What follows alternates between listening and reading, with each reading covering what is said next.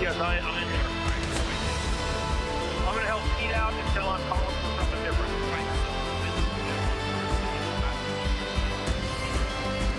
Okay.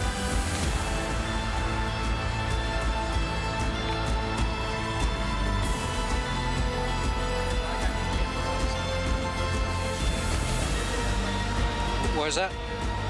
Maybe you should wake up Ricky? Just kidding, I knew you were awake the whole time.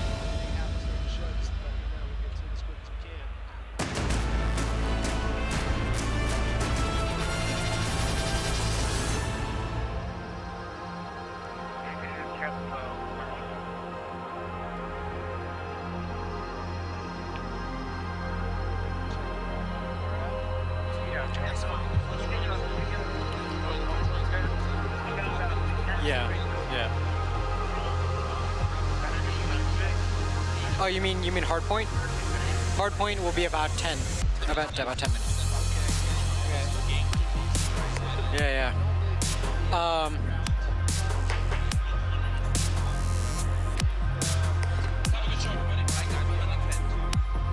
Thank you.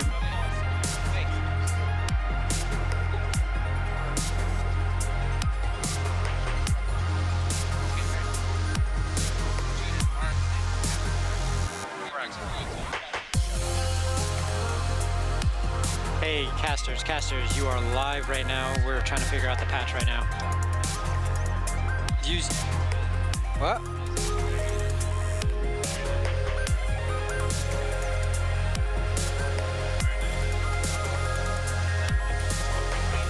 Hey, Anthony.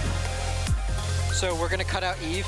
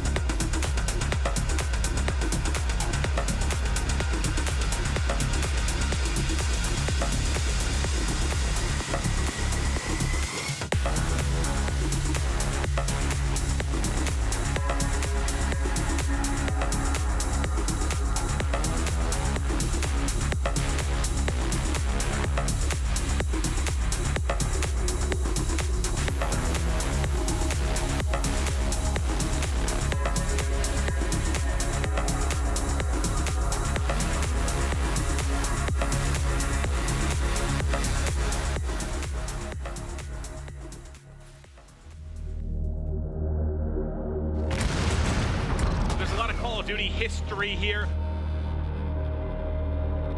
This is Call of Duty, played by professional gamers.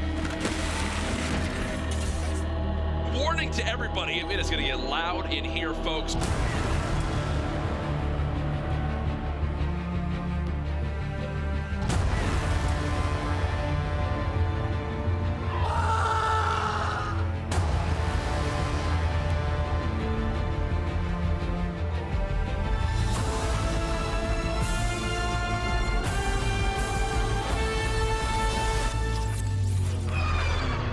Hey, gun their shit. Go, hit it now, everyone go. All right, let's bring it back here. Sniper's on point. One to his right. Oh, give me more. Momentum swing around by attach. Nice, go. This is where we go. Nice, go, baby. Team Envious are your Call of Duty World League champions.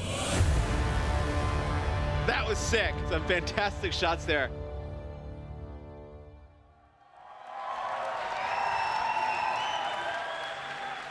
Ladies and gentlemen, the 2017 CWL season begins right now. We are live from the MLG Vegas Open, presented by the PlayStation 4, the most teams ever at a Call of Duty event. The energy is already insane in here to kick off the weekend, and I am joined on the analyst desk by none other than world champion TP and the handsome man himself, Chance. It's going to be a great start to the year, gentlemen. I can't believe we're here. Mandalay Bay, Vegas. Wallet's hurting a little bit. Oh, but yeah. We're here. We're bigger than ever. Oh, we most certainly are. Chance, how you feeling on this wonderful This really couldn't be a better place to kick off Infinite Warfare, right? Like, you got to go to Vegas, one of the biggest venues I think we've had in some time. The event so far, pretty nutty. Yeah. Vegas gets you nervous a little bit, losing some money on the slots, but you got to do what you got to do. Oh, it's going to be an absolute blast for the first time ever in Call of Duty. A 160-plus team open bracket, the largest ever, 172 teams overall. That's in a double elimination bracket, so teams will have to battle on through those best of threes, earn their spot in the pool play. Remember, the top 4 will move on into that pool play. There's major European teams up for grabs up in there, trying to move their way in. Also, some pretty formidable North American squads. You've got Evil Geniuses down there as well. You definitely want to watch those matches and hear the updates as they come in, but we all know they are playing to get into the pools. We've got 4 pools this weekend. Let's take a look at them, and TP, right off the bat, this Pool A is scary. Absolutely scary, to say the least. Team MVS, FaZe Clan, Ghost Recruit, who qualified in the online to make it into the pool, and then obviously we talked about that stacked open bracket. Who is going to filter in? This could be a death pool. Oh, and don't sleep on Ghost Recruit, man. These guys have been grinding basically more than anybody.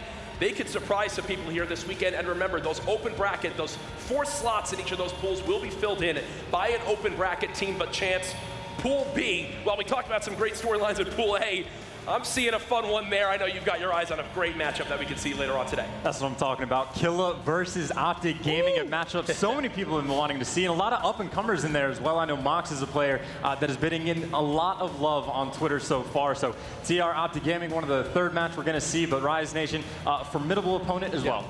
I got to speak to Mox's father yesterday. He's excited to be out here this weekend.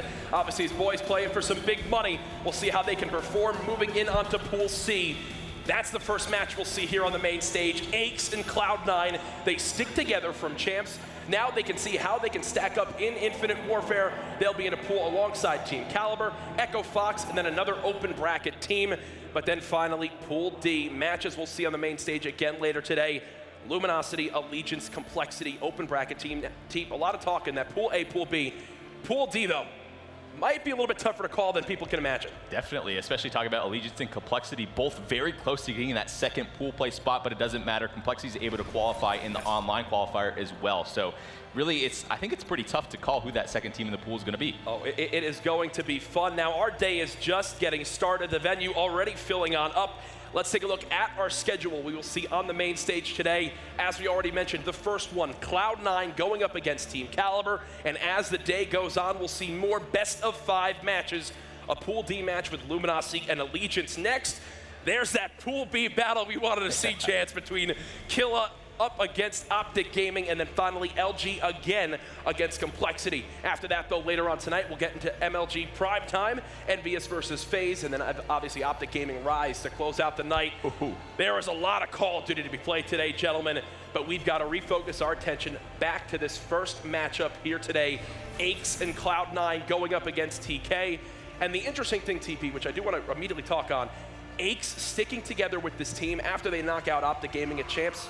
Sorry, Optic Gaming fans are bringing that back up again, but they stick together, and I think that's a big reason why they do. What are your expectations of them this weekend?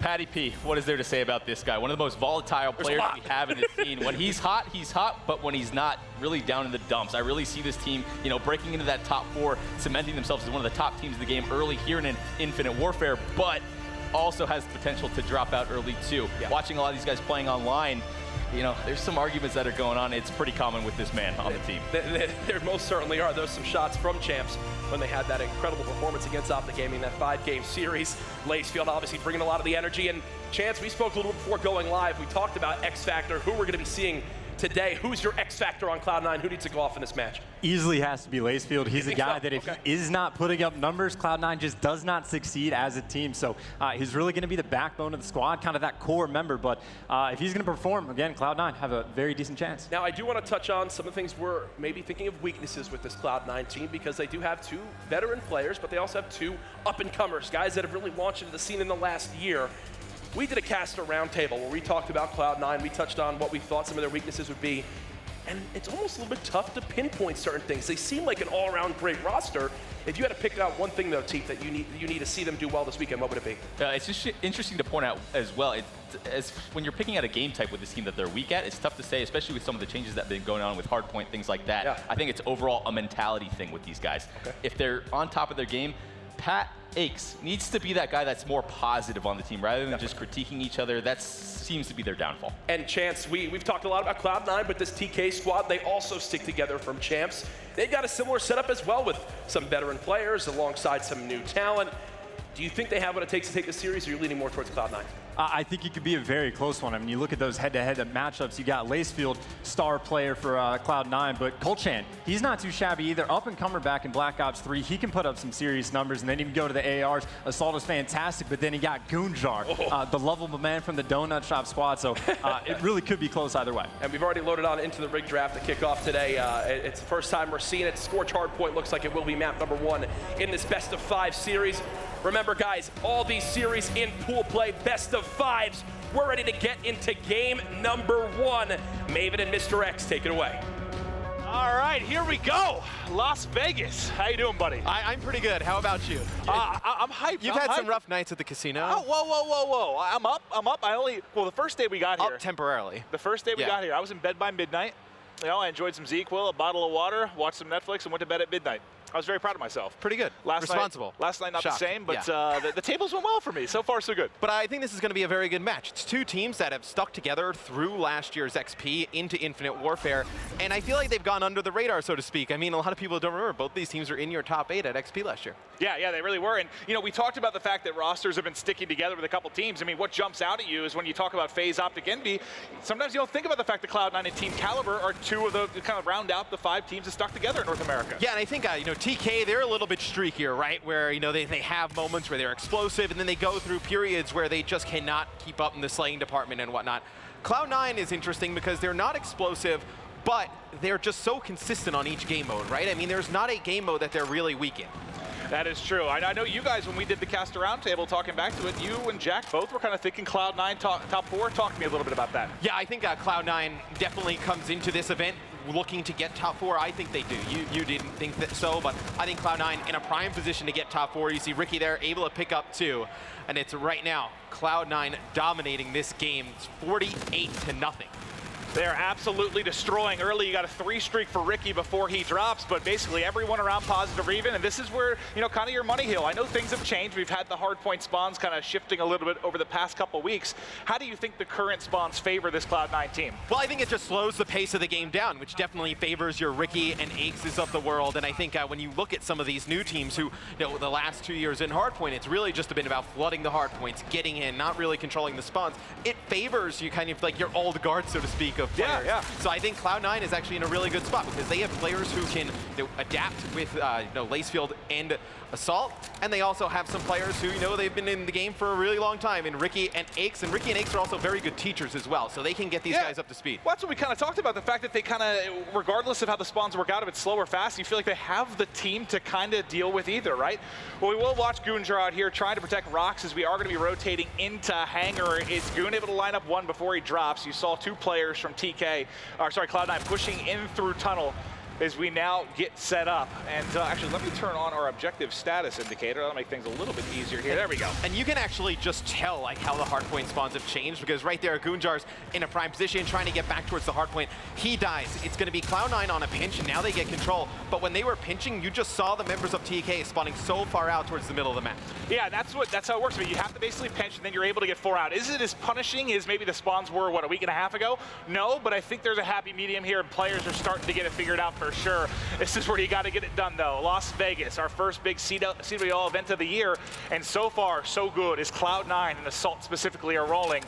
You got Assault 9-5 on a 4 streak, and you can see here as the pace of the game slows down. I mean, just look at the kills. Where it was you're dropping 40 plus in that 35 ballpark. Now we've seen it's more 20 to 30, reminiscent of maybe Black Ops 2 days. Yeah, I mean, you look back in time in Hardpoint, like Black Ops 2, a high kill game was mid 30s. It's rarely a 40. And I feel like at the beginning of Infinite Warfare, 40 was normal. You see Assault just going to land some nice shots there. Currently on a 6 streak. But now you see just the overall kills in the game a little bit lower. Oh my God! Oh my God! He just runs through TK. I mean, they have literally no chance of killing him in the back. 9 in a row. He's fully streaked up. He's looking to double up on the Trinity Rockets. The young gun Assault crushing so far. We've got to stick with him here as they're going to begin to rotate back towards the hardpoint. As you can see, no spawns coming in from Rocks. He's been locking on the back. Now he gets the call. They're pushing in from the backside. He gets set up, finds 1, finds 2. The streak continues now up to 11. Can he find his 12th? He's there at Drill, trying to wrap around the backside. He's trying to hide. Finally going to fall, but what a stretch. He's 16-6, Matt. Yeah, pretty good opening here for Cloud9 and Assault as they have control of the hardpoint yet again. You see Aches inside, going to win one gunfight.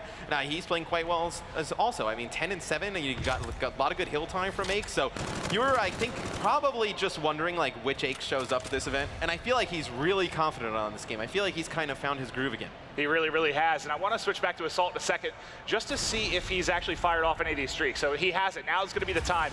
He's going to end up using some of these. You saw him get fully streaked earlier. It's the bombardment to trying to clear out mid-map. Everyone runs out. He is able to find one. And he actually pushed that player into tunnel. You think he'd be gun up ready because that's kind of where he's going to force him to go with the bombardment. Yeah, just not ready to fight that gunfight. And it's going to go back towards that bridge hardpoint here, and it's going to be Cloud9 in control of it as you see Lacefield in the kill feed picks up 2. And he'll be running the OSA. Gets a little bit of a nerf recently, but still, I think you'll at least want one player with it. I think just for those close quarter engagements, instead of having an ERAD or an SMG, you're going to have the OSA.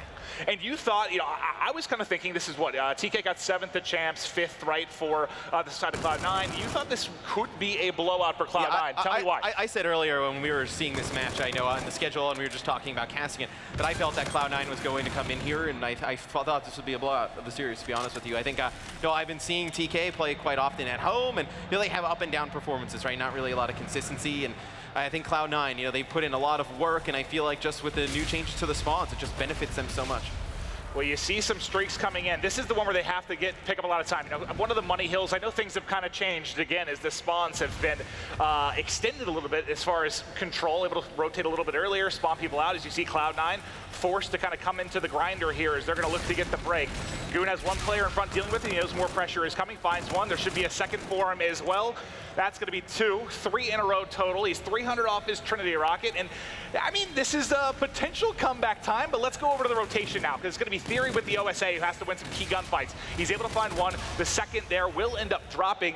Talk to me a little bit about the difference between the OSA and the K-Bar, maybe for a new player. Yeah, so the OSA is an assault rifle that it's like a hybrid of an SMG as well, where you're going to want that in those close quarter situations. It has a high recoil at distance, so you want something like the K-Bar in that area. You see Rewind being used there by Colchan to just get away from all these players pushing from Cloud9. But I feel like the K-Bar is very good at that medium to long range, and it can also do some nice things up close, but you definitely want the OSA if you're going to be a more aggressive player, just keep pushing into these hills. And one of the difference worth talking talking about kind of in this game versus Black Ops 3 last year is that they changed kind of how you work towards that payload, right? It's only going to get from points when you're picking up kills, assists. And that's why we see a lot of players are really going kind of with the abilities. You don't see as many weapons really at all being used currently, at least in the meta of the game. Yeah, because obviously you're going to have to rack up a ton of score to be able to earn one, and then even if you do get it, you potentially get nothing for it. Yeah, so the abilities, it's a little bit of a safer play. As see Cloud9, they get control as Hardpoint on the rotation, and you just see the drastic changes in Hardpoint with this new update. Is that in the past you could get maybe 3-4 attempts to try and break a hill. Now you're basically down to 1 or 2. Well, I think it's more. I think you're more around kind of 3, which is reminiscent of like Black Ops 2. I mean, honestly, Matt, you may have had like 10 on some. When you were spawning close, you had so many opportunities to try and break. Now, I mean, you can't just spawn up and fly. You have to get with your team and do a more, I guess, coordinated effort to try and push and break. Yeah, and I think it's also just kind of changed the dynamics of which hills are your quote-unquote money hills or whatnot, because I feel like at any point you can hold a hill down for an extended period of time. If you get 1 or 2 good holds, and you see Colchan able to pick up 2, TK in control of the hardpoint, and he's going to try and push out a little bit further. Just let his teammates get back inside of the hill, and you see just when you're able to push these spawns out, you can really cause a lot of chaos, and he should be able to pick up that kill. It took a little bit longer than expected. It's going to be Ricky taking him out. Now Cloud9 is going to try and break in, but Theory with another Look big where he two-piece. Yeah. Look at the hike that Colchan currently has over. And he's going to end up getting kind of a top spawn here with a couple players from Cloud9. But you really, it's a solid 5 to 10 seconds to rotate back to the hard point on some of these. But talk to me a little bit about Colchan. We've been watching him for a bit. Tell me a bit about how he kind of erupted last year and what you expect for him going into Infinite Warfare. So last year in stage 1 of the CWL, Colchan was like a lights out player. We kind of touted him as like the most new renowned player on the scene. We kind of hyped him up a lot. And in stage 2, he just was, he didn't like have those like crazy plays that he had in stage 1. And I think it's just because, he got a lot of pressure on him. People expected different play from him. Nice play there as his Theory is going to be able to take out one. But I think Colchan coming into this year, the pressure's kind of off a little bit as TK has been flying under the radar. That if he can go back to playing that fast, kind of you're not really an SMG anymore, you're going to be running the OSA, but if you can be at that fast, in-your-face playstyle, I feel like Colchan can be effective. The issue is now you have somebody who's been playing a hardpoint game for the last few years that's been so fast-paced, now it slows down. It's like, how fast can he adapt to playing at this speed? It'll be interesting to see, but this may be it here if Cloud9 can close it out. They can win on this hard point. The contest coming in, they have to try and get in for your team caliber. You saw Theory had that Centurion available. I think he actually tossed it in, but it was eliminated immediately by Cloud9. And they're going to take game 1, 250 to 174. Now that ends up, even though I want to say a little bit closer than we saw at the get-go. What were they up, like 120 to 20 or something to kick things off? Team Caliber plays them even over I guess, second kind of half of that game. Did you like what you saw from TK over the second half of it, or was Cloud9 firmly in control for you? I liked what I saw from TK in the second half of the game, but you can't go down like 120. You can't go down like 100 seconds in a hardpoint game, especially with how few chances you have to just going to get back onto the point. You're just not going to be able to win those games. And Eggs finishes off, I believe he finishes with 28 kills during that game, so a good performance from Eggs early. Yeah, well, we're going to take a look at some replays here. I think we've got one from Assault specifically who he ended up going, I think, a 12 streak it was 11. before it ended. Just absolutely crushing the competition. He gets fully streaked out early in this one. This is the scoreline we were kind of talking about. So like 120 to 35. Sorry, a little bit off, but obviously way out in front there early. Yeah, and especially when you have these streaks and you have the large lead, you can really just start to snowball, and it's just, you can't, at that point you're just playing to not lose the game. You just need to just rotate early and get control of maybe 2 hard points from that time on, and you're good. And then not rotate early and just break that first hill and get control. You're going to have to rotate early. So this has to suit someone like Eggs, right? Yes, it has without to doubt. play good for him. I mean, you saw on Twitter some complaints from Eggs early in the game, specifically with regards to hardpoint. I never seen him complain. Yeah, right. He didn't like how it played in some of these faster game modes. Yeah. So that's probably why you don't see it. But he didn't really like how hardpoint played with the speed of the game picking up from the past couple of years. But you saw as soon as the spawns were adjusted by Infinity Ward, he was praising it almost immediately. He's like, this is the best hardpoint we may have had in years. I mean, he's going to praise it because now he's pretty good again. So I feel like he's not going to complain too hard about that. But no, Aches, I think one of the smarter players that we have in Call of Duty, and I feel like when you combine him with guys like Assault and Lacefield, 2 guys who are younger players coming up, and they listen. And I feel like that's the one thing with Aches that if you listen to him, he's really easy to get along with. It's like when you butt heads and you just you don't really agree with his play style, that's when you're going to run into problems. But I feel like these young guys are willing to listen to him and take the critiques, and it's working out. I think that you nailed it in the head. Like when he had that MB team at the beginning of Black Ops 3, when you're teaming with veterans like TP, Aches, was it Slasher, or sorry, TP, JCap, and Slasher. You know, you have players that when he goes off and he's trying to take over and lead the way that are like, dude, we've been here, we've done this. We don't need to hear it from you, per se. But when you have young players who are just starting to come up, they're starting to get used to the fame and whatnot, they haven't exactly cemented their legacies yet, it's a little bit easier for him to be that leader, I think. Yeah, without a doubt. And I feel like we saw what happened with that Envy roster, things between him and Slasher, they just don't get along. I feel like he works significantly better when he can just kind of dictate the flow of the team himself. Like there's nobody else, like there's no other cooks in the kitchen, so to speak, besides him. Like he is the head chef, like he's able to do what he wants. Like I feel like that's where he kind of excels. I mean, even back in, you know, E.G. Cole, like him and Krim used to go at it all the time. But I think there was a level of respect there with him and Krim where, I mean, he didn't just kind of blow Krim off. So and they were winning. And when you're winning, everybody is cool and friends when you're winning. So it makes things easier, right? Yeah, it makes everything a lot easier. Well, I mean, one of the main reasons, like, I love storylines, right? We like rivalries. It was great to see kind of Clayster and Ray go at it a little bit at PSX. But I think the reason that I want Cloud9 to be good and I want them to do well is there's just so many, I mean, when we talk about Aches, there's so many parallels, so many interesting, whether it's him matching up against Optic because of Champs this year, or it's him matching up against Envy with the story from, you know, him teaming with them last year and bumping heads with Slasher. I feel like with every team to some degree, there's some at least scrap of a storyline with this roster. So I'm hoping they do well. It's not me rooting for them exactly, but more like the COD fanboy in me. It's always fun watching the bad guy win every once in a while. Yeah, I mean, you kind of look at him. He's like this overarching like villain of like COD. But I feel like it's great. I mean, I think some of the best moments I've been like when you've seen like Farico Impact go up against like the Complexity teams, and it's just like Killa going at it with like Aches and like just like, you know, the rivalries that he's had with Optic. I think it's just brought like a different level of excitement to some of these games that, you know, maybe like I feel like him not being at the forefront has like kind of hurt in a way that like you just don't have like some of those fierce rivalries. Yeah.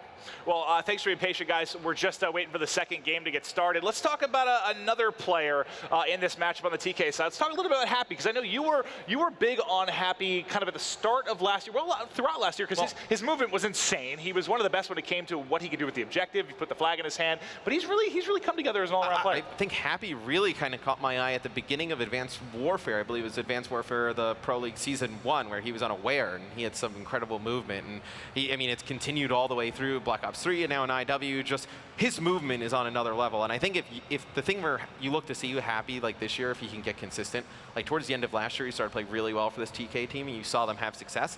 It's like he's crucial. Like, I mean, we talk about Cold Chain all the time, right? Yeah. And know what you're going to get from Goon and Theory. Like, they're just consistent. I mean, they've been staples of competitive Call of Duty for a while.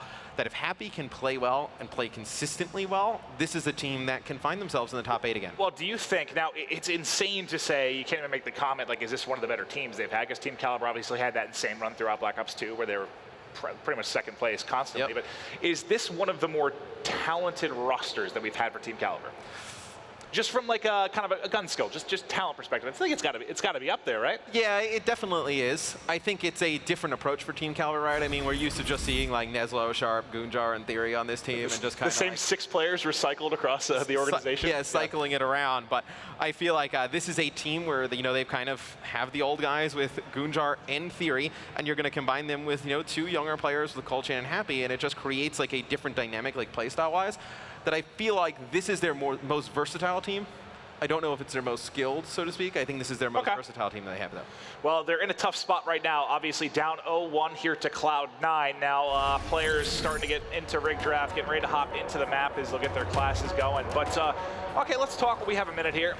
Do you think Cloud9 or Team Caliber, either of these teams has a chance to really make a deep run when you're talking top 3, top 4? Yes, the Cloud9 without a doubt. Okay. I think you look at Cloud9 on paper, and like, do they scare you like gun skill wise? Like they're just going to explode and like you're not going to be able to outslay them? No. But do they scare me from a perspective that they don't have a weak game mode and they're going to play smart and not really make mistakes? Yes, that's what would scare me about playing against Cloud9. All right, well, let's kick things off let's go over to the offense. We're going to go on with TK here to start. We're going to start up with Theory. Let's see if Team Caliber can bounce back in this one. We haven't seen the ERAD used yet, so a little bit of SMG action here early on in the search and destroy. Yeah, when you push the A bomb site, it's just these close corridors. You're going to be able to use the SMG to a little bit more effect. And you see how Lacefield in the kill feed is actually going to be able to pick up one with a sniper off the rip. It's going to be Theory getting in, able to pick up one. Lacefield's going to take him out, though, with a pistol. It's going to force Kolchan to just try and make a play here as the bomb is now down over by the A site. And this map, I mean, we've watched it a lot, obviously, throughout the scrims, throughout the online 2Ks. This can be a real, I want to say, kind of a cerebral matchup between hitting A and B. We've seen teams do either effectively. You've seen 3- and 4-man stacks defensively. Oh, God, he's one of the top of one. I don't think Kolchan, oh, okay, he did get spotted. So 1v3 now it's going to be, he'll be tagged in the back. And the first round will be going to Cloud9. Yeah, and it's always dangerous when you push in towards that A site because it's such a tight corridor where the two sites are so opposite, right? Yes. Like one's so open. I mean, I know there's like that inner wall run, but they're very, very different. It's like A is significantly riskier to go towards. I mean, you see kind of how the TK push works. It's like it's reliant on Theory getting that intro kill. If he gets the intro kill, they're able to trade effectively and get in and get the bomb down. But because he's not able to, I mean, the bomb falls inside the A site, and they can't do anything from there. Now, we can go on with Cloud9 here in the second half. Now, it'll be Kolchan here going over towards the B side on the defensive end. And this is a crazy spot from defense because there are a couple of bits of cover here with the rock and also the crate kind of behind him where you can just get nerdy spots to make easy gunfights. Here's an example of it. I mean, he had a good chance to pick up 2 kills. So we've already seen what? We've seen the K-Bar, ERAD, Volt. Did we see Osa? And then, I don't know if we've seen the MV4 yet, but I'm sure we will. Nice shots there from Kolchan through the back, able to pick up 2. It's now going to be Lacefield by himself in a 1v4, Matt. He's got the world to do, not able to pick it up. And we also saw the sniper rifle earlier, too, so from Lacefield. So we've seen a lot of different gun usage here. Now, you have Theory just going to defuse the bomb here. It'll be TK winning this round. And you look on the side of Cloud9, is Lacefield with 5 kills. I believe everybody else with none this far. All right, Lacefield. And he was that guy in Black Ops 3, man. He could take over. He was the best player at a tournament over the course of a day many times, I feel like. Just thinking back to like Anaheim and Orlando when he'd have those days where he was crushing everyone. We'll see if he can provide some excitement here in Las Vegas. All right, now let's see. For some reason, there we go. Wasn't allowing me to switch players, but let's go on with TK. They're going to be on offense this time. And like, yeah, you said Lacefield, 5 kills, nobody else able to pick up 1. Yeah, and it's not looking good for Cloud9 here early. If they get some of these other players to get alive, they can probably start rallying some rounds, but it's going to be Happy able to take Ricky out at the beginning. So now it's going to make it a little bit easier, opening up some angles at this A site for TK to get in. And you see, we'll go over, Assault starting to rotate over. He was the man playing defense at the B side. He gets the call out. Now we'll get some action with the Envy. He's rotated over and picked up mid, but all the action going to be going on inside by A. So Ake's able to find one. It's going to be turned into a 3v3. Ake Sprang able to find a second. Nice shots there, ripping off the head of Kolchan. Now a difficult spot. Let's go over the 2v3 here for TK. Now you see Gunjar just trying to play this corner. It's going to be Akes with 3 kills this round. Now the last player is going to fall. It'll be Cloud9 taking it. So Akes comes alive with some good defensive stands inside at A, and I believe he picks up the last kill as well. So that's an ace in the round for Akes. So 4 kills in the round from Patrick Price. And right now, I mean, it's Akes and Lacefield. Well, yeah, so you said. Carrying the load in S&D. Somebody else has to step it up. Akes goes ahead and picks up 4. So let's get over to his point of view here. Let's go on with Akes because he's got 4 in a row. They're going to be on offense. He's 25 off that Scarab, getting close to rewind as well here early on. We'll take a look at the minimap for the push. You see number 1, that's going to be Kolchan in the back. He's going to be playing defense, likely him with a bubble. Look, I thought he was getting aggressive on the wall run, but it does look like for now he's backed up. Or is he going to hit it? No, he may hit it. And I feel like the B site is such a safer play as you see Lacefield flying in. He's able to get 1. Theory's going to take out Ake, so that's going to even things up at a 3v3. But I just feel like you can just control so much more of the map here from the B site that it forces the defense to just kind of come down these narrow chokes, which is obviously what you want to force. You want to force easy gunfights for yourself. Well, they did get a trophy out, now peeking the back. They're able to close it out. Theory's there by himself, and he's shut down. It is all Cloud9 here as the rest of the team starts to come together a little bit. Well, it's such a difficult scenario for Theory to fight out of, right? I mean, he needs to watch the hallway to make sure the bomb doesn't go down at B, but there's just so much area for this Cloud9 team to attack on that right-hand side that you're just going to be able to flank him and kill him with ease. Well, they flooded them nicely, and this, God, both matches here have been all Cloud9. Let's get over to the offense, this time on with Team Caliber, and it's sort of the theory show. So we'll look at his POV. He does have the FTL jump. I've yet to see this used that effectively in any scrim that I've watched, by the way. Yeah, I mean, we've watched a ton of Infinite Warfare this far. I have not seen an like FTL a sick jump. play from it? Right, it's almost like the glitch of last year. Right, like at the right. beginning, I was like, glitch is never going to do anything. And then like towards the end of the year, we saw some sick plays with it. But right now, I've not seen such great use of FTL jump. See if maybe Theory can use it to better effect. Well, let's take a look at the minimap now. Aches is going to find the first kill on Goon. They're stacked up here around B. It looks like they just want to go ahead and get the bomb down. Now remember, Theory does have the FTL jump if that does come into play in any capacity. He's going to be using the OSA. You see highlight on X-Ray. You got two players from Cloud9 in the back. That's Assault and Aches, both stacked up. They tag up Theory, but can't close it down. Now the time's against him. Well, I mean, you just see the position that Cloud9 has to fight out of. It's a lot of what we talked about TK on the defensive end. It's you don't really have many options. It's like, look, you push that outside, Theory just comes through the cut, and you just get pinched from behind. It's like, and also you have to push that outside. You're fighting some players on some really nice, head glitches. It's going to be very difficult to pick up those kills. And you see Colchan here at the end in your final kill cam. I mean, that's a gunfight. Even if he loses, Theory just comes and finishes that kill from behind. I don't even know why you go towards the A site. I guess you can kind of throw it in there as a curveball, but I feel like there's just so many better options to go towards B on the offensive end. Yeah, and once you get the bomb down, I feel like you have complete utter control. Unless you have some payloads to work with. We saw a nice play, I think at a 2K with Crim, where he used the camo, kind of got behind a couple players. You can certainly make some sick plays. I mean, realistically, even without bomb down, I mean, look at the rotation that you have to go from A to B. I mean, you either have to just go all the way up that top side of the map to the bottom, and that's just a really long route, as you see. Aches pick up one there with relative ease. Or you just have to fight it from your own spawn, which we talked about how narrow those chokes are. So I feel like the offense can really dictate the overall game by attacking the B site. Well, they've already got a 4v2 advantage. Might be a 4v2 series edge if they can find these two kills in the back. You can see, again on X-Ray, the two players at the back rocket. It's the same position we saw last round, but flipped, right?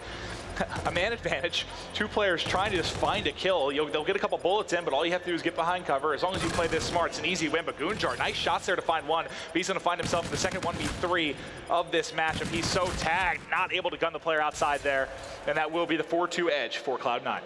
I feel like almost the way to break that when bomb goes down is you have to have some players just kind of hold those chokes, over by that small hallway here and then this outskirts, and then just have somebody flank all the way around. The flank I think will work, but when you have two players, it's tough, right? If you had three up, maybe you can send somebody mid to try and get in behind, but this is the second time we've seen a team kind of stuck there with 2 men up. So it'll be Cloud9 up 4-2 here against Team Caliber. Team Caliber now on offense. They've gone towards A, has not exactly worked, and now it looks like they're going to go back towards A yet again, as they've given up now going over towards B. But you just see, if Theory cannot pick up this intro kill, it's going to be very difficult for them to get the bomb down. And Ricky's playing real far back right now. And you have, sorry, that's actually Goon, I believe, the number 3 that's playing inside of you. But it's going to get hit here in a second. I think Lacefield's going to come in from behind. Lacefield is able to find the kill. Now it's just Happy. Sorry, buddy, by himself, 1v4. Able to find one. Can he pull it off, though? There's 2. It's just Assault and Aches up now. Surely, don't give him it, but they're able to kind of finally take him out. Almost a miracle play there by Happy. Well, you just see the position that Theory was in, just to kind of like backtrack and talk about why A is so difficult. Like, he's poking in. He sees Aches over on the A side. It's like, well, you can't really challenge that. And like, where are your options? You can go back towards your spawn and then wrap all the way to B, but at that time you've kind of given up what you're already trying to do. Or he can go out towards the mid, which obviously there's going to be somebody watching the mid. It's just 2 gunfights that he puts himself in that are just so difficult to win. Well, here we go.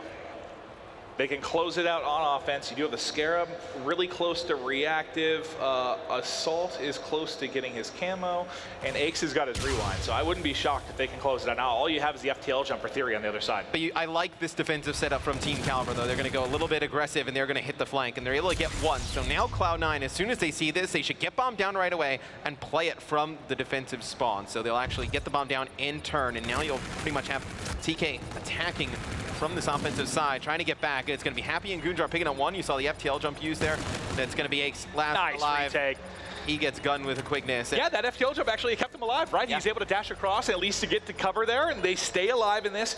I didn't see, so wait, Happy earned, okay, so he got camo. I don't think Aches used anything, so he should still have the rewind. I don't think anything was used from the side of Cloud9. Yeah, and we also talked about how effective the flank would be attacking over towards B, and that's what they do, TK. You know, their defense is not working, just playing standard by those chokes. They go on a fast hit through the middle, come on a flank, catch Cloud9 off. Well, there's been no presence middle really at all for the most part, at least that we've seen. Now let's see, okay, so what do we have? You have Happy here with camo, Salt almost. Aches has got this rewind. So I'm trying, I'm gonna go with Happy. I wanna see if he can make a play here with the camo. But obviously it's do or die here, with only 1 round needed. Now there is, what, you only have 1 player in the back. That is Assault playing defense. Let's actually look at his POV. I'll keep Happy in mind, as I know he has the camo to work with. I'm curious if maybe he's just gonna camo and hit the back here. It's a really slow round developing for Team Caliber. A minute left, they get up closer towards the site now, but see Cloud9 on the defensive end just playing really passive. There it is. Here is the camo coming in from Happy. He's going to be able to beautiful. just get in, There's pick up 2. That's it. Nice job by TK, and that's exactly how you have to use camo. I kept waiting for you. You figured eventually he was going to push. It looks like he was just waiting to get bombed down, then he flies forward. Perfect use there of the payload.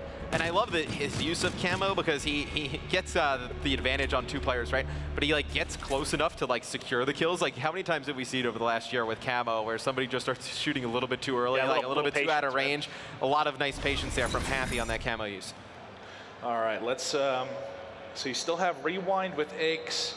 So I could see them setting up a play here with this rewind where Aches kind of just goes in and like baits himself a little bit, rewinds out, and then has another teammate slide in. But yep, again, from Team Caliber, another nice defensive play here, showing that they're just adjusting on the fly. You see Cloud9, they definitely have an idea that something is up because they peek over towards that catwalk. You can see Aches on the minimap pushes all the way through, so he knows that area is cleared out. You have an idea where TK is coming from now.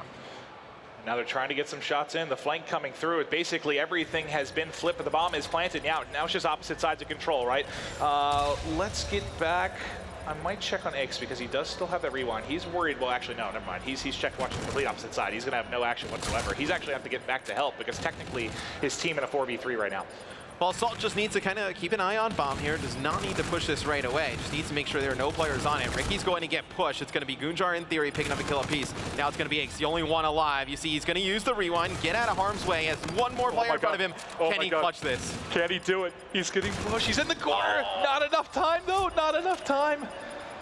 That is it. Cloud9 has done it. He stays alive. The rewind comes up clutch. I was worried that was going to happen because they were in kind of a 4v3, right? They were getting pushed because he was watching the flank all the way kind of through A if they came in.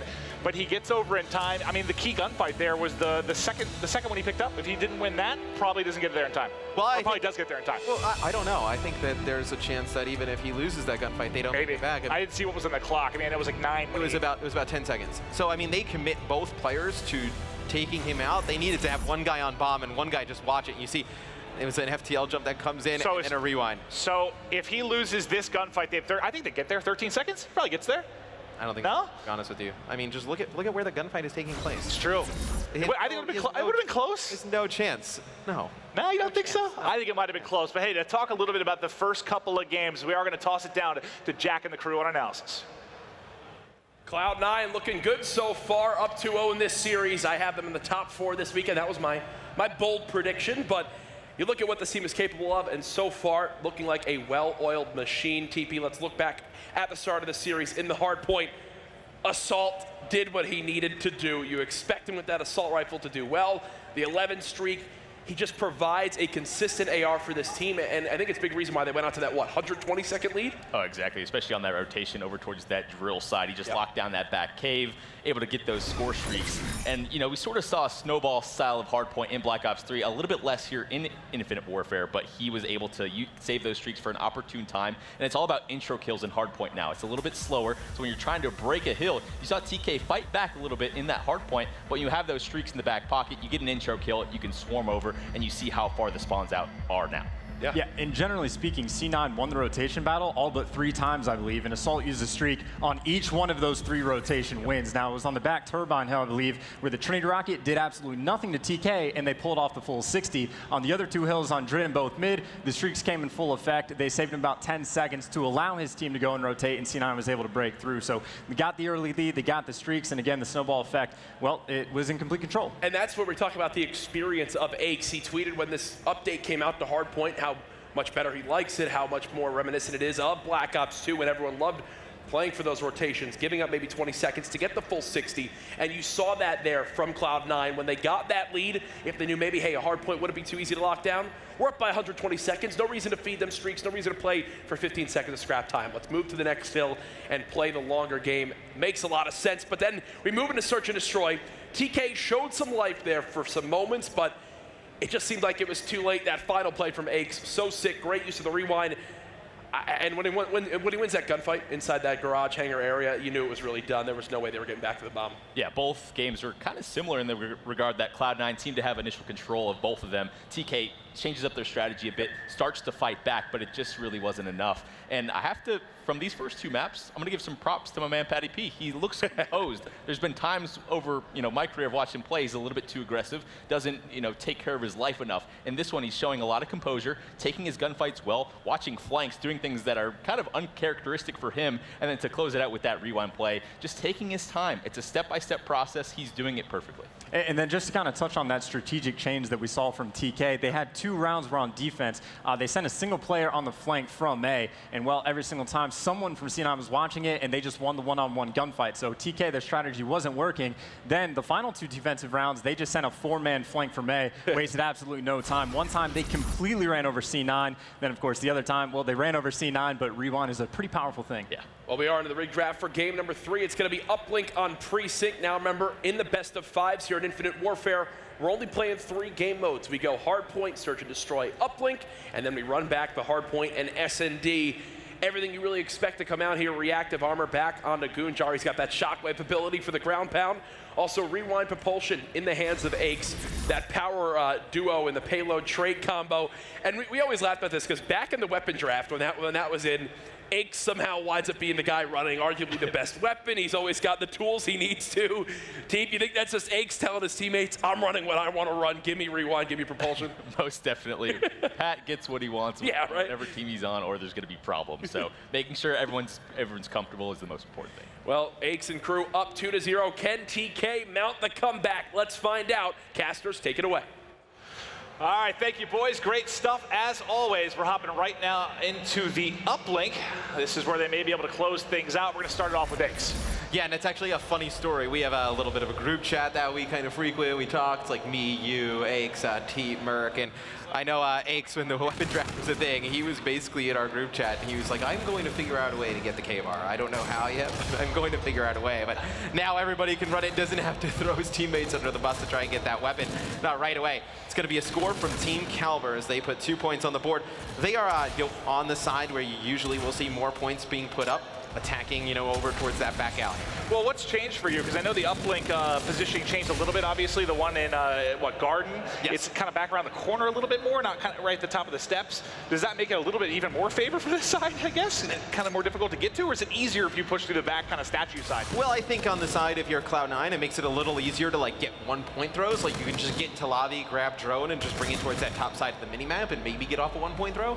But I still feel like the side that TK is on, it's just so advantageous to be able to just push through this area. I mean, look, if they went down the mid-street and they pick up some kills and just spawn Cloud9 in the back, you can create a really nice spawn trap and keep things going. But it's going to be a TK with the drone. Take it. They're going to go for a 1-point throw, and it's going to be Happy connecting. So they get 3 early points here. So TK looking very good so far in uplink.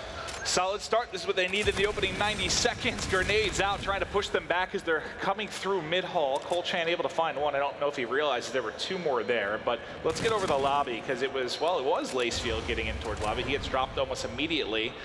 It's going to be drone control yet again. It's Theory tossing it forward, gunning him up with the OSA. God, that thing is powerful at close range. And if they can find this kill and ticket, they've got, oh, dear Lord, it is very, very strong. As they find yet another, now they may work forward. The dunk gets it through just in time, and his teammate covers him in the back. they're able to spawn them out and back out. Is exactly what you have to do if you're TK. Yeah, Theory just picks up 2 big kills there, opens up enough space that, you know, you're able to get in with the drone. Ake spawns up, he's able to take out the drone carrier, but not before he's able to put in a 2-point play. And you just see how dangerous it is when you spawn in that back alley. Cloud9, they need to get some of their base control, and then they just need to fight out. You had no problem with Lacefield sitting up by Ticket and just kind of camping this area, just patrolling it, making sure TK doesn't get advantage of it. Exactly. Well, now maybe Cloud9 can get pushed out a little bit. Ricky's gotten forward, hit with a jammer, but they're still able to, well, get pushed out more than they've been able to over the past 2.5 minutes at least. They're finally at a Ticket and out of the alleyway. Now can they find some kills to maybe get something on the board, getting wall banged, I believe, here is Lacefield. Putting some shots down. Look at how many arrows on the minimap are right here around lobby and drone spawn. It's basically a 4-on-4, but it is going to come out to the side of Cloud9 as everybody drops. Sorry, comes outside of TK as everyone from Cloud9 drops, and now they've got a good chance for points. It was Theory pushing ahead. Colchan, if he would have picked up that kill, Colchan likely was going to push forward. Yeah, Ricky picks up a big kill on Theory in the back of the base, but it's still going to give Colchan an opportunity to get a 1-point throw off, but it's going to be intercepted by Assault. So Assault in midair, able to pick it off, and now Cloud9 has the advantage, and you see where the change in goal can come into play. You see TK, they have to wrap back. Now it's going to be Ace inside lobby. If he can pick up this kill, you think about rerouting the drone through lobby and potentially going around for a 2-point play. But they're still going to try and force things around the back. They have a 3v2 scenario here, but they lose a bunch of gunfights, and TK should be able to stabilize on the defensive end. Yeah, I think it was just Ricky that was left there. Yeah, Ricky the only one up. He's trying to battle around the back, but not able to do it. So still a goose egg for Cloud9. What do they need to do differently, or is this just sort of the nature of this map, right? Well, I mean, you just want to kind of hold your own to some degree? Look, I believe it's the nature of the map. I think, look, you would want to ideally have a closer score. Like 5-0 is a pretty significant lead going into the second half. If you're Cloud9, you at least want to put a point on the board, like get it to where you're only down 2 dunks, because you saw how fast TK rallied those scores. You can easily do that, but it's going to be Lacefield taking out Goonjar. Colchan on the defensive end here, just trying to hold this control, because if Cloud9 gets control of this area, you're going to spawn the guys on TK all the way in that bottom side of your mini-map to the left, and then you're just going to be able to just run that drone right in. See, I was thinking, I can't remember the matchup that I was watching scrims the other day, but I felt like this map was starting to become a little bit more 50-50, at least the gameplay I saw. I saw a lot of points getting pushed up on Garden side if you got control, but this matchup has showed exactly why it's so difficult. I mean, Cloud9 has had, what, one opportunity to maybe score here? Yeah, no, I mean, it's when the goal comes out a little bit further, you just have a little bit more room to operate in the back on the defensive end for TK, where you can play those angles from far away, and it's very difficult because Cloud9, you got to win like 2 or 3 waves of engagements to be able to get in. And we haven't seen them trying to push it, you know, through gas over to like Cherry Blossom at all. I mean, it's all been trying to push through the back here at the statue. Yeah, they've been a one-trick pony. I mean, they have not tried to do anything else here. And maybe they just kind of know that they're not great on this side. Maybe they're just kind of waiting for the next side. But with TK up 5-0, it's going to be very difficult for C9 to make a comeback. Well, they just need to attack early. Like you saw TK do. They had 3 of their points in the opening minute and a half. So some damage done early. I don't think 5 is impossible by any means to overcome, especially if they have them pinned like that. I mean, thinking how lopsided it was from a control standpoint, I mean, maybe TK should have a little bit more of an edge. Yeah, you would think. Nah, it'll be Cloud9 now on the side where we see most of the points going on the board, but I feel like they need a good opening break and at least a 1-point play here early to really put themselves back into the action. All right, well, let's see if they can do it. Jammer's out. Lacefield tag, but starting to push through the back. You've seen TK off the beginning here, Maeve. It's an interesting strategy where they didn't even send anybody over towards lobby. It seems like they were just going to give drone control to C9 and then just fight in their streets area and over by Cherry Blossom. But look at this. They've just given up the base to Assault. This is going to be a free 2-point play here, and Cloud9 gets on the board within the first 30 seconds. I mean, that is as bad as a start you can have for Team Cal. It's pretty identical to what we saw TK do, right? They were able to get the points up quickly on their favored side. Now the damage being done by Cloud9. But do you, I guess, kind of question what they tried to do off the rip? Oh, without a doubt. I mean, you're dominating the kill feed in the first half, right? You're being the aggressor, you're winning most of the gunfights. It's like, why come out and be so passive in the second half? Like, why change up what's working? You give up those 2 points for basically nothing right away without even contesting it. I feel like it could have been played a lot better from Team Cal. Well, see, now you're going to see, we didn't see this once from Cloud9, right? Trying to push kind of through restaurants here, come around the back. He's got some help in front. Surely this will be points. Should have a dunk. No one to contest here. Great job from TK. They did what Cloud9 couldn't do, and that was put up points from this side. Now with 1 player up from either team, it's kind of a full reset here. Yeah, it's a fairly easy score there from Team Calmer. Nobody getting in Theory's way as he brings it in for points, and now Happy's going to have drone in hand. He's going to take it over by Cherry Cherry Blossom as well.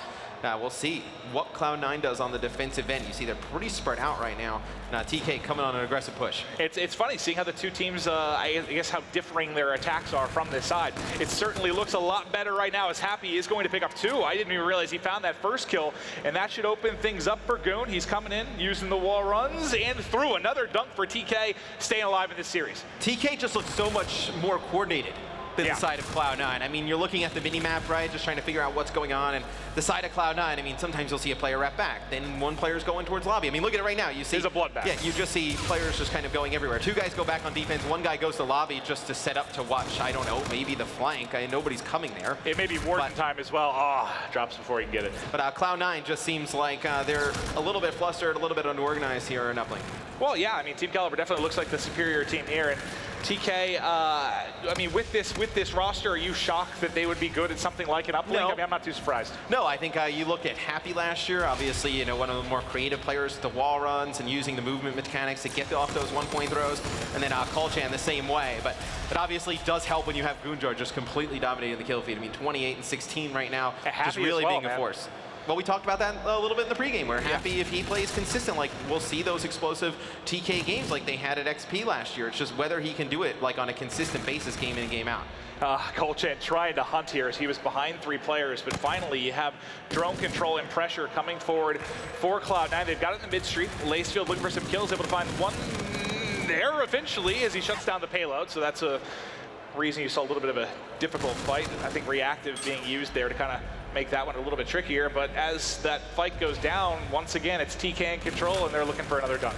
And I know you saw Cloud9, they didn't put any points on the board in the first half. TK's done a fantastic job from this side and just using that different route, going through Cherry Blossoms over by Construction, taking the drone that way. That Cloud9, maybe they regret forcing that drone up through Statue. This is 100% the most lopsided game we've seen of the series. I know the hard point wasn't exactly close, but there has been no offense from Cloud9. 1 score, 1 attempted push, kind of when you saw them on the other side.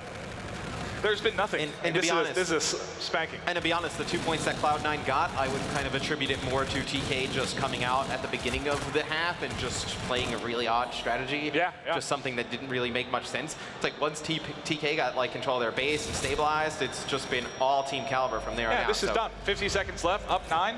There is nothing Cloud9 can do. We are at the very least going to be seeing a game 4 here, but you know, you saw that first hard point.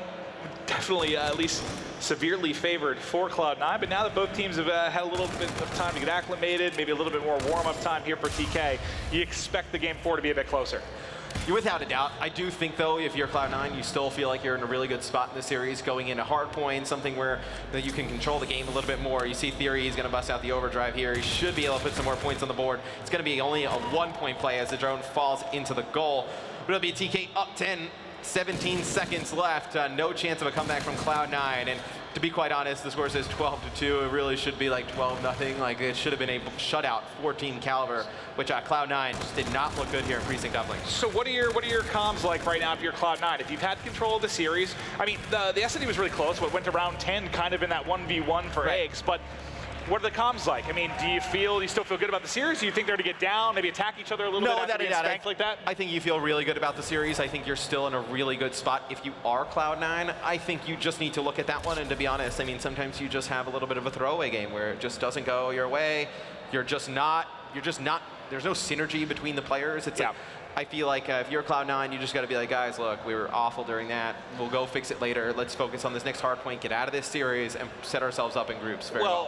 What it kind of looked like there, at least in some capacity, is you saw a team that spent more time playing uplink than another. I mean, you know, I've seen them, a lot of scrims for Cloud9, a lot of talk about hard point. You know, with the changing of spawns, there's been a lot more effort put into that. But I guess that's a positive, too, that you're going into a hard point now in game 4. But I do believe we have Christopher Puckett on the floor.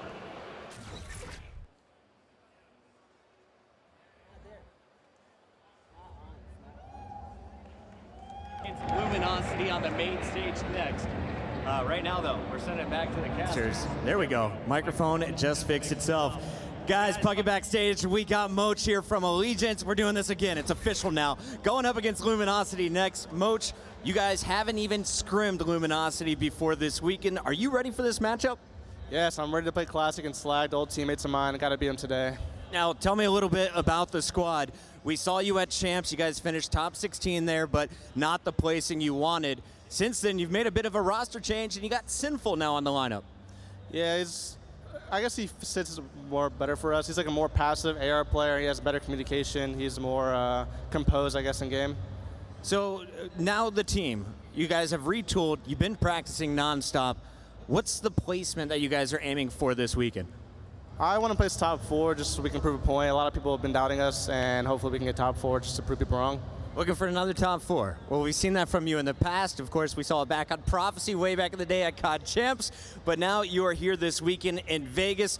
Tell me about the group, though. We know it's not only Luminosity in here. We also have Complexity. How do you feel you guys stand with those other 2 teams? Well, we play Complexity in online scrims. We beat him like 24 on map count. My old teammate Exotic's on that roster, so we cannot lose to him, or it's pretty embarrassing. You dropped Exotic. You can't let him beat you. Coming into this matchup, what's the strength? Is it going to be your hard point, your uplink, your search and destroy? What is Allegiance's strength right now? Most definitely our search and destroy. We have beaten every pro team pretty easily in S&D, but hopefully, land's a lot different, so we got to just perform. Well, you got to win these respawns as well. If there's a respawn player to watch on Allegiance, who are we looking out for? Most definitely Royalty is the most aggressive, situational player. He's a really smart, really fast, sensitivity player. He usually drops the most kills in our team. 12-12 sensitivity this weekend? Probably more, honestly. 15-15, 20-20. I don't even know what he plays on.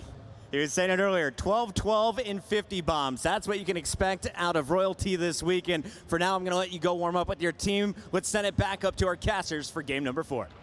All right, great stuff, Chris. Looking into some of the future matchups we have, and what stood out to me is basically every matchup he was asked about, he's like, there's some sort of added reason to try and beat that team. It's like whether I teamed with him or dropped him. That's North American Call of Duty, right? It's been really, it's been really fun to watch all of these teams over the years, because I feel like at this point, everybody is teamed with everybody, or has some kind of rivalry or some kind of crossing paths of all these players. So you see, that's a lot of stuff that like that, where you run into people in groups that you were teammates with. Well, you started coaching Black Ops 2. Yeah. I started casting at the tail end of Black Ops 2, but I feel like at this point, we've been in this for 3-4 years now. Yeah. We've seen just about, feels like everyone play with everyone. So there's some storylines amongst all these guys. But I think there was a little bit of a restroom break for the players before we hop into the game 4. Now, let's look forward to game 4. So we talked about the fact that it seemed Cloud9 maybe not as practiced as they should be in the uplink, but they looked very, very good in hardpoint. Yes. We know they like the spawns the way they've been playing. We know it kind of favors Cloud9 a little bit, especially for the veteran players. Aches, on the other side, though, there's Ricky. Talk to me about Ricky. Yeah, Ricky has been a player who has just been really consistent throughout all of the Call of Duties. He's not a flashy player. He's never going to make those crazy highlight plays. But Ricky is just so consistent game in and game out. And I feel like he's slightly underrated as a player. I feel like he comes into this game, he was very good during Ghosts. One of the best S&D players during Call of Duty Ghosts. He comes into this game looking to kind of recapture that. And I feel like him and Aches have a really good just kind of chemistry vibe going with each other, where Ricky can be the strategy guy and search and destroy and kind of lead the team there. And then the respawns, you have Aches kind of dictating what's going on. God, every time I see clips from this, I love, I absolutely love where Champs is now in the scheme of things, how we're going to have, pro points and the lands leading up to the LAN League, leading into COD Champs, but God, I cannot wait to be back. As a caster, there's nothing better than having a crowd just hyped, a crowd getting into it. There's nothing else like COD Champs, especially that moment. I was standing, I guess, 10 to 15 feet kind of behind and below that matchup. We were all kind of huddled around it, and it was just, you could feel the pain of Optic fans and just hear the 8 people for Cloud9 that were rooting for them at the time going nuts. The energy there was, it was electric. But I love matches like that. Those are the ones we all remember, right? You look back, MLG Anaheim with the Farico Cole game, that was insane. You look at some of the games that Optic and FaZe had during AW. I think probably, honestly, the craziest match I've ever seen was probably MLG Columbus, Advanced Warfare, the AW Open, FaZe, Optic. That final was just insane. That was the one that went 2, right? Yep. That went 2 best-of-5s. Yeah, that was nuts. But we do have Retaliation coming up next for these guys to give you a little bit of a breakdown as we look into Game 4. Let's toss it over to Analysis. You heard it from Maven. Retaliation up next for Game 4. Players just getting back to their seats. We'll hop into the rig draft as soon as possible. Get this action going for you, but Retaliation, a map where you've got those long-range sight lines. We say how this is one where you can see an NV4 come out. You can see a little bit more weapon variety and those assault rifles. Does this favor the Cloud9 roster, in your opinion, even more chance because of the rotation factor on this map more than others? I would certainly say so. So the one map TK has won so far, we saw a lot of Osa play coming out of both Theory and Colchan. They did pretty well with it. So now moving to Retaliation, NV4, as you said, incredibly good at long range, and Assault was already willing to pull it out to begin with. So we know he's going to be comfortable with that weapon. So C9, again, slow, controlled game is what they thrive in for Hardpoint. So I think they're looking good for a 3-1. It would make a lot of sense, especially on a map like this. A perfect draw, in my opinion. Teep, Cloud9 just looked flat in that game 3.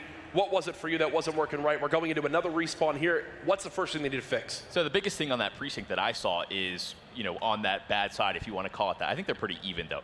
Cloud9 was playing too heavily towards that statue side, whereas you saw TK started to make that heads-up play. Statue sort of the power side of the map. They started to switch it up, bring it over towards that Cherry Blossom side, over towards Sushi, and Cloud9 kept spawning out towards Statue. Nothing they could do. They had to make the decision whether to wrap back, go to the drone reset, nothing really working for them. So that was the one time we saw TK have that sort of initial control, and then you have to give props to Goonjar. He had like 30-something kills very early in that one, completely carrying the load in the slaying department. So very impressive stuff from Goon. Yeah, you need Goonjar, especially now in this next hard point, right? Because it was talked a little bit about how Assault has been excelling. Goonjar needs to match that now going into Retaliation. Where do you see this TK squad, Chance, having the biggest opportunity to really swing this game in their favor? Is there a certain hard point? Is it going to be coming down to the slaying aspect? What is it for you in this game 4? I think the slaying aspect is going to be huge. We saw it in game 1 Theory. He didn't quite go double negative, but he's about -10 kills, and then even there in the uplink, he just was not up to par with slaying, and that's obviously a huge factor. So if you're going to have one player or more that are not performing, especially in a slay-heavy game like Hardpoint, you're just going to fall behind. You see Goonjar there getting his teams prepared for this next game. TK trying him out the comeback. If you've been a TK fan for a while, you know one thing. They love going to game 5s. They love making it interesting. I saw Kasup and the rest of the TK squad in the front row. They're rooting on their team, but I can tell you right now, if they win the series, they're not going to be happy went to 5 games again, because forever, for as long as I've been involved in the scene, that's been TK's thing. It's always a game 5 search and destroy. It's like round 10, round 11. Yeah, exactly. A little bit weak on respawn at times when it comes to those search and destroys. Very, very clutch, especially going back to Black Ops 3 champs. How many series did we see coming down to the wire? Round 11, last map, and they're able to pull it out. They're very good at doing that type of stuff, but very stressful to do that throughout an entire tournament for sure. Oh, definitely. And there's something to be said as well. TK is able to force the map 5. They were making a lot of small changes in the search and destroy game, correcting mistakes they had made in the past. So if they can kind of continue that trend in the search and destroy for game number 5, they're going to be in fantastic shape. But again, you have to get through the hard point, and that is a very difficult task. I did like the use of payloads we saw in that search and destroy on Crusher, the one round where they completely wiped out the Cloud9 team. It was led by the camo play towards that back rock area. When we do possibly head into that game 5, expect to see something similar. I know the players are sat back down in their seats. Guys, I need to ask you here, do we see a game 5, or does the respawn hard point go in Cloud9's favor again? Teep, let's start with you. I have to give my prediction to Cloud9. I think Assault's just winning that battle in respawn. It was a bit different in that uplink, but Hardpoint seems to be in Cloud9's favor for sure. Chance, how about yourself? I have to agree. Hardpoint is just a little bit too strong in favor of C9. No game 5 for this one. No game 5 at all, says Chance. The rig draft has begun. Rewind propulsion now for Colchan. Ake's taking a similar thing here as well. And on both teams, actually, the Centurion coming out, which, Teep, I've heard from some players, I think it's fantastic. From others, not the biggest fan. What do you think about it here on a map like Retaliation? There's definitely certain hills that it's going to benefit you. I just feel like it's just too easy to take out if you have a coordinated push going on. I don't think it really holds you back too much, unless we just haven't seen that strategic placement yet where it's a little bit more difficult to take out. Maybe put it behind a bar, behind a doorway, something like that. Other than that, though, I haven't been too impressed with this Centurion. Let's take a look into this game 4. It's going to be Retaliation Hardpoint. I've got Cloud9 in my top 4 this weekend, so we'll see if they can go ahead and take this one here, or will we go to another search and destroy? Let's find out. It's Hardpoint. I'm excited for Retaliation. You know, it's funny. We were at Infinity War when a lot of pro players came in. They were play testing. They were trying to figure out what game modes they want to play. And Retaliation wasn't one of the maps that was originally in that version 0 kind of when we were going through the rules. And I loved it. It was so pretty. The players started to come around. This has quickly become one of my favorite maps. So this actually at the beginning was my favorite. I just feel like the hard point play on this is just so fluid, and it's just really unforgiving, and I'm a fan of those where like you get punished for not getting that early control. And you see Cloud9, they get control of this bridge area. It's going to be very difficult for TK to break in because of these sightlines. Cloud9, they're in a very good spot here at the beginning of this game, kind of reminiscent of the first Hardpoint game we saw in the series. Can I tell you a little bit of a Maven fact, which I still have no substance to back up? So it's probably not true. For but some sure, reason, you can say it anyway. For old school fans, I don't know why, but this map reminds me of Yemen. And I cannot figure out why. Something about the way it plays and looks reminds me of Yemen. When I figure out why, I'm going to let you know. I think you're the only person who... But here we go. Aches 4-2. He's got 4 kills in a row, and this is reminiscent to a degree of what we saw in the game 1. All right, they hopped out like a 40-0 lead. They were in complete control. Things looking solid right now for Cloud9.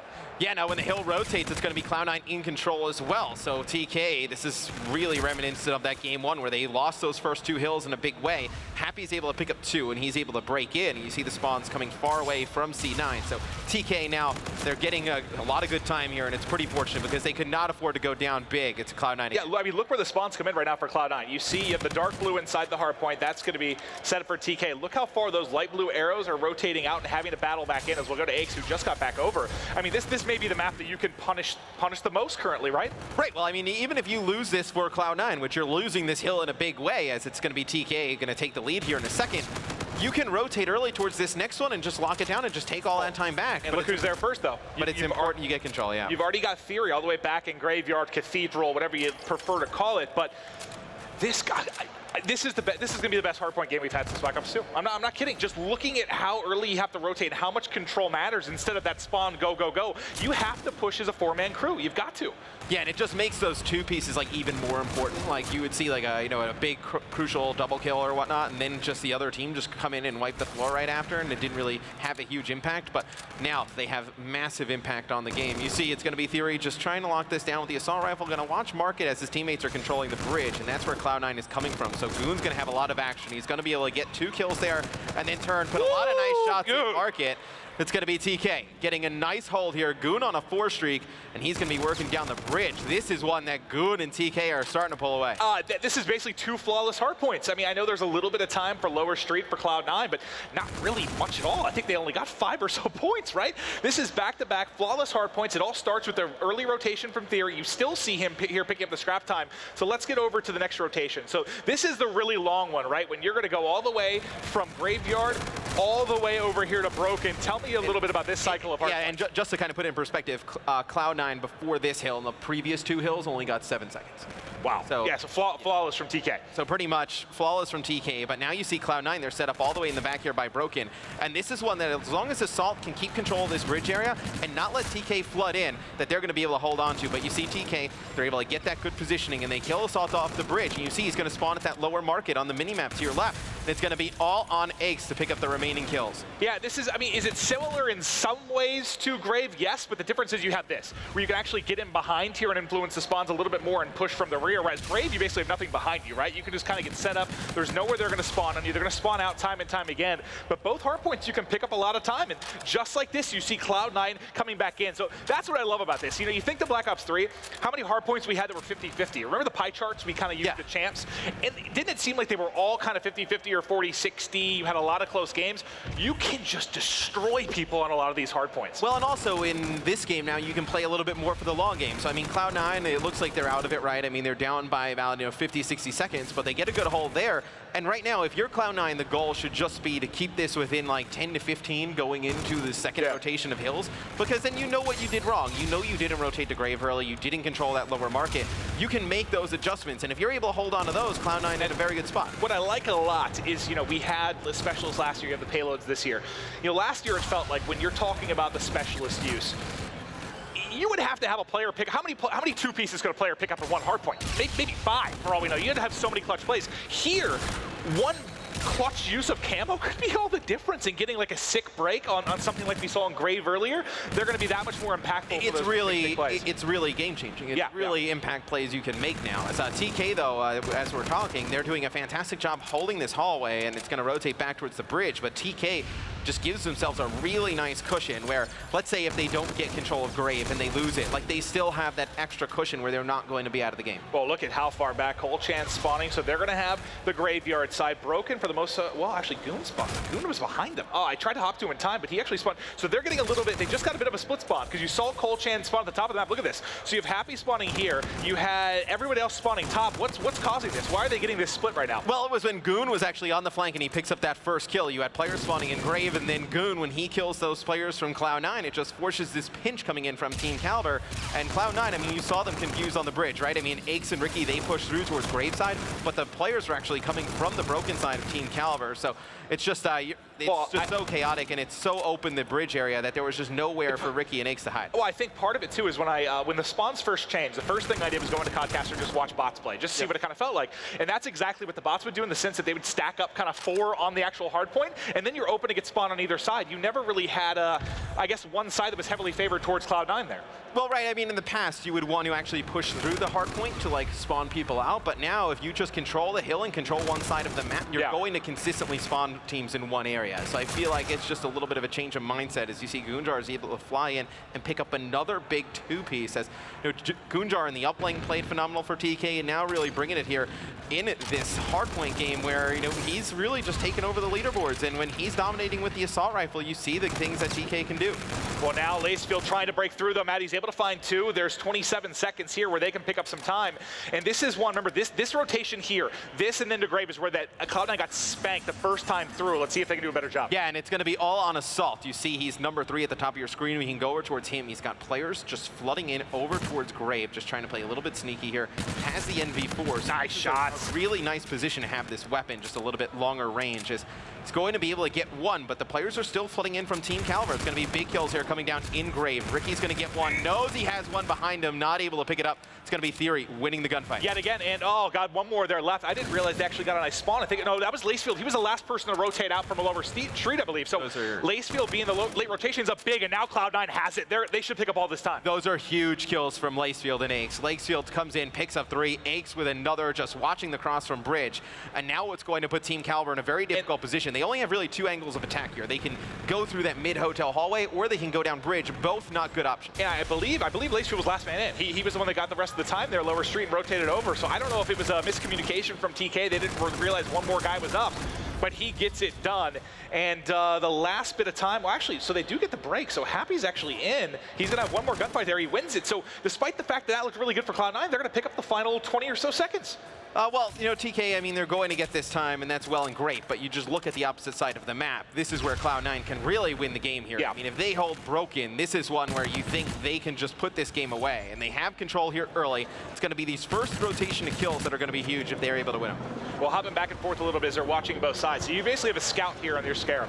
Just watching mid-street, and you can see how close Ricky is to Centurion, which may come up huge down the stretch. We'll stick on with Ricky here. He did see one cross to his right, going to be able to find an easy kill there. And Cloud9 roaring back. This has been a back and forth battle, but this would be the second time they've locked down this Broken side early, and they are doing some damage right now. Well, it was just TK kind of throwing good money after bad money, right? I mean, you're just trying to take the last few seconds. You see the score getting closer. You're a little bit desperate. You push Grave that one extra time, and that ends up screwing you here because you don't rotate early to Broken, and you're going to give up pretty much the entire hill to Cloud9 with only 15 seconds left on Broken. Cloud9 is going to take the lead. There's the lead change you want if you're a Cloud9 fan. Can they take over? Now, oh, who just spawned at the top of the map? Let's take a look at this. Assault, the spawn is up flipping. Are they going to be ready for this? They are. So one had turned, but they are able to come back to window and at least able to trade that kill. Let's go over to Ricky because he's on a 4 streak right now. He's 100 off, not able to get the Trinity rockets there before dropping. Aches on a little bit of a streak as well. He will fall, but my God, we're going to have another lead change. This is going to come down to the wire here in Hotel Hallway. So you saw TK do a really nice job holding this down last time, and it was because Cloud9, they did not go together and they staggered. You're seeing the same thing again. You see, it's just the kills being traded out effectively by Team Caliber. It's going to be Cole Chan with 2, Theory with 1, and they have control of this hardpoint. Only 10 seconds left. Cloud9 needs to get in here and at least contest. They have to try and get in. They only need 5 more. Here comes the break. They're trying to pinch from both sides. They might be able to get it done. Assault has camo, but he's nowhere near. He's the only one left. That should be it. As long as they get the final 2 seconds, can't get there in time. We've got a game 5, baby. Yeah, towards the end there, I mean, TK, what the real difference was for me in that game is the hotel hallway. Cloud9 outplayed them in the second half. They get the rotation at Grave. They get the rotation at Broken. They take the lead. But there was no teamwork yet again from the side of Cloud9. When they go over towards that center hallway, they just staggered, did not go as a team, did not wait for each other. Some bad play at the end. You can't do it anymore. Okay, maybe if you have a payload, you can make some sort of heroic play, but you can't hit 1 by 1 or even 2 by 2. You have to hit as a squad. Like, shout out to Infinity Ward because, you know, the spawns are, okay, I'm sure for a viewer it's easier to follow. You have no idea how, as a caster, just controlling it. It's not as chaotic. You can see the setups. You can see the early rotations. I enjoy the chaos. It's a thing of beauty. Oh, the chaos sometimes. Well, I'm the one driving, man. I'm just like, I can't keep up with it. I'm the one who has to know what's going on in the chaos. That's true. You break down the chaos for me, buddy. But so map 5, we're going back to search now. If I remember correctly, last time it was Cloud9 out to something like a 4-1, a pretty big lead. Yep. TK claws it back. You end up having Aches kind of clutch up in that 1v2 that ends up going down to time limit that they can't get the defuse. But that was really, really close to going to a round 11, but they end up closing it out. What are your expectations here for game 5? We'll see where we're headed. Well, I would have taken Cloud9 here in this game 5, but I don't know. TK has definitely come to life here in our last 2 games. You can see just what's gone on in the series thus far. It was Cloud9 winning the first 2 maps with relative ease, and then TK dominates the uplink. They come in, they put together a good effort in retaliation hardpoint to force this game 5. This one's up in the air, and I think this is a bigger match for Cloud9 than TK. Like, sure, it'd be huge if TK were to win it, but I think just with the expectations that Cloud9 had coming into this event, to drop your first game, especially when being up 2-0 and looking so dominant in those first 2 maps, be pretty disappointing. You know who didn't pick Cloud9 in their top 4? Yeah. They've looked really good. I mean, you're also the person who just makes up facts and stats. Like, you do. I didn't have Envy making it a pulse. Well, that's what must be the beauty about, like, just you doing predictions, is that, like, if you're wrong, everybody just always assumes you're wrong. And if you're right, you can just tell everybody that you're always right. It's a wonderful thing. thing. True. So It's an absolutely wonderful thing. But back to the action. Let's talk about Goonjar. How good was he in that last game, and how much of a key was he for this Team Caliber side? He was great in the uplink as well. I mean, not just in that hard point on retaliation. He was fantastic in the uplink. I mean, you saw him dominate the kill feed. And look, I think last year was a little bit of an off year for him. Never really gotten a stable team where you thought he was like really comfortable. Towards the end of the game, obviously, when the TK roster comes together, they put together a good placing at XP. Feels a little bit more comfortable. I think when Goon has that support staff around him that lets him just kind of set up, and obviously with the slower play that helps him a lot as well, he's able to be one of the best assault rifles in the game. And it just seems like, not that he wasn't focused last year, but if I remember correctly, he moved a little bit, you know, in a relationship, had different focuses and stuff. It just seems he's more locked in. Just looking at his Twitter, it seems he's really, really focused, really ready to kind of get back on top. Because people, whatever it is, man, distractions, whether you're a player, caster, anything, like if you have a lot more to deal with as you get older, it can be, I don't know. I love how you're just like deciding how he's locked in by just like scrolling through his Twitter feed and just like, oh yeah, he must be really prepared. Speaking of another player that's locked in, let's talk about Aches. You know, he never has a problem being locked in early in the game. It's whether he continues through the full stretch of the game, right? But he wants to win. That Optic Gaming, the victory over Optic Gaming at COD Champs, do you think that kind of refueled him in a way? I think, yeah, it's just kind of like he yearly just wants to beat them at XP or Champs and then just kind of hang out, go his separate way. But I think this year he comes in, there's a little bit more kind of motivation behind his play, I feel like. I think you've seen him actually do some really nice things on IW so far, and I think you look for him, right? I mean, you kind of look at this as like a make or break year, right? The last 2 years have not been great by his standards. I feel like this year is really like, okay, is this the play that we're going to see going forward, or are you going to bounce back into like a dominant form? I feel like this is a make or break year for Aches. Yeah, and I think he has a very, very valuable role in this team, especially with the way Hardpoint plays. He's going to be the teacher, and I think it's going to work well with the young players like we talked about before. When you're taking a look at a guy like Lacefield, someone that I think he can mold into sort of what he wants him to be, especially with Assault 2.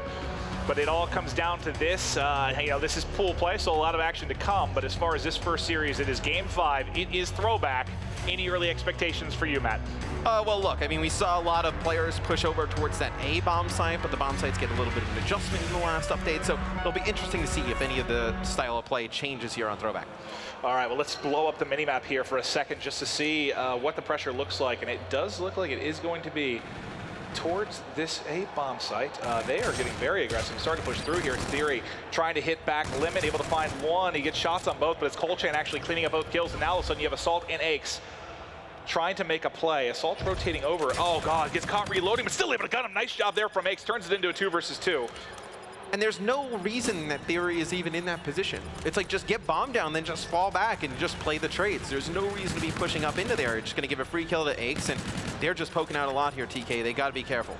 They definitely do. Let's look at Assault, because he's the one that's probably going to be a little bit more aggressive. They see it's planted for the backside. He knows there's one advance, so he got eyes on with him. Able to get a hit marker in there. Just gets off one shot. He wants to push him. He has the K-bar to work with as well. He has a nade. He's gotten to the back, trying to get him before he gets into bowling. Able to do it. They both push together. They find the assist. There's one more behind, but they don't have time to work with. 9 seconds on the clock. Somebody has to stick it. Will they find the kill? Aches has to look over him. He's got it. Doesn't find the kill, not going to be able to get it. Aches basically had to find that kill as he peeked out for a second there. Yeah, if Aches kills Colchan, that's one where they stick the defuse and they're able to win it. And I just feel like Cloud9 took a little bit too long to be aggressive. Yeah, it's, I mean, there's so many angles you can play here over at the A-bomb side, especially in these 1v2 situations. Colchan got the ace as well. Yes. Nice. So he picked up those first 2 kills, gets the 1v2 at the end. Disgusting stuff there from Colchan. We got to kick things off with him for sure. Now we'll see if Cloud9 can answer back on offense. We'll stick with TK though and Colchan. Colchan, the big player of the first round, and looks like TK going to be very aggressive here up the gut. Yeah, he is just flying in. Gonna find when a window has a K-bar. Nothing you can do. Sorry, Patty Price, but you are dropped, and the streak continues here. He already has rewind to work with. All right, just use it to get back in window, get to a bit of safety. I mean, you got to think he's going to be earning it again, and he needs. Do you like that use since he's so close to the Trinity rocket as well? Yeah, I think you just need to stay alive there. Knew where players were. He just was going to get a little bit caught off guard there if he would have just pushed that, because that back van shot up to this top window, I know just coming on that wall run would have been pretty easy for that player to win in the back, but we'll see how TK plays this. It's going to be Cloud9 with the man advantage here. They're going to get bombed down. Let's see where Colchan, he's trying to see the guy exiting the site, but just does not have a good line of sight on that guy. Well, especially when it was, oh no, he didn't see him. He didn't see him, he's right next to him. There, gets a couple shots in. Can he finish it? Shots off. Hit markers everywhere, but can't close it out. Might have put himself, I don't know if it would have been a 1v1 or a 1v2 after that. Gave himself a chance, but just couldn't finish that first kill. Yeah, it would have been a 1v1. If he would have been able to take out that first guy, it would have been a 1v1 here, but I think Assault probably would have killed Colchan anyway. Colchan would have been reloading. Assault would have came around the corner, picked it up. So Cloud9 gets on the board. It's tied at 1 round apiece. The offensive team's winning both rounds this far. Okay, let's get back to our offense here. Goon had a really good game 4, not on the board yet. Let's see if he can dial it up here in the search and destroy, but we may have a gunfight up over the top. Let's see if he can see him inside the silo there. I think he spotted him last second and dipped away. Yeah, I think he has an idea that he's located over here, but you see the player's position has changed. And Colchan gets hit with a nade there, has to back up. Now, nobody's going to push because obviously going over towards B, very risky. You just see how open this area is, and it's going to be TK getting advantage of the silo. So let's see, the bomb should be going down at B. It'll be a very difficult retake here for Cloud9. Well, let's check Theory. He's going to be the bomb carrier. Is he going to work to get that plant? All right, so he is going to go ahead and get it down. Let's see where we have Happy on the map. He's watching the flank. Let's go back up to Colchan, because he's the one that's going to be kind of taking fire, leading the front here. That's going to be Lacefield opening up with a big intro kill there for Cloud9. So that's going to make it a little bit easier for them to trade this out. Ricky's going to get one. Some suspect shots there by Goonjar for a second. It's going to be Goon and Happy here in a 2v3. They do have the bomb planted, though, so they do have the luxury of just playing the clock. And nice shots there from both players. And they're going to be able to shoot players on the bomb. Big plays there from TK. Well, they had a nice crossfire, right? I think you had Happy kind of front blue in the corner by the tree. He was watching across. A perfect crossfire there. This is just fantastic stuff. As they get 3 players there in a matter of a second and a half. And that is just a round that Cloud9 cannot give away. Lacefield opens it up on the defensive end when bomb goes down, the big intro kill. You have another kill being picked up by Ricky in mid-trains, and then you lose a 2v4 scenario. Well, now, I mean, we've seen, God, a little bit of everything here as far as weapons go. It's brilliant to see, you know, when the tuning comes in from the developers, you start to see more and more use as the balance comes in. But let's go over to Lacefield, because he does have bomb in hand, and he's in a bit of a scary position here as he had 1 player above him. Yeah, but it's going to be Cloud9 picking up 2 fast kills here, and they should be able to get bombed down. This should be a round. If Cloud9 loses this one, they're in serious trouble. Theory picks up 2 before he drops.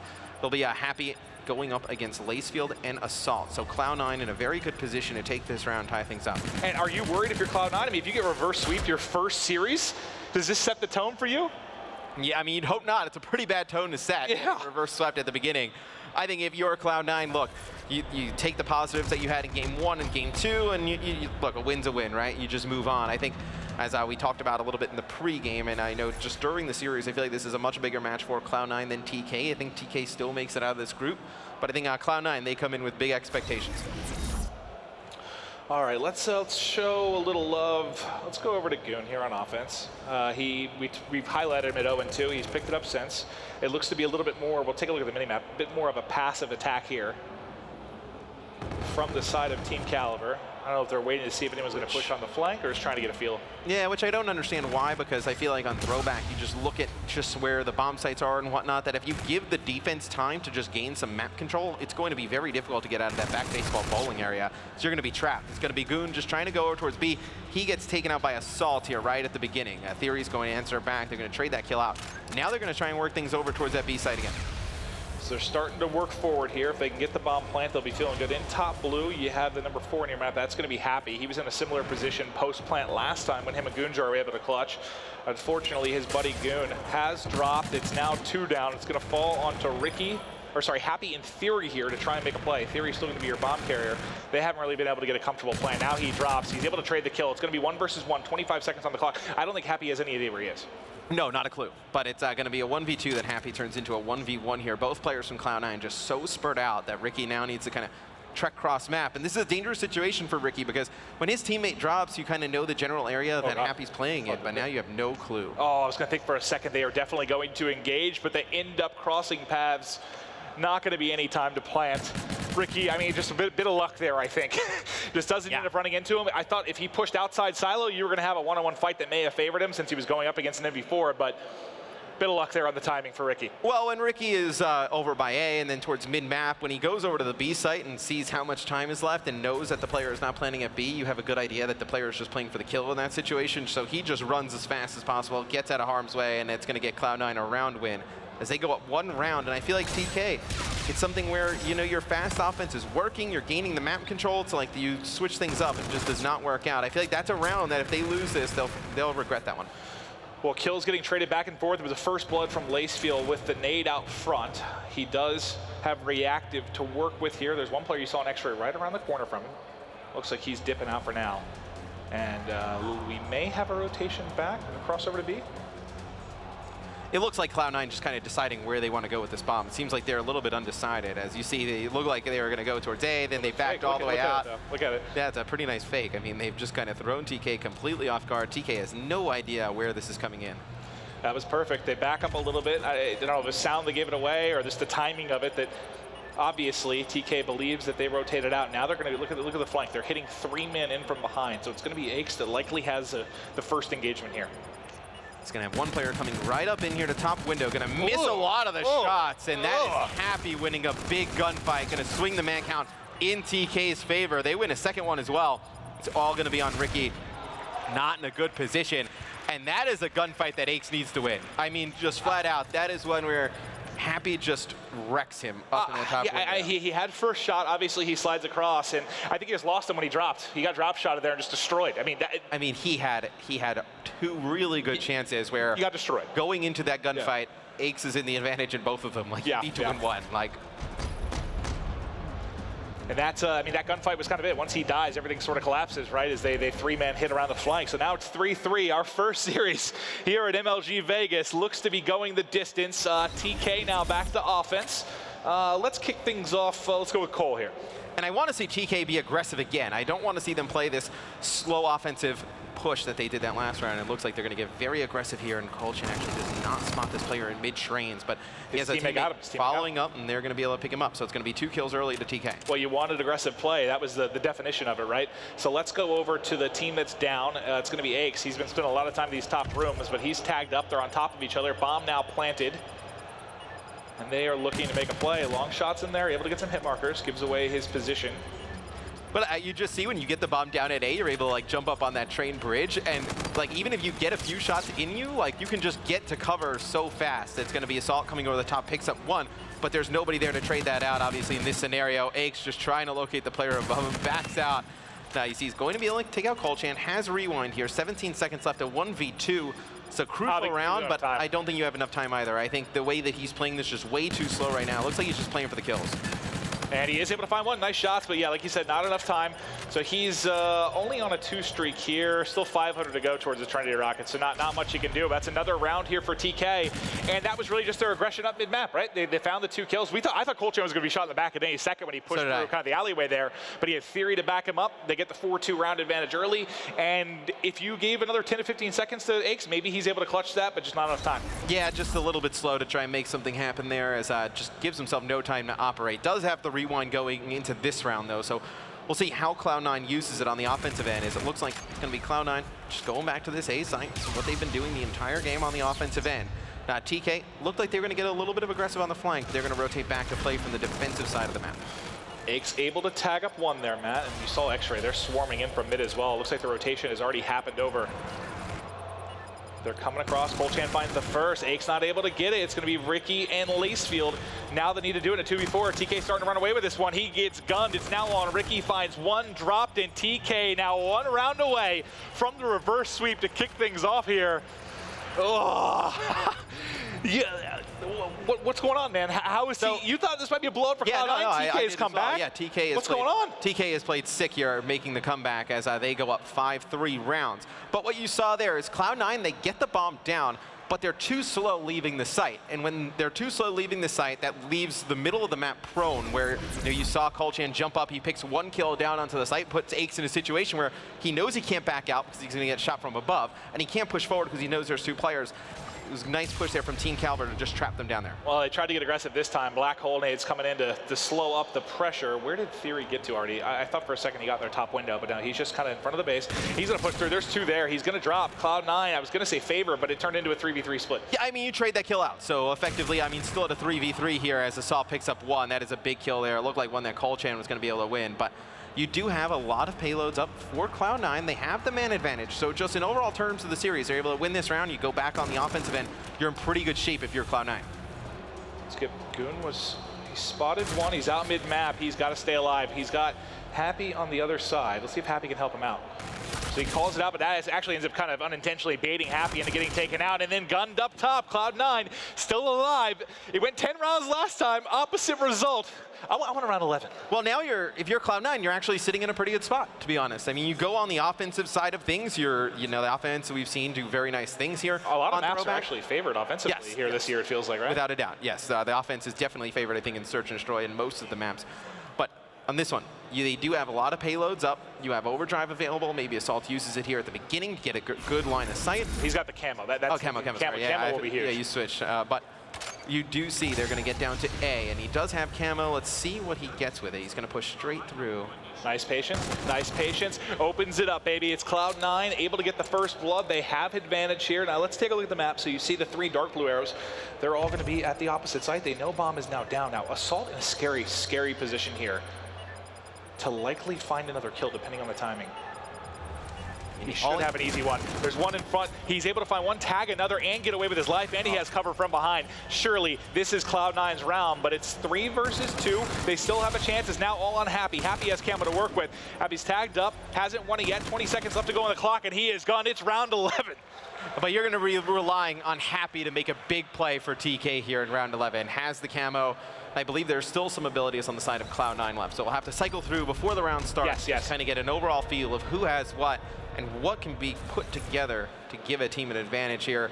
So it's pretty fitting. First series here in Vegas, going to go to round 11. Okay, so Happy has camo. Ricky's going to have Overdrive, and Aches has the rewind. I feel like I have to go with Happy here because you saw how crucial. Let's look at the split. So it's an all-out hit today. He has the same thing. It's exactly what we saw from the other side. The question is, are they smart? Do they back up? They don't. They saw it just happen, able to find one. That's first blood. It is exactly what we saw Cloud9 do to TK. TK answers right back and says, we can do it too, buddy. Yeah, and the bomb's going to go down, and it's going to be TK with the man advantage. That was Aches, too. He had rewind. No, Aches had rewind. He does not get a chance to use it. Overdrive in this situation, don't really think it's going to be put to good use as well, as it's going to be all on Assault here, and he gets taken out. It's going to be TK completing the reverse sweep against Cloud9, taking our first series. Holy hell. You know, it felt, I know games 1 and 2, well, game 1 wasn't really that close, 70, 80 point game, but game 2 certainly was. But I guess I kind of thought it was over. It was 2-0. And here they come climbing back. You know, you see why this is a team that finished 7th at Champs. They stick together. They have the resilience. You got a lot of veterans on that squad. Impressive, impressive stuff from Team Caliber. Yeah, great resilience by Team Caliber, able to just fight through a tough first 2 maps, make a comeback. But that is a really, really bad loss for Cloud9. So we talked. Not how you want to get started. We did kind of our caster roundtable thing where we talked about them. And the one thing I said, we had to talk about weaknesses. And I said I was a little bit worried if losses like this happened, if they implode. The question is, will they be able to bounce back as we continue through the weekend? But to break that one down, we'll toss it down to Courage in the game. Wow. Wow, wow, wow. Cloud9 get reverse swept after they look so good in maps 1 and 2, but TK, they literally only go to game 5, round 11. Every single time. We were doubting them. My bad. We were. They brought it back. Very impressive stuff from them. I mean, Chance, they turn up in the uplink and they don't look back from there. Yeah, I mean, I kind of regret when we were talking about the hard point, we kind of just said C9 and didn't really think too much about it. But if you go back all the way to map number 1 on Scorch, anytime TK had the control of the hard points, they just got streaked out by Assault, and the streaks played a huge factor. Go to retaliation, now we see there were no streaks in play. Anytime that TK was able to get control of the hill, they completely held it for not necessarily the full 60, but for substantial amounts of time. Yeah, that, and to add on the couple of plays in hardpoint that really turned the tide, in my opinion, the casters touched on it a bit. Yeah. Goonjar had several flanks where not only he was blocking the spawns, but able to pick up 1 or 2 kills to go along with it. That's what spawned out Cloud9 so far. These split spawns keep happening for TK, and that's why they were able to break. And then, touching on the Cathedral Hill, or Graveyard, whatever you want to call it, Lacefield made a huge play to break the hill, popped that reactive armor, and then all of a sudden got over-aggressive, challenged with 20 seconds left. Yep. And that's 20 seconds that's out of their pocket and went into TK's. That's a 40-point swing. The game goes 250 to 225 in favor of TK. You think that 20-second swing could be the difference where Cloud9 can win off that broken hard point. It doesn't happen for him there, but let's talk this throwback S&D. Game 5, round 11, again. Active camo, so crucial. It's so powerful of a payload now in Infinite Warfare. And you can see a look at Cloud9 discussing that tough first loss. I saw Echo Fox in the crowd watching on as they're looking to see how this Pool C breaks down. But Chance, I know you had something you want to bring up on that final. Yeah, you want to touch on the payloads again. It's huge to go down. We saw Assault, he picks up the first blood using the camo. Happy's able to do the same thing. But not only does he use the camo to do it, he also kills Ace with the Rewind, not able to get that off. So the one thing that came up huge on the Scorch hardpoint, or the Crusher, excuse me, the Rewind, saving them and winning them the game, that time doesn't get it off in time. And 6-5 round 11, that's the difference maker. We'll take a look again at the 5 maps in this series in which it does go TK 3-2.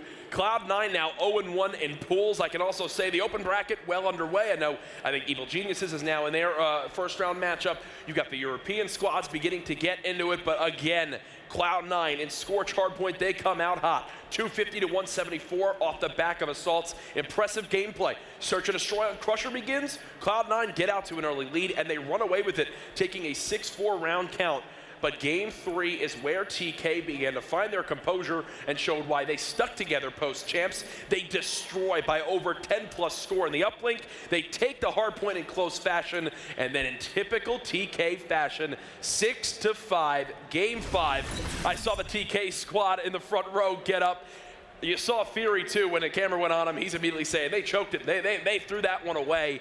And now TK, they're sitting pretty atop that Pool C. A great start for them this weekend. Absolutely huge win, and now we have to, take into fact, is Echo Fox going to make this pool interesting as well? Is Cloud9 going to drop out? Are they going to lose composure after that one? That one's going to sting for sure. And talking about momentum, it's such a weird thing in anything sort of competitive. That map 3 was such a stomping. I feel like that had a huge impact going into that map number 4. When you win an uplink like that, especially Goonjar, he carried that momentum throughout the rest of the series. Yep. And every time we were on the guy, lights out. I talked to TCM from Echo Fox, seeing his thoughts going into this weekend. He said, Jack, I have never played more before in the history of my career. Now 18, wants to prove that he deserves to be in such a great organization like Echo Fox. We'll see how they can go in their groups later on, but our matchup we'll see next in the main stage. Luminosity going up against Allegiance, a Group D matchup. Allegiance making some roster changes. You heard Puckett with Mochillo prior to this match starting, saying, hey, we expect to do big things this weekend while they've got their hands full in their first series of the weekend. That's just match 1 done here at the CWL Las Vegas Open, presented by the PS4. When we come back, LG versus Allegiance.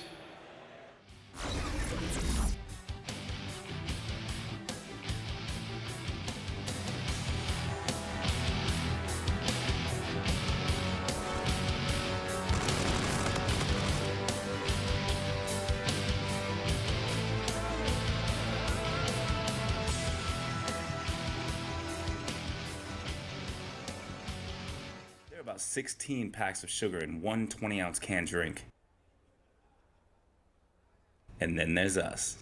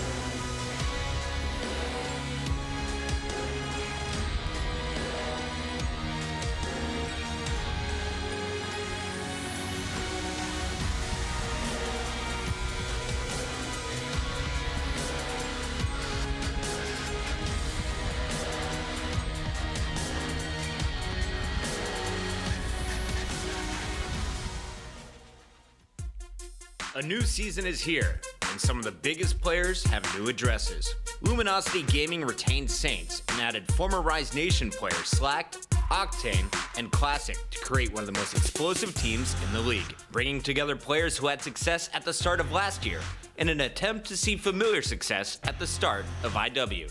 Needing to restock, Rise Nation acquired former Elevate stars Aqua, Facento, and Felony after their impressive third-place finish at COD XP, pairing them with Looney to create a team based off chemistry and one of the strongest Rise Nation squads ever assembled. The 2017 Evil Geniuses roster borrowed from multiple teams to promote a squad featuring Nagafen, Study, Nameless, and Havoc. This roster is widely considered one of the best search and destroy squads out there. Every player on the roster has the ability to be an individual highlight reel. Elevate reshaped with former Epsilon support Reedy, former Hyper Games objective Zed, former LDLC Slayer Watson, and CWL rookie Shani in an attempt to bring together some of the best players in Europe and create a stacked European powerhouse to compete on the international circuit. In a sport where team chemistry and communication are key, these new teams will have to bond quickly to see success. Ladies and gentlemen, welcome back to the MLG Vegas Open. Benson joined on the analyst desk by the wonderful Merc, and I've got Chance there as well. Boys, you enjoying Vegas? Merc, I know you've been here a while, right? You got here on Monday. On Monday. I'm not losing too bad, so that's a success for me. That's a plus. That's a plus. Chance, you having a good time here? No, Vegas is miserable. I've lost a decent portion of my net worth already, so the sooner the tournament continues, the better. Fair enough. Fair enough. Of course, up next on the main stage, we have the wonderful Luminosity going up against Allegiance. And we just kind of saw on that video a couple of team changes obviously occurring in the offseason. I think one of the big questions for me that I want to start with you, Merc, here is, picking up Saints for Looney, they kind of lost a little bit of that leadership role. How do you personally see Luminosity kind of coming out here at the main stage? Yeah, so I mean, they pick up a breakout player, Saints, such a talented player, and that's sort of the question. They lose their in-game leader. How is this team going to function? Search and destroy. Looney was that sort of, he made all the shots. He called all the shots. So they lose him, but they do pick up such a great player in Saints. There's a lot of eyes watching this team. They're such a talented roster. It really is just a bit of a trade-off, right? You lose a little bit of leadership, you pick up a lot of slaying power. Now, Looney, he's definitely capable of putting up numbers, but when Saints turn it on, there's not a lot of players that are like him, so he can certainly do impressive things. Saints definitely an explosive player. I think we've seen that all throughout his Call of Duty career, it's fair to say. Yeah. Meanwhile, on the flip side, you look at Allegiance, obviously, they just picked up Sin. Chance, could this really be his year to excel? He's been a player who has never really been consistently breaking into that top 8, top 6, but could this be his year? Every year we have like that first tournament where there is one player that kind of takes the spotlight. I don't know enough to say whether or not that's going to be sinful, but very well may be the case. So this is going to be his time to shine, and again, against Luminosity, first thing, definitely time to prove yourself. Yeah, I mean, Sinful is that guy we've been talking about since Ghost, really. Is this his year? He's shown such talented and skillful plays. We've just wondered, is this going to be his breakout year? Is this going to be his breakout year? Finally, he starts himself in a really good position, because that's sort of the thing. It seems at the start of the years, he doesn't sort of have that good team. He's in pool play. He has a really talented roster. Let's see what he can do with it. Yeah, I'm definitely excited to watch Sinful play. As you mentioned, kind of had a slow start, if you will, if you look at the past couple of years. But as you mentioned, now in a very, very good position. Then kind of talk about Allegiance. It's something that me and you were talking about backstage, that play style, Merc. Obviously, new update came through in Infinite Warfare. How do you think that's going to affect these boys? Allegiance, I think it could have helped them a lot. I mean, you have Mochila, who's a very slow AR, likes to play that sort of anchor role, and then you have Royalty and Remy, and to me, they have such good, sort of duo chemistry, so I think these guys are really going to put the pressure on Luminosity, and they're just such skillful players. We've seen Advanced Warfare last year. They can make so many plays. It's really one of those things where, especially with Royalty, doesn't really matter the speed of the game. He is just going to be winning gunfights pretty much no matter what happens. So he's going to be in great shape. I do think Luminosity might thrive a little bit more in the slower pace, though. I know we talked about Moch being the slower AR, but Octane, it's one of those things where you know exactly where he's going to be, and there's nothing you can do about it. He turns into a laser. I guess on the flip side, Merc, for Luminosity, how do you see them adapting to this patch? Is it something where you look at their playstyle and you think, okay, it could hinder them, or maybe will it actually favor them a little bit? Yeah, it's something we're going to have to see, because to me, this roster is, I just want to run at you as much as possible, and with the game changing a little bit, that pace, they have to sort of wait for one another. We'll see if they're able to adjust, but like we talked about earlier, this team just has so much talent on it. Everybody's looking for them to succeed. Yeah, and just to follow up on the talent, this was a roster that used to be on Rise for pretty much the entirety of Black Ops 3, the core 3 players. They were top 4 squad pretty much the entire year, and I think their worst performances, they were top 6. So at worst, they're a top 6 team, and then of course Allegiance, I think one of the best showings they had, top 16 at COD XP, and of course there's the player switch out, and they're definitely going to be looking to improve, but LG is a bit of a juggernaut. Yeah, definitely solid squad, I think it's fair to say. Then again, back to Allegiance, a little bit of a conversation there. Remy, Royalty, a little bit of chemistry. How important is chemistry, Muck, when you're going into a new game? Of course, you, former professional player, you know exactly how important that can be. I mean, just throw some emphasis on that. Yeah, I mean, when it comes out to when games sort of just drop and they release, I mean, these are some of the two players who put a lot of time into it. You always see Remy and Royalty sort of playing all those GB matches and getting that S&D practice in. So I know these guys know what it takes, you know, to build that chemistry very early on, and they have it from years and years of experience. So I'm looking at these guys, especially in that search and destroy, to thrive. And then for your perspective, Chance, obviously you've been casting Call of Duty now for a big number of years. You've seen how teams are affected at the very, very beginning of games. Do you think that that could be a plus, if you will, for Allegiance? I would definitely have to imagine it would be. When you think of chemistry, you think of how well are you going to effectively bait and switch without even having to call it out. You just are always aware of your teammates' positioning. So if they're already constantly aware of who's going to be playing more aggressive, who's going to be the guy that always pushes first through a doorway, if they already have that synergy worked out, that's just one closer step they're going to be to having their game locked down. Of course, there a look at our map order for Luminosity versus Allegiance. Look, anything kind of stand out to you there, or do you think this one could go all the way like we saw in Game 1? I mean, I want it to go all the way, but it's sort of that what we talked about with Luminosity. I think they want to sort of make a statement here. They didn't have the best showing at PSX, and a lot of people were sort of disappointed by that. So I think they put a lot of time in, and to me, it's just going to come down to that search and destroy. I think the respawn game modes are just going to be so good. Yeah, and I would say it's almost like a necessity that Allegiance, they're going to have players go off. Royalty is going to have to put up some serious numbers just to give them an opportunity to win. Now, I know Moch in the interview was talking with Bucket. He likes to search and destroy. They've taken down a lot of pro teams, but that's 2 out of 5. You do have to win a respawn. That is not an easy task. Obviously, something as well which I feel like people obviously realize but hasn't really noted yet is the removal of CTF. Obviously, that has a big effect on certain teams. Me and you, again, had this conversation, Envious phase, probably benefits phase a little bit if you go back to Advanced Warfare. Hinders Envy if you go back to last year as well. Yeah. But in terms of Luminosity, could that potentially be a downfall for them, or is it a plus? I think it helps them a lot because you look at this limited roster, it has that sort of core Rise roster, and they were such a good hardpoint and respawn team, but really where they struggled was search and destroy. So for them, the faster the pace, the better this game is. These guys, they just have so much individual skill, and like Chance sort of touched on, it's going to take a lot from Remy and Royalty to sort of keep up with that skill.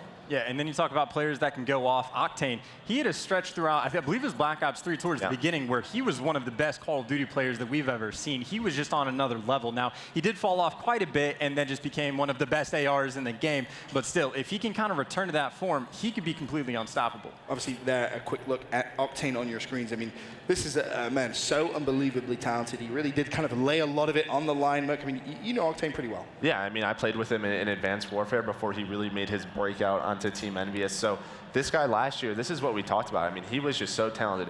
Every single event, you know, who were we watching? We had a lot of eyes on Octane. How is he going to perform? Because there were so many hard points. He'd drop almost like 60+ kills with that M8, and he just was able to carry that team. So, you know, there are a lot of eyes on him, but I will say there's a but. There is a but. Okay, there's a but. Okay. There was a lot of talk that, you know, sort of through midway in the game of last season, he just sort of didn't practice as much, and he needs to keep that motivation at an all-time high. Chance, you're kind of agreeing there with Merc, so you kind of nod your head there. Why do you think that was? What was the lull there for Octane? I'm not going to try and delve into the personal life of Octane. I don't want to try and spread any rumors or anything like that, but again, the guy, when he is practicing, when he is giving it his full force, he is definitely a force to be reckoned with. And again, can single-handedly take over games, even if you know exactly what he's going to do. He's incredibly difficult to stop. And then, of course, we talked a little bit about Sinful on the flip side, obviously saying, you know, is this going to be his start? Is this the start that he really needed? As you mentioned, Merc, he's in a great position now. When you think about just kind of going into Infinite Warfare, previously he has had a rough start, if you will. He's never really just kind of been gifted that pool play spot. Now he has. Is he, like, how talented is he? Because I feel like a lot of people don't really appreciate his skills. Yeah, I mean, it's hard to because you haven't seen him that much. I mean, sort of the pro players know the sort of talent that he brings. I mean, he's been on some good rosters. That Echo Fox roster, every single event, it was how are they going to do in this pool play? And they just didn't do so well. So he sort of took a step back. He got on a really talented team. And he's going to have to take advantage of this opportunity because who knows when this is going to come again. Yeah, and then the perspective I bring in is I'm the guy who hasn't seen much from Sinful at all. He's a name that I've always been aware of in the back of my mind, but I haven't seen him on center stage. So better rise to the occasion. Obviously, many people will recognize him obviously from Echo Fox last year, and they never really managed to get into the groove of things, and you kind of looked at that squad, and at the time you thought, you know, this should be a squad that can make through open bracket and get into pools, but they never really had the success. So definitely wishing the best for Sinful at the beginning of this game, that's for sure. But kind of going back to the conversation we were having about CTF being removed, in a broader picture, do you think maybe we go back to that Advanced Warfare Optic Gaming FaZe rivalry? I know that's something the fans would love. I think so. I think you already saw it at PSX. I mean, FaZe is back to their winning ways. I mean, Optic did beat them at Game 5 in the first 2K online tournament, but I mean, FaZe has put so much time into this game. I mean, right when that game dropped, they were at the team house. They were putting in so much practice, so I'm really excited to see what they do here. I mean, yeah, the storyline or the meme or the joke or whatever is that FaZe is still undefeated against Optic at LAN, but they just haven't matched up in the longest time, in like a year it seems like. But again, it's one of those things that this is probably the best chance we might actually see a FaZe Optic Grand Final. If you think they did match up, Chance, who takes it for you? I think the better team that plays will take it. That's a wonderful perfect caster. I've never heard a more on-the-fence prediction in my life. Merc, I know you're not going to be an on-the-fence guy. I really want to see how both those teams perform before I make that prediction. So we'll see if they. I'm on an analyst desk with experts, and no one's willing to give their opinion. That's you both upset me greatly. But obviously, back to Luminosity versus Allegiance, a player that we should probably highlight a little bit. Slacked. For me, last year he played extremely well. I think he's had those very, very consistent performances the past couple of years. What does he need to do here at the start of Infinite Warfare to really impress you, man? I mean, Slacked was, to me, probably the most consistent Rise Nation player all of last year, especially when you look at Respawn. I mean, when sort of Octane took that step back, Slacked was the guy sort of getting all those kills, carrying them in the slaying category. And then at the end of the year, he noticed his weakness in his game, right? He said, you know what? Search and Destroy isn't the best game type for me, and he put hours upon hours in that game mode. So this guy knows what it takes. He wants to win. So he's definitely one of the better players in this scene. Yeah, he's really sneaky as well. He always seems to like fly under the radar with like how talented he really is. And you never really have games you're talking about like, oh my God, Slack completely took over. But if you go back and look at every single game, he's doing his job and he's doing it incredibly well. Like, I don't want to say he's the backbone of the team, but you know what you can rely on with him. Yeah, exactly. He brings that consistency all the time. I'm definitely excited to watch his first game here at MLG Vegas. And of course, the players just getting things underway. We should talk a little bit about the rig draft. Chance, I know you've been watching a ton of competitive Call of Duty. Are you expecting to see anything kind of crazy in rig draft, or is it going to be pretty much as we saw last year, just standard stuff throughout the season? At least for like in terms of Las Vegas, you're going to see pretty much the standard stuff the entire thing. The craziest thing we've seen so far is Theory broke out the FTL jump and search and destroy instead of like overdrive, but even then, that's not like out of the question, and it worked out well. That's what I'm saying. So in terms of rigs, you're going to see mostly the same stuff. The weirdest thing I've seen so far is the discrepancy between the traits of Trophy Defense versus Harden. Okay. So that's the only thing I've noticed on the Centurion Payless. That's the only difference I've seen. I think Trophy Defense works a little bit better, but again, just absolute minute differences with payloads. You agreeing with the? Yeah, I mean, absolutely. I think sort of one of the biggest decisions each team sort of makes is that Centurion, you know, like, because it's such a risk. It's this thing you can drop it in the middle hill, but really what you see it is in that search and destroy game mode. You see some players like Ricky take it, and it's like they need to set that bomb site up so he can put that down. Chance, here a look at our rig draft between our two squads, Luminosity and Allegiance. Of course, Luminosity will be our blue squad on the right-hand side, and Allegiance on the left. Anything jumping out to you there, Chance? You're looking kind of inquisitively? Well, just to kind of harp on the trophy drone, I think that might actually be a trait that's better than like the Centurion itself, because the trophy drone, you get it constantly. You're a walking trophy system. Granted, you only get a pop it once, but you get it every couple seconds. And again, the Centurion, you get it once per game, and if you don't use it right, you completely wasted it. And yeah, I mean, that's basically it. You saw it right there.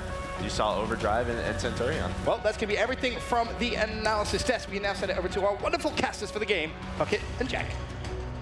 Thank you so much, Benson. Jack, it is time for our second match of the day, Luminosity. We talked about Optic, we talked about FaZe. A lot of people are saying this Luminosity team probably the third best in this tournament. I have Luminosity in my top 4. I had Cloud9 there as well, but after that first matchup, not looking too good, throwing that one away. Yeah, they'll have to bounce back, but now we're into our second match of the day. Luminosity going up against Allegiance, and I like who we're following off the break, Puckett. Great decision with Octane, one of the most explosive players in Call of Duty, as he gets the first blood of the game. 4 down, that's pretty good. Classic and Octane just clearing house. Yeah, and with the help of Mochilla killing his teammate there, that also works out for him. So predictions for me in this series, I'm all sides on Luminosity. Yes, Allegiance, they have some explosive players in Royalty.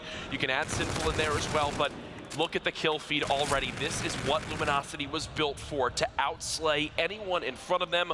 Already every single player positive, and the score reflects that. Now, we're on board with Classic, but the real action is going to be happening with Player 5. That's going to be Octane. I want to stay with Classic for a while, though. Tell me about this guy. As you see, Slacked is all over that kill feed. Yeah. This is a guy who's been around the top, always consistently placing well at big championships, and he decided to leave Rise with Slacked and Octane to join this Luminosity team. What did he see in Saints, and what can we expect from this duo now? I mean, what don't you see in Saints? The guy basically does everything for your team. The guy back in Ghost was the only player who had a positive KD at every single event he attended. His slang is basically second to none, and when you add that in with the likes of Octane, with Slack, with Classic, it is a scary setup. Finally, Allegiance do chain together some kills, and they will get control of this Turbine hardpoint, and now on the minimap, you see Luminosity spawning all the way out. They just need to watch out for this pinch, which is exactly what they're doing. Allegiance can definitely get the full 35 seconds on this remaining and take the lead in this game. We're going to go nice and slow to open this game up. You can see Royalty just having no pressure on him. Yep. If you look at that mini-map, his teammates doing a great job watching the entrances, and finally, you're going to see Sinful fall. So Royalty, about to have his hands full, picks up the first, spots the second, and now going for the triple. I'm surprised they even wound up pressuring towards that. They lose the gunfights. They feed the streaks a little bit on the side of Allegiance. They don't actually break it, and because they flood through that side, they force the spawns of Allegiance towards that top Skybridge area. So they just move towards this new hard point. They've now got control of it. As long as they get these first wave of kills, they should be able to continue to rack up the score. Sinful is spotted, and he will be dropped by a second player, but Royalty still up top, continues to score. He seems to be the hill man for the squad, hanging back, playing a little bit more passive than the others, and he is about to get pinched. You got a player coming across the Skybridge. Royalty able to pick up the defense. His teammates, though, dropped in the back, so he's got to turn his attention to the flank. Yeah, and it makes sense, right? He's in the hill, he's got the trophies for himself, protecting from every aspect, and when the guy in the hill bucket plays on the ridiculous sensitivity that Royalty does, he can snap to whatever area they pressure him from. Luminosity were up 45 to about 13 after the first hard point. Now it's been 80 seconds uncontested from Allegiance. Finally, LG gets some pressure in, and it looks like they'll get the scrap time as they begin to rotate towards Drill. I want to stay on board with this Allegiance squad. Luminosity, we all know this team, but Allegiance, this is a squad that doesn't always play on the main stage. They finished top 16 at COD Champs, and Moch said, you know, it was actually Luminosity who knocked us out of that tournament. So he's looking for a little bit of revenge here, going up against Saints once again, but there's a lot of respect between all of these players. Moch saying, you got to look out for Saints. He's one of the best in the game, and this Luminosity team, he said, I think they are in the top 3. Well, Mochilla, especially back in AW, the first month of the game, he always seems to do quite well for himself, and I think that's why this Allegiance squad, they made a roster change with Exotic being removed from the team, adding in Sinful having a solid game so far, playing more of that passive AR role, just playing from those long sight lines, barely any time in the objective. It makes sense. I like the roster they built for themselves, but I want to hear who the vocal leader is on this team, because we talk how important that can be. Who is going to be the guy in Allegiance that keeps their composure through and through with this? Right now, they're up by about 25 seconds as we finish off this first rotation of hardpoints. Saints on a 3 streak as well, Slacked right there with them, and you're going to see both players pushing forward. Saints actually going to go back and milk the final 3 seconds. The rotation is on, and it looks like Octane and Classic are going to pick up your first 2 kills. So Saints going to be able to get into this hard point. And what have we seen so far today? There have been certain hills from teams where they're just better at setting up for it. Last time, Luminosity on this middle hard point held 80% of the seconds. This time, Allegiance, finally, they get those kills chained together on this first hill, and it does look like they'll be able to pressure on through. So already, a better turnaround from the first rotation. They're adapting in the ways that they need to, and LG have continually fought from this back foot. Slack doing such a great job. 15-9 leads all players so far. We're going to stay on board with him through the respawn. He also has that payload ready. He's going to be using the rewind, and when you're playing hardpoint, Jack, when do you pop this? This is something that you want to use when you're getting overwhelmed by pressure. You get a kill, a second player is there to trade it, you rewind, gain that health back, gain back the ammo, give yourself a second opportunity at life in a situation where you typically would lose. Allegiance, even though they weren't getting that time, they know they have the spawns for this Turbine hardpoint. but Saints could play spoiler here as he leads this squad. I want to see Luminosity put more pressure in through this factory side. Instead, though, it looks like they're just going to try to force their way in. Already 2 kills in their favor. Saints continuing to push on through. There's the third. They picked the player off the cover. Wow. Beautiful break from Luminosity as they just decide to muscle right through Allegiance. Yeah, it was Octane and Saints pushing from the same direction. Meanwhile, you had Slacked on a flank, and they were able to pick up all 4 kills. Now set up to get the remaining time here if they can stop a few more pushes. It looks like we're going to see 1 player drop, make it 2 now as Octane falls. Classic's going to get picked. So a lot of pressure on Slack here, but Slack's going to win the 1v1. They get the better spawns, and you can see those arrows. They're just going to leave. Allegiance is going to give up all this time. They're banking on the hangar. Allegiance went for that pinch, but there was a miscommunication from the players hitting that outer catwalk area. 3 of them actually went on the high wall run, and 2 of them just got shot right through the other. It was a collateral. It was too easy. You need someone to go from that low side, bait themselves out. 168 to 122 the score. You keep seeing how it's a very streaky game now in this updated hardpoint, because if you rotate, if you get the spawns and win the first wave of kills, you can almost be guaranteed a full 60 seconds.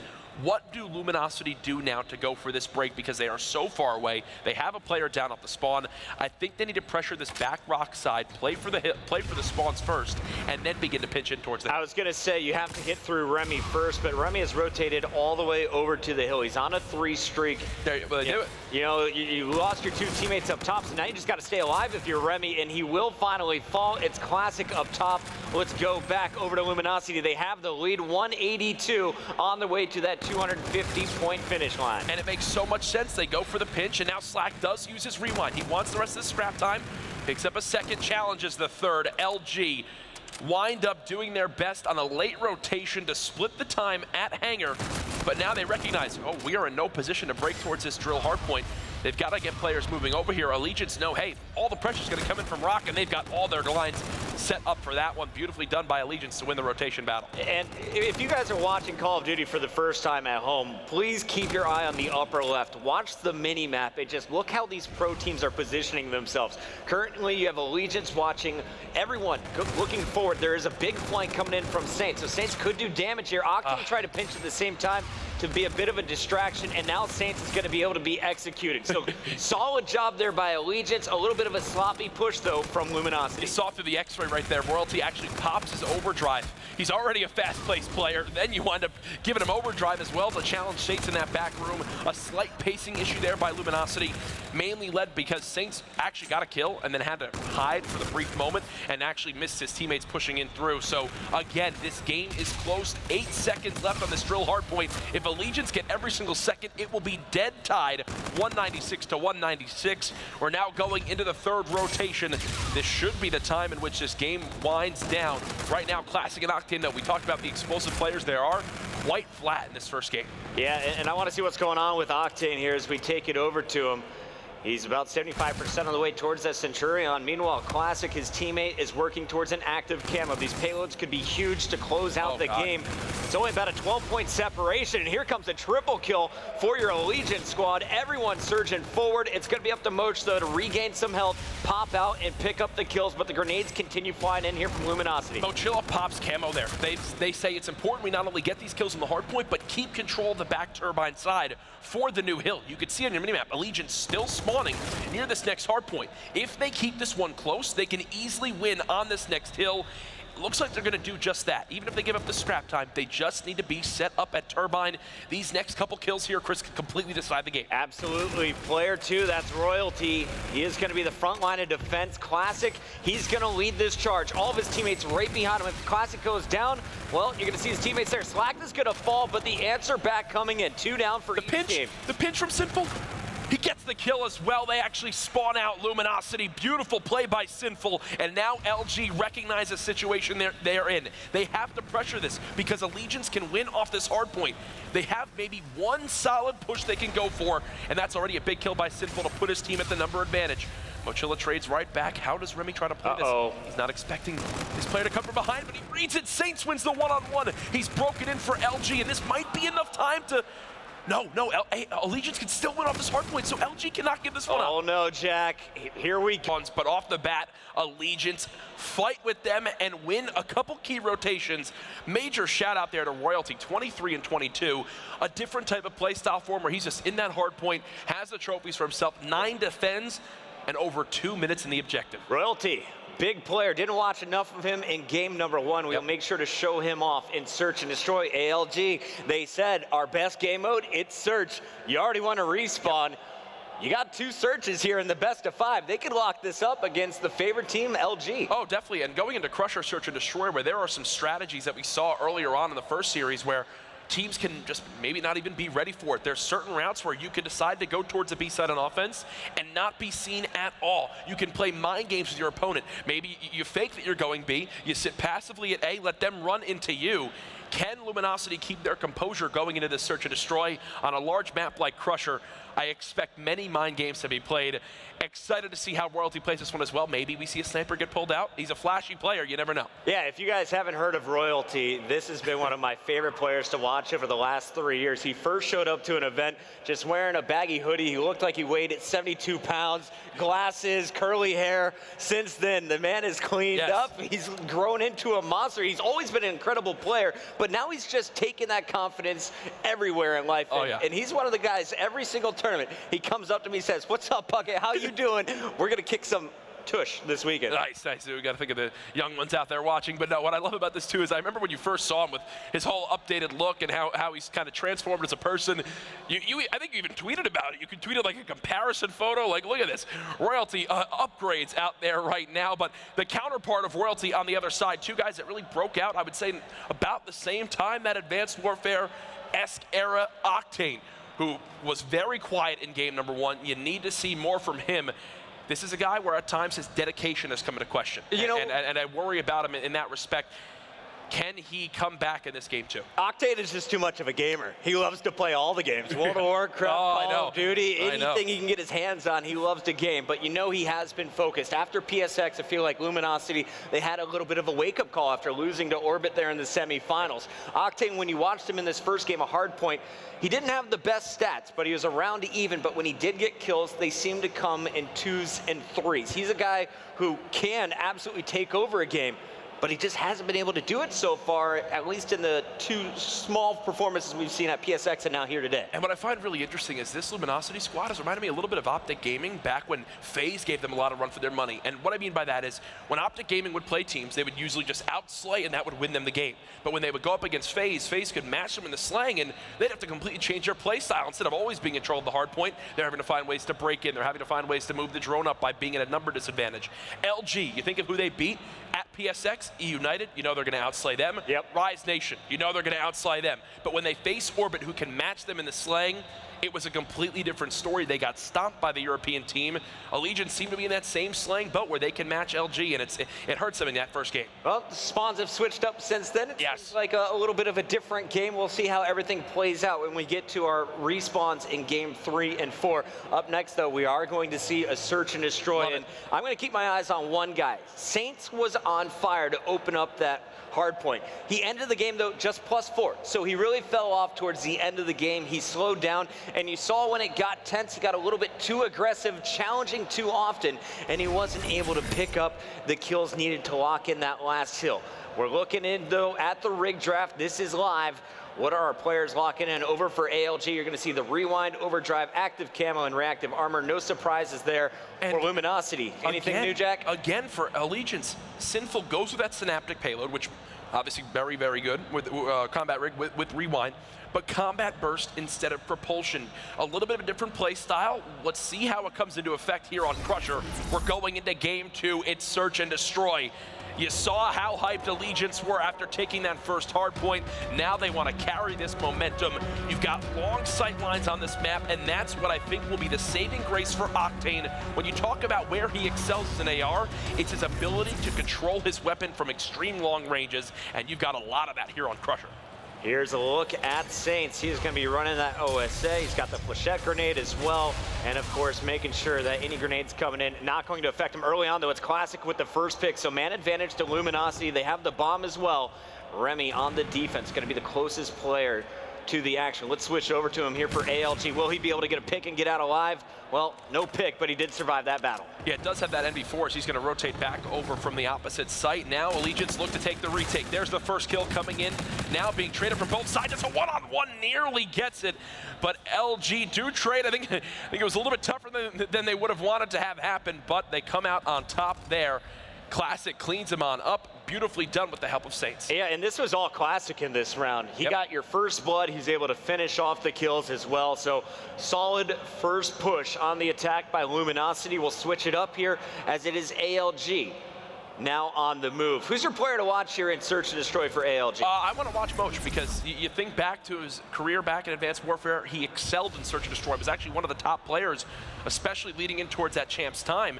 This is the route I was talking about, the mind games towards this site. Look at the setup from LG. They're expecting a heavy A pressure. Meanwhile, you're getting a free plant right now for Moch. This is the exact round start they wanted. They've got all the control they can need.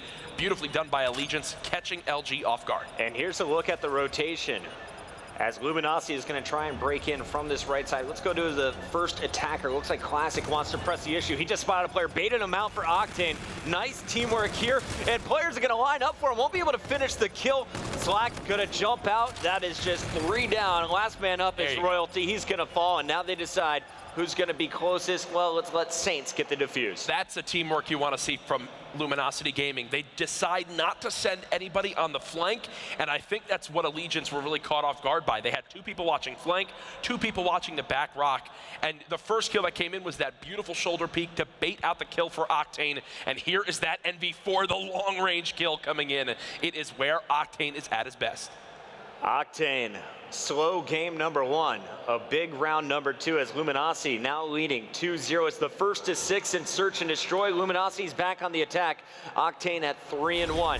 He's on a bit of a streak. Let's see as he is working towards his FTL jump. Theory not the only one busting it out here in Search today. Oh no, it's quite popular, that ability to just burst on forward, maybe catch your opponent off guard, and look at Luminosity already changing things up. Unfortunately, Sinful ready for this pressure. And there's no trade ability. Sinful getting pushed 1 by 1. Here comes another one-on-one gunfight. That I'm going to tell you right now, it's not the best thing for you. Sinful, get the ace, buddy. Yeah, he's got 3 to his name right now, and you're triple positive in this game. What a start from him. Octane, last one up. Sinful spots him, and now here comes the pick. Sinful says, I got it on my own. ALG and an ace out of Sinful. He just shut down that push. Oh, and it was because Luminosity, they go 1 by 1 by 1 on the wall run. They took a play out of my book, which is not communicating and having no ability to trade. It's why I lose a lot of Search and Destroy games that I play, and right there, a good use of Rewind as well to stay alive, gives him the ace, and he uses it early enough in this game where he'll easily earn it again later on. He's already a quarter of the way there. Jack, I got bad news. What's wrong? Remy stole the ace. No, he didn't. Yeah, he got that last. I never liked Remy. I never liked him. Remy. No, I'm just kidding. You gotta be like, come on, Remy. Let me at least try this. Sinful, though, he has been playing lights out. Let's see if he can continue it. He started the fight against Saints. Saints forced down. Saints at this point still looking for his first kill in round number 4. Meanwhile, this bomb getting ever closer. It's gonna be Moch not able to plant. He's gonna get picked off by Saints. Royalty on your screen was watching the flank. He is going to try and push out with his teammate, and it is Sinful and Remy doing the damage. Remy gets the first. Sinful with shots in the second. Remy from afar is just going to get shot in the back. Nice job by Luminosity. After a round loss, they bounce back completely. Don't get over aggressive. They played this nice and slow, 1 pick at a time. LG just continue to decide to outmuscle their opponents. You saw it a couple times where their strategy in the hard point was to 4-hit a lane and win their gunfights. Again, on defense, they send 4 over to B. They go on a fast rotation. So if they see nothing at A, there's immediately a shot call. Everyone get to B. Let's play from the rock side. They do just that again. Looking lights out on defense. It's their offense where I want to see them take another round to really put them up in this series. Now, last time they attacked here, it was Sinful who shut them all down. It looks like Sin not going to be in position to do that this time, but Moch is. And Saints, he forgot how to walk. Fell off the map, and he will be out of the action. He forgot how to walk. I like the way you put that. As Luminosity will first blood themselves. Once again, taking a page out of my book as Sinful's just going to play this back rock. There's no reason to get overly aggressive. LG still have to plant, and they've committed towards this site. He's going to go ahead and try to stretch this bomb. Yeah, and you have all players stacked up right here for Luminosity. The flank watched by Octane, but it's going to be Classic with his hands full first. Slack about to be pushed. Slack is going to use that rewind, survives it. Now into the action once again. One gets 2. The distraction from Octane paying off huge. Slack is going to get 3. Oh my goodness. That rewind paid huge dividends, showing you why these payloads are so important. I just watched Allegiance flood 3 people through a choke point, and Slack just gets the first, rewinds, gets a second, third one walks right into him, and he finds the fourth as well. Okay, that's one way to try to retake the site. So what's the difference? When you see LG play from that back rock position, they favor the outside lane because it's much easier to hit it from at the same moment. You have someone go high, you have someone go low. All rushing through that bottom tunnel is not ideal. LG in a great spot to win this map too. Here's your opening fight, and it's all ALG. 4 straight. Okay. Round over. I guess that's a thing. Yeah. We're just going to come in here, destroy you real quick. We don't even need to play at the bomb. Let's go to round 7. Yeah, it's like, that's what they should have done in the last round. They should have gone for that outer lane and done that exact same thing, except this time around, they wind up pushing in. And the jammer grenades, beautiful use of them there to catch LG off guard. The use of tacticals, maybe not prepared for it. They keep themselves in this game. And look what we got here if you're Octane. Little jump ability. Is he going to catch anyone off guard? It looks like he is going to go launch the mid. And here's the opening fight. Sinful's going to win that one. Meanwhile, Classic peeked a player through the doorway, and immediately Moach ran away. And we talked so highly of Royalty in game 1, currently 0-5. You would put that out, Jack. I just have to, you know, he's a key factor on this team. Cluster grenade comes in, doesn't actually get the kill. Challenge possibly is Classic, and a little bait and switch action. They know they've got teammates behind them on either side. It's a dance-off. Neither player wants to be the one to die, and now the Scarab comes in, and he's going to go ahead and challenge this mid-U area. No dice there on the kill, as LG are still at the number disadvantage. Classic still holding on to this bomb as well, so they haven't been able to get to the objective secured yet. You're going to see Moach picking up kill number 2 for ALG in the kill feed. Now, the battle, it's Remy on the other side of the wall. Classic not going to be able to see him yet. Let's go over to Slack, who has been a little bit more mobile. He's got a Scarab to use as well. I don't know if they'll waste it, though, down 2 players. They still have to plant the bomb, too. 25 seconds left. Allegiance have full coverage of the one site on the map. Do they expect LG to even go for the objective? Challenge comes in from Slack. He loses that one-on-one, and actually a MacTef being brought out by Royalty. So I guess when you get to 0-5, you just need to use any weapon you potentially can. 8 seconds left. Now you should just see the arrows of Allegiance spread out on the map. No time left. No challenges coming in. That's it. 4-3. Allegiance keeping this one close. ALG, they were down big, now battling back. You had a huge round out of Sinful earlier. Remy starting to heat up, is going to pick up your round-ending kill cam, and Royalty is officially on the board. So all things going in the right direction now, Jack. Most certainly, and you think, what's the difference in those last 2 rounds? Allegiance gets first blood, and they make sure to win the round off of it. It's such a huge difference maker in map and round win percentages, when you get that first blood in your favor. LG need to have Octane step up with that AR, get his team a first blood, and again, LG, do they spot anything at A? No, you should now see these blue arrows. What did Slack just do? Slack blew up Saints. What is LG? Did I miss something? Are they trying to lose this game? That is the second time that Saints has either killed himself or been taken out by a teammate. So 2 of the 3 round wins. I think it was a panic. I think he brought the Scarab around the corner, just saw his teammate and blew it up right away. I'd do it. Blowing up trophies. They know they're here. Bomb is down. How is Luminosity going to make the push? Here comes your first kill from Moach on defense. Slack going to try and answer back. It's a 1v4, and he's only going to get 1 before being dropped. 4-4, ALG being given a little bit of an advantage once again. I'd love to see the first blood percentages for this game, because while Allegiance have gotten a couple for themselves, half of them have also been LG killing themselves in some fashion. You see there, all straight faces from this team. They had a 3-round count lead. Now it's 4-4. And Allegiance are back on defense. All right, you look at the payloads, though. Classic, he's got his active camo. Slack, he's got a rewind. We saw how dangerous that could be earlier in the game. And, of course, you have the FTL jump for Octane. This is a swing round right here. This is the whole game, in my opinion. Whole game? Yeah. Jack's calling it. Let's see who takes it. They've been spotted on the wall run, but surviving is slack. Now trying to get on a flank, but you know there's going to be defenders in position. Camo challenge comes in towards the back rock. Players both fighting from inside this B site. Saints is a player behind him. It's Moach that wins a gunfight, and just like that, it's Octane. Left in the 1-on-2. He's been seen as well. Can he stay on the wall? He could jump out of here if he wants to. Does FTL jump ability ready to go? You saw camo used by both teams, so they knew this was a swing round. Multiple payloads being used. Challenged by one. Now a 1-on-1. Spots the player as well. He has all the info he needs. Weakens him. Does he try to use the jump in this scenario? He might just do it. He's going to go ahead, fall back for the moment. And how does Mochilla play this? Moch on defense. The perfect scenario for Octane. 1-on-1. Doesn't get out with his life. Moch gets there in time. 9 and 7. We touched on his S&D prowess at the start of this map, and he's nearing the 10-kill mark as we go into round 10. Moch, he's a veteran. He's a guy who has been around forever. I remember watching him back in the Ghost days with the Remington in hand, and I was like, this guy is going to be a star. You know, he's had a top 3 finish at COD Champs in the past, but he's never really been that guy that you just think, oh, he's going to be a tournament champion one day. Yep. I love the squad he's put together, though, around him. Sinful having a great game at 6 and 5 as well. You need a little more out of Royalty, though. Let's see if they can get it as they're on the attack. Will they be able to lock up game number 2 and take a 2-0 advantage here in our best of 5? Oh my goodness, Luminosity, you've given up 4 rounds in a row. What do you change up this time? It looks like they're going to try to bring the pressure over to Allegiance as they bait out the rewind, but there's no follow-up. It's a perfect read from Allegiance as they actually just lay down and pregame the wall run. I'm wondering if this is something they've seen from LG in the past, maybe in scrims or prior to this event, but it is a perfect blind counter from the side of Allegiance as they get first blood. The second challenge is there. This game is being thrown away in front of our eyes. LG are falling apart on the main stage, about to go down 2-0. You see the FTL jump used by Octane. It's desperation time. 1v3 here for the Luminosity player. Octane hoping for the miracle. They should just hit him right now. I think they should. Oh, he's gonna find the bomb planter. So bomb still not down, but here comes the push. Octane wins 2 of the 3. 1-on-1, he's getting chased, and here's the fight. Oh my God. In the end, it is ALG locking it up. They're not gonna blow this 1v3, but big props to Octane for the attempt.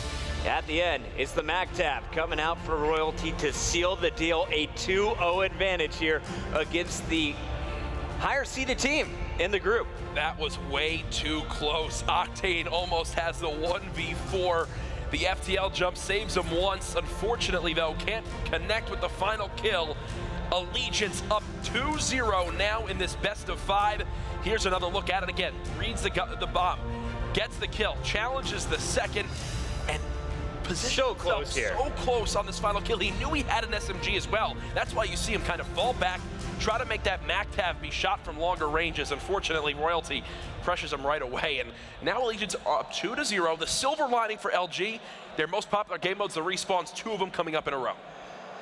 I don't know what to tell you, Jack. I feel like I'm watching Luminosity versus Orbit again. I most certainly agree with you there. You look good for a moment, then you fall apart real quick. I can't believe how perfectly Allegiance read that final round where they say, hey, maybe there's some desperation that's going to come out. We know they have rewind.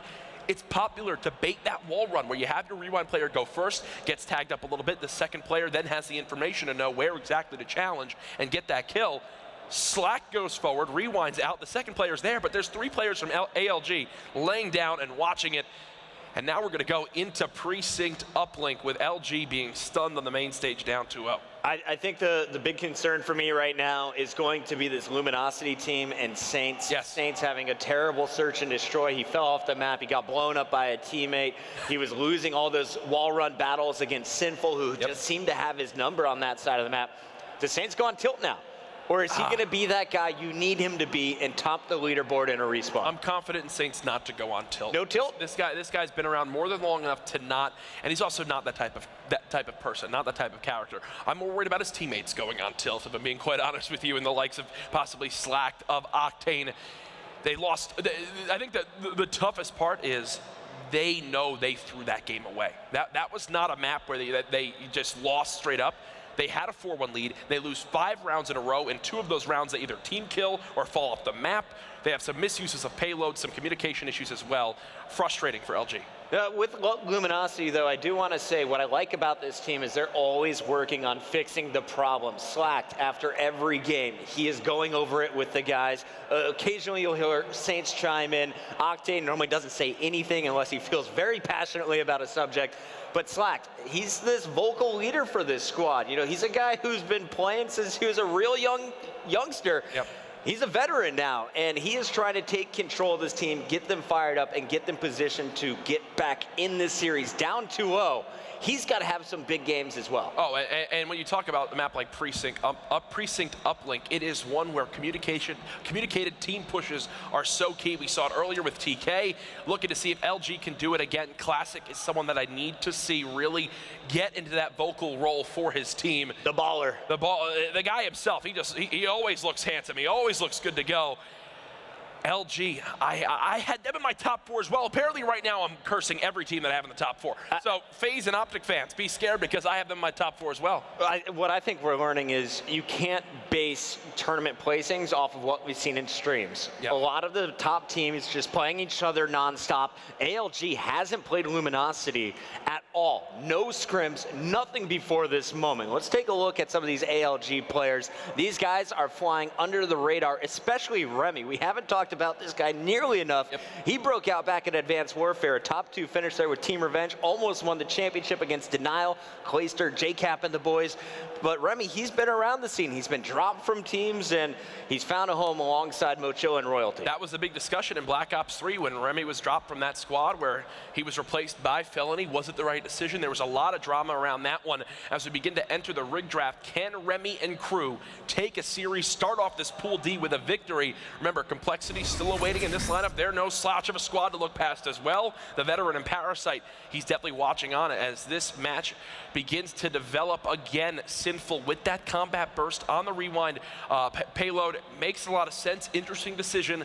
On the other side of things, though, Octane going with Overdrive. You've got active camo still to use. So powerful in Infinite Warfare. You know what? I think that combat burst is going to be the biggest impact here in Uplink. Sinful, if you've been watching him, he's a boots on the ground type of player. He does not like to fly. I think that's one of the big reasons he's not choosing to go with the propulsion. And every time he gets these kills, Jack, he is going to be able to fly around the map. I say we watch him off the break, see exactly what he uses. Folks, here at the venue, it's Luminosity down 2-0 to Allegiance. We're watching Sinful off the break. The guy has had an up and down career looking to make Infinite Warfare his year. And off the break, he actually does get shot down by his counterpart, Nocte. 3 kills, though, being scored by Allegiance. That is now 4 down. Remy with a big double, and Royalty is moving this drone. And this is the change now since the portal was moved. You bring it down towards Park instead of rotating it through Restaurant. You maybe settle for a 1 here. You've got the longer throw distance. Unfortunately, everyone from LG moving right back towards their portal and doing a great job of playing that base defense. While it was 4 dead off the break, LG recover quite nicely and don't give up a point. And after killing the drone carrier, Classic just dodges back. He is going to pick up a few more kills before trying to force the objective, and you're going to see a battle about to go down. Classic with another kill. Octane right behind him. Down goes Classic, but Octane should be able to answer back. They pick the player up top. Here comes the surge. It's going to be Slacked with drone in hand. These are the methodical team pushes I'm talking about. The quick one comes in. Already on the board is LG. They've got him pinned in the back gas alley. Ooh, thankfully for Allegiance, Sinful gets 2 kills, which will relieve that pressure, clear everyone from Luminosity out of their base, or else you could have seen the rally come in, as Classic did have this mid-lobby control near the drone. LG, they know they just had an opportunity to get a couple dunks in their favor. Unfortunately, the score will remain at just 1-0. And Classic's going to search. He doesn't see anything, so he thinks it's safe to grab the drone now, finding out after his teammates fall that there is going to be some trouble in front of him. Saints picks up 2, but on the other side, it was Sinful causing problems. With Sinful down, it looks like another push should be incoming here for Luminosity. Octane with that drone. A little bit too fast to play from Saints there, not expecting Remy to already be near that back station area. 2-0 now the lead for LG. If I can commend Allegiance on anything, it's their ability to stop the bleeding. Another 2-piece in their base there by Remy to once again relieve that pressure. They're going to now move it towards Park. This is the favorite side of the map for both sides, where You grab the drone, you move it towards this area, you maybe get your team a quick, easy one. Slacked still stopping the pressure again. Both teams, nice job on the base defense. Sinful was moving that drone away. He's going to actually throw it back in his base and kind of bait players near him. Going to spot one. Meanwhile, his teammate Royalty has grabbed this drone and is pushing it up. He's near the restaurant, but the spawn's coming in. As Royalty falls, Mochilla takes his position and picks up 2 kills along the way. He's the lead blocker, and it looks like Remy should be the one running this drone, but Slacked is behind enemy lines causing problems. They're gonna have to reset before they can make this push. I was watching Slacked on the minimap, and Allegiance were not expecting a flank to come in, so they actually left their drone carrier in the back to grab it by himself. And because Slacked is there on the flank, he actually stops the pressure single-handedly. And just like that, LG, they've retaken control of the drone. They've got a couple kills going towards their side. Can they make a score out of this? It doesn't appear so as they go 4 down. And Slack just threw it to his opponent, tried to kill him while the drone was in his hands. Unfortunately, the armor just too much, and now you're going to see a counter push coming in. Allegiance getting stopped at the gate, though. It's Octane picking up 2. He has taken over this game. 3 straight kills. The man is 11-6. And the reason why Luminosity hasn't given up a score yet is because they keep spawning on their portal, because when these 4 deads come in for Allegiance, it's in their own base. So there's no pressure on the Luminosity side. They're spawning right underneath their portal, which is easy base defense from there. They're able to contest the Park side and make it happen. Where Allegiance will find success is when they push up Park and get someone by the LG portal to spawn them all the way out on the bottom left side of your minimap, which is where they'll get the dunks.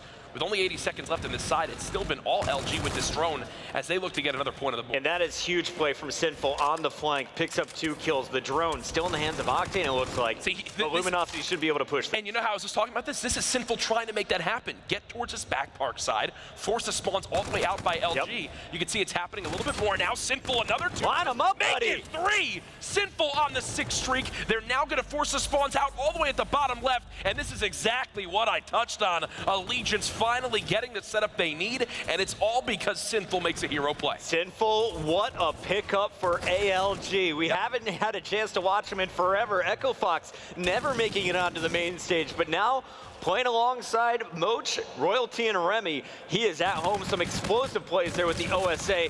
Moch not going to be able to stop the entire push. He does pick up 1, though, and this is going to slow down Luminosity. A tie game with 30 seconds left. LG, they need to go up here at the half. Cannot believe the weapon variety we're seeing, too, in these games. K-bars, MAC-tabs, NV4s, OSAs coming out as well. We even saw the ERAD a little bit earlier on today, so every weapon really getting some love. Obviously, the most popular being that K-bar, such a versatile weapon. Time ticking down on this side. Maybe LG can go for a last-ditch effort on the 1. Octane with 3 might have opened up the lane, and there it is. So silver lining for Luminosity fans.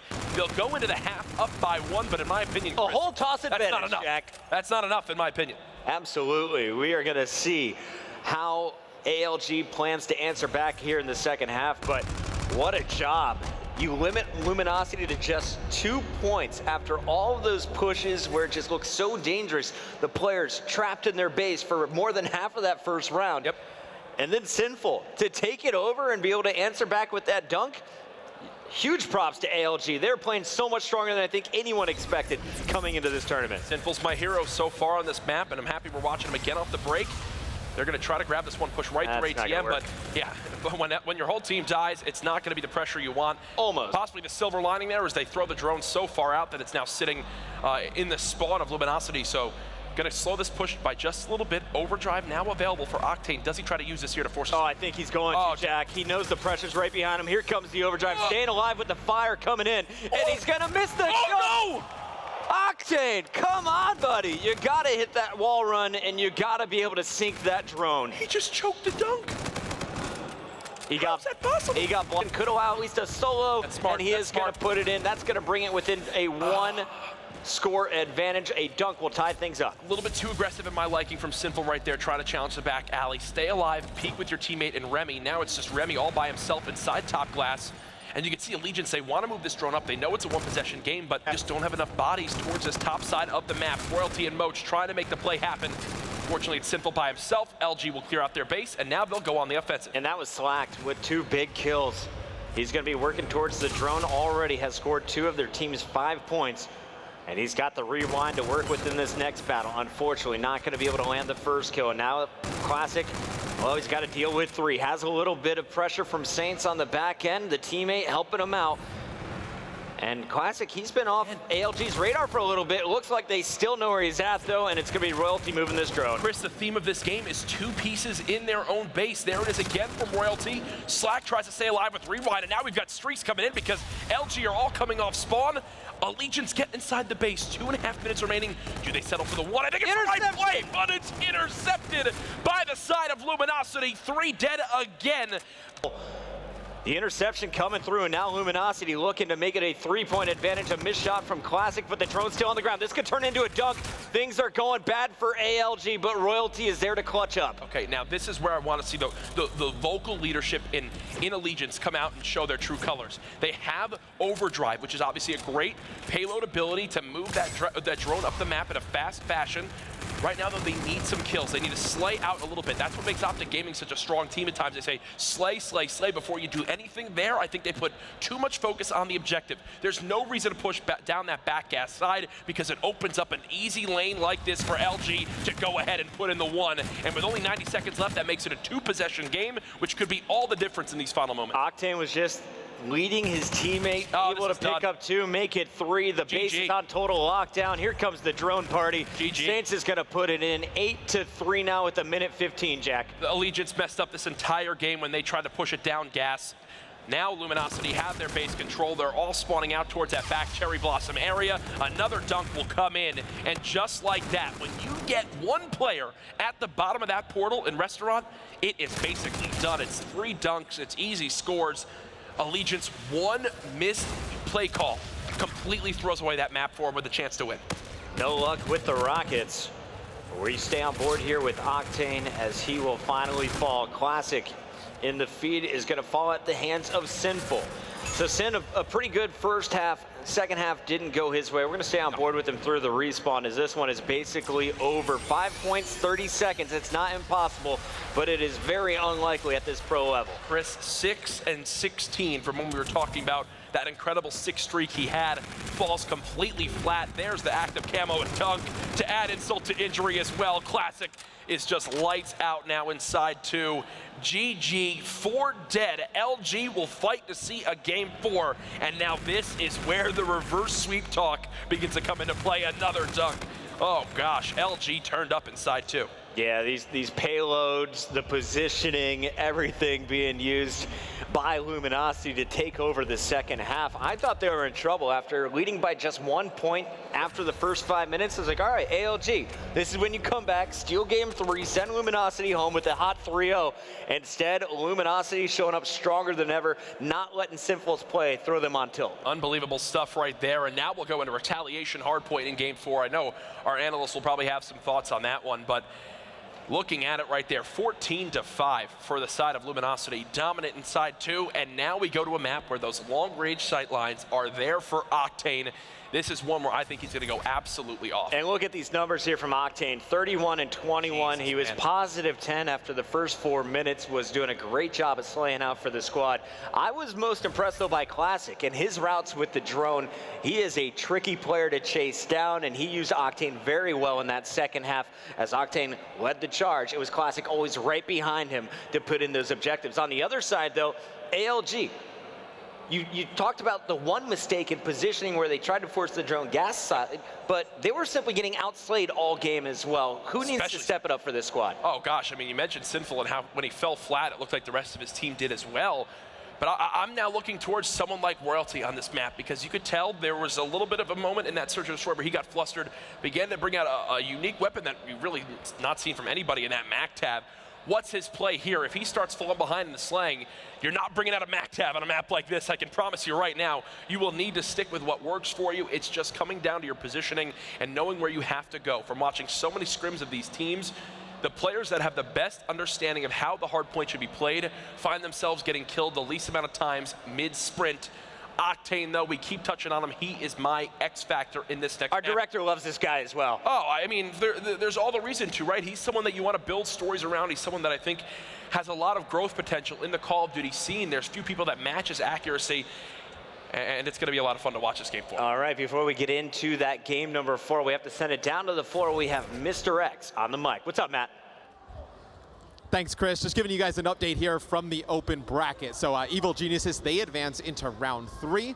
And you also have Orbit, starting up their bracket, pool play, not pool play. It's the open bracket experience here. You got Orbit, Splice, Elevate, all getting ready to play here. It's going to be pretty crazy. I mean, you see all the matches going on right now. I believe Lethal Gaming here getting ready to go. So a lot of crazy matches about to start over in the open bracket. Let's go back to the desk to get more thoughts on that last match.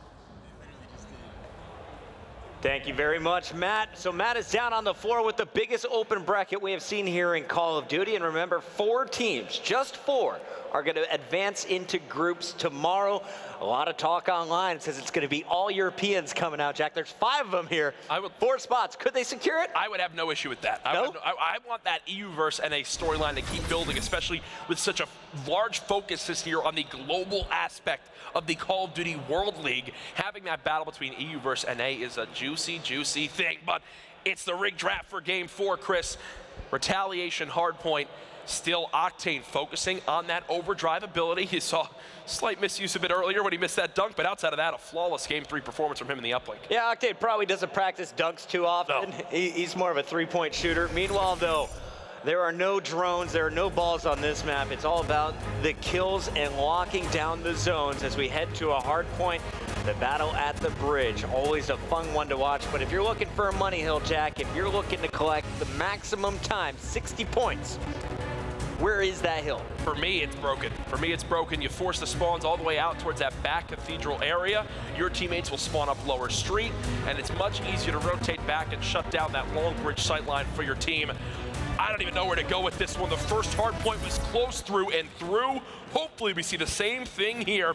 The guy that's had his ups and downs so far in this series, though, Royalty, a playmaker for Allegiance. He's got the trophies again. He had a big Game 1. Let's see if he can replicate that here in Retaliation. Royalty's my X factor, man. Octane, though, on the other end for Luminosity, able to open up with 2 kills. Saints in the feed as well as Classic takes control of the point. Remember, in your first hard point, Luminosity jumped out to about a 45-point advantage, but ALG came storming back.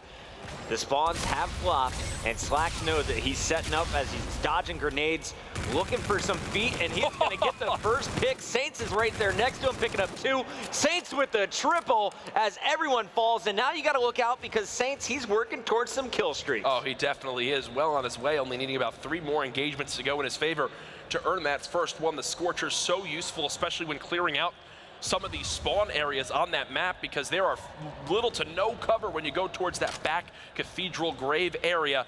38-4 the score currently as the rotation towards that bottom bike hardpoint comes into play. And it does look like at the moment Allegiance do have the favorable spawns for this new hardpoint. Down goes Saints, so no streaks coming out yet. Slacked, well, he's on a 5 streak, so you got another player to look out for, and he's just 75 points away. So 1 kill is going to lock in at least his first. This is the Luminosity you expect in hardpoint. We saw it at the start of that first game. Don't get me wrong, Allegiance went down there as well, but it was a few key rotations that Allegiance won to bring them back, and that begins to come into play, especially when moving towards this next hardpoint. There's about 30 seconds left here. The kill feed's still entirely blue, and right there is the difference maker. You have Slack. Spawn up and mark it. It forces everybody from Allegiance on your minimap, the bottom right towards bottom broken. A full minute lead for LG. They've got the spawns for the new hardpoint. Everything going in their favor now in Game 4, Puckett. Yeah, and a lot of credit goes to Octane there. He was the one rotating, making sure that Slacked was going to pop up next to him. And Slacked on your screen, just doing so much damage, locking down the bridge. His teammates have his back. Nothing to worry about here as you have a total setup, and no one from ALG has had any success. They're just pushing up 1 by 1 and getting slaughtered. Right now, Luminosity are on pace to outslay their opponents by 35+ kills in this hardpoint if it stays that way. That is not a recipe for success if you're Allegiance. Luminosity still with the side market spawns. Finally, 2 players do spawn out towards that bottom scaffolding area. So this will be a tough for a retake, and I think Allegiance know that. They want to take these 30 seconds and at least bring themselves back within about 20. Octane is just a robot, man. If you're on a head glitch, don't think you're safe, because he is going to pick you every time with that NV4. Classic finds a player, top bridge just standing still, unable to win the fight. just does the double take. Meanwhile, the big fight's about to come up here with player 8. That's going to be Saints, as he is going to try and work his way towards Broken. They have a healthy lead, so nothing to freak out about. But Saints, he could really put this game away with 2 big kills. So Allegiance, they know that this pressure's coming in towards lower street. Saints and crew want this lower street spawn. That's why they're pressuring towards bottom bike so far. Now they did just get it. And look at the forced spawn out it gave Mochilla because they're hitting down every single lane. Moch spawns as far away as possible. His teammate does as well. And it's this slow, methodical pressure from LG. It's why so many pro players have now begun to fall in love with this new updated Hardpoint Infinite Warfare. It's got its strategy back. It's no longer just throwing yourself at the hardpoint. Now you need to know always where the spawns are in your favor, what lanes you guys have covered. Luminosity outplay Allegiance there. It takes us back to the Black Ops 2 days. I freaking love it, Jack. Here we go, those Saints breaking through once again, taking down Remy. He is 10-4. We're going to another Slacked 12-4. We are definitely going to see a search and destroy unless things turn around. But at this point, you got to question, does ALG even know how to prevent these bad spawns? Because this is 2 times in a row when we go to the Broken Hill. I do think that they know how to prevent it. The issue is, right now, the slaying is so heavily in favor of Luminosity that they just have no chance. Every time I look at the kill feed, there's 2+ kills for the side of Luminosity Gaming just stacking on top of each other. The only one quiet right now is Classic at 6 and 9. You look at the other side of Allegiance, 3 players double negative. Not a recipe for success. Nice job by Royalty there. He wins the inside battle. Let's go over to Remy. Remy falls before I can even get to him. And I do want to watch ALG. You're down 100 points. Luminosity, everything going in their favor. But ALG is not out of this game. There's so much time left. They could get back in it. You just need someone to go off. Right now, Moch is their best slayer. You need more out of Royalty, and you need more out of Remy right away. And they're just trying to push themselves right down this one lane. And what we saw earlier in the series is that's where Luminosity as a team excels. Their gunfight potential is near second to none in the Call of Duty World League. Finally, Royalty takes matters into his own hands, slides on in on that insane sensitivity, and actually wipes the entire Luminosity team. But either way, look at the score. 174-66 at the end of our first rotation. LG in full control. There was a player that snuck by. Royalty knows it. And they're going to wait to group up together. The push about to come in as your hard point has rotated to the bridge. And Royalty is about to find some action on the other side of this van. Look at the map. Somehow Saints has snuck by. He's going to come right behind Royalty. There's one, challenges the second. Doesn't actually get it, but I do believe he's bought his team enough time to at least reset. It's slacked all by himself. Nice job by Remy to challenge that one, recognize the situation that the rest of the teammates were coming off spawn. Beautifully done by Allegiance to actually still be able to retake that hard point, even with Saints on quite the flank. Octane, Slacked, and Classic all in the kill feed on the other side. It's just Sinful, and he is going to get cut out of the sky. Classic working towards that active camo. Is he even going to need to use it? 50 points to go. They're going to get the final 10. The rotation is going down. Let's go over to Saints once again. Look at your minimap to see these spawns. Players coming in from that back rave area. Saints has a couple key gunfights to win here. Challenges the first. Doesn't actually clean him up, just weakens him for now, and he's just going to try to stay alive towards top scaffolding as his teammates come in for assistance. Oh, he's doing everything right. Not only is he staying alive, he is stopping his opponents from scoring. They have a massive lead in this game. Now they just have to avoid choking Royalty. This is the second time where we see him single-handedly take over a point. Another triple kill coming in after a big play in the hallway. He's getting it done on the lower street. And both times we've seen it, he's used that overdrive ability to his advantage, the payload. Luminosity not expecting it, able to challenge at such a faster rate, actually cleans up 3 there. But LG push towards that bottom bike shop. If they get this scrap time, this game is basically done. They can give up a full 60 seconds and still have a, 60+ second lead in this game. They're up by over 2 minutes. They're already at Cathedral. Perfectly played. Can't say it enough. Allegiance just look flat in this 4th game. And Octane has things unlocked. If you're trying to push over the bridge, well, you got to get through Octane. And he is going to find player after player. Saints continuing to show up in the kill feed as well. 21 and 12 from Slacked. Octane +5 with 20 kills of his own. And Saints just dropped his 20th. +9. 250 to 99. A blowout in respawn. But that's kind of what we expected in the hard points here from Luminosity. ALG, they were able to steal that game 1 though. And that's going to allow them to go into this tiebreaker game 5 and an S&D, which they're already 1-0 against LG so far. I talked about it back at the end of game 1, Chris, where I said Slack prior to the series told me if we can win one S&D, that's where we will find success in these series. They need that one now, and it's going to be a game 5. They show up in the uplink. They absolutely destroy in the hard point. They've got all the momentum right now. Can Allegiance make it happen? Who knows? It's going to wind up being throwback S&D again, just like we saw in the first series of the day. Some fantastic Call of Duty to launch this weekend, Chris. We just launched the CWL season.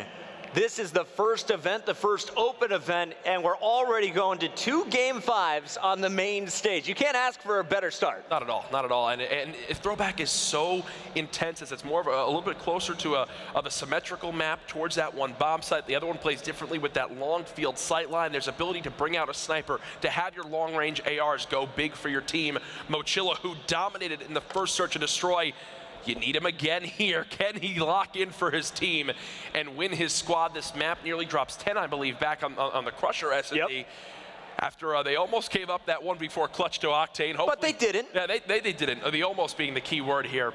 Mochilla, what can he do against Octane on this map? That's the 1v1 battle that I'm excited to watch. You're looking for that fight? Yeah. I am looking to see what's going on with Sinful and Saints, because Sinful just simply outplayed Saints on the wall run every single round. He is so patient, where Saints is so aggressive. He knows if I just sit back long enough, he's eventually going to run into my crosshairs. And here's what I love about these two teams. We're firing through these maps right now. We're getting right into game 5. Saints and crew on LG. Can they make the reverse sweep happen? They're back in search and destroy. The respawns are gone. Your chance to win the 3 respawns, it's done. Now, though, you've got to clutch up an S&D in game 5. Saints, we talk about how consistent of a player he is. They need him now to go big. And I think we're going to see a much stronger game from Saints. He learned his lesson. Yeah, right? He just had a fantastic hard point, 20 and 11 to finish that game. He's not missing shots, Jack. And you can't fall off throwback, which is, I think, another big thing here. There's no wall runs to fall off of on this map unless you deliberately jump outside the map and let yourself die after the 3-second countdown. I wouldn't count it out, Jack. At this rate, from what we saw, Slack even blowing up his teammate with a Scarab back in that first S&D. I guess that's a silver lining for LG here in this situation, is that game 2 search and destroy they threw away, in my opinion. So they definitely can match Allegiance in this game mode. It's just, can they actually show up and do it now on the main stage? For me, it's going to come down to these payloads as well. Remember how big of a key they were for Luminosity in the rounds they won. Slack using that rewind had a massive play. We saw some active camo being used as well. Who is going to make better use of the payloads? Who is going to be able to finish strong? And this really worries me too, because Sinful, again, not going with that propulsion. This is a map where propulsion can be so useful, especially when peeking towards that bottom A site. For B, if you want a high wall run off the silo to try to get some sight lines for your teams, it's so darn useful. And don't forget about that underpass peek you can do from that high wall run. Ladies and gentlemen, in the venue, ladies and gentlemen online, it is game 5. Luminosity Gaming going for the reverse sweep against Allegiance.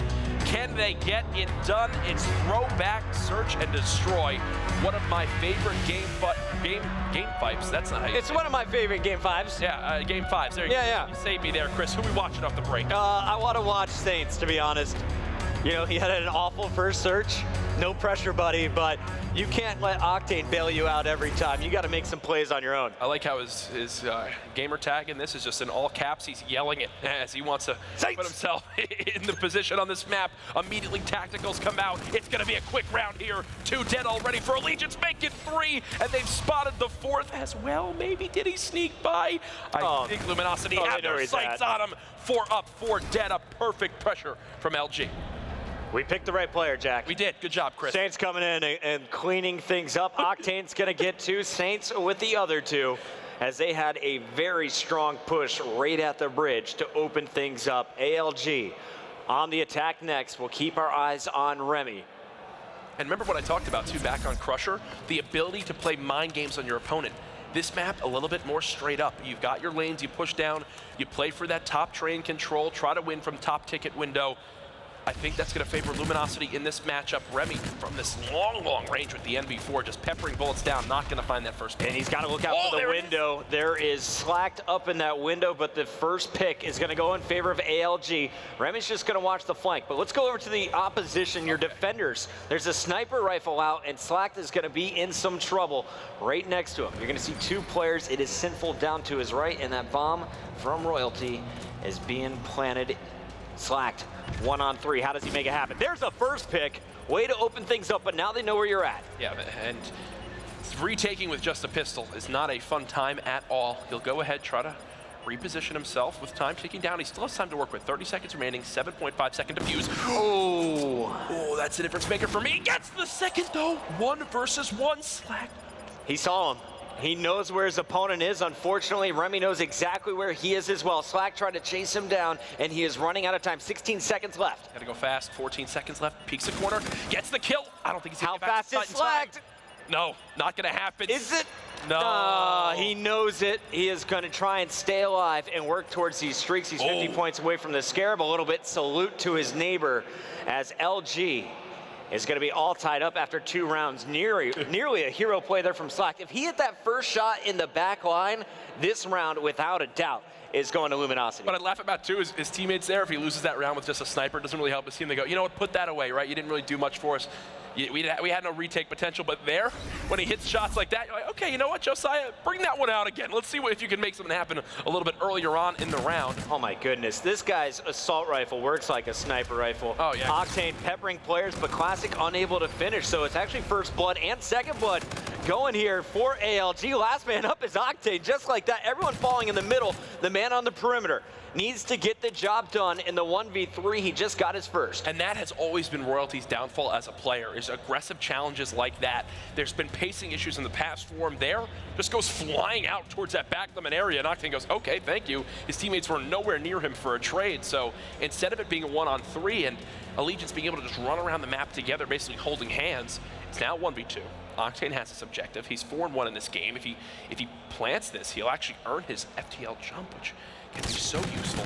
He's been spotted, but he only knows where one player is. That was Sinful, who is hiding. Meanwhile, Moch going with the challenge. The plant coming in from Octane. 25 seconds left. He had lots of time, and his opponents, well, they're going to give him the free plant. Now he's got that payload ability. There's the one-on-one, loses it, and that is Sinful that we talked about. That battle does get it done from range. The NV4, the perfect weapon to have there. Allegiance will take the round lead and go up 2-1.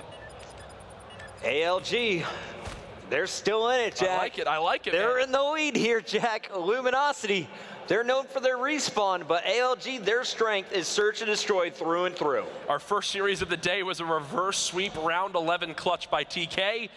All signs pointing towards potentially a similar story here. The difference, though, who will actually take it? Allegiance have the round lead. They're back on offense, and again, this time looks like playing more for a pick style, a little bit more passive, just pre-aiming these long sight lines. And Saints was spotted, as was Slacked, who's up in this window. Keep your eyes on player 1, as he is going to have his hands full. There is a big rotation coming through. Yeah, they're deciding, you know what, maybe a little bit too much pressure, a little bit too much heat. And if you look at your map, Octane actually pushing up the field side. Luminosity have no idea this is coming in. A beautiful rotation call. Another example of Allegiance being vocal as a team on the same page. They get the objective down, they have the number advantage, and now they just need to trade efficiently to take this round.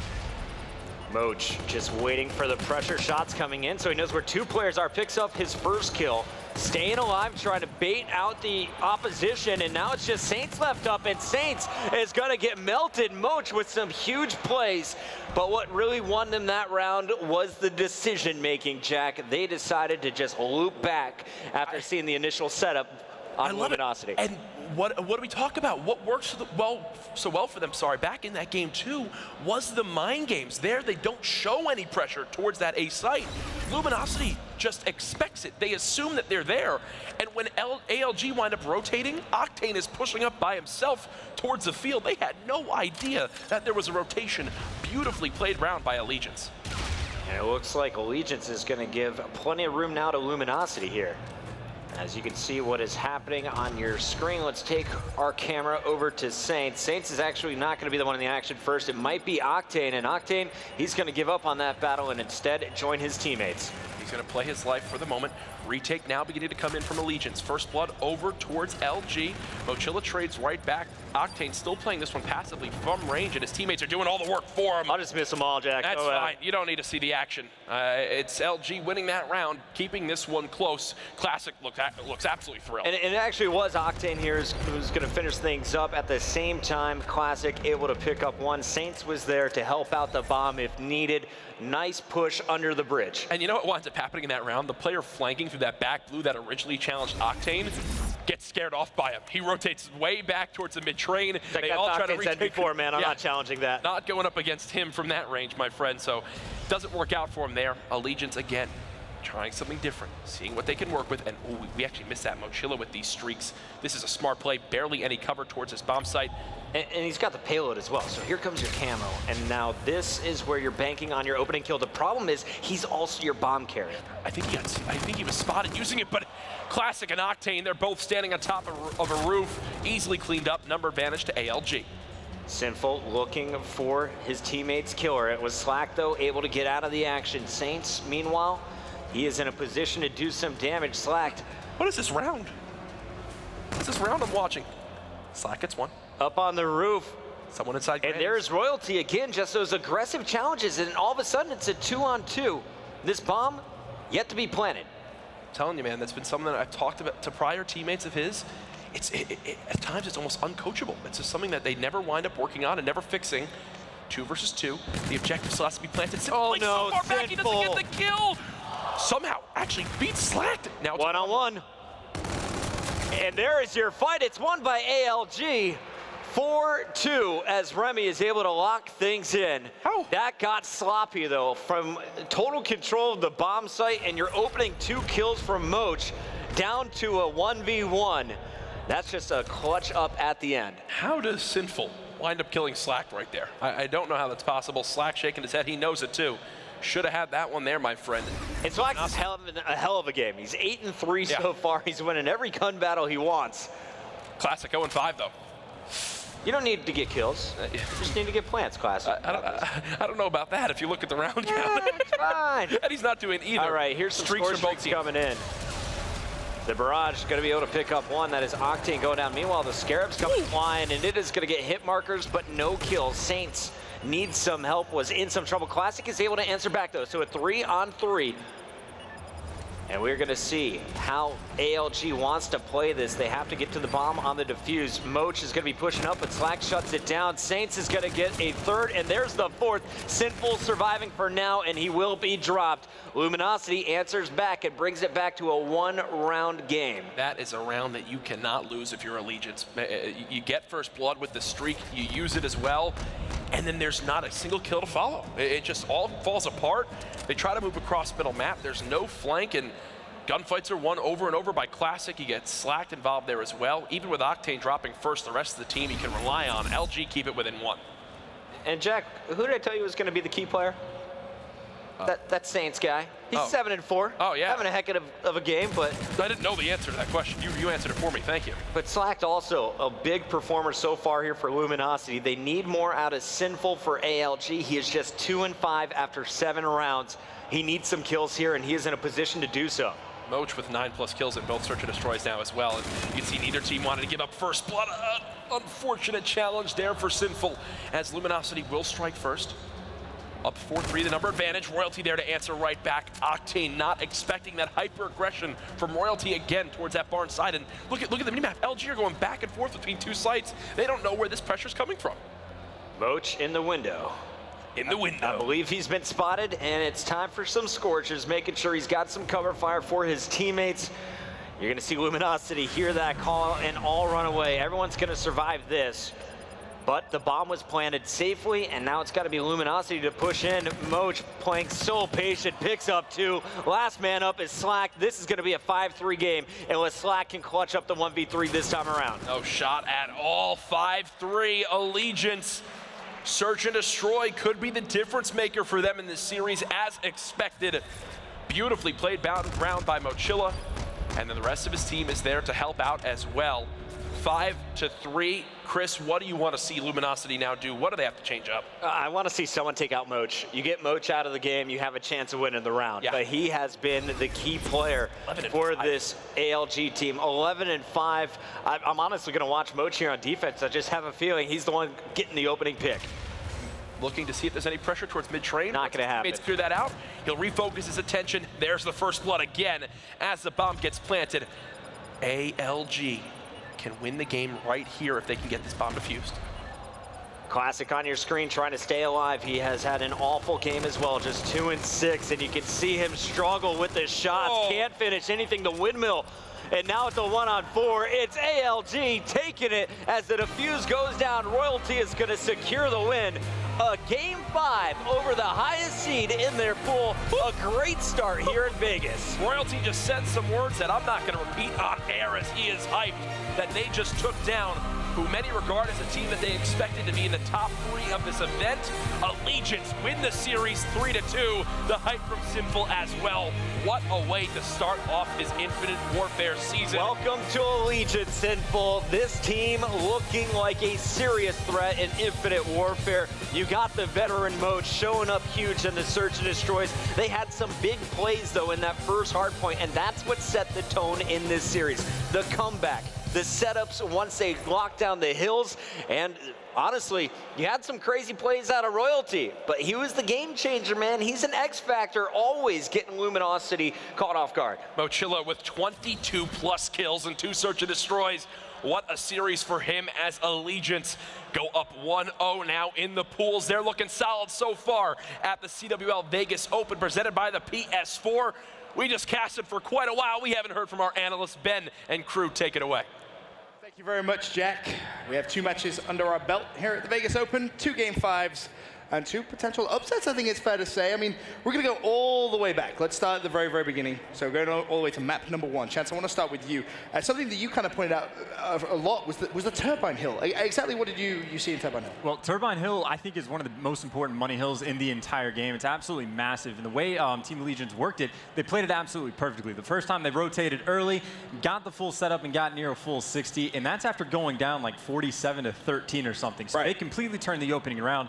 The second time around on the Turbine Hill, they got the full setup initially. Luminosity eventually is able to break through, and then it came about a 50-50. But the third time around, they switched up the way they played the hill. So instead of playing passively back inside of it, they sent, I believe it was Sinful, on the flank to cut him off by elbow, came up behind him. So Luminosity does break through again, but Sinful's there to get the trade, and then they're able to get that hold. And again, it was like, what, a 20-point game?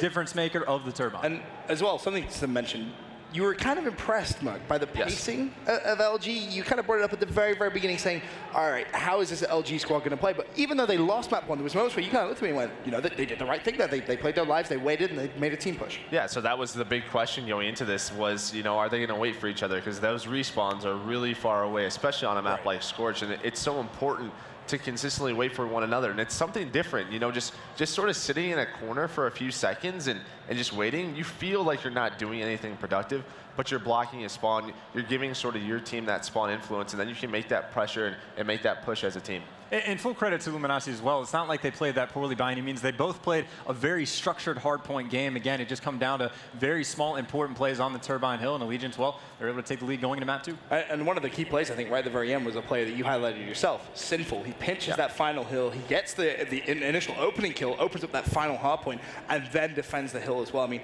Sinful had a pretty impressive map 1. Yeah, and that's what we were talking about is he can be this explosive player, and he's sort of that guy that you know, Royalty, he plays really, really fast. We all know that. And Sinful's that guy who will play with him and allow Remy and Mochilla to sort of clean up. And then talking about map number 2, Chance, obviously, as you mentioned, Allegiance find themselves 1-0 up. It looks very good for LG. You know, they found themselves 4-1 up. They were retaking those sites extremely well. But then what went wrong? How did Allegiance call themselves back into it? Well, small mistakes weren't helping anything. And by small mistakes, we had a moment where Saints basically just fell straight off the map for no apparent reason. Not sure if his controller hiccuped or something, but straight up falls off the map. Now, granted, Slack ends up clutching that round for them with a big play from the rewind. But the small mistakes continued when there was a team kill with the Scarab, and I think Saints actually got blown up in that situation. We didn't see the perspective. We don't don't know what happened, but those things just cannot happen, especially in a game that's going to go down to the wire. And those are just the things that sort of get in your head, like, all right, what are we doing? We're going to allow this comeback to happen. But really the big difference to me was just that Allegiance was able to read Luminosity so early. LG got that early lead, but Allegiance was like, look at this. This is what they're doing every single round. We even saw it in Game 5. They kept going to the same bomb sites. Allegiance, they decided to switch up the pace, and they caught on the Luminosity very early. And one of the plays I think that really turned it around is when they were actually down 4-1, they switched it up on offense. Instead of going for the slow push to B, they just 4-man hit A, and they won a round in what, 10 or 15 seconds, just instantaneous switch of what's the word I'm looking for? Pacing, not pacing. When you like flip momentum. Tough word. Yeah, and that's what we're saying is Luminosity just kept continuing to hit that B bomb site. They just kept going. Sometimes they put it a little bit slower, but they knew that Luminosity wasn't going to make those changes. And I think one of the key rounds was something that you pointed out, round number 10. You kind of flash back all the way over there, and you were very, very impressed by the way that Allegiance just kind of played back a little bit. They were very, very passive, and you kind of said, oh, they just read them like a book. Yeah, so Allegiance knew that Luminosity kept playing retakes at B bomb site. They would stack A, and so what Allegiance did after winning that A round, as Chance was talking about, they decided, okay, let's go to that B bomb site, but let's not commit to it. They knew Luminosity had to make a change. They knew they were either going to full flank or push through that B bomb site, so they waited back, and they just made such a good read on that round. Almost saw Octane 1v4 as well, it's worth mentioning. It goes all the way down to a 1v1. It was a little bit scary there for a couple of the Allegiance fans, but they are able to close that map number 2. And then, of course, we head over to map number 3. And this one, obviously, Allegiance, they don't take, obviously. It's LG that come out with the win. But there was a couple of moments which kind of had you thinking, all right, well, what's going on here? I mean, you look at, for example, I believe it was Octane misses that dunk. That was a very, very simple 2-point play. Classic, he gets a big interception, and then he goes for a 1-point play and completely botches it. I mean, that's small mistakes which you know. I mean, you've been kind of hindered, whether you like it or not, as the OBJ player. You played up point. Those plays you have to make. Yeah, you have to make it, but luckily it didn't cost them very often. Sometimes when you look back at an uplink game and you look at either a missed throw or a missed opportunity, those tend to sort of bite you back. So Luminosity just slayed so well in that Game 3, and that's what we expect them in respawns. They're just, they can be so talented, and Octane just, with that NB4, was just positioning himself so well and just took off. Yeah, and to talk about small mistakes like that, missing the dunk, having a miscommunication with 1-point toss, if you're in complete control for the entire game, it's no big deal. You can brush those off. Those are vastly different than the small mistakes you make in the search and destroy. Well, you lose a round and the entire game is going to turn around on you. So again, it's what we expected, I would say, out of Luminosity. When all 4 players step up and perform, they are a very good respawn team. I won't say dominant necessarily, because obviously Allegiance came to play and beat them in the first one, but they look very controlled in uplink. Very true. And then, you know, talking about how good they are at respawn, you look at map number 4. I went to grab myself a bottle of water, came back, I looked at you guys, and you're like, yeah, that map's over. What happened, Chance? It seemed to be very, very quickly. You blink, you miss it. Allegiance, played the first hard point pretty much perfectly, and then Luminosity pretty much turned that tables on them. So not only did they play it incredibly well, they also had the slaying power to match it. So any number of players going off at any different point in time, I think Octane finished on like a 5 or 6 spree, just all players stepping up when necessary. They were winning rotation battles. They were doing everything they needed, and pretty much every money hill they needed to get, they did. Yeah, and that was the biggest thing, is even on rotation, I mean, you know, Allegiance was rotating. They would get there early, but Luminosity was just winning all of those early gunfights into that hill. And now it's the difference between Game 1 and Game 4 for Hardpoint, is Allegiance was, they were rotating, and then they would win that initial push. Right. Game 4, Luminosity was just making Allegiance spawn out, and they couldn't break that hill. So that's the huge, huge difference maker in those games. And then, of course, that gave us a tied-up series, 2-2. We sat here going, all right, two Game 5s to kick off Vegas. Not too shabby, if I say so myself. And then Game 5, I think Mochillo just really came outside of his shell there, Chance. I mean, he put on a fantastic show for us. Yeah, and Allegiance really entirely in Search and Destroy did a fantastic job of their opening strats were incredibly successful. Getting first bloods, always had the man advantage. It was just Luminosity was always in these clutch situations, and they made it interesting. In the first map, we saw Slack was able to pull it off, but then in the 4th map, they worked well despite, you know, Slack make it interesting with the sniper. But again, when Mochilla is just shutting down everything, there's only so much that can happen. He definitely makes it look easy. Yeah, and it's very similar to Game 2. It's Luminosity, okay, they just keep going to that A bomb site over and over again. Allegiance switching it up. They hit that B bomb site. They push through the Luminosity spawn. I mean, there was a few plays where the pacing with Royalty, he pushed out a few times a little bit too early, left his teammates. But they as rounds went on throughout the match, they were making changes, and Luminosity wasn't. Yeah, I mean, really just fantastic performance overall. Again, smoothing over those small mistakes that they were making. And Allegiance, they said before, the Mochila interview, we mentioned, we're a very good S&D team. We've beaten a lot of pro teams already coming into this. As long as we perform on LAN, we're going to be in good shape, and that's exactly what happened. Allegiance definitely looking very good. Yep. You would argue maybe a little bit of an upset, but as you said at the very beginning, it's difficult to call it a true upset because this is a team which, let's be honest, they are pretty stacked, right? When you look at some of their individual talent and when you put them together, it seems that they just kind of click today. Yeah, absolutely. And moving forward is they're going to have to sort of clutch up on those respawns. You can't depend on search and destroy. There's been so many teams over the years who said, "Oh, we can win games 2 and 5 all the time." Championships. You can't.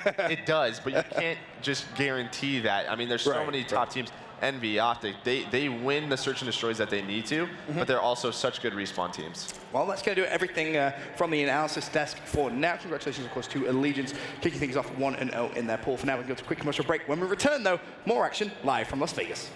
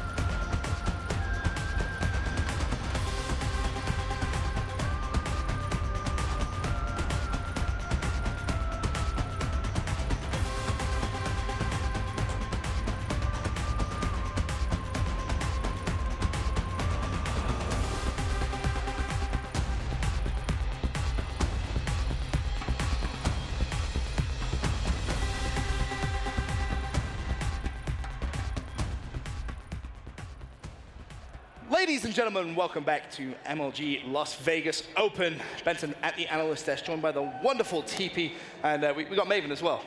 How you doing, Maven? What is that? What is the flower? It is a wonderful touch.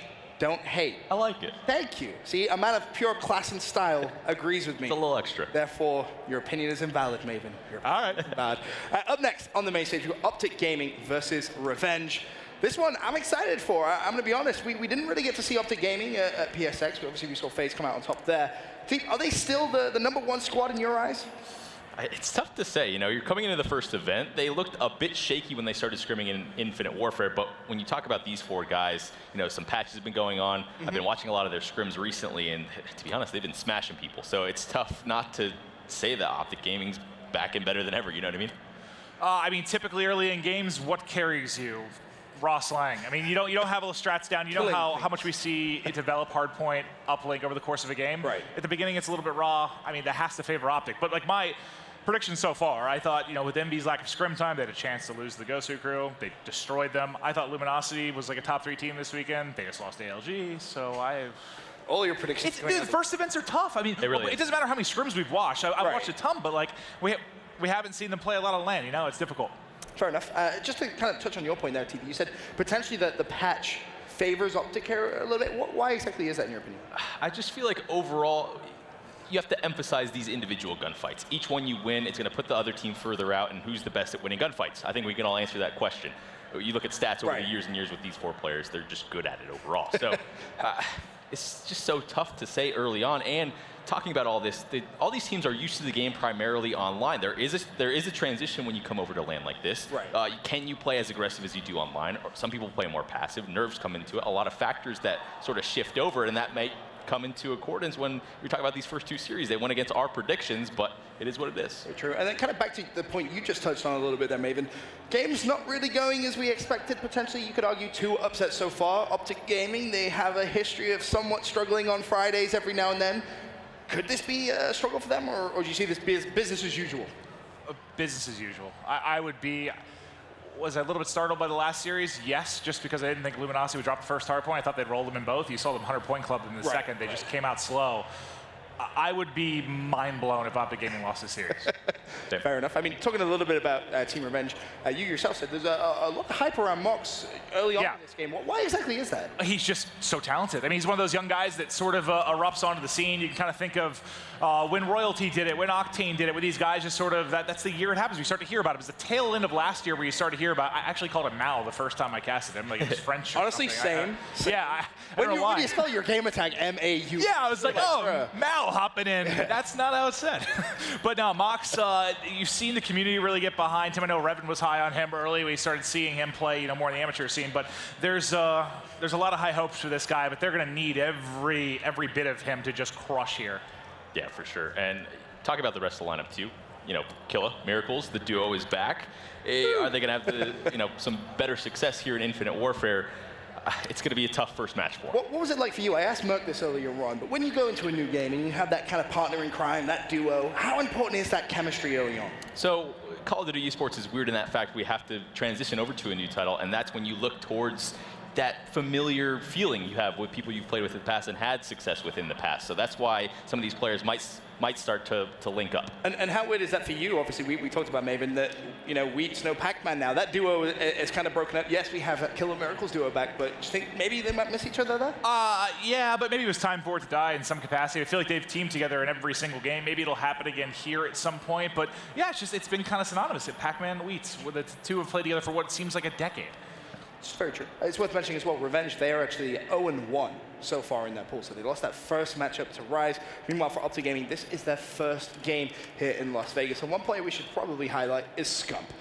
You've teamed with him in the past, EP. You know just how talented this guy is. And I feel like every time that kind of new game rolls around, he's always one to keep your eyes on for. Oh, definitely. And, Infinite Warfare, it's safe to say that a little bit faster time to kill, and he's one of the best Twitch reaction type of players in the game, right? So he's just going to be dropping people left and right. When you're talking about this Optic Gaming team, the two Slayers, we've seen it since this roster has formed. Scump and Formal every single time. One of them is going to get that 1.2, 1.3 KD throughout the entire event. They take turns, really. I'm curious. I think Scump is going to be fired up because, you know, it was their choice not to go to PSX, but after seeing all the hype around FaZe and all the talk about FaZe, you got to feel like maybe they felt they had something to prove in the 2K. They came out and stomped there. You got to think that Scump has something to do, but it's a two-headed attack, like you said. Formal is a scary man as well.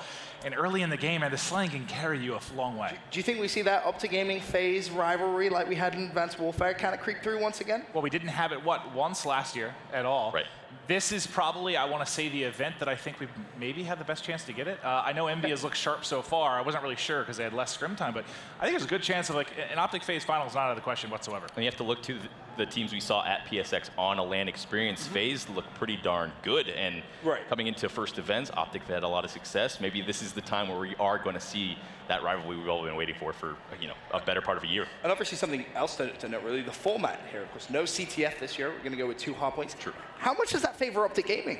I don't know. It's tough to say. When you look at this lineup, you think, oh, hardpoint should be an easy win. But I think they're at the stats in Black Ops 3. They were a pretty solid CTF team, though, as well. There's so many different things because hardpoint is slower now than it was in previous years. I wish I could give a good prediction, but it's a transition. Hardpoint has changed dramatically. It's much more slower. I don't say quite as similar to Black Ops 2, but it's closer to it, right? So is that slower style? Patience is a virtue here. You know, what's interesting when you talk about CTF, we were kind of chatting, I think it was us casters last year, when we seemed to have a lot more reverse sweeps than usual last year. It was a common theme. It was happening so much. We wondered why it was. And, you know, we thought that maybe it's the fact that, you had the uplink into the CTF, big change kind of from game 1, game 2 when it comes to pacing. But then this year, we have no CTF. We kick it off. Our first 2 series are nearly reverse sweeps. Kind of unreal. I mean, I just think it's sort of the luck of the draw here to kick things off, but I thought it was funny that almost happened back-to-back games on Alpha. Well, I'm excited to watch Killer play as well from Team Revenge. We kind of talked about briefly before we came on there. You know, guy has a lot to play for, to be honest with you. A bit of pressure on his shoulders, maybe more so this year than he's had previously. Do you think, though, TP, this could be his year where he kind of breaks out once again? I mean, throughout Black Ops 3, he had situations where, he joined that DT lineup. They had some success, and now I feel like we're in a game where this slower style of play, especially in a hard point, he had a lot of success with that slower sort of style. It caters to him more. I don't think he's a huge fan, like all of us, of the faster style of play. So, this might be Killer's time, man. We're hopeful, definitely hopeful. But now, of course, Maven, we're jumping into the rig draft. Anything crazy catch your eye so far? It doesn't seem like it business. No, I mean, with the way, I guess, the kind of point system now works towards these rigs, you're not kind of getting that consistent points, right? You're not going to see right now, at least, many weapons used. I know we saw, before hardpoint changed and you were getting 35 to 45 kills, you saw the claw get pulled out from time to time. But now, no, man, it's going to be all abilities with these payloads. All right, well, that's going to be everything from the analysis desk for now. We can send it down to our wonderful casters for the series. Over to you. Ladies and gentlemen, it is time. Our third match of the day. Optic Gaming going up against Revenge. The storylines here I am quite excited about. Chance, you're talking high hopes, though, on Mox, on this Revenge squad. You think he's the X factor here in this series? He's definitely going to be a player to watch. Again, we've talked about him quite a bit, how he might have this breakout year. He made a name for himself towards the tail end of Black Ops 3, and he may very well explode onto the scene, and there's no better team to do it against than Optic Gaming. Well, let's see how he plays this one. He's rocking 4 perks. The NV4 and grenades are already flying down that top bridge side. He will strike first for his team, but no tac mask right there shows as he gets hit by that jammer and will have to fall back. Crimsix capitalizes on it as well. Miracles now coming off the spawn. Optic Gaming out to the early lead. Well, they're doing everything right now as Optic Gaming, except for getting inside the hill. Finally, someone's going to step inside, but you want to push out both sides. You want to hold your back spawns to prevent the flank from coming in, and you want to push out the opponent's spawn as well to force them to spawn as far away as possible. Optic Gaming getting out to a nice 13-0 lead. And you can see on this first hard point how good the NV4 is. 3 players from Optic Gaming and using it off the break. No AR is better from these long sight lines than this NV4. Karma even using it as well.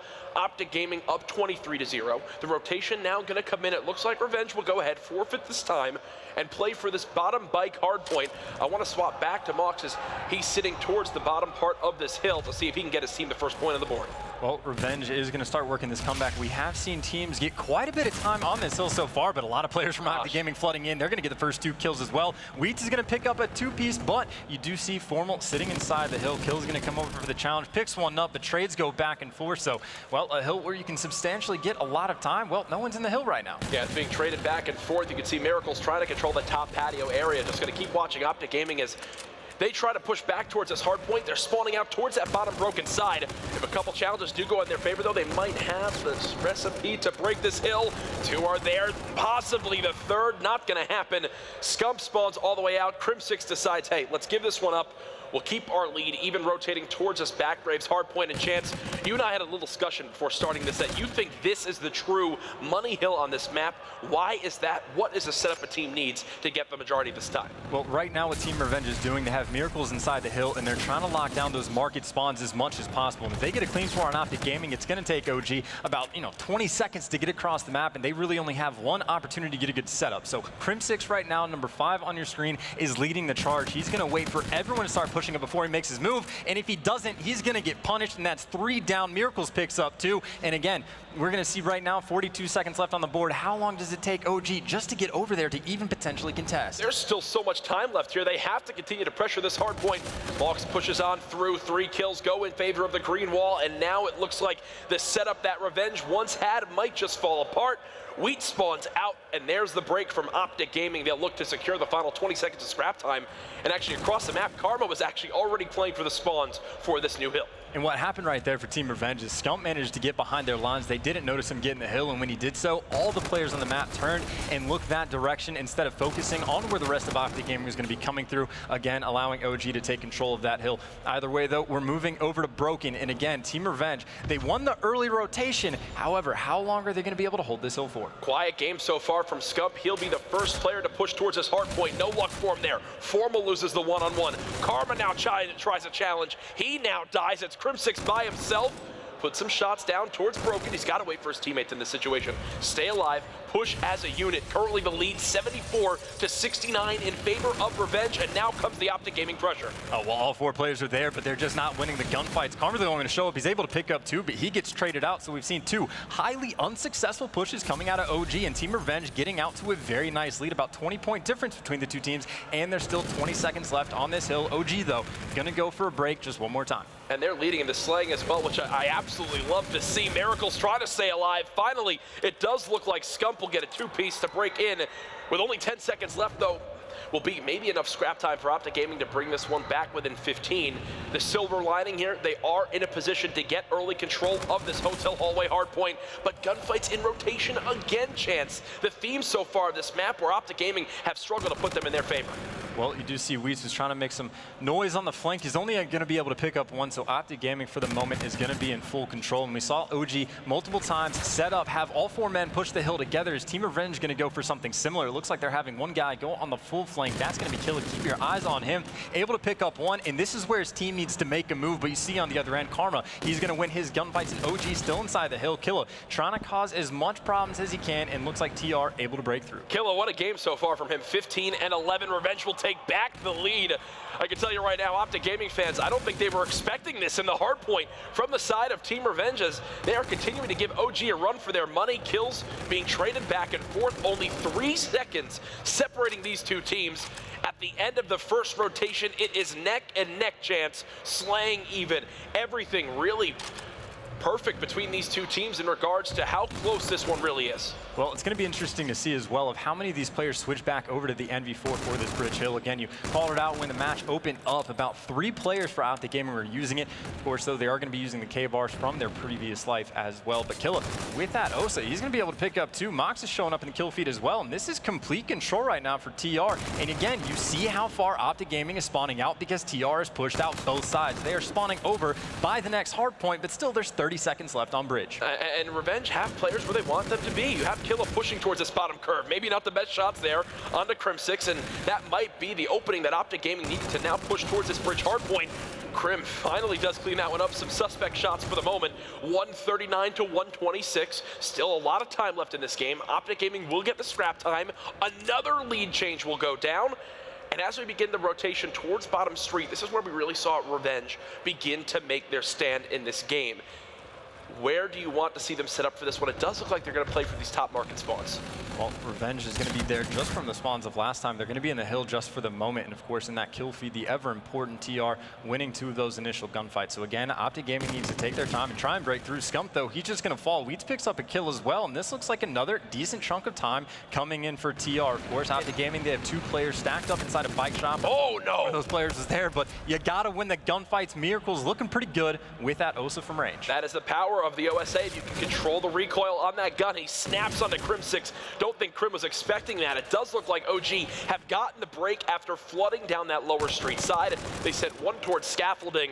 Another lead change now going to come in, Chance. It always seems like this last little bit of scrap time is a difference maker on all these hills. Yeah, and very important to mention as well, Mox just spawned at the bottom right-hand corner of the minimap, so he has to trek all the way across just to go to the next hill. Optic Gaming, though, they did not put very much pressure into trying to win this rotation battle. It looks like they're just going to accept the fact that, you know, TR, they have those spawns, they're all going to be there. We're going to wait till we get the full time on the hill, get all 4 of us ready to go, and then we're going to make our moves, and that's exactly what's happening. Scump's able to pick up the first one. You see Mox in the hill. He's going to get bait and switch. It is successful. Miracle's going to be inside the hill. He's the last one alive, and he has that camo, and he's being so sneaky with it. Gets one, gets the second, making the big plays, and he's fully streaked out. Miracle's doing what he needs to for the squad. Somehow stays alive as well with the help of Weeds. Fully streaked, gets another to his name. A 6 streak right now, and if he cleans up one more, no, not going to happen. Was going to say he'd earned himself a major alert on the top bar of that screen. Added it to Codcaster now in Infinite Warfare. Chance, look at the score. Could you ask for anything better? 175 to 175, and now the bombardment comes in. Miracles kills its teammate, but who even cares? Well, 15 seconds left. OG is nowhere in the near realm of being able to contest that, so Revenge is going to have a nice lead going back over towards Broken now. Last time around, it was TR that was able to hold this for a substantial amount of time. OG failed to push through twice. Now OG is going to see how we can do on the defense. I'm going to follow Scump for a minute here. 9 and 21, one of the worst games I've seen from him in a long time on land. Just nothing going in his favor to start off this series against Team Revenge. Another 2-piece now to open things up. They're pushing every single lane, Chance, and that's the tough part of this broken hardpoint is how it forces the spawns all the way across the map. It's a clean break with the use of streaks again by Revenge. This team is fully composed. They are absolutely picking Optic Gaming apart. Yeah, this is something that C9 was able to do earlier against TK. They have the streaks, and they just use those to break the hill. He gets all the information necessary and makes it easy for his team to win those gunfights. Of course, though, Optic Gaming still fighting inside this hill, but they're down by about 30 points. Crimsix going to be able to pick up 2 pretty much by himself. Weeds now is going to be pinched inside the hill. And all players from Optic Gaming coming down the bridge. It's the same story here, Chance, where a team could do so well for the first half of the hard point, then like one player sneaks in and gets a 2-piece. This time around, it was Crimsix, and now Optic Gaming will actually bring this back within 2. These teams so evenly matched. As we begin the rotation towards the hotel hallway, I want to reshift the focus back to Team Revenge. How does their communication stack up with these hectic gunfights in this middle hotel area? Well, either way, they're going to need to make a pinch again. This is where Kill last time was able to thrive and start causing some problems. And now you're going to see it's going to be a 2-for-2 trade just for the moment. Kill's going to be the one inside the hill. Needs to win the gunfight. It's going to be interesting. Formal, though, is going to be able to pick up 2. And he's going to go for the 3rd as well. Shredding right now is Optic Gaming, taking the lead now, just 20 points from closing out this game. 35 seconds left on this hill. 30 and 25 now from Formal. He's got Karma's help there as well. It does look like Optic Gaming will thwart another push. 234 to 213, and you've got time for one final pressure if your Team Revenge. The bombardment now coming in. More streaks. Optic Gaming looking to close the door here. It wasn't perfect. It was not easy, but in the end, the green wall come out on top. And how, happy of a game for that, if you're an Optic Gaming fan as well, because Scump did not perform to his usual standards by any mean. He finished off at 14 and 24, but nonetheless, his team is able to throw him in the backpack, and they still get, I don't want to say a convincing win, but a necessary one. Somewhere in the venue right now, Maven is absolutely ecstatic that Formal just carried Optic Gaming to that victory alongside Karma. The guy looks good on the main stage as we begin to refocus now towards Search and Destroy. If you're Revenge, looking back on that, we have the scoreboard up here, 250 to 213 in favor of Optic Gaming. You really can't beat yourself up for that chance, but it's got to hurt when you play so well for, 9 minutes of that game, but in the final minute, it all falls apart for you, really led by the two-piece from Crimsix that got Optic Gaming the scrap time at Broken. I was just going to say, that was the absolute divisive play. You saw them, they were able to break the Broken Hill, they were able to use the streaks to do so. They did literally everything right, and then Crimsix just completely turned it around, and that cost them, about 20 or 30 points, and that's their points that they would have gotten. So that could have been game right there, and instead, Optic Gaming turns it around. Even Formal inside the hill. We saw, again, TR did everything they needed to. They had Killa coming in on the pinch. Just doesn't win the gunfight against Formal. He's able to pick up 3 while inside of the hill, the most important gunfights in the entire map. So team is clutch, man. OG's not bad. Retaliation hardpoint, Optic Gaming win it. Now we'll refocus towards Scorch S&D, which with the bomb site changes, this map now a little bit more offensive favor towards that B site. Expect to see majority of the pressure go there. Then we'll head to throwback uplink, and if Revenge can force the game 4 and not get swept 3-0, we will head towards breakout in that game 4.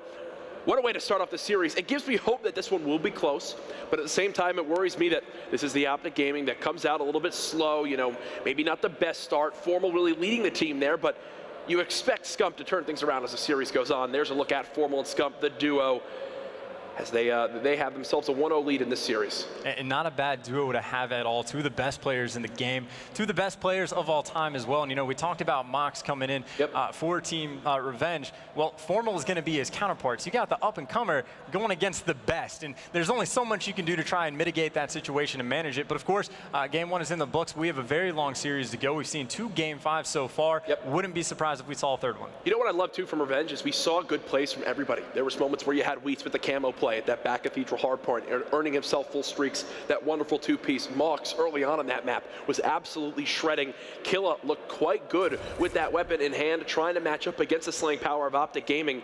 And then you just had consistency from Wheats, the long-range shots alongside Miracles. It was fun to watch. The players now getting ready to go into this map too. We hope you're enjoying the coverage of the CWL Vegas Open. The open bracket has been loud, a lot of energy over there. I know FaZe and the Gosu crew were in a game 5. Couldn't tell you where that one went. Would love to hear an update from backstage on how that one's currently set up. But back to this series, Killa, one of the head guys here on Revenge. You absolutely love him. What do you want to see from him now in game 2 on this Search and Destroy? I want that bald eagle to spread his wings and just fly. I mean, he's got a kid now. He has so much on his plate. He has mouths to feed. So Killa, he is going to come out with the just ferociousness that we have never seen. Yeah. Or it's going to be like game 1. He's going to do pretty well, and it's going to be straight across the board. It's going to be one of the 2. But again, legendary play in Call of Duty, and it looks like he's having, so far so good in Infinite Warfare. You cracked me up. There's a look at your rig draft. Quickly, Crimsix grabs that Phantom active camo. You expect to see it from him. Wheats with propulsion as well. This one, though, for Scorch, Search and Destroy, grenades, very, very key. It's one where saving them as the time goes down in the round, forcing a player off the site could be the difference maker in a round, but also the B-bomb site now so popular, you push right up, you go for a plant, and guess what? There's so much rotation potential. If you go towards B, maybe you get a first blood, maybe you force everyone on defense over there.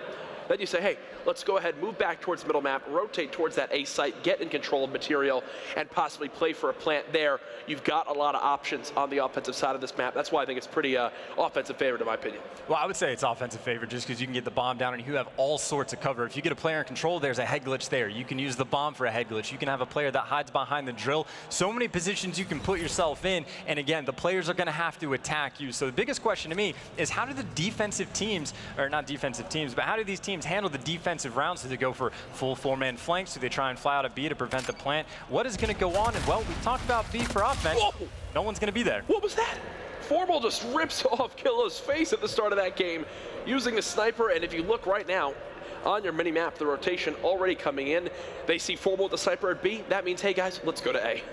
Well, it does appear that Optic Gaming knows about as much as we do, and well, we expect the offensive team to go over towards B, but Revenge is going to use that against them. They're able to get control of this A bomb site. They're able to get the man advantage back to a tie as well. Crimsix, though, is going to be able to pick up one. Going to be a difficult situation. The bomb has not been planted, and now Optic Gaming has these players completely trapped in. Mox, though, is going to be able to win one gunfight back to a 2v2. What's going to happen? A player in the back. Harm's going to be able to pick up one. Wheats is going to be there for the trade. The immediate challenge is not coming in for Formal. Wheats is going to jump over top, and Formal not going to lose that gunfight yet. Formal with first blood and the final kill to give Optic Gaming the round win. We'll see it from his perspective. Thankfully for him, remember, no overkill in Infinite Warfare. He goes ahead, picks up a K-bar, and cleans up the round, not having to worry about hitting some crazy sniper using that pistol that's in his back pocket. 1-0 Optic Gaming. I do like the play call and the versatility there from the side of Team Revenge as they go ahead and try to get the bomb down today, but it's not going to work in their favor. Well, Optic Gaming going for a bit of the standard, going right over towards this B bomb site. And of course, TR right now, they have stacked middle map. They have no one really overwatching B, but there's a player that's going to be waiting for the push through. Meanwhile, well, Wheats is going to be going on the full flank, and it looks like he is going to be flying solo. Of course, there's a player in the back of the map, Crimsix, that is going to be aware of this. Still, though, bomb could get planted at any moment. Optic Gaming, though, they're just waiting to get some information online, and it looks like Scump's going to make the move. And there it is. There's that essential free plant by that B site. Going to be up to Revenge to try to retake. You see on the minimap they have a flank potential. Grenade still saved by Optic Gaming too to destroy that trophy system. Now the challenge will begin to come in. Scump will play his life. He's got some help from his teammates watching over. The first challenge now going to come in. Crimsix watching his back. He's expecting someone to come in from this area. It does look like he'll get out with his life for the moment, but no, shot in the back he does. Now it's Scump in the 1 versus 2. Fletcher coming in from Rock. Gets one. Second player is there. Scump gets both. He always does it. He always does it. It's not right. Instant reaction time. People say he's got the fastest in Call of Duty. And there it shows again. The crowd getting into it here at Las Vegas as well. And right there, Revenge are saying that's a round we absolutely have to win. I mean, that's the difference between a good play and a good player right there, because Wheats made the perfect play coming on the flank, timed it out beautifully once his team started to make some noises when he made his move. But again, if you're a good player like Scumpy, there's only so much that can be done. Either way, though, Optic Gaming with this 2-0 lead are going to try and extend this on defense, and you see those EMP grenades coming in. Optic Gaming is going to be able to sniff this one out. Going to see what Revenge is able to put on board on offense. And look, this is exactly how you play it. You wind up trying to zone out some players with a grenade. You have your objective player in Killa slowly inch up the map. He's actually going to get backed up off the site as he'll stay alive for a brief moment. Dude, how terrifying is that to like peek a corner and you just have like the light from a sniper rifle aimed directly at you, and it's Formal in hand, of course. Bunch of players picking up kills right now. There is 0 players left alive for Revenge. That sniper rifle coming in handy. You know, you talk about how it's a little bit easier on offense or offensive favored. Well, that's a pretty good way to counter it as long as you hit your shots in Formal. I think that bullet went under the armpit of the player on the site. Thankfully, Karma was there for the challenge. Optic Gaming in full command of this game. Shaky in the first map. Search and Destroy, though, a different beast. As we go ahead, focus our attention back towards this side of OG. Does Formal use that sniper on offense? It doesn't appear so. Keeping with the weapon you know works when they have to get aggressive towards the site. Well, we did see last time around Crimsix, number 5 on your screen, played very passively to watch the flank. No blind, though. Everyone right now for Team Revenge pushing up to B. They're playing this one aggressive. Formal's able to trade 1 kill out. Still, though, a bunch of players surrounding this drill area. It's going to be a 2 versus 2. Trades going everywhere. Wheats is going to fall. Scump is going to get traded as well. 1v1, Formal versus Mox. The kid versus the best, and the best comes out on top. Formal is just rock solid right now. Did he just smile? He did. Oh my gosh, someone time that down. What time is it? Make sure you keep track of that one. Formal gets the kill with the hip fire. Beautifully done by Optic Gaming. They're just trading better than Team Revenge in these rounds as Karma and crew are looking real solid. All right, fine. I heard what you guys want. I could tell that you guys were mad at me for not watching this, so we're gonna go ahead, see what Formal can do. And this is what is so funny. The B-bomb site is so good that Formal can still just keep bringing out the sniper, and they're still going to have to keep challenging this because it's just too easy of a site to plant at. Got to figure out a way to counter the counter. It looks like that bomb is going to get planted. If he can get out of dodge, that would be huge. You can see just how much cover that bomb is able to provide. And he's not able to get away with his life. Formal still not missing. Goes for the second shot. Does not connect. Has the information. Players jumping out and challenge. Mox is able to take him down with the NV4. Crimson is going to fall as well. 2 versus 2 on our hand. Karma trying to find the players around. Drill players just running circles around this area. Scump is able to clean up 1. 2 versus 1. They got to hunt Wheats down. He's weak. He's tagged up. They know where he is. They're just going to flood him. Wheats not able to win the first gunfight yet. Finally is able to get it. Has another player coming for the challenge. The 1 versus 2 does not come in, and Optic Gaming going up 5-0. Optic Gaming keep getting the first bloods. It's just easy for him right now. Formal with that sniper, there's no answer. Yes, the NV4 can get some shots down range, which you saw from Mox, but if you can't peek him 1 by 1. You need 3 players flying at him, and you hopefully all melt him down. We'll see it again here as this is now going to go to a round 6. Optic Gaming looking for the hot 6-0 on the main stage. Yeah, and I didn't see who Weeds. I think it was Weeds that killed Scump. He got the payload shut down as well. So Scump has burned that, but that's why it was so close. Yeah, Scump had reactive armor, so you really can't blame Weeds there. It wasn't like he was missing shots. Scump had a little bit more HP than normal, reflecting those shots. 5-0 round count lead. They've got more payloads to work with. There goes the Scarab. And finally, it's a first blood for the side of Revenge. Yeah, Crimsix, though, he's going to be able to trade that out. He's watching the flank, but he started to push up a little bit aggressively. You see Revenge, what they're trying to do is push up on the B site to try and slow Optic Gaming down, but eventually they're just forced to back up, and that's what you see here. Crimsix, by the way, he's going to be the playmaker. He's coming across mid-map, trying to trap those players back in observation. This is going to allow that bomb to get planted. That would be advantage OG. Crimsix, by the way, has not fallen. He's a man on a mission. You see Formal winning the gunfight as well. Meats is going to be in the 1 versus 3 bomb down, 2 players challenge. Wow. Picks up 1, but that does not matter. Optic Gaming with a, slightly convincing 6-0. Game 1 went on for over 10 minutes. This time around, not even near that in length. 8-2, 4.0 KD from Formal. The salute at the end as well. Optic Gaming, what you expect from them as they just completely wipe the floor with Revenge. 2-6 from Miracles, 2-6 from Killa, the previous COD champs. Duo winners on that team not showing up in Search and Destroy where you really need it most. And I mean, it's kind of weird too, because it was a very close hardpoint game, and again, Crimsix goes huge at the end, and that might just, suck the life out of you, suck the momentum. Like, you almost took down OG and hardpoint going to Search and Destroy, you're feeling comfortable, and then you just get bashed around 6-0, and the only round that was even close, Scump goes and clutches a 1v2, and he does Scump-related things. So it's going to be very tough for this team to bounce back, but again, so far today, it's been nothing but potential reverse sweep. We've gone to 2 best, or Let's go, Revenge. I should say. So I'm not saying it's over, but it's definitely going to be a tough road. And now they've got to go into uplink on throwback, which this is one where there's a lot of pressure going down.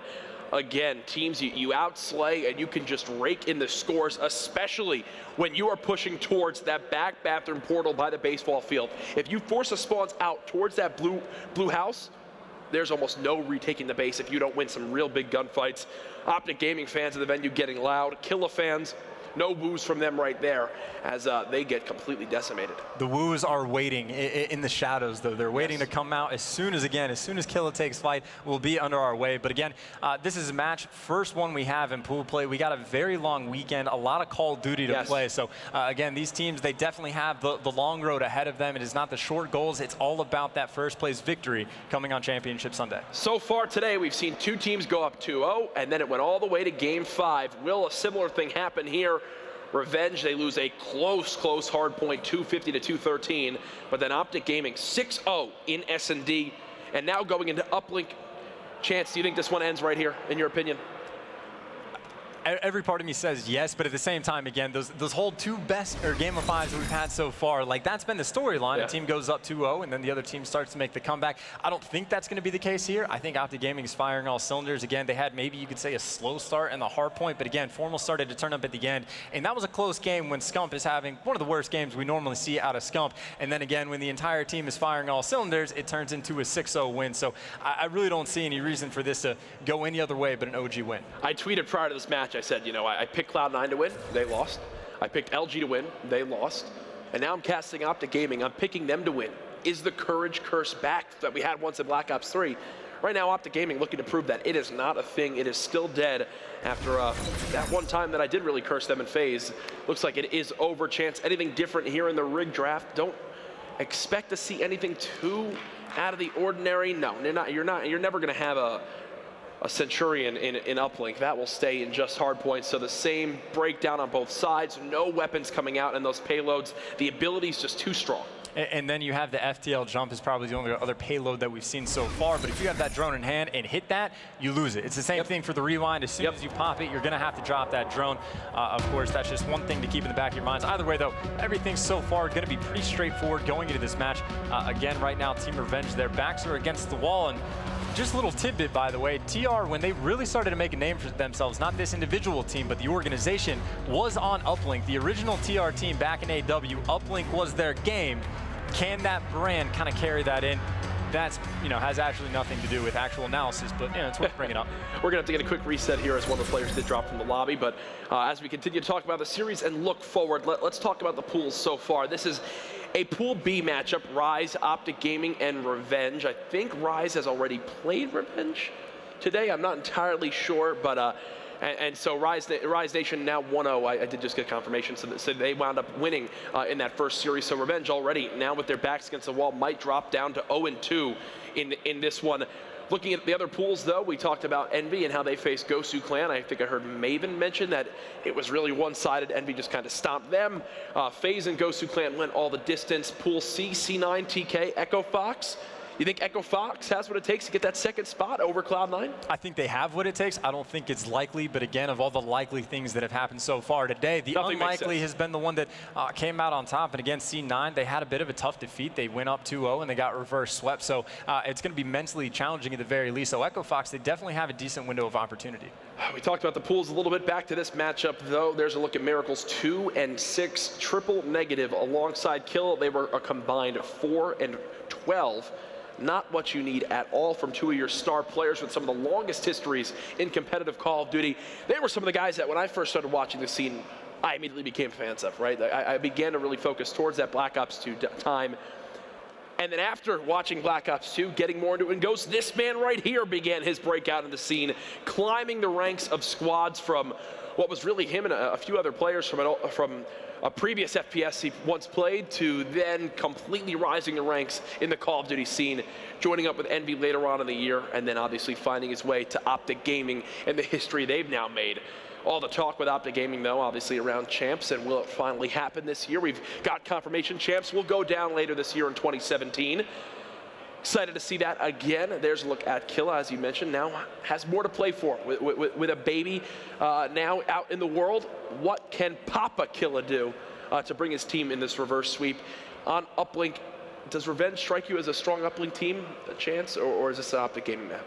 I would say anything at this point would be an Optic Gaming map. Again, OG might have had a slightly slow start at the beginning of IW, but again, especially coming out of the last patch, they have just really been dominating quite a bit. And, you know, you talk about Formal, again, the matchup he has in this one is going to be against Mox. Again, the best versus the up-and-comer. What can he do? We did see a 1v1 earlier that Formal came out on top, and of course, Formal has had a pretty good series so far, but can Mox help his team turn this one around? Can they try and get this reverse sweep against Optic Gaming? Spoke to Papa Mox yesterday in the hotel.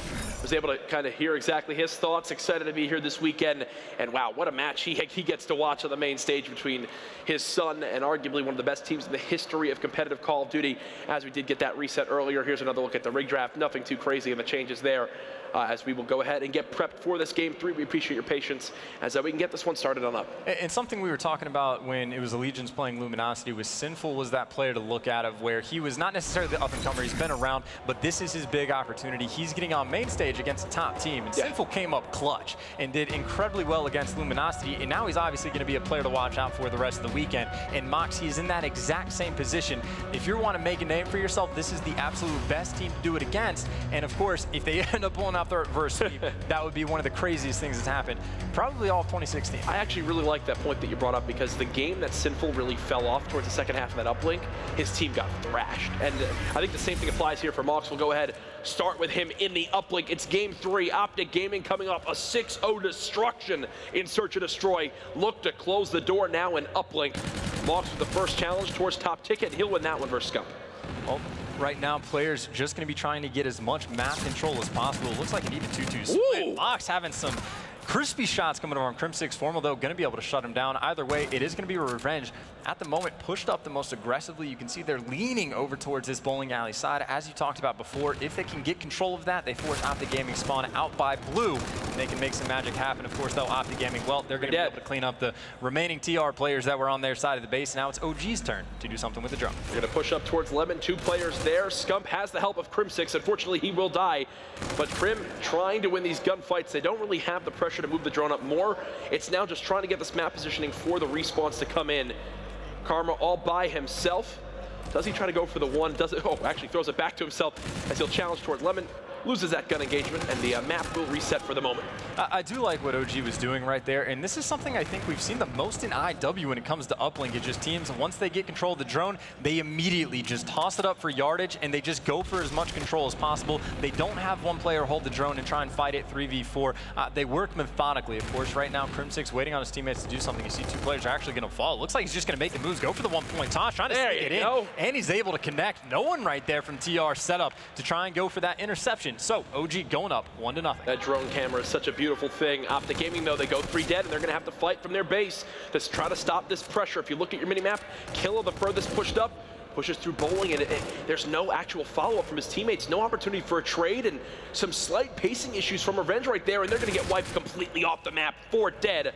Optic Gaming stop the pressure. And that's the second time we've seen that of TR. They start to do the right thing, but they just don't win the gunfights necessary. Of course, Optic Gaming, last time they started to go on the attack, they were able to convert that into a 1-point toss by the hands of Karma. It looks like he's going to be trying to hit a wall run. He's the last player alive, and he's going to get the shot off. And again, no one set up for the interception. They get 4 down, so they have an opportunity to do something with the drone, but still giving up points right here. Again, OG 2-0 lead. It's the difference makers, man. The ones, when you hit them, it separates the good from the best.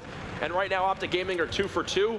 Every time Miracles and crew get up the map, they try to get some pressure, and then that happens right there. Optic Gaming wipe them again, and that will stop any ability to go for a score in this first half. Thankfully for them, there's still a lot of time left. It's only a 1-possession game.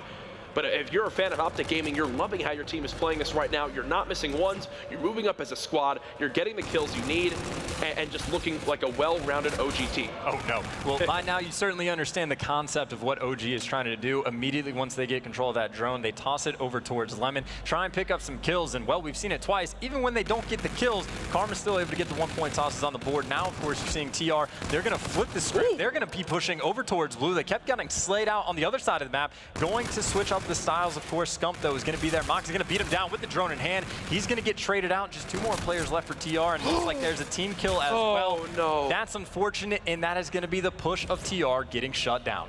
Killa actually, as he's falling to the ground, shoots his teammate in the back of the head, which will stop the pressure right there. Formal and Scump rotating for this drone reset. Nice 1v1 win by Formal to at least try to hold down this back rail side. As Killa gets a 2-piece for himself, 5-9. A slow start from him was double negative at the moment, as he's going to be the one to push up Bowling, and he needs his teammates to lock down mid-train, which does look like they've done it for the moment.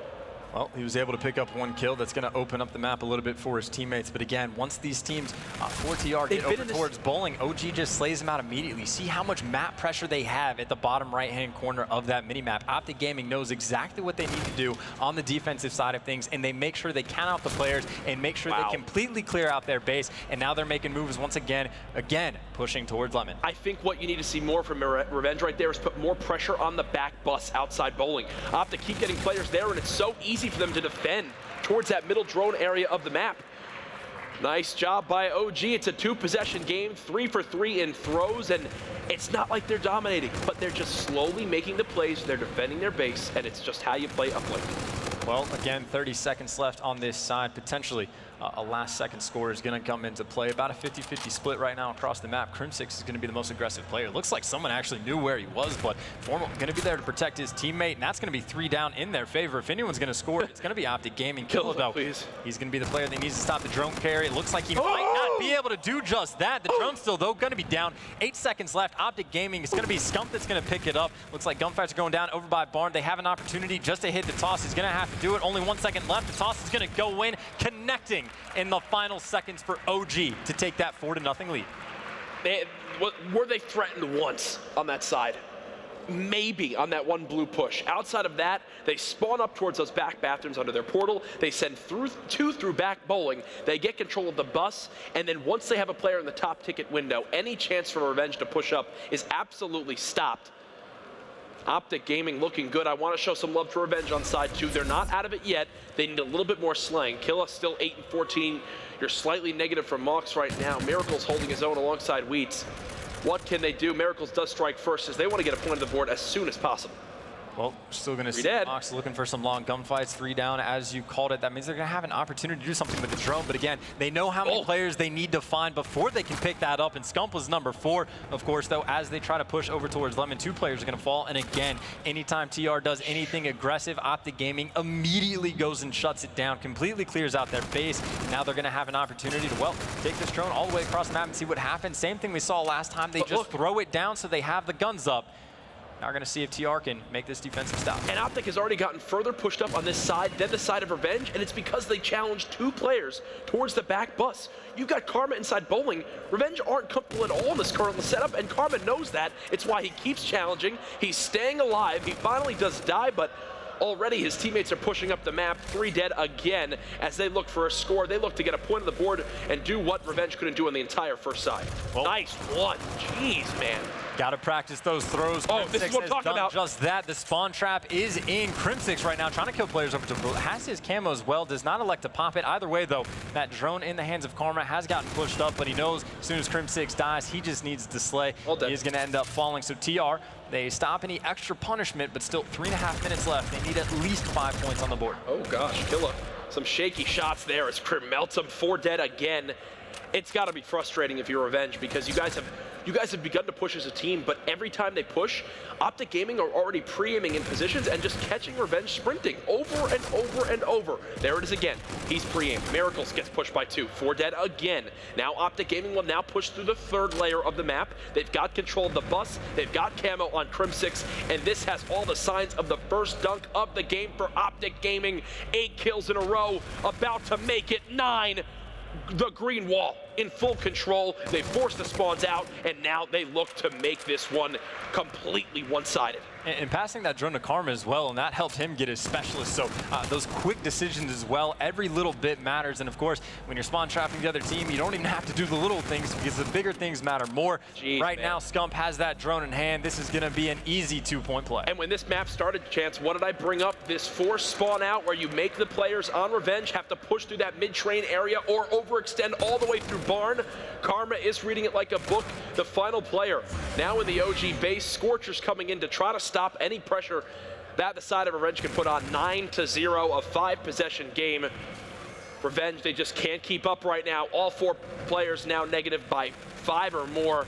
OG in full control. Yeah, and one of the things about the spawn trap as well is you can't even really go through the tunnel on the overextension. No, that's really just a tunnel of death. It's like the easiest thing in the world to watch. When I explain it to people, and sorry to cut you off there, Chance, it reminds me of Infection uplink. When you force the spawns out on the snow street and they've got to push through that mid-bomb site, here it's the same thing. It's rails, and if you have an AR sitting top trains, good luck is what I tell you, unless you have someone overextend through Barn. It's basically done for. Optic can now just stall out this game. 90 seconds left, but this has all the signs of a 3-0 chance. Yeah, completely fair comparison on the Infection. Either way, though, we're just waiting for that time to tick down. This game is all but over. DR is able to make this comeback again. That would just be a pure insanity. But what are they going to do when they are getting completely outslayed by everyone right now for Optic Gaming? And even the man, Karma, the only one negative, he's got 3 throws and like a dunk to his name or something like that. The OBJ work coming in, but Optic Gaming looking good. Got the 6-0 in the S&D. The hard point was at least close, but again, they got the clutch plays when they needed to most. Yeah, so now they can possibly keep Revenge scoreless in 2 straight maps. 0 rounds in the S&D, 0 points right now in the uplink.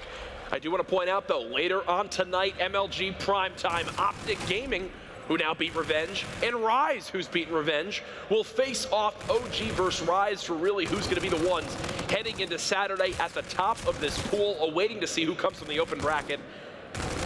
OG looking good. They're not having that slow Friday that their fans so fear at every major LAN event. And that's pretty huge as well, because I think of the past like 20 tournaments, Optic Gaming has won like 13 of them or something insane like that. So anything less than first place is going to be a disappointment, and they are certainly looking on form coming into the first major tournament of Infinite Warfare. Formal is just hopping around the map, killing everything in sight. 30-20.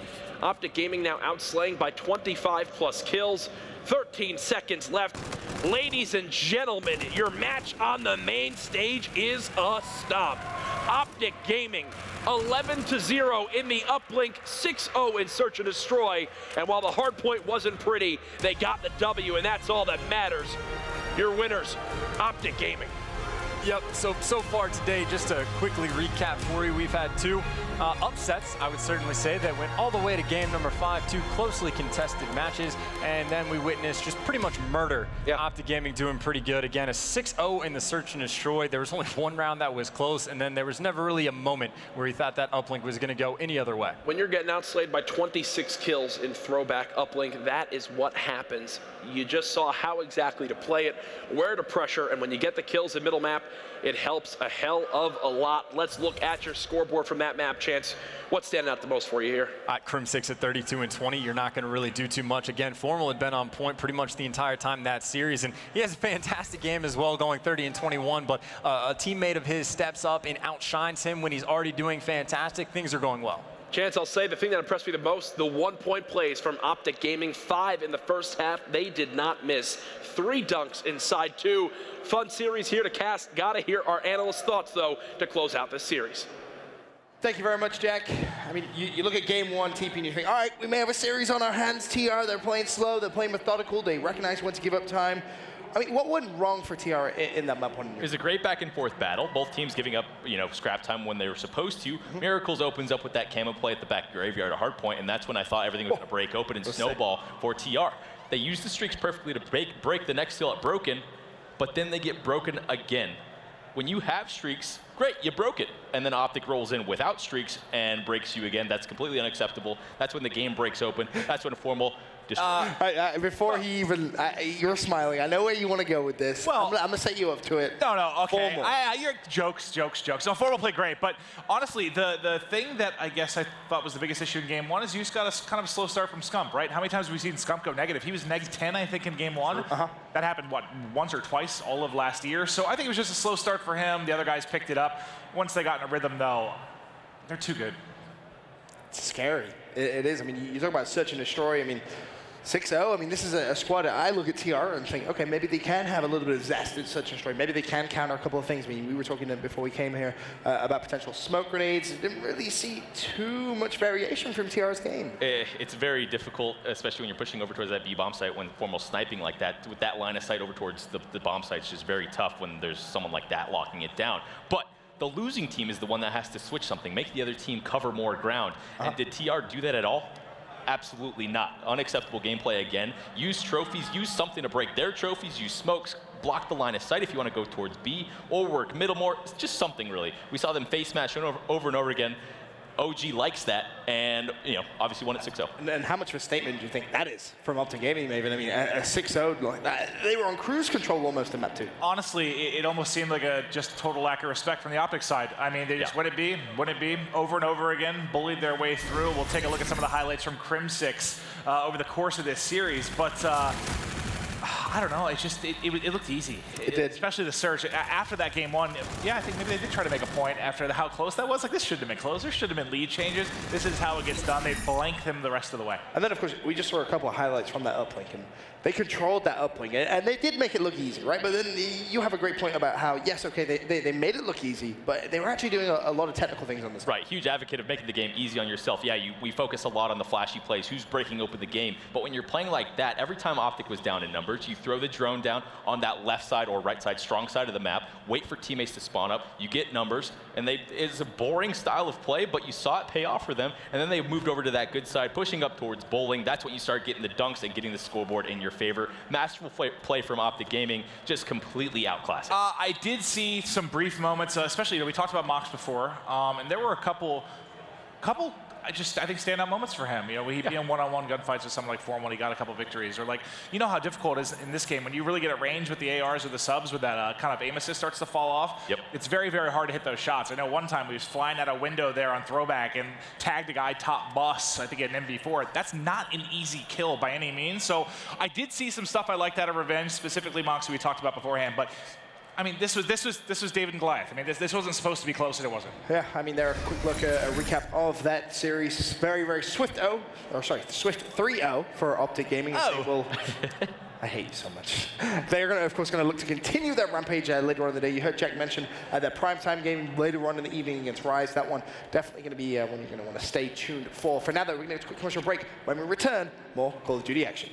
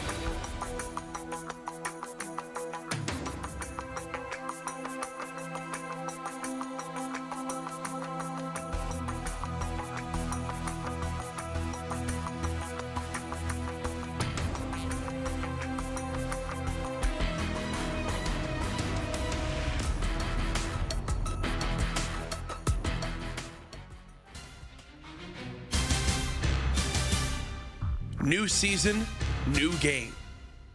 At the start of each season, no team has won anything, no team is a lock, and no team should be counted out. Each of the past 2 seasons have begun with unsuspecting teams rising from the shadows to shine on the big stage and set the tone for the season to come.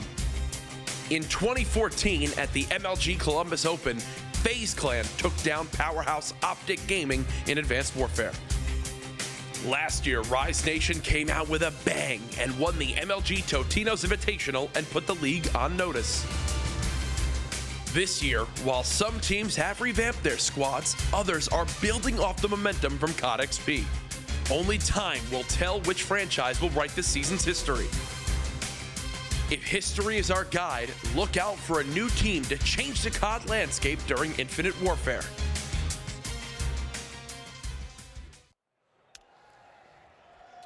Welcome back, ladies and gentlemen, to MLG Las Vegas. Hey man, it's been an eventful day so far, but I'm excited. Up next, of course, LG versus Complexity. We've already seen LG play once, and I believe it was the same analysis desk, was it not? It was.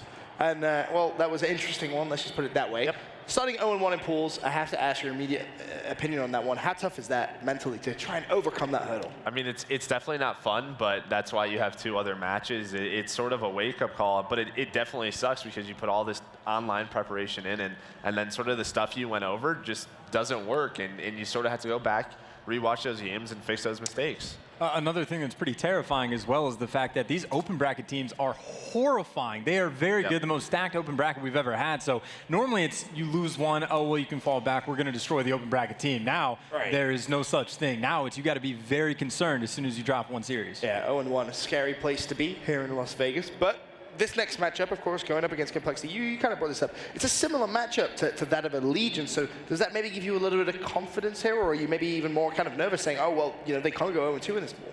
Yeah, I mean, they definitely could. To me, this is very similar to that Luminosity matchup versus Allegiance. I mean, Complexity, a team, they have Parasite, they have Lamiyat, Swarley. These guys are going to want to take those search and destroys from this Luminosity team. And Luminosity, they either A, have to take a search and destroy, or B, just win all of those respawns. You can't let up, especially in those respawns. So we'll see if Cole comes out hot right from the start. And we've already seen before that even though Luminosity has the most slaying power, probably of any other team that is in their pool at the very least, if you play Hardpoint perfectly, you can certainly make up for any lack of slaying power as long as you hit those rotations and just do everything right. And again, we saw Allegiance do just that. It was kind of a squeaky win. It was only about a 20-point difference, but Complexity could very well do the exact same thing and squeak by with a win. Very true, very true. In terms of LG's Hardpoint, though, they kind of start off a little slow, a little shaky. They found the groove, obviously, in that first series.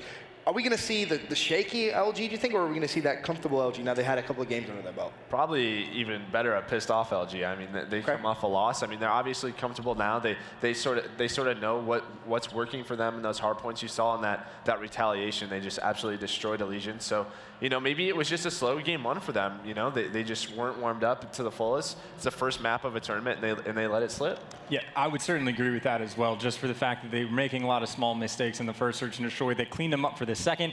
I think Allegiance was just a better team, at least today. So, and again, you talk about fixing mistakes, the hard point, they made a massive turnaround for the second time. So I think this series, they're going to come out with some fire. Complexity certainly has a very good chance at pulling off this upset, but Luminosity should be firing on all cylinders. And then over to kind of Complexity's side of the board, if you would.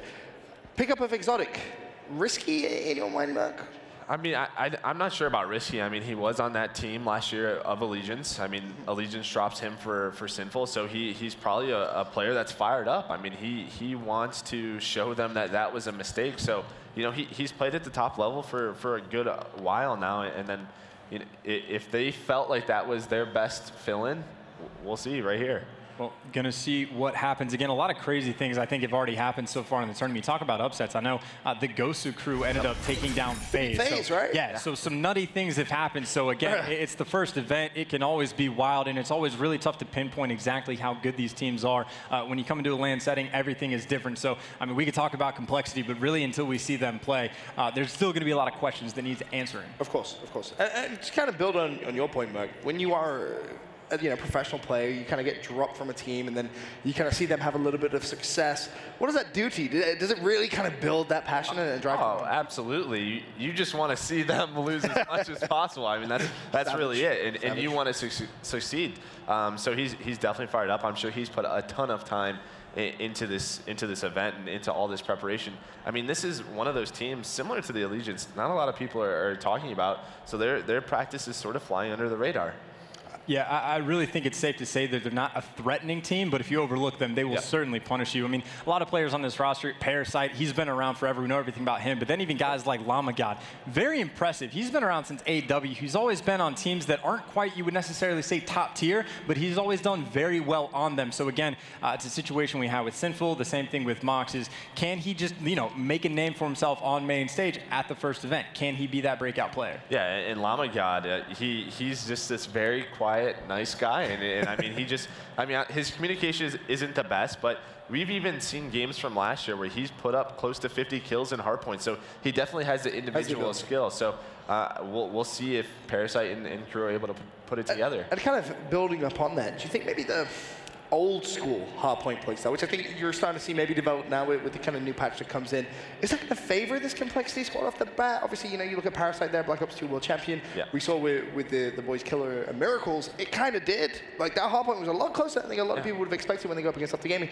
Is that going to be a similar story here for complexity? I could see it. I mean, Parasite knows hardpoint up and down, especially hardpoint where you have to fight for those rotations early on. You can't spawn out. You have to make those smart decisions, wait for one another. So that's very important, and I'm sure Parasite has been going over that with those guys. I would say the hardpoints are completely dependent on Luminosity. It's either they show up or they don't. If they show up, all 4 players firing on all cylinders, they're going to be fantastic, and that's when you have those 250 to 97 games. But if Luminosity doesn't show up, a lot of players can step it up. You have like Exotic, for instance, that he's one of those players, again, we keep talking about the breakout style, but this is a match where, again, make your name against Luminosity. They're supposed to be a juggernaut, have a fantastic performance, and you look good the rest of the tournament. Absolutely. It's one of those where you really can come out and set the pace for the rest of the year, essentially. I mean, we saw that video to kind of lead us in. First event, historically, been a couple of upsets here and there. I mean, you go back to AW, FaZe beat out Optic Gaming. That at the time was considered a bit of an upset. Crazy event. That was a nuts event. We need a grand final just like that. But we're going to jump into the rig draft for this one, of course. Complexity going up against Luminosity. Seen a couple of FTL jumps come through throughout the day, Chance, but anything immediately take your eye?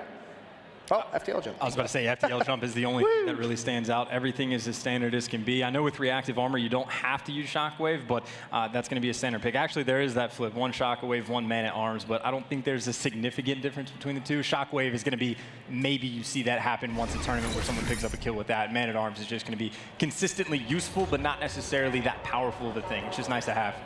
Well, that's going to be everything from the analysis desk before this next matchup. Luminosity Gaming going up against Complexity. For now, we can send it over to our wonderful casters for the series. All right, let's get into it. Maven here, going to be joined by TB. How you doing? But I haven't casted with you in quite some time. Oh man, it's been probably over a year at this point. We got a hell of a series coming up in this one. LG coming off of a tough loss earlier in the pool versus ALG. Can they bounce back here? Well, talk to me. We got the stats a little bit ago from that first series. Talk about a couple of things that stood out to you from the Luminosity side. Oh, the respawn KDs are absolutely amazing from them, but the S&Ds is where they struggle. 0.5s for a couple players on there, and that's why they're able to basically lose that series. Yeah, that's what's going to come down to for me. I mean, if Luminosity can win the hard points, I think they're fine. But the question, I mean, honestly, they seem to win the respawns. I know S&D is a big deal, yes, so on and so forth, but think back to last year, when they were the Rise Nation team. I know there's some changes, but they didn't get by on winning search at all. It was basically smoking people in respawn. Yeah, for sure. Looking at this first hard point, though, a little bit of a change going on top of this building instead of underneath. Going to see who's going to be able to control this loading area is much more important now. Getting that line of sight over towards the top, trying to make it less of or more of a contesty hill rather than just making it a money hill, basically.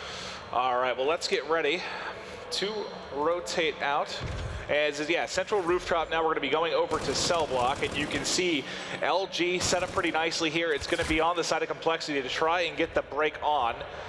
Slacked in a cheeky little spot here up at the Edge going to be rotating back to help out his teammates. So talk to me what you like about Breakout. I mean, this is, I think, one of the pro players' favorite maps coming in, even before the spawn change. What do you like about this map? Just, it's very heavily rotation important. You see how LG is sort of stacked over towards this circle building right here towards wall run. You want to try and break over towards middle, but with 30 seconds left, they don't really have time to do it. And I feel like if you hold that back anchor like Complexity is doing, they took the time to go all the way around. They sacrificed the first, 10, 15 seconds, and it pays off for them there. And that's why they're able to surge back in this score and about to get the lead. Well, so far pretty tight, but they're going to be able to get the last 15 points. Now look at it. You're already rotating out. You're already starting to rotate over and get set up for Graves. So let's hop over to the key rotation, which is going to be Slacked. He's going to be the first man in. He's going to have a gunfight, likely with Parasite. You see the number 1 on your mini-map, but it looks like they're being smart. They're waiting for a pinch or all 4 to hit together. So Parasite's up top, and then you see that number 2 wrapping around the entire way. That's going to be Exotic. So let's check Exotic's fight in the back, because if he can win this here, he's going to open up the flank in a big way. Yeah, very important kill there for him. Now he can start blocking these spawns. If they're able to win gunfights on both sides, it should force the split out spawn from LG. Yes, you see it there. They spawn out very far back. Perfect. Towards That was perfect. That second hard point, and a great pinch in from them. Exotic started off another 2-piece for him. He should be able to get into this head glitch and hill. Yeah, so despite the fact that Luminosity rotated in early, it was a nice pinch coming in. Exotic gets 2 key wins. He will end up dropping, but if they get some time here, it's going to be, mostly him and then the push on the other side from Llama. Yet another lead change likely coming. Neither team really been able to set up here. And this is one of the hard points that I heard maybe some fights about early on that some people thought it was a little bit too easy to hold. But so far, this has been very, very back and forth. Yeah, I really expected Complexity to get a little bit more time there, especially if they perfectly, split push, broke the spawn, but LG just surges back in, brute forces their way back in. Another 5 seconds of scrap going in their favor. About a 20-point lead as we shift over towards this outside. And you can see the difference in rotation. Like they rotated out 15 to 20 seconds before to get to Grave. This time, nobody really rotates out. They wait to get the full amount of time, and now the fight's going to come as we get over to Commissary, as this is not really as easy to lock down. I know we saw FaZe do it in a brilliant way in that final series, a PSX, where they had that crazy comeback against Orbit. But you usually see this be a little bit more back and forth, but let's see if Llama and Crew can hold on here. Shout out to Octane right there. You saw it on the minimap. He took his time towards that wall run, pinched over with his team. They took the time to go around towards the back spawns, and again, being rewarded for it. That's overall the way Hardpoint should be played. LG doing it quite well. They keep breaking this Complexity side, basically first push every single time. Complexity needs to take their time, group up, and preserve their lives better. And Classic starting out strong. He's 8-5. He was on a 5 streak before dropping there. We'll actually stick with him through the respawn for a minute. We'll see where he pops. But he was the one that I think struggled the most kind of in that past series where they lost to ALG. He had a 0.93 ratio and respawn 0.56 in Search and Destroy.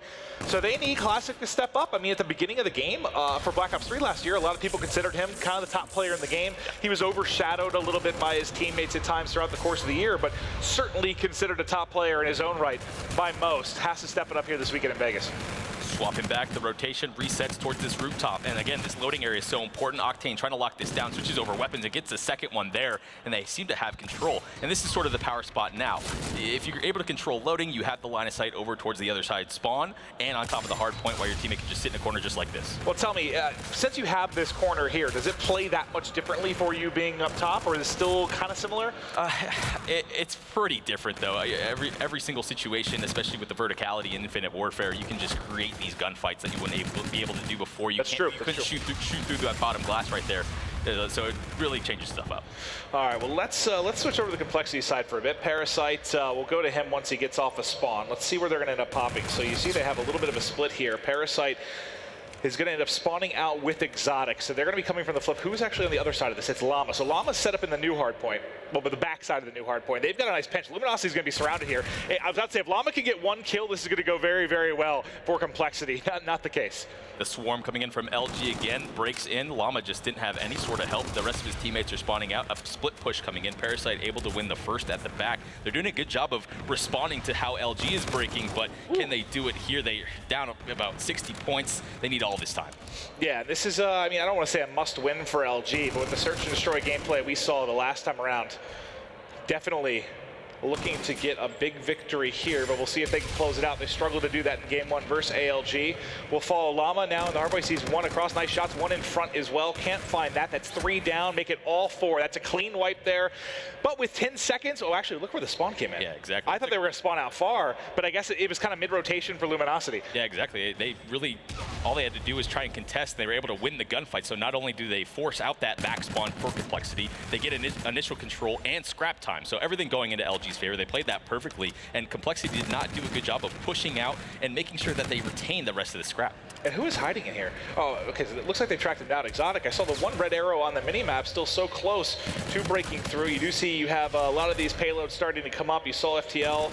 You have Camo getting pretty close here. Slacked has his rewind to work with. And this is more of what we expected, I think, from this hardpoint the first time around. You can lock it down. You can set up a hardpoint where you can get 45 to 60 if you really get a good setup. And right now, this could be a full hold for Luminosity. Yeah, most of the time you're going to try and wrap around, but with the amount of time that's left on it, Complexity just cannot do it. Getting wiped out towards Cave again. Complexity is getting the favorable spawn for the next hill, but every single time it just seems LG pushes up, they wait for their teammates, they group up and just smash towards the hill. And you can see it's a split spawn kind of coming in again for the side of Complexity. Well, now they're up to 2:15, trying to close this game out.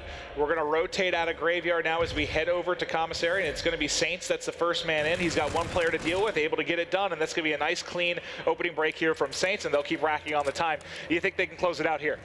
They should be able to. Looks like Complexity trying to flood towards the back, but Octane able to take one down with him. The flood is coming in from Complexity. They should have the numbers here in the hill, but the spawn is coming up towards the wall run. LG trying to flood in and end this game as fast as possible. Slacked with the big two-piece. But Classic on this lower wall run, you see him getting cheeky there, able to find one. Well, he finds the edge as well, unfortunately, but Octane followed up to trade the kill. They just need 22 more points. It looks like more than likely we're going to at least see another hard point. This is kind of the situation you saw FaZe in versus Orbit at PSX, where you're down big. You basically need perfect hard point from here on out. I just don't know if that's something Complexity can pull off against the caliber of a team like Luminosity. Especially with the way that LG is shooting right now. It's just unbelievable stuff. 10 seconds of scrap coming in, and it looks like LG is able to take that one too. They don't even care at this point. All they need is about 20 seconds left. They're going to get all the scrap time that they want to edge out this win in this first hard point here. Rotating back over towards this rooftop. Classic just taking his time. Well, good position here, just looking over towards the hill, making sure no one can hop in. Well, trying to get eyes on. Now he's going to know there's one player up in that top corner. He's hit with a jammer. It's going to be Camo out. So he should go hunting for the top kill. There he's able to clean it up finally with the hip fire.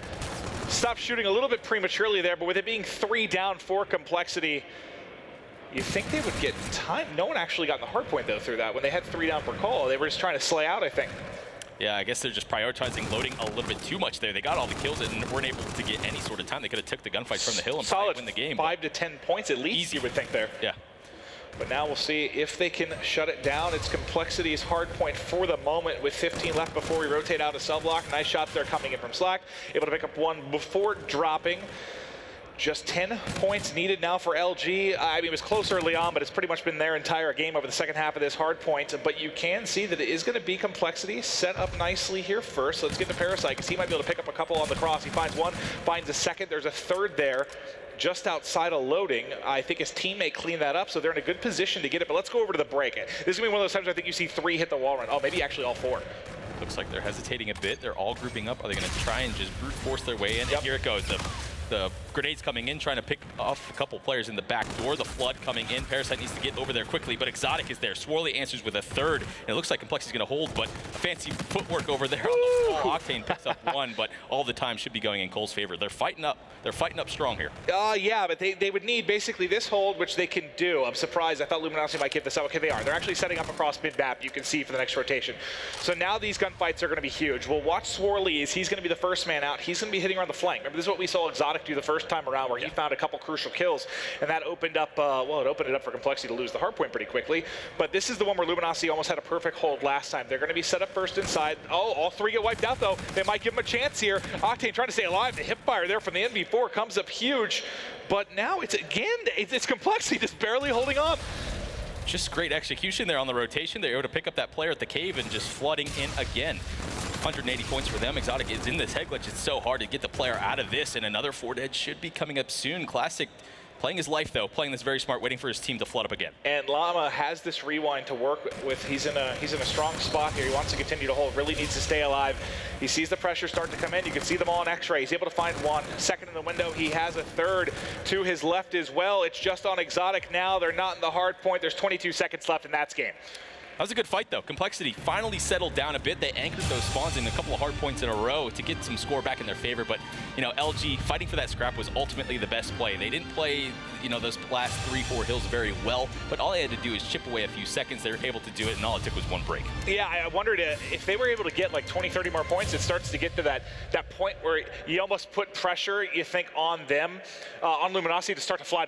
Hey, we only need 4 points. Like you saw happen to Orbit in that crazy match. But they held, I guess, enough of a lead there. They were pretty comfortable with 40 to 50 points, even when it came down to the wire. But, okay, what changed for you, though, over the course of, obviously it was close early, then Luminosity started to destroy, but Complexity really started to bring it back. What changed for you? So basically on those rotation fights, Complexity started to spread out way too far. How many times did you see that red arrow on the minimap literally just waiting in a corner alone? That's the type of stuff that LG is going to completely eat up. They group up as a team. They go towards that back anchor spawn. They find that one player they need to find. Complexity just spreading out too far. One player in hill, one player playing the back, other two spawning out. I don't know. It just didn't seem in any sort of cohesion. We've seen this game isn't really similar to Black Ops 2 in the sense that you kind of had your one player that would rotate and maybe set up, and you think it'd be maybe someone like Octane that would play that type of role. You kind of have to rotate as a team to some degree. I mean, we'll see 3-4 players sometimes hitting that rotate. Well, 3, they'll leave one person to get scrap time. All 3 end up rotating together. And I guess, so Luminosity is doing a much better job of that. Definitely. And, I guess you have to talk about this Parasite versus Octane battle. Parasite did not have a good game one there, barely any hill time. It is a slower hard point, but you can still play a bit too slow. I feel like Parasite was putting himself a little bit too distant. He was part of the problem when I was talking about that one player in the back getting caught out. Several times he's just playing this power position, but he needs to rotate into the hill with the way LG was playing at times. Yeah, because, what was the time we saw? He was playing mid-map when they were rotating from, the first hard point to cell block, and he was in that mid-window, and he got 2 or 3 kills. Yep. But by the time they all spawned wall run and hit, I think he was still kind of rotating back to even get set up in the hard point there. So some crucial kills, but maybe just need to relay up with the teammates a little bit quicker. But now we're going to get to Search and Destroy. Now, this is where we saw Luminosity certainly struggle a bit in their first series versus ALG. Have you been able to see Complexity, this team, play much Search and Destroy? I haven't watched them this weekend, but I know at Champs, I know the roster changed a little bit, lost Havoc. There's some differences for sure, but when you think about Parasite, you have a guy that can play Search very, very well. Definitely. Do you put the edge to Complexity here in game 2? After what I saw when LG was playing ALG, I honestly might, to be honest. The difference, though, when you're talking about Complexity compared to Allegiance is I feel like Allegiance is a much more aggressive team when it comes to Search and Destroy. I don't know if Complexity is going to be able to replicate that same sort of style. Exotic had a really good game 1. I think I'm going to look towards him to be able to continue what he was doing on that game number 1 and just set the precedent for them in Search and Destroy to get some sort of edge. Well, let's see who can get the edge early, but the key player matchup here is going to be Octane going up against Parasite. Now, we talked a little bit about what, the KDs for Luminosity in their first series with Respawn. It was 1.22 for Slack, 1.27 for Saints, 1.21 for Octane. And those are, if those were to hold throughout the course of the weekend, you're talking about 3 of the top 5 KDs, and they still lost that series. So Search is certainly where the struggle was, specifically with Classic and Saints. Those 2 are going to need to pick it up here. Definitely. And Search and Destroy, a completely different beast. I don't know how, this is Complexity's first series. I don't know if there's a sort of warm-up for them, exactly what's going to be going on. Parasite struggling a bit in that first one, but, players warm up. You get a little bit of momentum in a series if you start doing well in a round in a few minutes. You never know. So they could definitely bounce back here. All right, well, players selecting their rigs now. We'll get ready to hop into the game 2. It is going to be Search and Destroy, played on Retaliation. So let's see who's going to be kicking things off on offense. It looks like it is going to be Complexity off the start. How do you feel about this map? As far, we talked a little bit about some of the maps being a little bit more offensively favored, especially something like Scorch, which you saw earlier today. Right.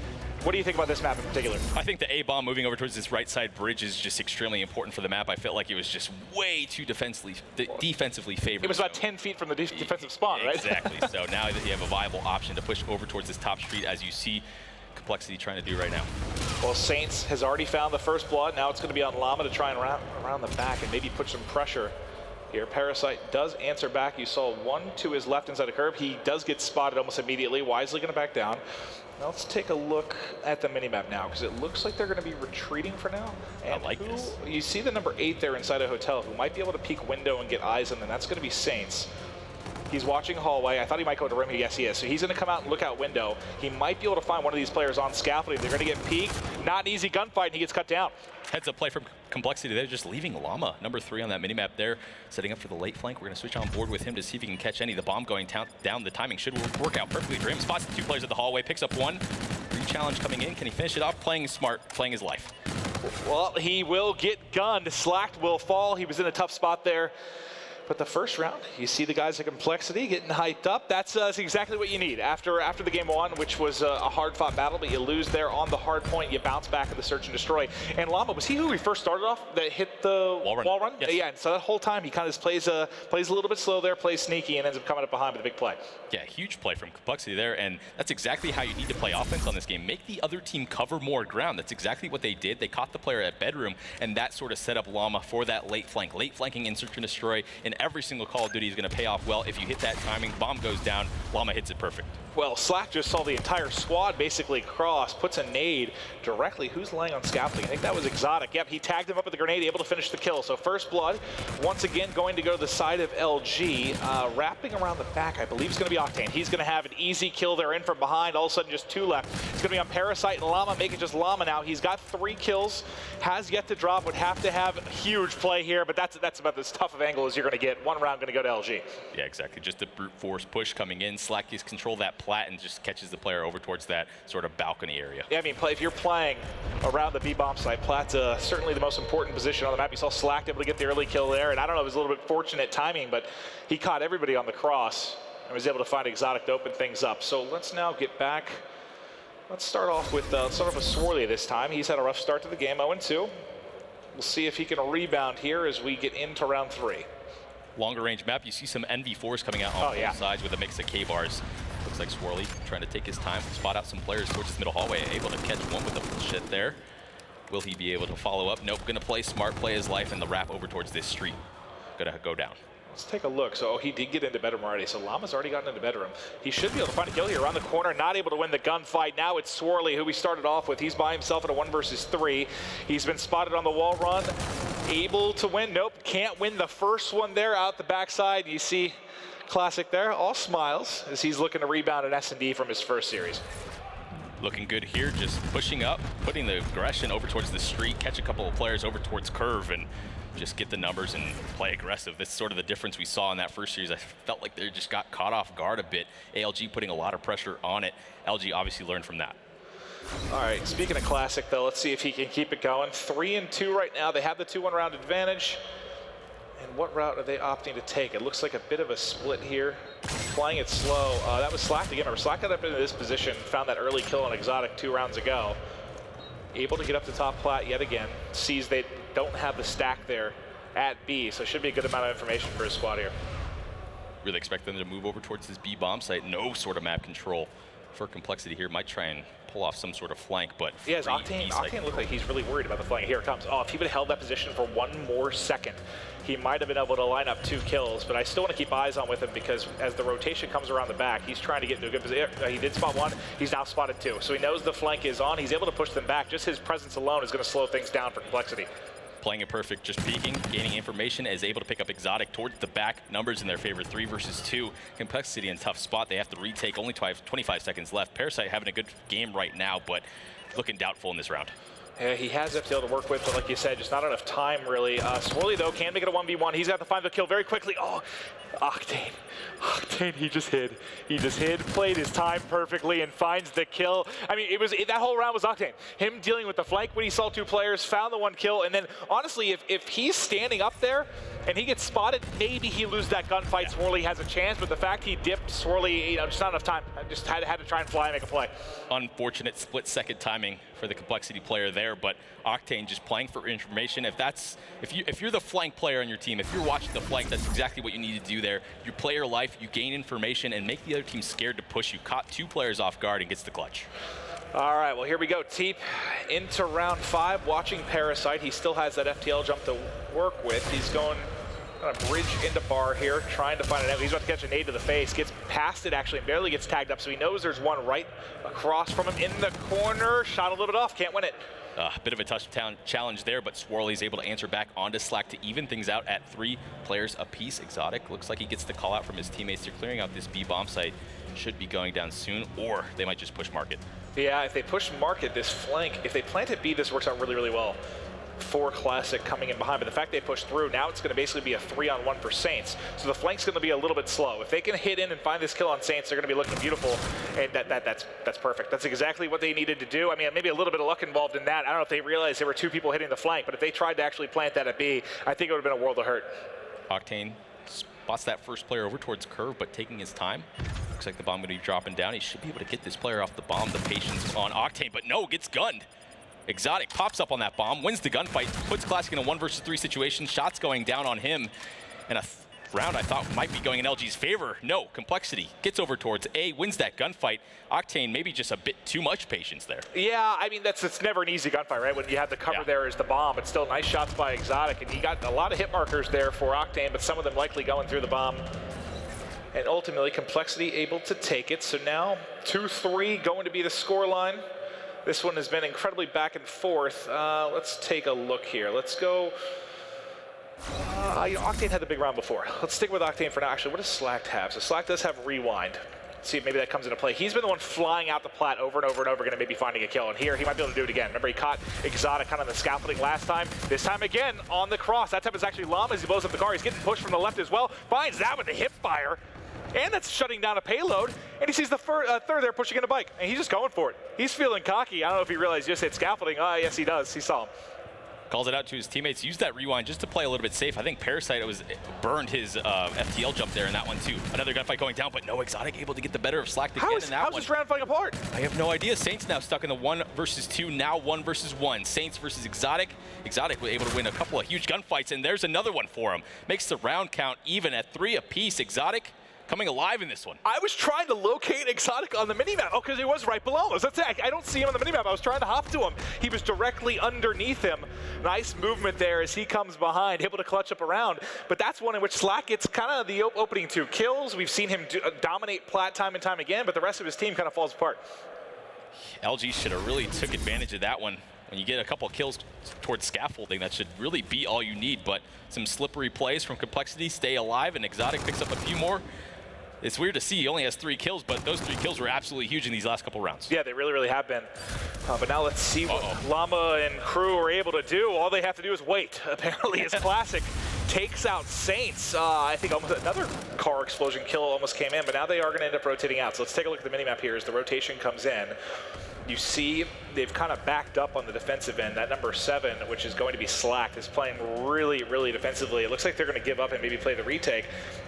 They have no reason to push through right now. They're up 4-3. We know we saw them do that 2 rounds ago, but here, completely different scenario. I think Llama may have spotted these players flanking. Yep, playing a very good corner, has the rewind to work with as well.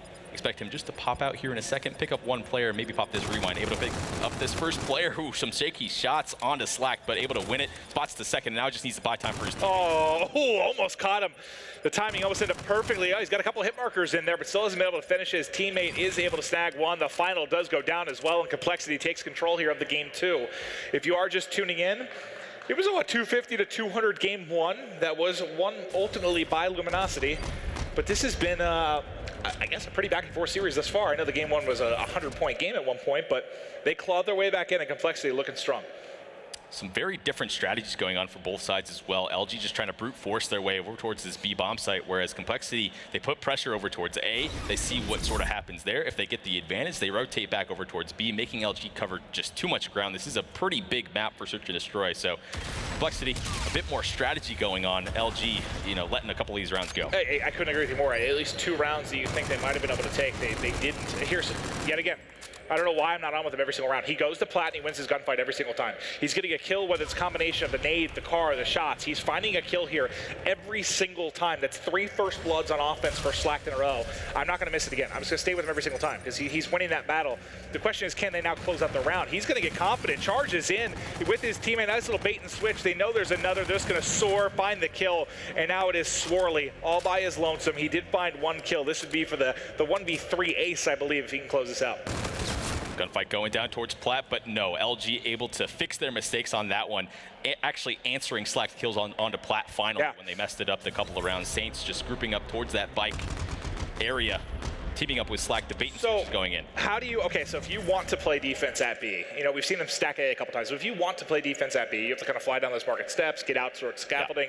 How do you deal with somebody that gets to a position on Plat quickly? Like, how do you deal with it? Because he's winning that every single time. I think there's a couple second window because Slack's getting there quite quickly. Those players just have to try and double shoot that guy. Slacked over towards Hit Plat. him with nades or something? Yeah, something. They just seem to have one player contesting, or they're just sliding over towards the sort of balcony and can't do anything. Well, I'm trying to see if it's him again. Well, Slack's actually be playing inside this time. So this is, we've seen them, they pretty much hit through lower street to B every single time. And it's whether they push through the back and try to get into A, or whether they play it slow. This time they're pushing through fully again. Oh, Slack could have the best or the worst timing here, depending on how he plays this. They should know, just looking at map control, they should have known they've given up bridge entirely. Well, now they know as Swirly finds the kill. Yeah, LG not really having any sort of idea what the play was from Complexity. The entire push through spawn, the bomb going down. Now a 3 versus 3 situation. The retake has to come in from LG. Can Octane spot anyone on this back wall run? But smart plays from Complexity to just play back Grave. And yeah, you know how hard this is to break as a hard point, right? When you're trying to break into Grave, it is no easy task. This is basically what you're kind of asking them to do. You saw one over the top, so Octane, I believe, should have seen at least one player. Checks his corner. Now he's going to start to push, gets gun, can't win it. It's going to be a 2 versus 2 though, as Classic was able to find one. There he got eyes. They saw each other trying to win it. Not an easy one, but does find it. Clutch kill coming in for Slack. Now going to be 1 versus 1. 11 seconds on the clock. Not going to have enough time to get it done. He needed a lucky angle there, maybe to get shots off the top. Slack not going to have enough time to come up clutch, but he, I would say, almost wins the gunfight there. Huge play. I love it from Complexity. The strategy to plant it towards that Grave side. You saw Parasite just sort of bunny hopping over that wall, gaining the information that he needed. He won the first gunfight, and that's all he needed to do. Set up Exotic for the easy clutch of the 1 versus 1. Just need to stall time. The retake coming in all the way from the other spawn just takes way too long on retake. Honestly, even if Slack somehow got, if he wasn't curb and got an angle on him immediately, I don't know if he would have enough time. It was really coming down to the wire. But let's watch Slack did again. I mean, this has been his bread and butter, right? Get to Plat. He did. I think he bumped a teammate though. I believe he might have got a bump at the beginning, so I don't know if he'll get here first this time. Well, they don't push out. They don't. How do you deal with it? You don't put anybody out there. Yeah. That seems to be their answer. Yeah, they're just going to give him the map control at this point. Looks like there's 2 payload abilities ready for Complexity, so that might make things a bit interesting. Rewind for Llama, and it looks like Swirly pops that camo. Can he pick up? Oh, that's how you answer right there. You use the camo ability over towards Bedroom and catch him off guard. When in doubt, just use your payload, I guess. Well, he's been there that entire time. Swirly going to get pretty good timing on another one, able to find 2. Looking to close this down for Complexity and tie up the series at 1-1. Swirly 9-7. Is he going to get the ace here? He knows there's one around the corner, has tagged him. Go ahead, just push him. Push him. Now his teammate's there for the assist. It is now all on Octane. 1 versus 3. He's dropped, and Complexity is right back in this series. A great camo play from Swirly on that one, and they didn't really have an answer the entire game for Slack onto that platform. Finally gets that payload ability, pops it up the opportune time, picks up a second as well, and just great stuff. Great play, heads up from. Yeah, I mean, I guess I kind of like the offenses from both teams for the most part. I liked what we saw from Slack as far as opening things up on Plat, but I thought Complexity did a much better job with. I don't know if I necessarily consistently, but you saw them kind of push lower street. They would get control of B, and it was whether they want to plant there, kind of push through and play around the back. And I don't know that you ever had a very good answer from LG really on the defensive end. Sort of a one-trick pony LG seen in that one. Slacked over towards Plat was absolutely dominant, so you have to give the man props, but Complexity played the map overall better. More teamwork, more strategy, making LG cover too much ground. Just couldn't seem to do it. There are several plays that, you know, LG was really heads up. They worked out. They had good teammates throughout the map, but Cole just getting the better edge of it. Yeah. Well, you know, I asked you how do you deal with that kind of, if you're Complexity dealing with Slack on platform. I mean, from the other side of that, LG never really even tried to. LG didn't put a whole lot of pressure on B. They sort of gave that up, and if you're going to get the plan, you're going to push through. We're going to try and play the retake, but more often than not working out for LG. But we'll take a look at where we're going to head the rest of the series, as we're at least guaranteed a game 4 here for LG versus Complexity. Now, wait, so did Complexity, we know Luminosity lost to Allegiance. I didn't see Complexity's first match. Do we know? I wonder if we can get confirmation on how that first one went. I've been trying to keep track of them all, but I don't know if Complexity took their first series or if this is their first series of the day. Parasite didn't have stats, so I'm assuming this is their first series, but we need to. That's probably why we only received stats for Luminosity, so that's probably true. This might might be their first match of the day. But it is going to be Frost Uplink coming up next. Anybody here you give a little bit of an edge to when this particular map? It's tough to say. I have to give the edge to Luminosity. It's going to be a slower style of play. You have to get control of that ship side and, sort of that optic style of play we saw in that throwback uplink. I expect it here from LG. They obviously seem to be the better slaying team, but Complexity really surprised me on that Search and Destroy. I feel like Exotic's having a really good series. He started a little bit slow on Search and Destroy, but in that hard point, he was really the only saving grace for Complexity. I could see this being a very frustrating game for Complexity because if it is slow in a sense, yes, where you kind of have to get 2 full kills or 2 full rotations of kills to kind of get in and put points on the board. But if you're winning those kills with mapping, you can just pin people. It's just doesn't look fun to play off your back foot on this map at all in Uplink. And you got to think with the Slaying Edge Luminosity, that's what we're going to watch. But also, this is typically a game when you have teams that are relatively evenly matched, at least that I've seen, are pretty low scoring. You don't usually see a ton of points go on the board, not like an 11-0. A lot of times it just takes a lot of work to get points. Sure. So I wouldn't be surprised if this ends up low scoring then. If Complexity can sneak in a couple of points here and just play a little bit of defense, I don't know. I guess I could steal it, but I'm definitely going LG. For me, I feel like if Complexity is going to have a chance in this one, it's all about drone control. Making LG rotate to a situation, you don't necessarily have to take it to the strong side of the map. Maybe take it over towards that red side. Make them rotate back. Get them out of their power positions over toward ship. You don't really want to fight them head on if you're technically the less prolific slaying team. Well, a lot of times that I've watched this particular map, it ends up sometimes teams are just bashing their heads into each other, kind of around crates there, or right inside by ship. It's just constant trench warfare of just fighting around that one spot on the map. We'll see if anybody pulls out maybe some different tactics here. We're still so early in the game. Just thinking back to last year, how much it evolved over the course, especially with stuff like Uplink, as you learn more one-point tosses, as you learn different ways to attack from various sides. We haven't really seen the ridge side of the map used too much at all, really, here in Uplink. But we'll see if maybe we'll get a little bit more there. But it is now time to hop into Game 3. We'll see who can get the edge of the series. I'm going to kick things off with Slacked. I feel like a lot of these players still have this extremely fast tendency to the game of Call of Duty overall. I think as this game develops a bit more, this is a slower game with the sort of changes going on in Respawn. So I think over time, we might see some of these weaker sides used a bit more. Yeah, no, I certainly agree with you there. Slacked having a bit of a gunfight there, but it's his teammate with the OSA and Classic that's able to find the kills early. But nowhere to really go with the drone because you have Llama playing right around Dozer here. He spots one behind in Research, able to pick up the assist as that ends up being 2 for Exotic. And now I guess a bit of control for Complexity. They now do have drone in hand.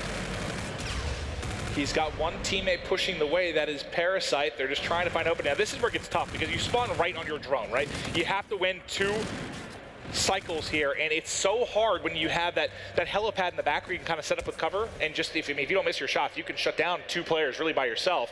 They get the first cycle of kills, can't find the second team. That was huge. Parasite was almost able to get that one in, but Octane able to smash it down, get the interception, and now the surge of pressure from LG coming in, tries to get the slide beat down, but Exotic is there answering again. Another huge 2-piece for the man. He's keeping Complexity on his back right now. 5-1 start for him. Some cute movement there from Slack to play his life and get out. Well, never mind. Swirly hunts him down quickly. But this is, we haven't seen the OSA too much in this match yet. Is it because the size of this map and a lot of your gunfights kind of being at short to medium range? Yeah, you have these short little doorways, these tunnels, maybe, these situations where the OSO might pay off a little bit more for you. That fast time to kill at those closer ranges to definitely pay off. A huge win for Slacked on the wall run. A lot of momentum going into LG's favor, but again, Exotic is the player to slow them down just a bit. The drone should be moving a little bit up now, especially with a 3 dead. The 4th player is spotted. Can Saints pick him up? Octane picks it up for him. A 4 dead for them. 1 player from Complexity spawns up towards Point, but it shouldn't be enough. A point should be going in. No, he misses. Underthrows it. Just a little bit short, and that was the first time they spawned everybody out except the 1 player. Okay, they do end up getting the dunk. That's because there was only 1 player at home. I thought they were going to start to maybe overextend a little bit and just give up those points, but they're almost able to go clutch at home. The 1-point miss, maybe that was scripted. Maybe he realized he was going to be there for the follow-up, but I don't know. I don't that looked like a miss. I don't think so. Another 4 dead going in, and this is one of the pains of playing on this map. I'm not sure why the drone is moving up towards this blue side. They had spawned him right on point. Ship control, but yeah, it looks like the players just moved up a little bit too far and spawned them over towards the portal. But you still find 2 there if you're Slacked, and now he wants to wrap around the back, so it's Saints that's going to be clearing the way, trying to get some shots in. Might open it up enough for Slacked, and there's a 1-pointer through. 3-0 lead. Luminosity controlling the respawns like we expect them to in this series, and really, I mean, just about every series. Outside of maybe the top couple of teams, really just maybe Optic, FaZe, Envy, where they'll really do battle. I think they're outmatching just about everybody here in Respawn. A huge 2-piece from Slacked, snapping on Parasite over towards that middle tractor there. Looks like Control finally going over towards Complexity at ship, but they don't have any drone control. You need both. Yeah. Not able to do anything. And this is kind of what I was talking about. When Luminosity got into a strong position, I was worried this would look like a very frustrating game for Complexity. It's kind of how it's been, right? They've been spawning out of their base, basically getting shot almost immediately, trying to come up in big plays, but Saints going around the back. Can he get the angle on for the 1-point toss? It's a deep one and just a little bit short. Not able to hit it, but I do like that shot and that attempt around the back wall run. Another one missed, but Octane answering back again. The dunk goes in. I guess it's just some set plays going in. They missed apparently. Missed by an inch, so we can make it by a mile. That's not a line, is it? I think it's close. But LG does it again. Octane with a 2 and the dunk to his name. Once again, LG just making some noise here. Complete map control or drone control. They just seem to be taking turns. They control middle or they control ship, stopping Complexity from moving up anywhere. All right, well now, look at this is the most control I think we've seen for Complexity this entire game. When you're talking at least about mid-map control and drone control, they've touched the drone, which is a miracle in itself, but you immediately see 2 players drop.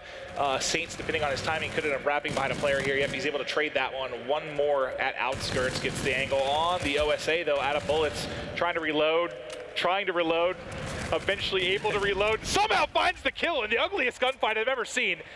Now Llama with the drone, maybe he'll get points on the board.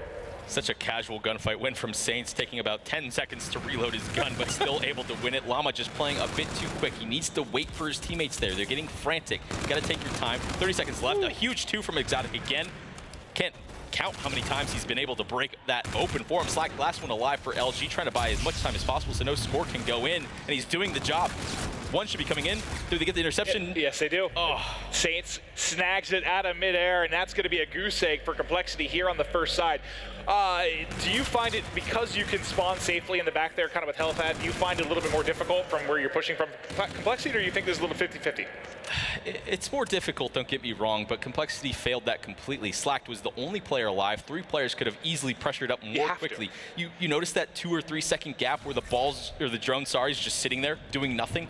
It's just, they create a good opportunity for themselves, don't take advantage, and they get 0 points because of it as LG wraps back over towards the helipad side.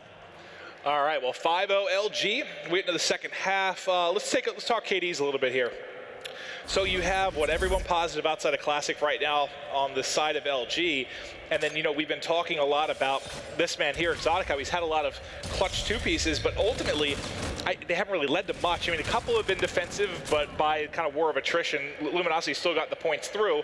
And then the couple of 2-pieces we saw offensively, clearly not leading to points, so he needs a little bit of help, I think. Exotic opens the door, and his teammates don't run through the door. It's not really his fault. Every single time, they're playing way too slow, they're playing way too scared for their KDs or something. It's just, it's kind of making me angry at this point. Yeah, a little bit bizarre, but oh my God, splits it between 2. That was sick stuff. You saw both people going in for the interception, threads the needle there and gets another point on the board for LG.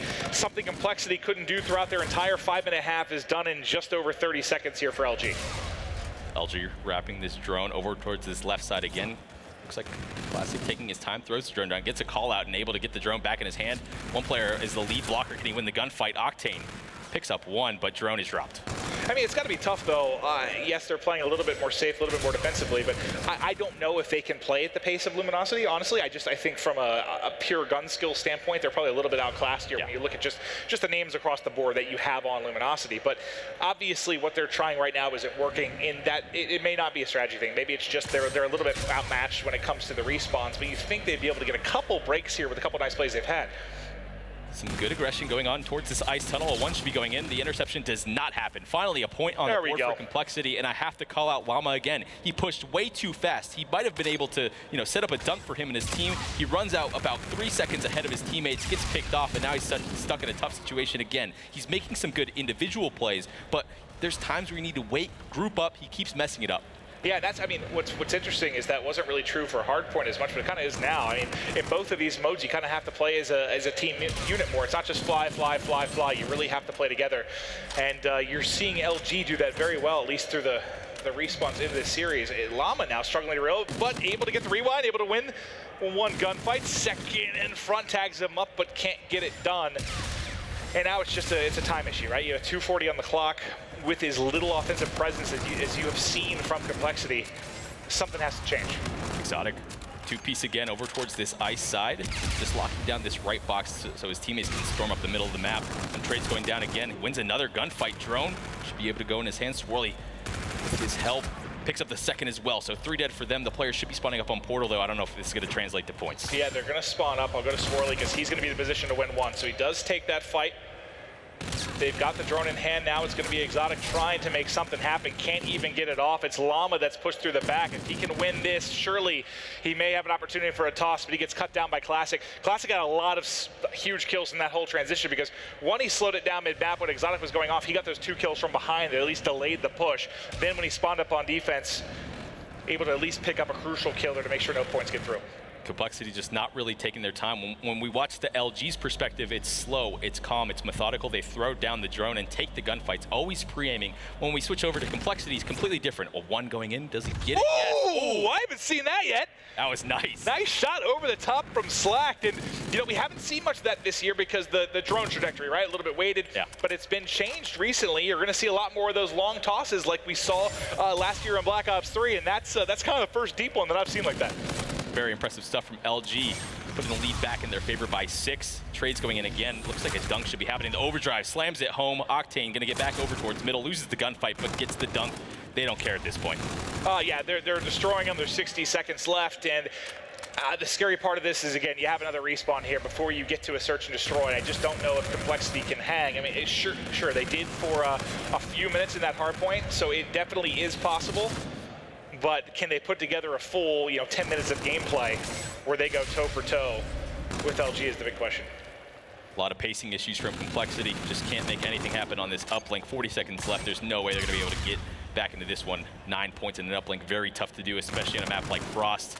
Gunfight's going down back and forth. Parasite moving this drone up towards blue. Maybe a 1 should be coming in soon. 3 players contesting the interception coming in again. LG, all these players very good at setting up for those interceptions. Classic, one of the best at doing it at Black Ops 3. Octane as well. Octane was very, very good at it. So, yeah, all around. I mean, you've seen a couple times where it's really the entire team kind of makes it their priority. I feel like you're watching a Quidditch match as they're all just soaring across, trying to make a play there on the goal. But 10-1, 10 seconds left. This is all LG. You see reactive armor pop by Saint. See if he can find a couple kills and close out the round. Finds 1 second in front. Reactive armor does its job, and that's all she wrote. A stomping here in the game 3 uplink. Impressive stuff. Not surprising, though. We sort of expected LG to be the stronger slaying team, but I want to explain why. Complexity. How many times, if you go back and watch that VOD right away, how many times does Complexity get caught spurting compared to LG? That's really what it was. It's not like LG is shooting some sort of, doing something special, right? They have their guns up. They're pre-aiming. It's simple stuff. Complexity is just not doing it. The one player that is, look at the scoreboard. 31 and 21 for Exotic, and the loss, only 1 point, but he had a hell of a game because he's taking his time and playing it right. Yeah, again, we talked about several times that those multi-kills he would pick up should have led to more, and they really didn't. But Luminosity, you know how good they can be. You can't be shocked here that they were able to take it, but I am curious what the guys at Analysis think about that Game 3 win for LG. Thank you very much, guys. As you mentioned, of course, LG now find themselves 2-1 up. Before we get to Game 3, though, let's backtrack. Let's go all the way to the beginning. Start with the hardpoint. Chance, any key moments, really, that jumped out to you in that one? Luminosity domination, more or less. It really just comes down to the slaying power that they were just talking about on main stage about the uplink. It's just the gun skill seems to be in their favor, whether it's pre-aiming gunfights, whatever it may be. That being said, Complexity did quite a few smart things. I noticed Lamagod was toggling back and forth between the laser sight K-bar and just your standard stock 1 quick draw 4 grip, stuff like that. So he was doing it for specific kills as well towards the end. They were down, I think there was about 11 seconds that Luminosity needed to get on board. There was 12 seconds left in the hill that Complexity had control of. Instead of milking those 12 seconds, they just went straight for the rotation. They gave up no time. They just threw away 12 seconds that they would have had because they knew exactly what they needed to do to get the win. So they played smart. They just didn't win the gunfights to get the W. Yeah, and I mean, game one, Complexity did show some signs of life. I mean, it was a pretty close game up to a certain point. It was pretty back and forth, and then Luminosity just seemed to run away with it. That slaying power that we keep touching on just seemed to carry them forward. At any point, did you think the comeback was going to happen? I did. Really, honestly. though? Did you really? Yeah, as Chance was talking about it, that last play, I mean, we saw it at PSX in the finals with Orbit and FaZe. That sort of graveyard hill, you know, Luminosity heads there, and then they lose that initial gunfight, and Complexity had a chance to get the full 60 seconds. So, I mean, it would have been special. It would have been very difficult to pull off, but it could have happened. Maybe, potentially. But jumping into map number 2, of course, Luminosity find themselves 1-0 up. We head over to a Search and Destroy. Complexity looked a little more comfortable in that one, Chance. I think it's one of those things that they legitimately just outsmarted their opponent. There was the one mistake I know Luminosity had where they team killed somehow, and this is like the second/third time we've seen them just make a horrendous play. Not sure what happened there, but even so, Complexity, a lot of good plays. Llama got twice. He was on the A flank on the offensive side. One time he pushed up, waited for his team to cause a ruckus at B, went for the flank, and he picked up the 2 last kills of the round, making a nice play. And then a couple rounds later, instead of pushing that streak, he sat all the way back, wait for Luminosity to rotate past him, and then he goes and picks up, I think, just 1 kill and leads to the second as well. But a lot of just really key, smart plays. Just to continue talking so I can have this whole time to myself. Even the last play, Slack, every single round was going to platform, and he was doing devastating stuff with it. Yeah. Final round, though, Swarthy pops the active camo and takes him down. So all the smart things that Complexity could do, they did do, and they were successful. That was impressive. Any more on top of that? No, absolutely. I think the biggest thing is Luminosity, they have great sort of default strategies that they sort of set themselves to. They usually go up early. We saw them go up 4-1. This map, they're up 3-1. And then Complexity makes mid-game adjustments, sort of what you were talking about. They do they switch bomb sites up. Luminosity, they just seem to do the same default strategy over and over and over again, and they're just not making those mid-game adjustments that they need to.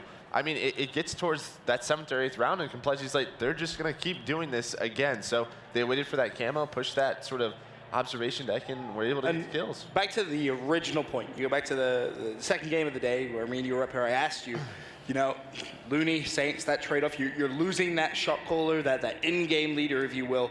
Is that what's potentially showing in Search and Destroy? I don't think so, because even last year, we were talking about this, they had the same issues where they would just stick to those same strategies, not really have that many adjustments. It needs to be somebody, you know, on that round 6 or 7 that says, let's just do something different. Right. And then, of course, we just saw that map number 3. The uplink came through. Luminosity find themselves 2-1 up now. Was that a more convincing game for you, Chance? I don't know, just kind of like the hard point, same kind of thing. I know it got a little bit wild towards the end where Complexity, there was a glimmer of hope, but same kind of thing. It's just, it really comes down to that slang. I know Exotic did incredibly well, but really you just have 2 players that aren't putting up numbers at all. There's only so much you can do in a respawn game mode if you don't have slang power. Well, as it stands, Luminosity find themselves 2-1 up. That's going to be everything for the analysis desk for now. We can actually send it down to the wonderful Jack on the floor with an update.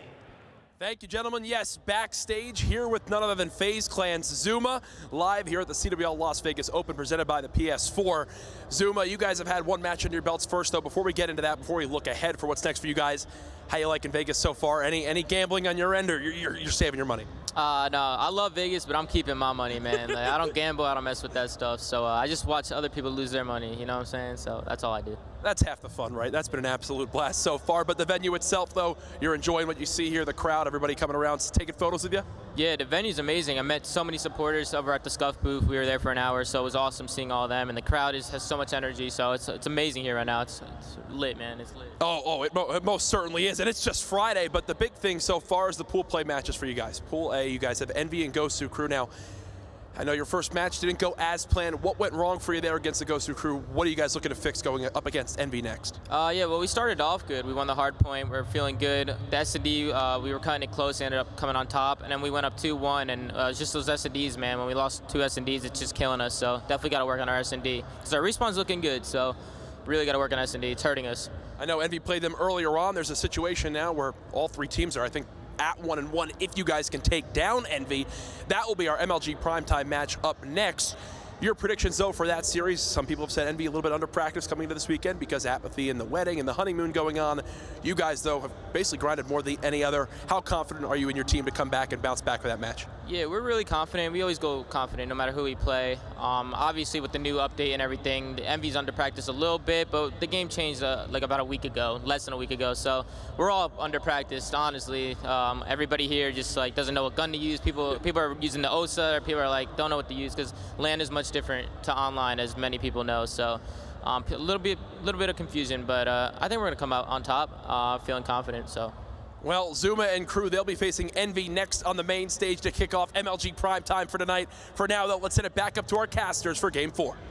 All right, thank you, Jack. Yeah, FaZe is a big test. I mean, they're at a point where they kind of have to beat Envy right now after falling. It's funny because before this weekend, you know, us casters got together. We did kind of a caster roundtable talking about it, and I did think Ghost Crew could get an upset, but I really thought it was going to be Envy if that's where the upset came. I was very shocked to see FaZe. I've been really high on FaZe because they were the most practiced, they were most prepared, they won PSX, but you know, kind of what Zuma said, the game kind of got turned on its head recently. There were a lot of changes, so everyone's sort of, I guess, starting off at square one to some degree. Yeah, to be fair, it's just sort of the way it is right now. Who's going to be able to adapt faster? And each and every series that you play, especially in an environment like this, the top tier talent is all here, right? So every single series, you need to learn as much as possible. Yes, they got upset from the Ghost Crew, but what did they learn? They learned that their S&D is a little bit weaker than it might have been at PSX, for example, or just in general. Some changes went on with the bomb site. Some of the maps play extremely different now. So if they're able to make these adjustments on the fly, they can certainly take down a team like Envy. But you know, going down early in this one, I don't think FaZe wants to make another loser bracket run. Well, yeah, I mean, there's been a lot of great changes, and you know, it's good they're happening this early in the game. But when you have, you had bomb site changes, you had some uplink portal changes, you had some hardpoint spawn changes. Yeah. There's been a lot for the guys. Not only are you learning a new game, but as the game is being tweaked more and more for competitive, it's a lot, and they have very little time when you're talking about a week before an event to start to prepare. So I wouldn't be surprised if maybe we see some teams drastically improve over the course of the weekend, especially if they're practicing. Maybe when they're off, there's the station they can play on, get some scrims in. I'm very curious to see who the best team is come Sunday. It's a lot of information to process, and now's the time. If you're in between matches, if you're done with your matches for the day, now's the time to learn as much as possible. Playing on LAN, playing against the top talent in the world in Call of Duty, you got to do it here. Learn as much as possible. All right, well, we're going to be going to throwback hardpoint. Now, this is one, at least when the game first came out, it was a little bit difficult to predict the spawn. It's become a lot more, I guess, a lot more control. You know, the Lime hardpoint recently was removed, so it has changed up a bit. How do you feel about this map currently right now in this particular game mode? I love throwback overall. I think it's a good pace to it. It's not too fast, not too slow in general. So I think it's going to be very tough for Complexity to bounce back, though. I think Breakout is slower, might play to their style a little bit more. This is going to be faster. I don't know if they'll be able to keep up. Well, this is the recipe for success for LG, and that's why they lost that first series versus ALG. They can't lose their bread and butter. They can't lose the respawns. They have to close it out here. If it goes to a game 5, my opinion flips completely. I'm going to start to feel much better about the side of Complexity. Definitely agree with you on that one. First hard point going down. Looks like Parasite starting off a little bit better in this one. The NV4 going to be coming in for him there over towards the bus bridge. Trying to lock down this back. Lemon now can't win that gunfight versus Classic, though. Yeah, I think he might have got tagged up by a couple players there, but trying to trade out a few of these was Exotic. He found one before dropping. Last man up was Swarly. That ended up being, I think, 3 or 4 down. But they've got a nice little lead here early on. We've still got 20 seconds left on the train platform where Watches Saints tries to wrap around through. Finds one pushing through that bottom alleyway. His team picks up a couple as well. And it looks like the scrap time, well, unless Swarly has something to say, he might actually be able to shut down some of the scrap time. Yeah, that's actually really good. Shutting down 10 free seconds that would have gone in their favor ends up getting traded out. But that's every second counts, right? Yeah, it certainly does. Octane around the top. He's going to be able to win one. Now we'll get set up at bar. So talk to me a little bit about this hard point and how you like to hold it, TV. Definitely got to get around the back and anchor. That's back sort of Lemon or back market spawn that you see LG getting right now. But Complexity is doing a good job of spreading out over towards the map. Hopefully he can win one of these gunfights and block this back spawn. Looks like Exotic's able to win one. The spawn should be coming out now. LG spawning out towards Lemon now, and they need to go right away, clear out the other players, but Slack and Classic have something to say about it. He has caught a nade to the mouth, basically, as he wrapped around side barn there. Slack, though, still inside, racking up time, so the early lead from Complexity is all but disappeared now as LG has started to take control, and the 3 streak here from Slack to be part of it. Should be able to make it 4 as he's able to find one more. Second in the back, can't snap onto him. And Classic, we talked about I guess his struggles, at least compared to the rest of them in the first series, he's stepping it up here. He's kicked it off 8-3, and if I remember correctly, he started off pretty darn well in the first hard point as well. Just making the game easy on himself. A lot of time in the hard point already in this one, closing in on 50 seconds as we rotate again. And every time we switch on this guy, just always seems like he's in an opportune situation, always making the correct play at a given time and playing his life. Now, working up towards this street, this sidewalk over with Octane, trying to find some teammates to work with, but gets taken out. I think there was one above him there, kind of wall running in the front window. He eventually does drop. Saints now trying to play his life. You see it change yellow there as it gets contested, and he'll get pushed out. So Exotic and Llama are able to get to the hard point. Exotic knows he has a couple above him. He has like one above him behind, one above on the bridge. Ultimately, it's a three-man break there for Luminosity, and they've got control yet again with 30 seconds to work with. Anything special you're seeing from LG to mount this lead, or pretty much same old from the first couple of respawns? Grouping up and winning gunfights, making the game easy on themselves. Complexity just making the same sort of mistakes again. They're spreading out so far on the map. Every single time in these sort of hill contesting situations, I want you guys to watch the red arrows on the minimap, how far spread they are compared to the blue ones. And that's just so crucial, especially when, you know, each death is so important. You want to at least put yourself in the best situation possible to win multiple gunfights in a row. The best way to do that is to group up. And now another position where it's going to be a rotation battle won by LG. Trying to break in is going to be Exotic and crew, trying to go in through bowling. He has one out to the right, trying to find it there. Hell, I lost him. Oh, I think he wall ran over the top of the door. I was having trouble tracking him, so I'm sure he did as well. Octane still holding spawns here in the back as they continue to rack up time. And I mean, they're blowing the doors off of Complexity right now, but they did get the break halfway through. Let's see if they can hold this final 30 seconds. 30 seconds is absolutely huge here to keep Complexity in this one. I feel like if they get broke, the game's just going to be broken open. Some payload abilities should be coming into the game fairly quickly with the amount of kills that LG is getting. Octane soars in through the back again, picks up 2, and has Slack's help as well. A 4 wipe again. 15 seconds of scrap going to be going into LG's favor again. And oh man, it's looking bad for Complexity here. It really, really is, especially as the streaks start to build here for Slack. He's only 275 off of streaks, but he does end up dropping. So now Classic will be the last one rotating out. Let's get back to mid-map. Parasite's going to be set up here to pick up the original time. So he's set up inside.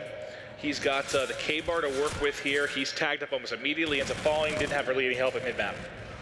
Yeah, he didn't have any help, but he also didn't even shoot back. He just tried to, you know, cower down in that corner, just not even getting any sort of damage off, and LG's just running the table on these guys. Exotic, again, seems to be the only player that's able to make anything happen. A 2-piece for him at the top window. He gets taken out again. The trades are too strong for LG. They're taking their time. They're waiting, and then when they are put in these 1 versus 1 or 1 versus 2 situations, they just always seem to come out on top. Parasite finally starting to play a bit more aggressive over towards this green sidewalk, but they're just not getting any time.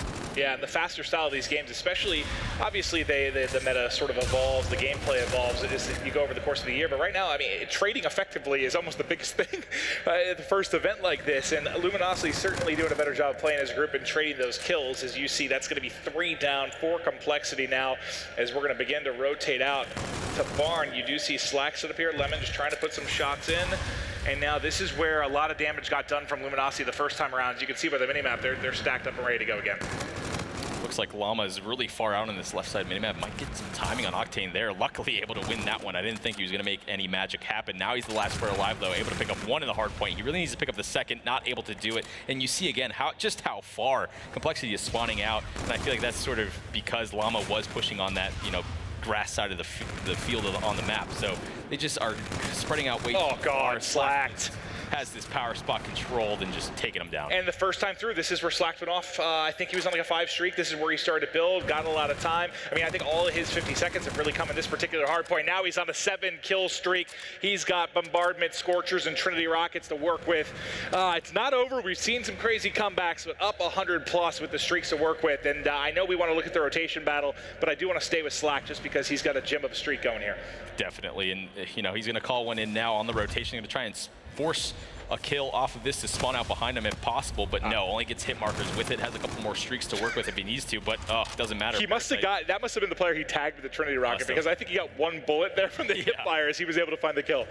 Parasite stuck in an unfortunate situation, and you know, Complexity just doesn't even look like the same team as we saw in this first hard point. Slack getting control of this top bridge now, gets a couple players in front of him, and I really expect the streaks to come down. The other team shouldn't have any sort of cover. Octane just hopping around just like this, contesting for as long as possible as his team storms back in. Loses that gunfight to Exotic though.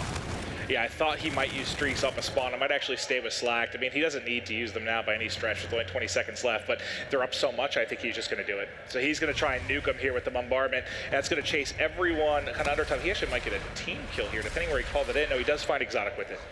Gets a kill, and the reason he called that streak in is because they got those favorable spawns for the next hard point, so they figure as soon as they get kills, the other team's going to spawn out even further. They're setting up for the next. They're able to get initial control. Yeah, look where Swirly just spawned. Neptune. He's going to hike across here to try and get in. So nice streak use there. They get set up, and you can see this is a solid, 5 to 10 second hike he just had across the map, and now he's watched 2 of his teammates drop, so he can't do anything now to begin with. He's in a 2v4. Now let's see where he pops again.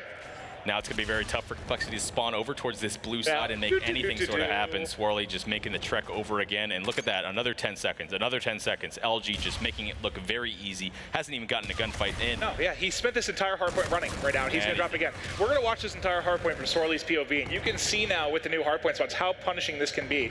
Going to wrap back. You can't face smash anymore. Nope, you can't do it. You really have to play as a team. He's going to drop again. All right, well, we'll stop picking on him. It's not really him. He hasn't had a favorable gunfight once, and now this is the closest spawn he's got as he kind of spawned front blue and field there, but it's over. There's 10 seconds left. That was one of the most frustrating POVs I've watched on a hardpoint, and that's perfect by LG, right? Yep.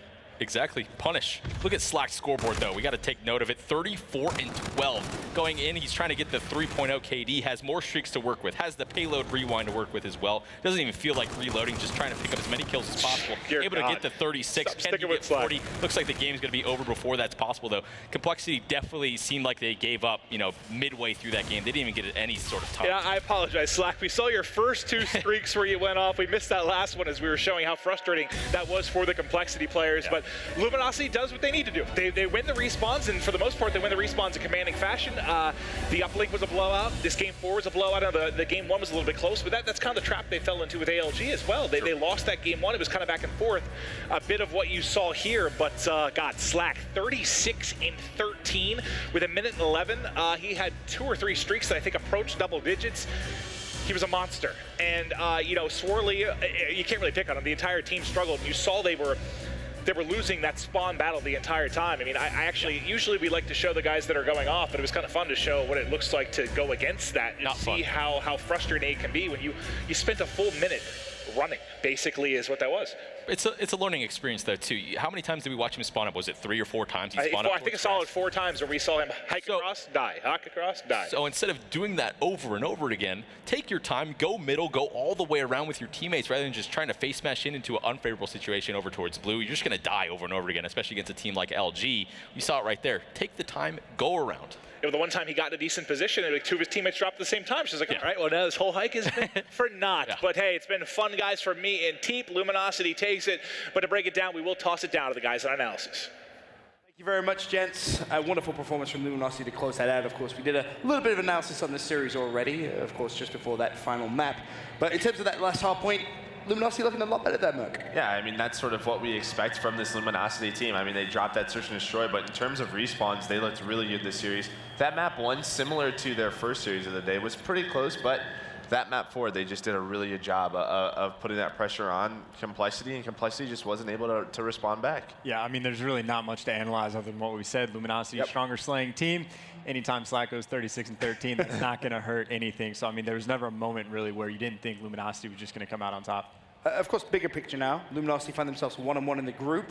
Are you feeling comfortable that they come out of this one and go to Champs Wins bracket? I mean, you're shaking your head saying no. You're kind of bobbing back and forth. It's definitely not comfortable, as Chance talked about before. There's a lot of good teams coming out of the open bracket. And even the past few years, we've seen a lot of teams come into the pools and win 4-0 or 3-1. So there's definitely, they can't be comfortable right now. Well, the stacked talent, as you mentioned, to the open bracket. But I feel if Slack can keep playing the way he is, potentially their chances are going to be improved, because you kind of brought it up yourself. Slack playing very, very well so far. We have a wonderful replay package just highlighting some of his key moments throughout that series. I mean, I feel like when he's on form, he can really carry this team to victory. Yeah, and this is what we talked about. I mean, Slack was really that consistent slayer all year last year. And he has had such high individual skill and always seems to be in the right positions. And he just does stuff like this. It's just ridiculous. The only times I've seen Slack not have a really good game, he goes about break even, and then the rest of his team is completely shredding, and it's one of those things, there's just not enough kills on the map. So even when he does average, that means his team is winning by a lot. So definitely one of the guys that's very good at his job.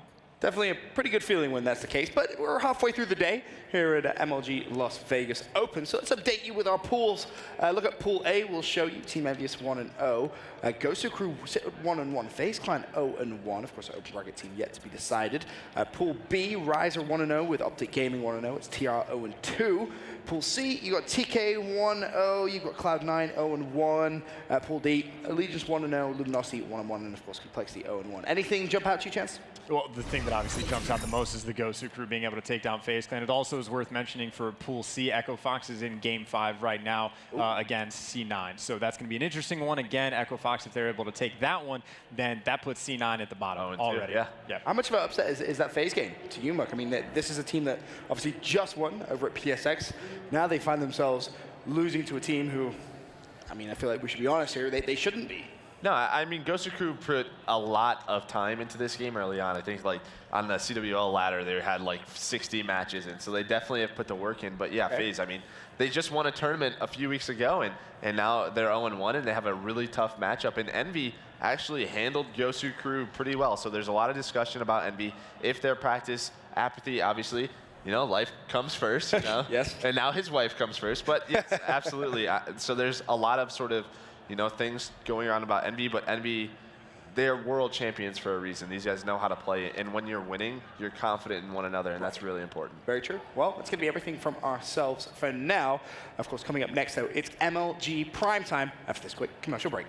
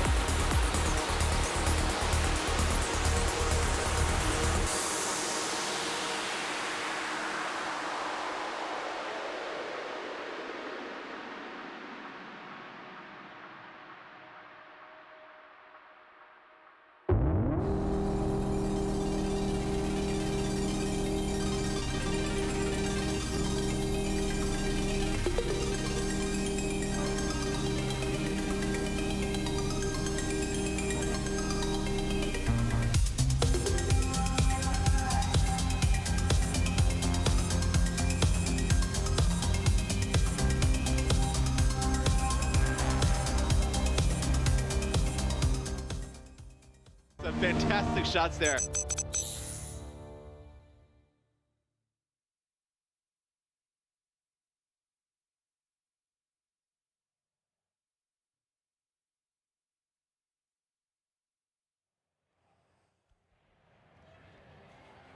Ladies and gentlemen, welcome to MLG Prime Time. We've got Benson, joined by the wonderful Merc, and of course the amazing TP for our analysis desk of this Prime Time. Our first matchup this evening on Prime Time is going to be a good one. Envious versus FaZe. We have our world champs playing this evening. I'm excited to watch these guys play. A very, very dominant force, I think it's fair to say, but do you think that dominance is going to carry through this year? I mean, they're under practice, definitely. I mean, obviously, congrats to Apathy, just got married, but you know, it's like the married crew. But it's time away from the game, so they're definitely under practice, especially compared to FaZe. We talked about it. They're one of those teams who have put a lot of time into it, but the skill's still there on Envy. I mean, you have Slasher, who's considerably one of the best ARs in the world. You have John and Apathy, who can just go off and be the best player in the world at any time. And then you have Cap, who's sort of that captain and keeps them all in line. So, you know, this team is still ridiculously good.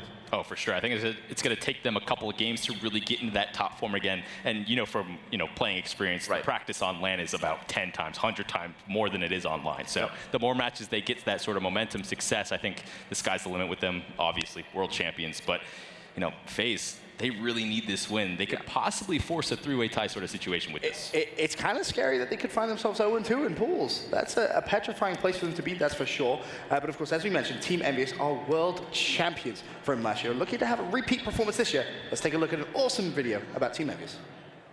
Team Envious are your 2016 Call of Duty World League champions. JCap, John, Slasher, and Apathy. This is the team that cemented themselves in the Call of Duty history books. But the true testament of a great team is their ability to build off success. And with a new game comes a new season. Since the inaugural Call of Duty World Championship in 2013, no team has ever won back-to-back championships, and only 2 players have. COD XP MVP John has proven he is among the best. Slasher has placed top 3 in every World Championship he has competed at, while Apathy has now had 2 top 5 finishes. Captain Jordan JCap Kaplan won the 2 previous COD championships and looks to make it a 3rd, but more importantly, win a 2nd title for his team. The new season will poise new teams and new challenges, but with their experience, a 2nd title isn't far-fetched. Can Envy win back-to-back world championships and cement their legacy in the history books? One of the key players I really want to highlight from that video, of course, is JCap, a player you both have the privilege at some point throughout your careers of playing with, 2-time world champion, and as well as that, a runner-up. I mean, this guy's made it to the final 3 times. Is it possible he can do it again this year? Is that something which you see is on the cards for him? I mean, absolutely, but I think something that's a huge test for him this year is sort of Hardpoint being that game 4. CTF was his bread and butter. It's something that he just solidified himself on that Denial World Championship team, on that Team Envious World Championship team. So with that sort of, you know, not here anymore, I mean, it's going to be a true test for him. Yeah, it's going to be definitely more difficult with 2 hardpoints coming in, but you look at the rest of the lineup as well, you know, I feel like it kind of favors them overall. 2 hard points with the amount of slaying that they have. You saw what John and Apathy were able to do in Black Ops 3. They should be able to replicate that again here in Infinite Warfare. Just how long is it going to take for them to get rolling again? I don't know. Of course, speaking about John, he was the Call of Duty MVP at the World Champs, and he's going to be one of our players in our key player matchup this evening for our first game here on Primetime. On the opposite side, Attach. So look out for these 2 to really go toe-to-toe with each other. I mean, on paper, there, a quick look at some of those stats. S&D, that one slightly over towards John, may surprise a couple of people there. Hardpoint time relatively even as well. Respawn KD, I mean, it's pretty hard to separate these 2, right, Matt? Yeah, absolutely. I mean, when you look at John, obviously COD XP MVP, and he just does so much dirty work. It just seems like he's always in the right position, doing what's needed for his team, and at the same time, just getting so many kills. Right place, right time, all the time we switch on to him. He's always getting those slaying numbers, but in the hard point, very difficult to do. And now he has another hard point game type to work with throughout a series. So moving over to Attach, sort of his adversary in the series, or should be anyway, is he going to be able to match up? You know, FaZe looked very, very strong at PSX. Some things switched with the game, though, slowed it down a bit, and I feel like Zoom and Attach are very I guess, better at that faster style of play. It's going to take them a little while to transition, and it obviously showed when they played Gosu Crew. That's not a match that they should be losing realistically. Right. Yeah, and I mean, Attach was arguably probably the MVP for FaZe at PSX. I mean, he was playing extremely well. I think he's really comfortable in this team. But this really reminds me of the beginning of last year. I mean, Attach was ridiculous at the beginning of Black Ops 3. He had a lot of standout plays. So, you know, he just seems to be really good at sort of adjusting to these new games. It's really just going to be, I think it'll help him, these new updates, because he's sort of that slower objective guy. Right. He sort of backs up Tommy or Zuma. So we'll see how it plays out. I feel like it's an interesting dynamic going into this one. To your point, TP, you know, you look at the fact that it's 2 hardpoints now. And at the very beginning of this game, you would have looked at FaZe and said, all right, AW FaZe, they're going to be back. They're going to be killing it in hardpoint. Yeah. Game slows down a little bit now, so you think, okay. But then on the flip side, for Envy, there's no CTF. So it's like, okay, how is this one truly going to go? I feel like these hardpoints are maybe closer than they should be. What are you expecting to see in obviously game 1 and 4? I mean, I think it's going to be a lot of back and forth action. It's going to be who gets those rotation kills. I mean, a team can rotate, and it's something that we talked about, and they can win that rotation. But really, that first set of kills, we've seen it in so many matches already today. You have to get that first set of kills, make those guys spawn out, sort of make them staggered, make them have to wait for one another, because a lot of those teams don't have that discipline yet. Definitely agree with you on that one. And then pointing towards FaZe, you know, Zuma had an interview earlier where he said their Search and Destroy was their weak point. They're not very confident in it right now for whatever reason. And that was sort of something similar we saw last year as well. From tournament to tournament, Respawn would be good, S&D would be bad. We go to the next event, S&D good, Respawn bad. So they need to find some sort of middle ground here where they're feeling confident on an entire best-of-5 series, or else they're going to have these things happen where they just are losing these situations that they really shouldn't. With the talent that these guys have, you got to put it together, man. How difficult is that as a player, though? When you recognize you have a weakness, right? You go to an event, you're like, all right, we just straight suck. We suck to Search and Destroy. Then you go to the next event, you're like, hey, you know, kind of suck to hardpoint. How do you find the right balance, TP? What is it that you can do as a player inside a team? I mean, you got to split time, but I feel like it's more just a mental issue with these guys, to be honest. You can't just be switching up on a whim what your strategy at an overall level is going to be, and I feel like it really comes down to a confidence issue. There's times where I feel like they're just not playing in coordination as much as they want to be. Just, I don't know, little things. And that just comes down to sort of winning, right? Because when you're winning, you're confident. When somebody tells you to do something, you're going to do it, because like this worked last time. So that just comes down. That's why this Envy team is going to be in such a sort of good spot, because they trust one another. I'm excited to get this one underway. Of course, Team Envious versus FaZe, the next game up on the main stage. Claystar play, we haven't really touched on quite yet from FaZe. Obviously, played pretty well at PSX. I think it's fair to say when FaZe won that championship.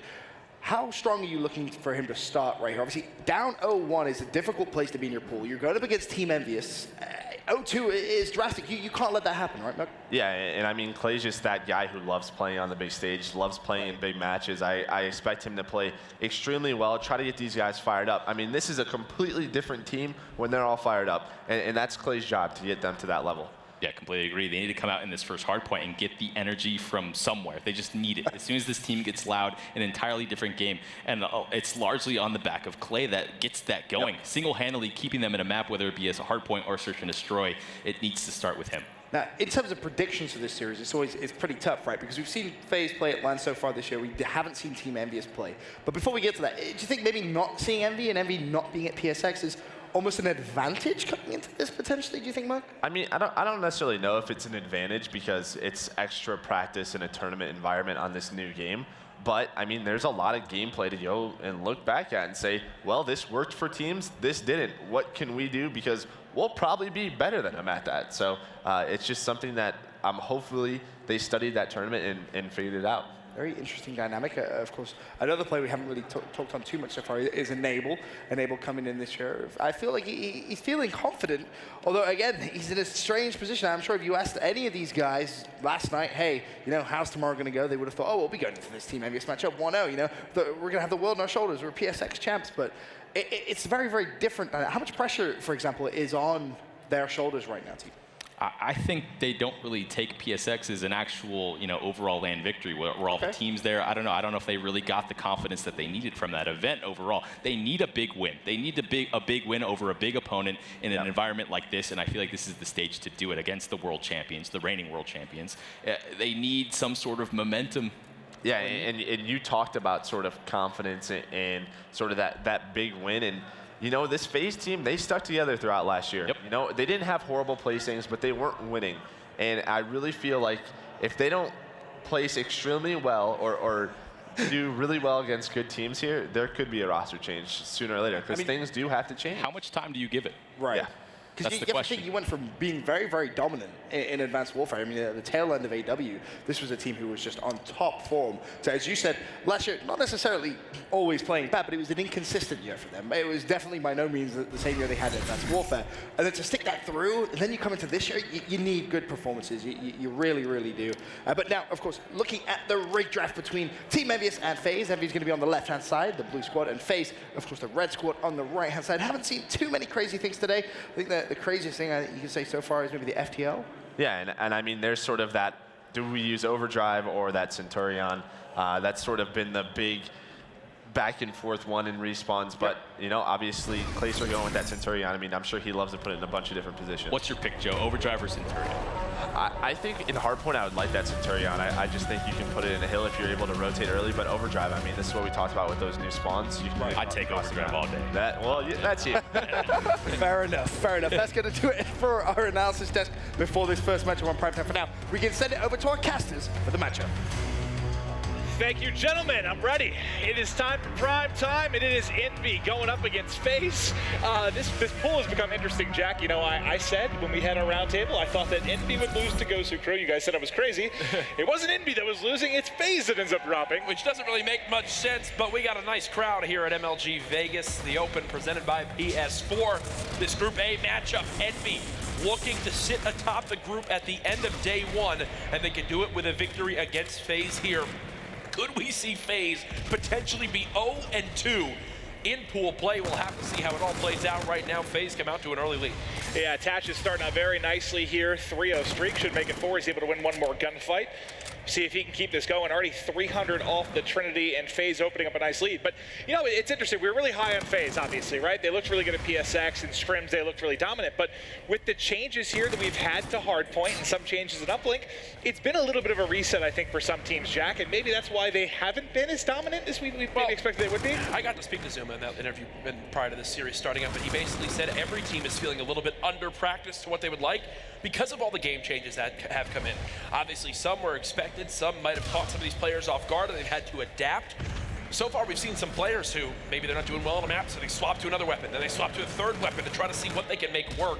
K-Bar, though, the main gun of choice. You're seeing that right now from Enable, as he's currently 5-1 on a 4 streak.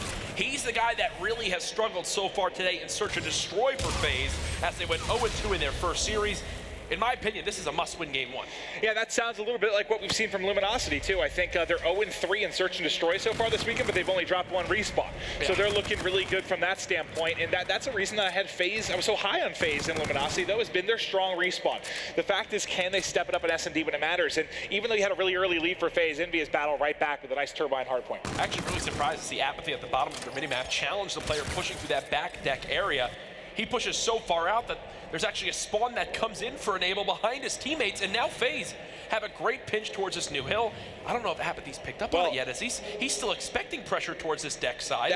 But look at the minimap. There's FaZe players already at the new hard point. Now Apathy's out in the middle of nowhere. And this is what I talked about. I was watching Apathy stream the other day.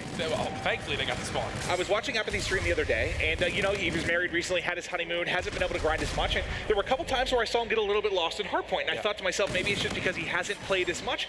Is that maybe one of those times that it kind of happens, just a little bit of an off cue because he just hasn't put in the time some of these other guys have? If you watched right there, he actually, if the FaZe player who was close to deck and towards middle map was a little bit further pushed up, they would have blocked those back spawns. It did work out for Envy momentarily that Apathy actually held those spawns for his team, but unfortunately they still get wiped out. FaZe up by over a minute now, as they are just picking Envy apart in every aspect of this game. 5.0 KD for Attach, double positive from Enable, double positive from Clayster. FaZe Clan looking quite good. Yeah, this is looking very, very strong and Attach. I mean, he's just got 2 really nice sprees here, really, to kick things off, as the team in total is now up to 8, a 3 streak for Clay as well before he ends up falling. I want to stick with him because you don't have 4 streaks, so we'll see the long rotation out. We'll take a look at the minimap here. He's going to be the last person to rotate over. You see set up and drill is going to be Envy. Let's see how Attach likes to attack this. Usually we go to the rotation in front. All the way around. So now let's see if Crim's POV, let's see what the flank looks like. They're hitting the pinch from every single angle. 2 players about to push from drill. You've got 1 player hitting middle map. Here comes the pressure from Attach now from the backside. Not expecting this at all, because why would you? The guy just looped around the entire map to get to this position. 2 kills for Attach, earning himself some streaks, almost gets the 3rd. But a 12-3 start. Clayster can't win the one-on-one, so it's a failed break from FaZe Clan. Yeah, I saw that. I mean, they didn't end up winning it, but I saw it a couple times during the Cloud9 match where that last person to rotate out, it was Lacefield a couple of times where he would rotate out, he'd be the last man in, but it's almost like they weren't expecting the timing of it for him to get there if you hit the long flank, where he's able to pick up 2 or 3 kills and almost come up clutch. But even with that, FaZe not able to get the break yet. This is, it was the Turbine where they did really well. Now Drill, this is the second really big hold from Envy. Most of their times come from 2 hard points, Jack. Yeah, and Envy are still in this game. Don't count them out yet. This is just the first rotation. Looking at your scoreboard, though, the biggest thing to point out, I mean, just look at where the Envy players, all in double digits in deaths, all in single digits in kills. They just need to begin to get the kills on rotation. 1 60-second hold, and this game is tied right now, but they just haven't stopped Attach. It's been, what, a 5 streak, a 7 streak, another 5 streaks so far in this game that's gotten him to the point he's at. The man is just lights out, finally gets cut down, but already the damage is done. FaZe's lead up to just shy of 80 seconds. And this is what's so interesting. This is why this is kind of why I thought that Envy may struggle against Ghost Crew, and I thought FaZe was going to cruise in this group. Right now they're having their way with Envy, but like you said, you've seen a couple of matches that have turned on their head very, very quickly. You just need 1 or 2 strong hard points in a row, and you can bounce back into things. And I'm sorry for those of you at home that want to see Envy. I know I haven't spent a lot of time on with the players, but just look across the KDs right now. I mean, everybody -4 to -7. No one's really getting a whole lot done. I know Slang's not the whole picture, but when your entire squad's negative like that, Jack, it's not easy. Yeah, and FaZe in their first series, they lose the second hard point, which I think Zuma was really shocked by. They were expecting to sweep both hard points. You take that out of the respawn, boom, they're set. And that's what made FaZe so successful back in Advanced Warfare. This is a start you needed from FaZe Clan. A 1.13 respawn KD so far for Clayster. He's building on that more now, currently at a 1.6. I mean, Envy can get these 35 seconds and still be down by about a minute. Well, think about PSX. They dropped, what, 1 hard point the entire time? It was the Orbit in the final? Yeah. I think they won every single one. I mean, they were touted to be the best hard point team, the most practiced team going in. And you saw that at PSX. The question is, with the changes here, can they adapt quickly? And this series certainly getting it done. Here comes one final pressure from FaZe, and it's going to be a 2v1 inside this Turbine area. Attach tries to challenge Slasher, who's got himself some nice cover. Slasher does win it, and FaZe will spawn all the way out towards this back deck area. You see on your minimap, FaZe in a terrible position for this new hangar hardpoint. This is where Envy can begin to mount the comeback. Apathy has one job, and it's to stay alive. Yeah, now he'll have a little bit better position here to deal with him trying to flood through, but he does end up dropping as he got pushed by 2 players. Just too much to deal with. But you still have Envy inside the hardpoint, but now the pinch is going to come in. JCat going to have to go huge. Able to find 1 before dropping. Is there anyone there to trade it out? Below is Slasher. He's going to drop, and Envy gets a clean break very, very quickly. And Envy now need to begin to slow down. You can see the player who I believe, just sat outside the front door. Instead of challenging, decides to wrap towards this middle tunnel area. They'll hit out the back rock. There is now a pinch coming in from Clayster. Heads up play from him, but Envy smell it on out, and now they'll push on in.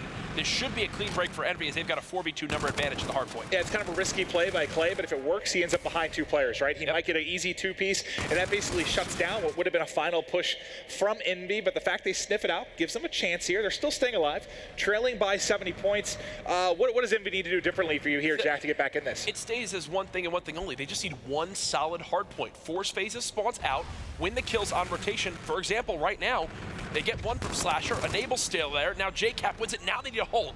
Now they need to stop the bleeding, win these next few engagements, force FaZe to have to go for some crazy pinch play.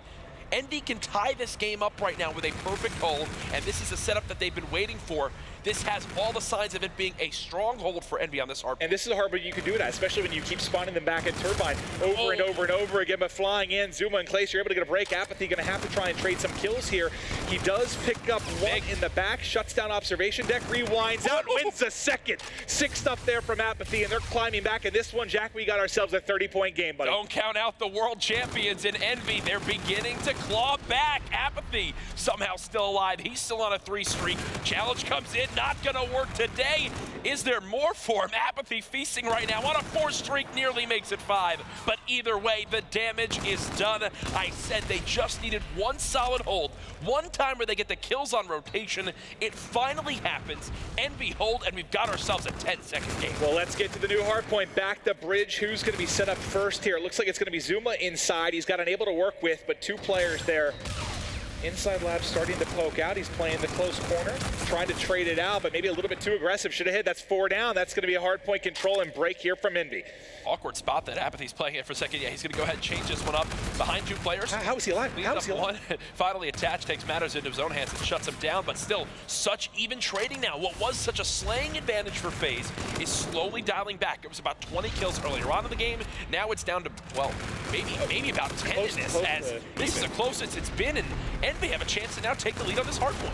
Slasher finds a couple, finds a third, fully streaked this Slasher with camo to go, and maybe we got ourselves a lead change coming in. Envy gonna attack on 10 final seconds here as FaZe is collapsing. And look at this, Slasher showing why he's always been an X factor on this team. He was 14 and 22 on an 8 streak, finally gets cut down. They have camo to retake with, but folks, a 90-second lead for FaZe is now gone.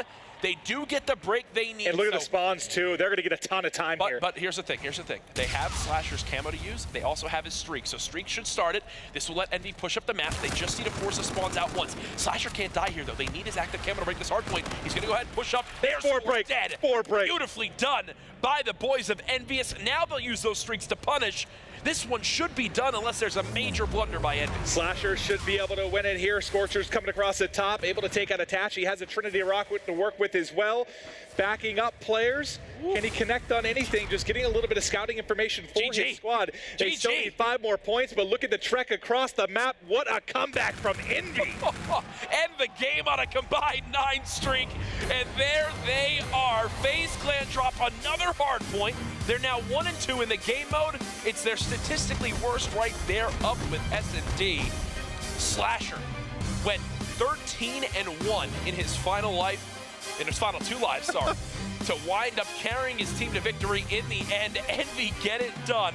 It was not easy, but FaZe have to be kicking themselves now. 1 player positive on the side of Envy.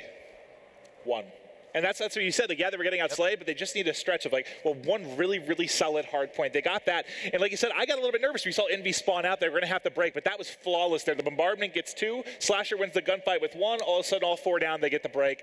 Textbook stuff from Envy. Incredible stuff, and what a way to set the tone for this series. We knew it was going to be close, folks, but 15 seconds at a hard point where FaZe had, what, almost a 100-second lead? 100 seconds for, I'd say, between 60 and 100 for, what, 8 out of 10 minutes in the game?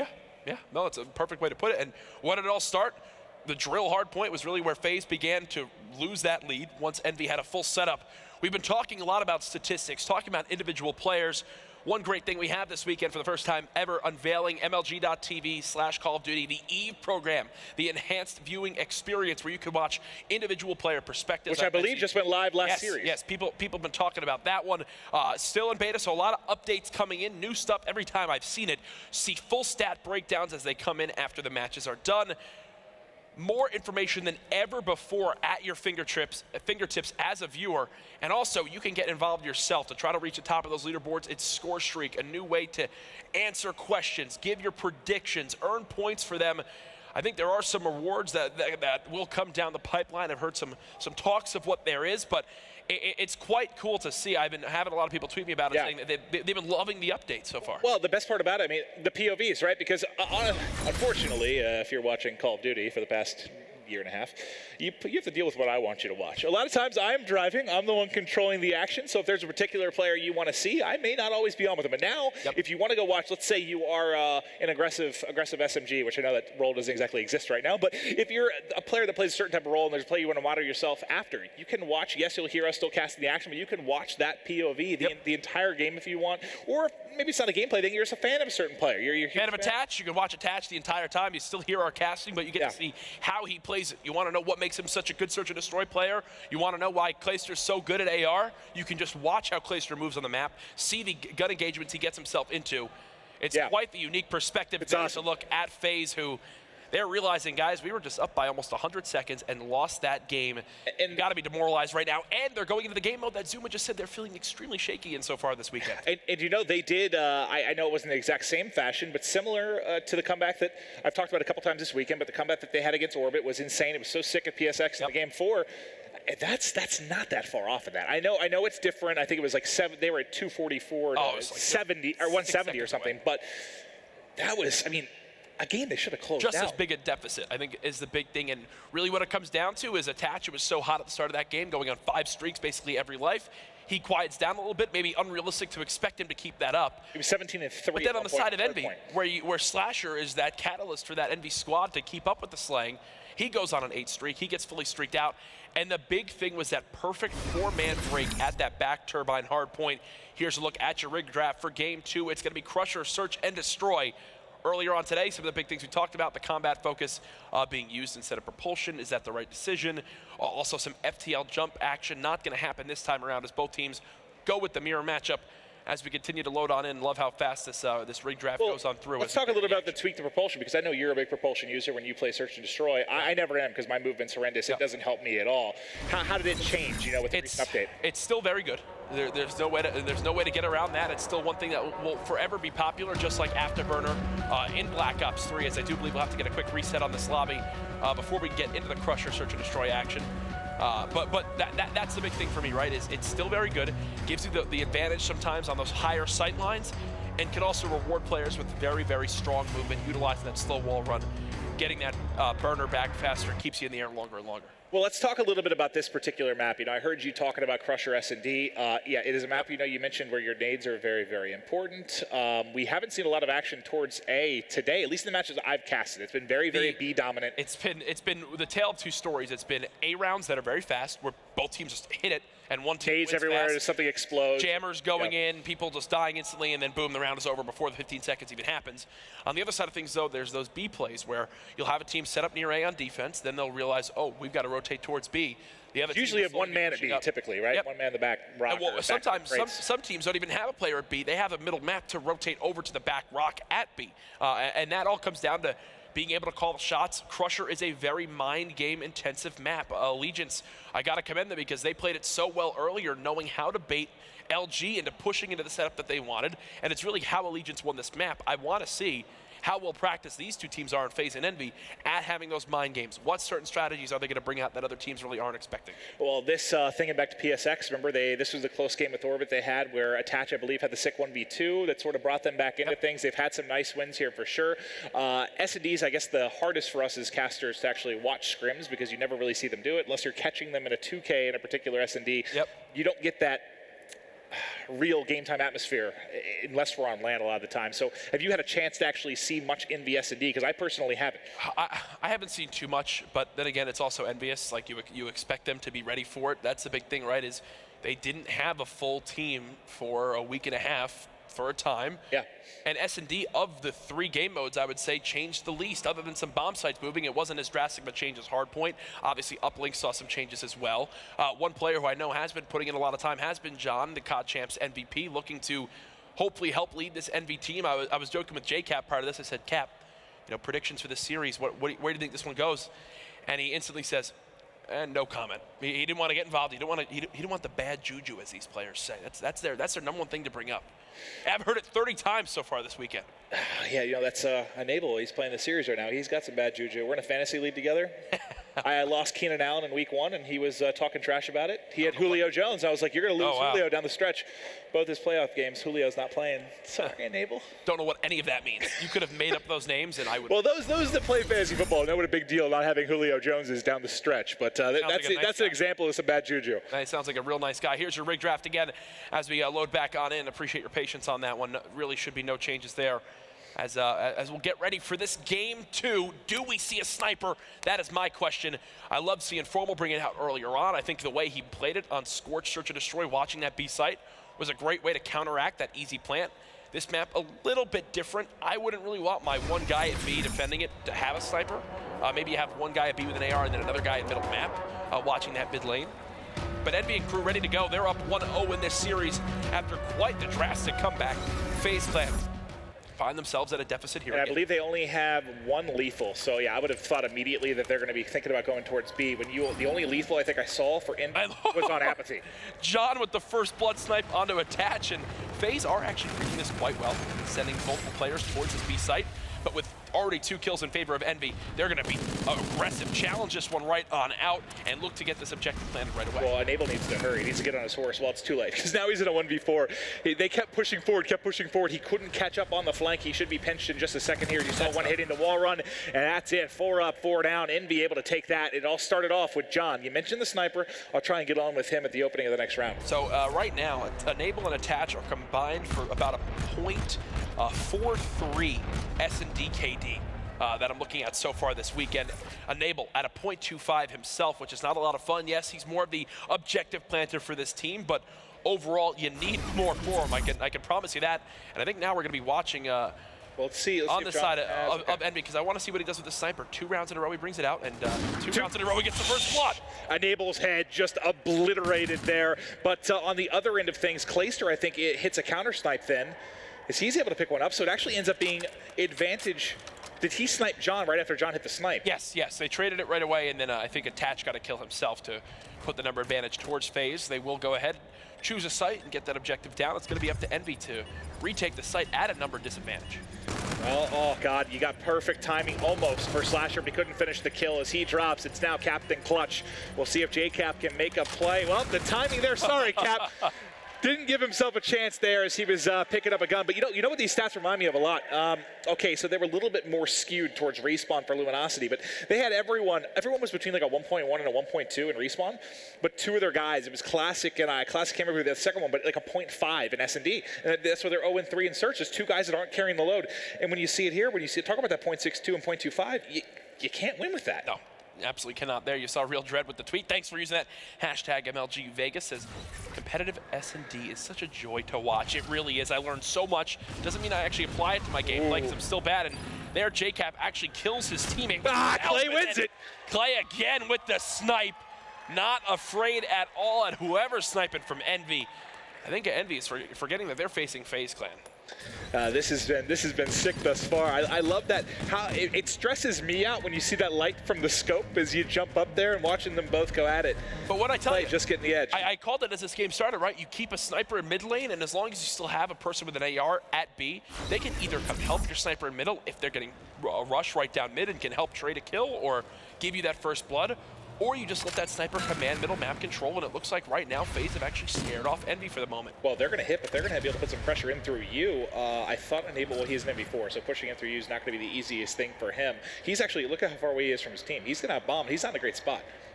Do you like this corner he's playing? Yeah, but I mean, if he were to drop bomb here, well, now they're starting to spread out. Oh, gosh. Okay. So how about these POV look like? Okay, let's see how this one plays on out. They're essentially holding hands right here. You can see the X-ray just a little bit to the left. I think they're whispering to each other right now as they're trying to make a play happen. Oh my God, Enable still didn't see him, and they're going to walk right past each other. Oh my God, they do end up going past, so that's going to be interesting for the communication side of things, because Apathy obviously not able to call that out, but he is able to trade it out immediately. Now it's going to be on Clayster in a 1 versus 2. He drops 2-2. Envy FaZe is everything we wanted. That's a part of Codcaster that is like always so tough. You're seeing it develop right in front of you. Both players just don't even check that corner. Thankfully, there was a trade immediately for that sneaky play Enable had, so doesn't do too much to the setup that Envy were developing. But either way, we got ourselves a tied game, 2-2, as we'll go ahead and refocus back on offense over to John and crew, as it looks like John again, and we're going to have another battle of middle map predictions here. Everybody in the chat, type who you think is going to win this 1v1 sniper battle. And let's see how Clay attacks this. He's out in the open. Clay's going to peek the corner. Did he see the edge? He might be peeking out. He might be showing a little bit here. You saw Clay on the backside. Let's check Clay's POV. Where's he rotated to? I think he's going to call in a streak. Yeah, so he's going to go ahead, bring in the Scarab, rotate it right towards his B-bomb, and he's going to surprise fight with it right away. But no, it doesn't actually get the kill. So the streak, yes, it gives him information, which does prompt the rotation from FaZe, but the objective should be planted here momentarily unless the nade scared him off. Well, I think the nade scared him off. Let's check John in the back here, they did too. So yeah, so far they haven't worked the plant, just maybe trying to find an opening kill here, but it's going to be Enable that gets it. now things going to become very tricky. It's John worried about the back, but it's all on the front that matters. Placer not getting pushed, can't hit the snipe. It's going to be a 2 versus 1. It's all on John. Let's go to his POV. He gets forward, able to find one with a pistol. Now one more to deal with. It's a sniper on sniper action. He does find the OSA. One challenging from behind, 25 seconds on the clock. And the sniper duel that opened things up may be the sniper duel that closes it down here in round 5. John trying to get away. I think Clay will. He just spotted him. Happen as of yet. Where did he go, Clay? Left. Where did he go? This should be an easy. Yeah, to be quite honest with you. He should have it. Clay will go ahead, push on from here. Oh no! He misses the shot. He is gunned.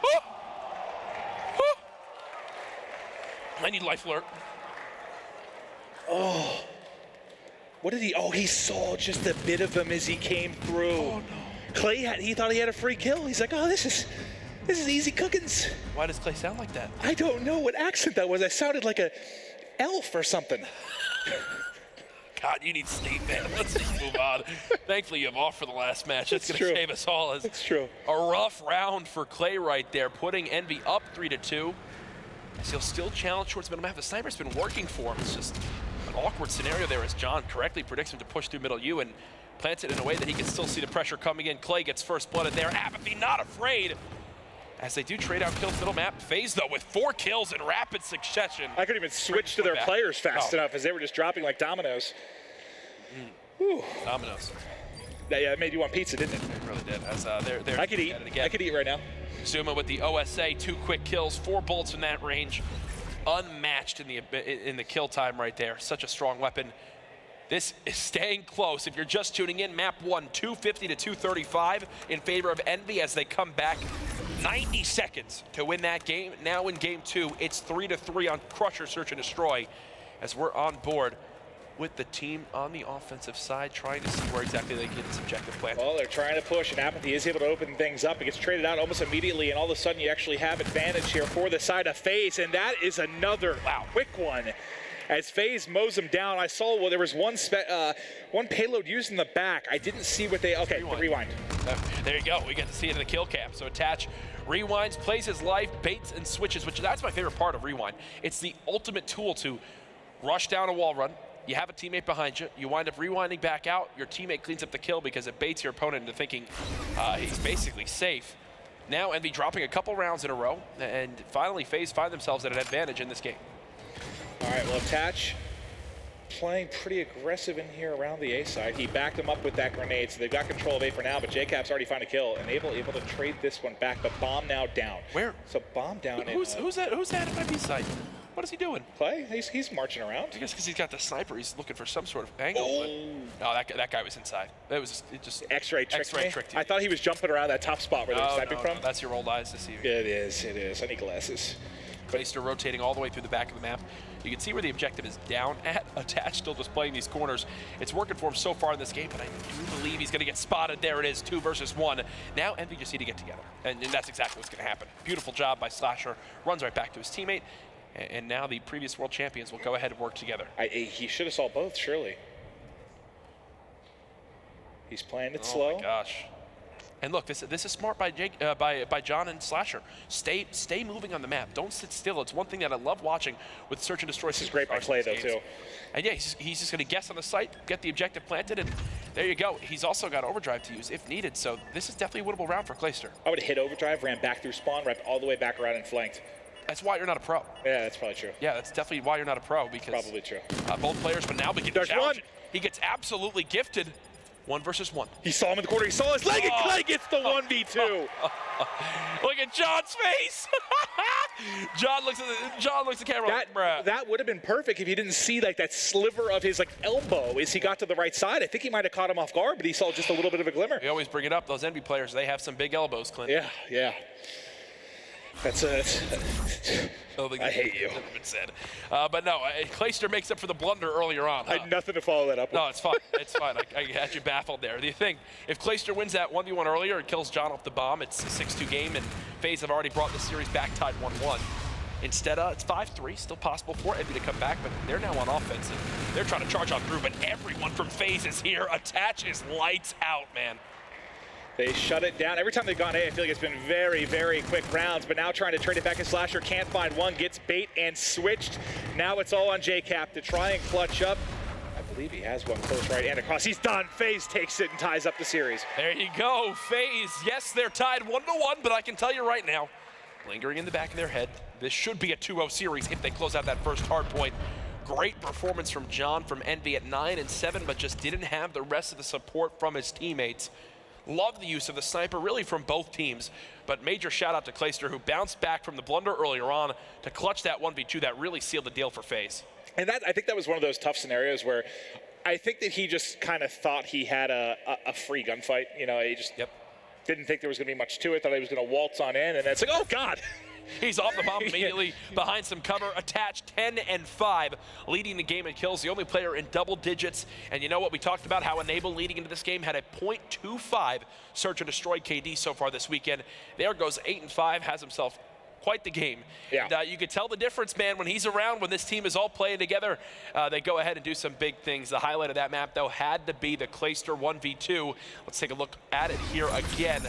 Shout out to everybody backstage making this possible through the replay machine. A little bit fortunate there, right? Like he gets the first shots in, and the second player's like, "Oh, well, you're not going to get those bullets. I will." There it is. I think it was the foot. Yeah, it was the foot, not the elbow. Is that what it was? Yeah.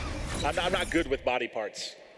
All right, let's move on. So that's a 2-0 lead. No, 1-1. Sorry, series score right now. Precinct Uplink up next, and this is a map where I saw Envy once absolutely destroy a team on this map when they got them spawn in that back gas area. I think they scored like 16 points in 1/2 in scrims that I saw. But so far today, really besides, if anything, I've seen more scores on the team that's trying to score in that back restaurant area. Really? Yeah. I actually said this while I was casting Precinct because I thought before I left it started to get a little bit more 50-50. I saw people putting in points pushing towards Garden.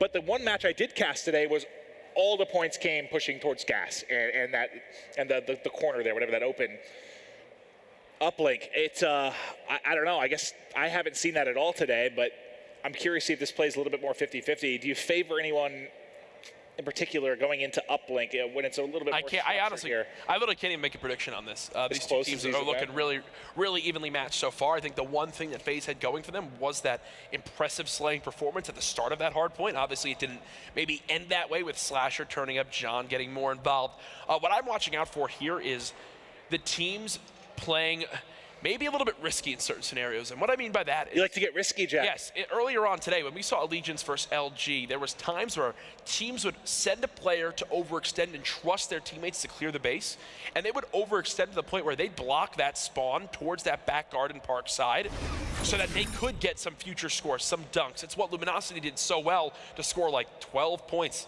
on that side earlier on against Allegiance. So I want to see which of these two teams maybe plays a little bit more risky, plays for that advantageous positioning, as here's a look at your rig draft.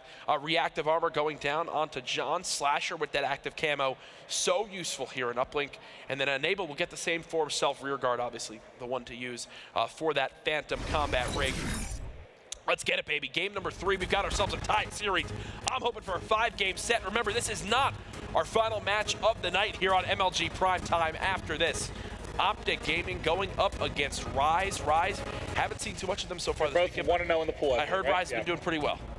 Both 1-0 in the pool. Here, if you've missed the action, I mean, this is a much bigger game for FaZe, right? Envy's already taken that first match against Gosu. FaZe falls into game 5, so a lot more on the line here for FaZe. So you got to think as we get further into this series, the pressure starts to build maybe a little bit on the FaZe roster. Yes, and while FaZe did lose that first hard point, they played good 9 out of the 10 minutes, so they can at least fall back at another hard point in game 4.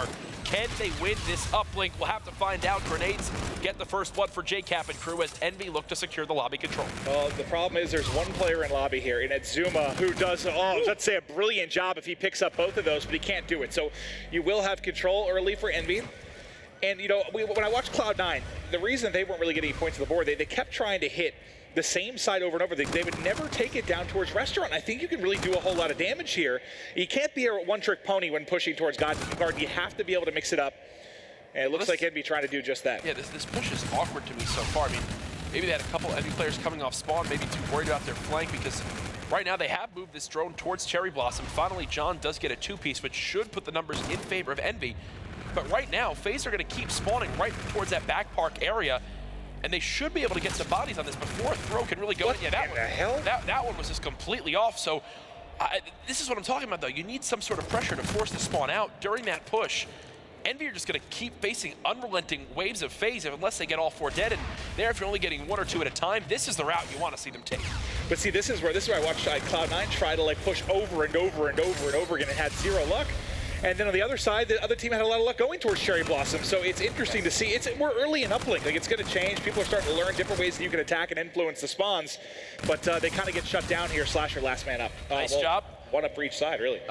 By FaZe Clan to clear out their base. They're now going to grab this drone from lobby, and this is where you can see a couple different push opportunities. Right now, they're putting more pressure towards gas if you're FaZe, but wouldn't be surprised to see Clayster grab this drone and run it right back through ATM towards middle if his teammates can win some gunfights. Doesn't actually happen there, so instead we'll try to slay out, win a wave for his team. Not going to happen. Slasher and crew go ahead and wipe FaZe off the map, as they will move this drone towards this back park side. And now I want to see these are 2 big kills. No, big at 3-3. Oh my goodness. He guns them all, tries to find the 4th, not able to do it, but Apathy is going to have drone in hand. They're starting to push forward. JCap leading the way. Off the wall run and a dunk through for the boys in blue. Nice job by Slasher, that 3-piece, so perfect, and this is where it gets scary. The silver lining for FaZe, there's nobody inside lobby for Envy, and they're actually in control of the drone for the moment. Yes, they do get stopped, but I think they've bought enough time now to get bodies here. Yeah, Envy, they play a little bit too focused on the opposing team's base, where they get punished for having no control of the lobby area. Someone has to grab the drone, right, to keep the rally going. Now it's going to be in FaZe's hand for now. They kind of have it at the bottom of the map, bottom of the steps there. So no pressure coming forward yet, but as 2 kills get picked up, now it's go time. Enable has it in hand. He's going to be pushing around towards gas, just tosses it forward because they now have to get gun up and try and find some kills. I don't know if he wanted his teammate to grab it there or not, but they do hit the 1-point toss. I thought that was just kind of toss it for yards and get gun up, but it ends up working out. Nice dish and nice toss. And John, because he wins that gunfight in his spawn, will actually spawn his teammates at that top station area. So on your map, Enable was waiting for players to come from gas. It's no luck because of where John gets those kills. 3 do go dead for the moment, but beautiful shots from Clay to stop that push. If he doesn't get that kill, it's almost guaranteed points probably, right? Because you get a couple to push out with him. Now you're going to have a long 1-point opportunity. It's away, and it's short. Doesn't put it through. That's a gimme. That should have been in for Envy. I think Enable just spawned in with the drone in his hands because it landed right where he spawned back on up. But yeah, a botched 1-point play. What did we see from Optic earlier on today? 5 ones in a row on throwback. Some close, some far, but precision shots. There, you needed Apathy to hit that because it's still down just a 1-point game. And FaZe are definitely still in this one. Zuma with a aggressive peak there, but I guess with an OSA at that range versus K-Bar and Envy, you feel pretty good about it as he wins that battle. But they're still slowing down Envy, at least for the time being. Drone just reset it back to mid-map. I think Enable, I thought he might be pushing up to kind of watch lobby. Zuba's been the guy there the most part for the FaZe side, but it is going to be Envy that's able to grab it. They want to push up towards Stasu, tossing it forward as they're trying to find kills. They're able to find 1, but it's traded out. It's just kind of Slasher trying to work here, but there's a flanker coming in. That's John from behind. John found 2. Couldn't get the 3rd to really lock it down. But see, that was the play that I was talking about, where they're trying to make a little bit more of an aggressive play. Block those spawns at the bottom of the portal. Unfortunately, John just didn't have enough supporting cast near this back park area, so there was no way for Apathy to move up the drone. 25 seconds left. I do think Envy have an opportunity to go for a dunk here. It's going to come down to these next couple kills below the portal. They do get it. Here comes the dunk for Apathy. Envy up 4-1. 2 nice plays where they're able to get points on the board. Still very, very tight, though. Not something. FaZe can counter. FaZe can counter. Surely can. Zuma has it in hand. They're trying to get out to mid-map, clearing the way. 5 seconds. The pass forward. Attach going for the dunk. Gets it. The 10-second counter from FaZe. That's huge. And they ran it right through that fast route through bottom ATM. I don't think Envy were expecting that pressure at all. You could see the players that jump out don't see Attach all the way above.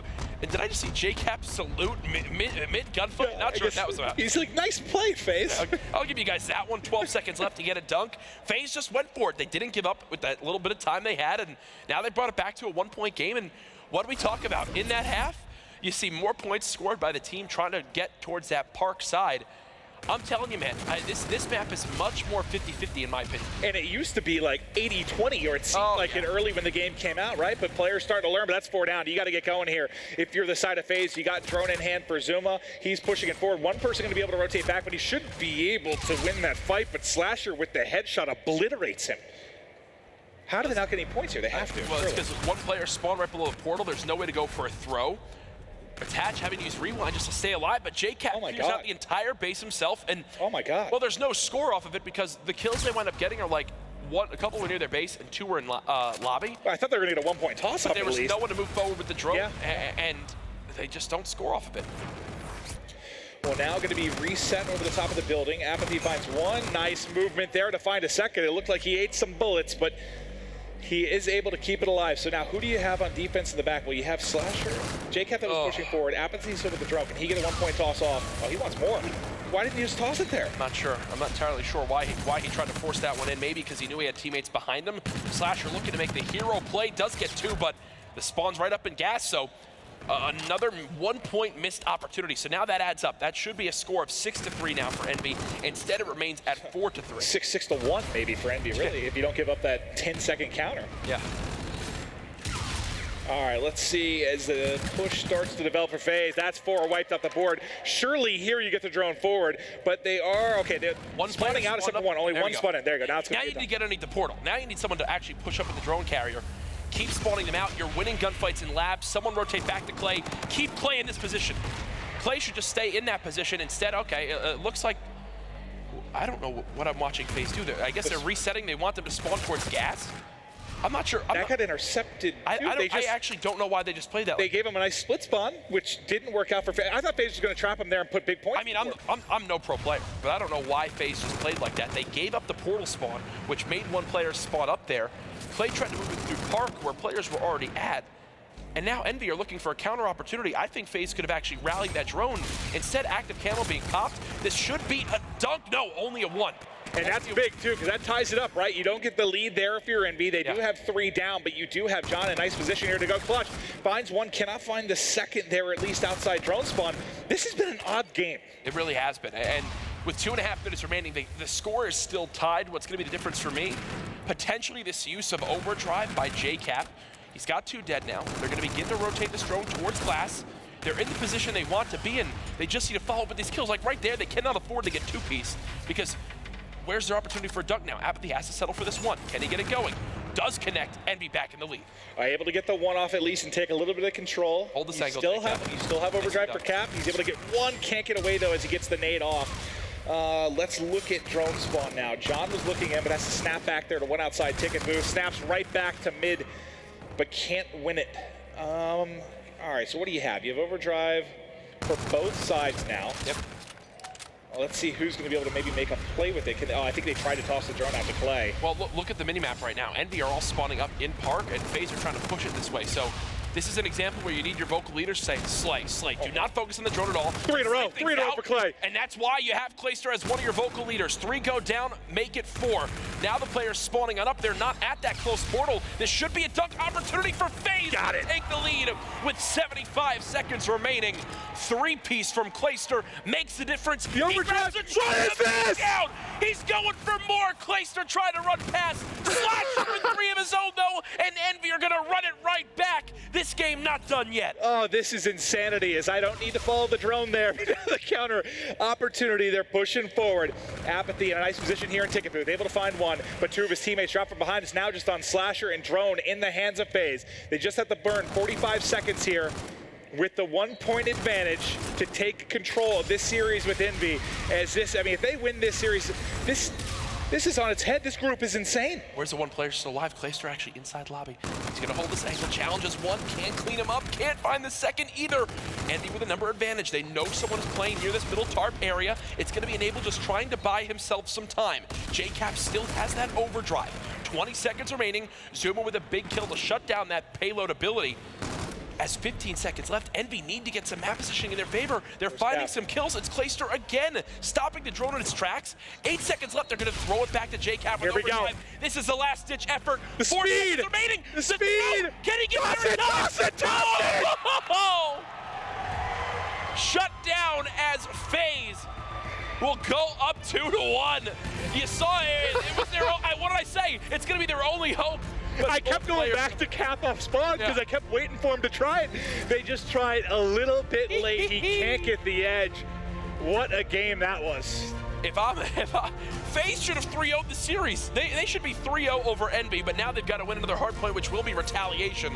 my favorite of all the hard points, look at Slasher, 36 and 23. We didn't touch on him too much. The guy goes off, but Envy just cannot get it done in the end. Okay, so think about this. You had in the hard point, there was one player positive for Envy when they won the hard point. For FaZe, now one player positive and they won the uplink. Who knows, man? Who knows? Slang doesn't matter. Attached with 3 dunks. He loved what he saw from him right there. Every point actually from FaZe were those scores, and maybe I'm gonna bring something up. Okay, I'm ready. Apathy's one point play that was missed near Park, and the time he tried to get greedy and go for a dunk instead of missing the one. It's true. That's those hero plays, two right? Examples right there of where instead of Envy winning, it doesn't go their way. So a rough loss there. FaZe Clan now in the lead. All right, well, before we get into the next game, a little break here for the players. We're going to toss it down to the floor. We've got Puckett with Optic Gaming's Crimsix. Thank you so much, Maven. We are down here on the floor, and we just saw FaZe and Envy in a very close uplink game. First of all, what do you think about these two teams? Who's stronger in IW right now? You know, FaZe, oh geez, the echo is horrible. It's real tough. I think Envy hasn't played at all, but FaZe, you know, they won the last tournament. So we got to keep an eye on FaZe, but you'll be playing against Rise Nation here on this main stage. Have you been scrimming this team? Have you played against these guys leading up to the match? Yeah, we're feeling pretty confident, and I think we're really going to take it. The only thing that's kind of up in the air is Surge. This echo makes it really tough. All right, so Surge is going to be tough. Krim, I'm going to let you go back, warm up with the team. Call this one for me. Is it going to be Envy, or are we going FaZe? FaZe. FaZe is moving on, says Krim. We'll find out. For now, let's send it back to the analyst desk. Shout out to Krim, struggling with the echo. It's tough, man, it is. It really is. But let's dissect a little bit of that series so far, guys. Team Envious kicked things off well. Merc, for you, was that what you expected, you think? Was that what I expected? Sorry. That was the worst joke of all time. Definitely not what I expected because FaZe came out so hot. I mean, they were playing so well, and I thought they were going to close it out, and that's just what we were talking about with this Envy team. There's just so much trust and confidence. They're like, yeah, we can do this, and they came back from a really big deficit, and that put FaZe in a really weird position. Some very nice composure on that hard point from Envy, because overall, when you're down that many points, it can get frantic when you're in game. You start to spawn up, and your initial reaction is to try and make a hero play, face smash, things like that. They took their time. All you need is a few hard points to chain together, and then FaZe actually made some mistakes, and they started to be the frantic ones. They fed Slasher those score streaks, and that's what ultimately led to their failure. So. And then, of course, you head to the Search and Destroy. Things tie up, one map apiece. Did FaZe look that much stronger than Envy in Search and Destroy, in your opinion? I don't think they looked that much stronger. Really what it came down to for me was just a few rounds that FaZe clutched out. I just remember that 1v2 that Clayster had. It really put them in the lead by a round. So that's just what FaZe seems to do. They clutch up in those tough situations. Search and Destroy is one of those game types where really practice makes a huge difference, and I think FaZe just having that event under their belt already and all that practice where Envy's struggling, it can excel them over that. And then of course, you look at Game 3, the uplink FaZe, of course, they take that one as well, but Clay, again, had a fantastic map, I think it's fair to say. For you, TP, did they look that much stronger than Envy again, or was it kind of back and forth for the most part, in your opinion? It's tough to say who looked stronger on that uplink. To be honest, FaZe was able to get that last-second dunk at the end of the first half, which sort of kept them in it in the second. But that's an entirely different game if Envy goes into that second one with a 4-1 lead. They had overall a lot more control in that first half. I think they played that side better overall.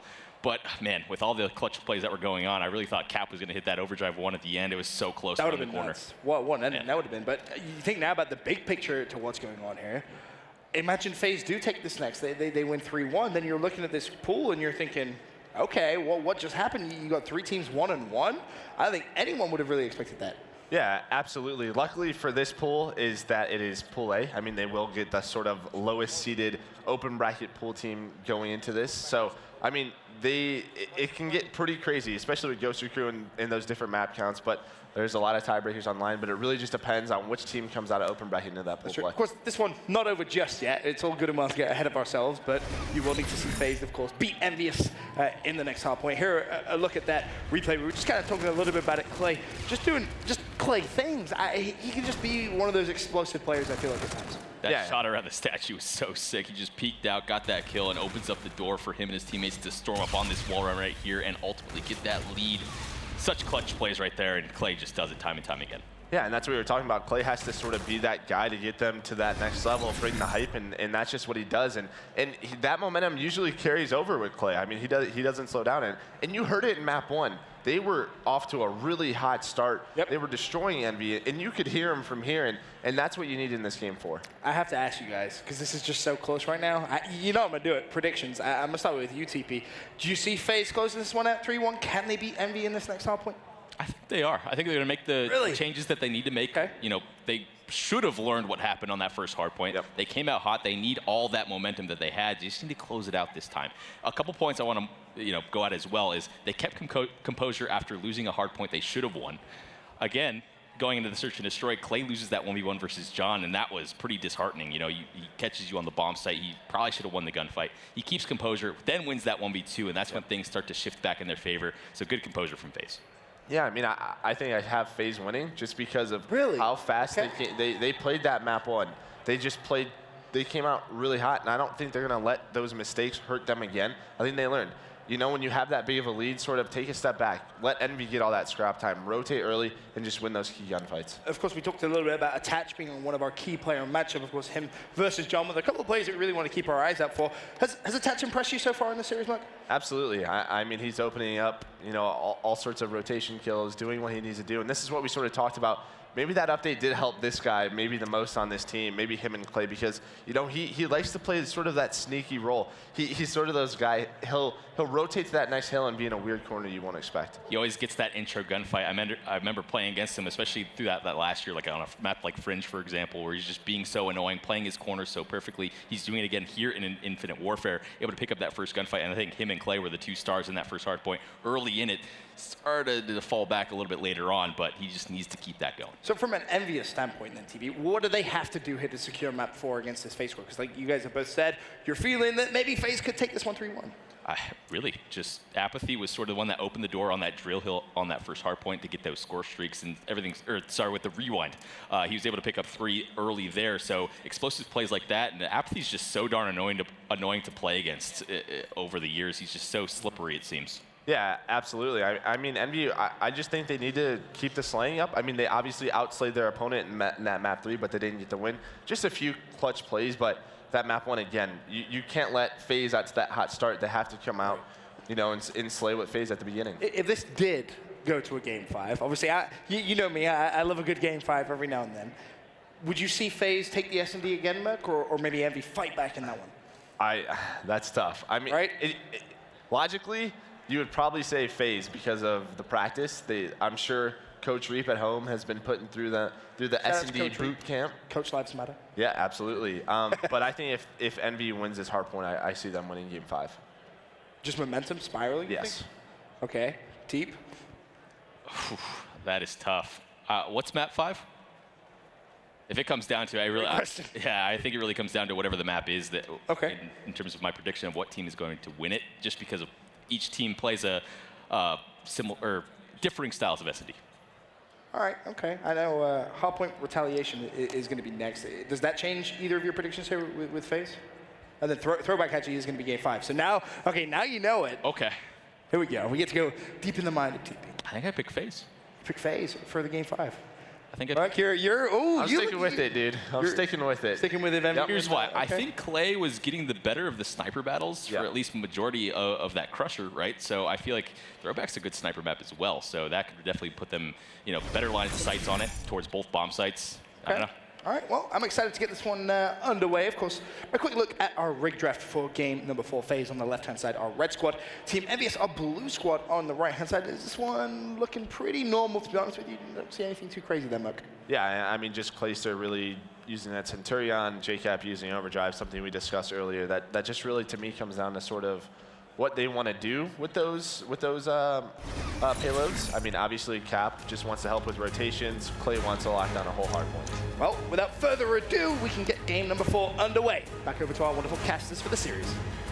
All right, great stuff, gentlemen. It is game 4. Jack, you got to answer the question right away. Does FaZe close it out here? Are we going to game 5, buddy? FaZe closes it out here. I think this is going to be 250 to 185 in favor of FaZe Clan. What the hell? I'm thinking that Clayster goes 32 and 19, and he earns himself 2 Scorchers along this game as his Centurion goes absolutely off. It's game 4, folks. Joke's on you, he doesn't have Scorchers.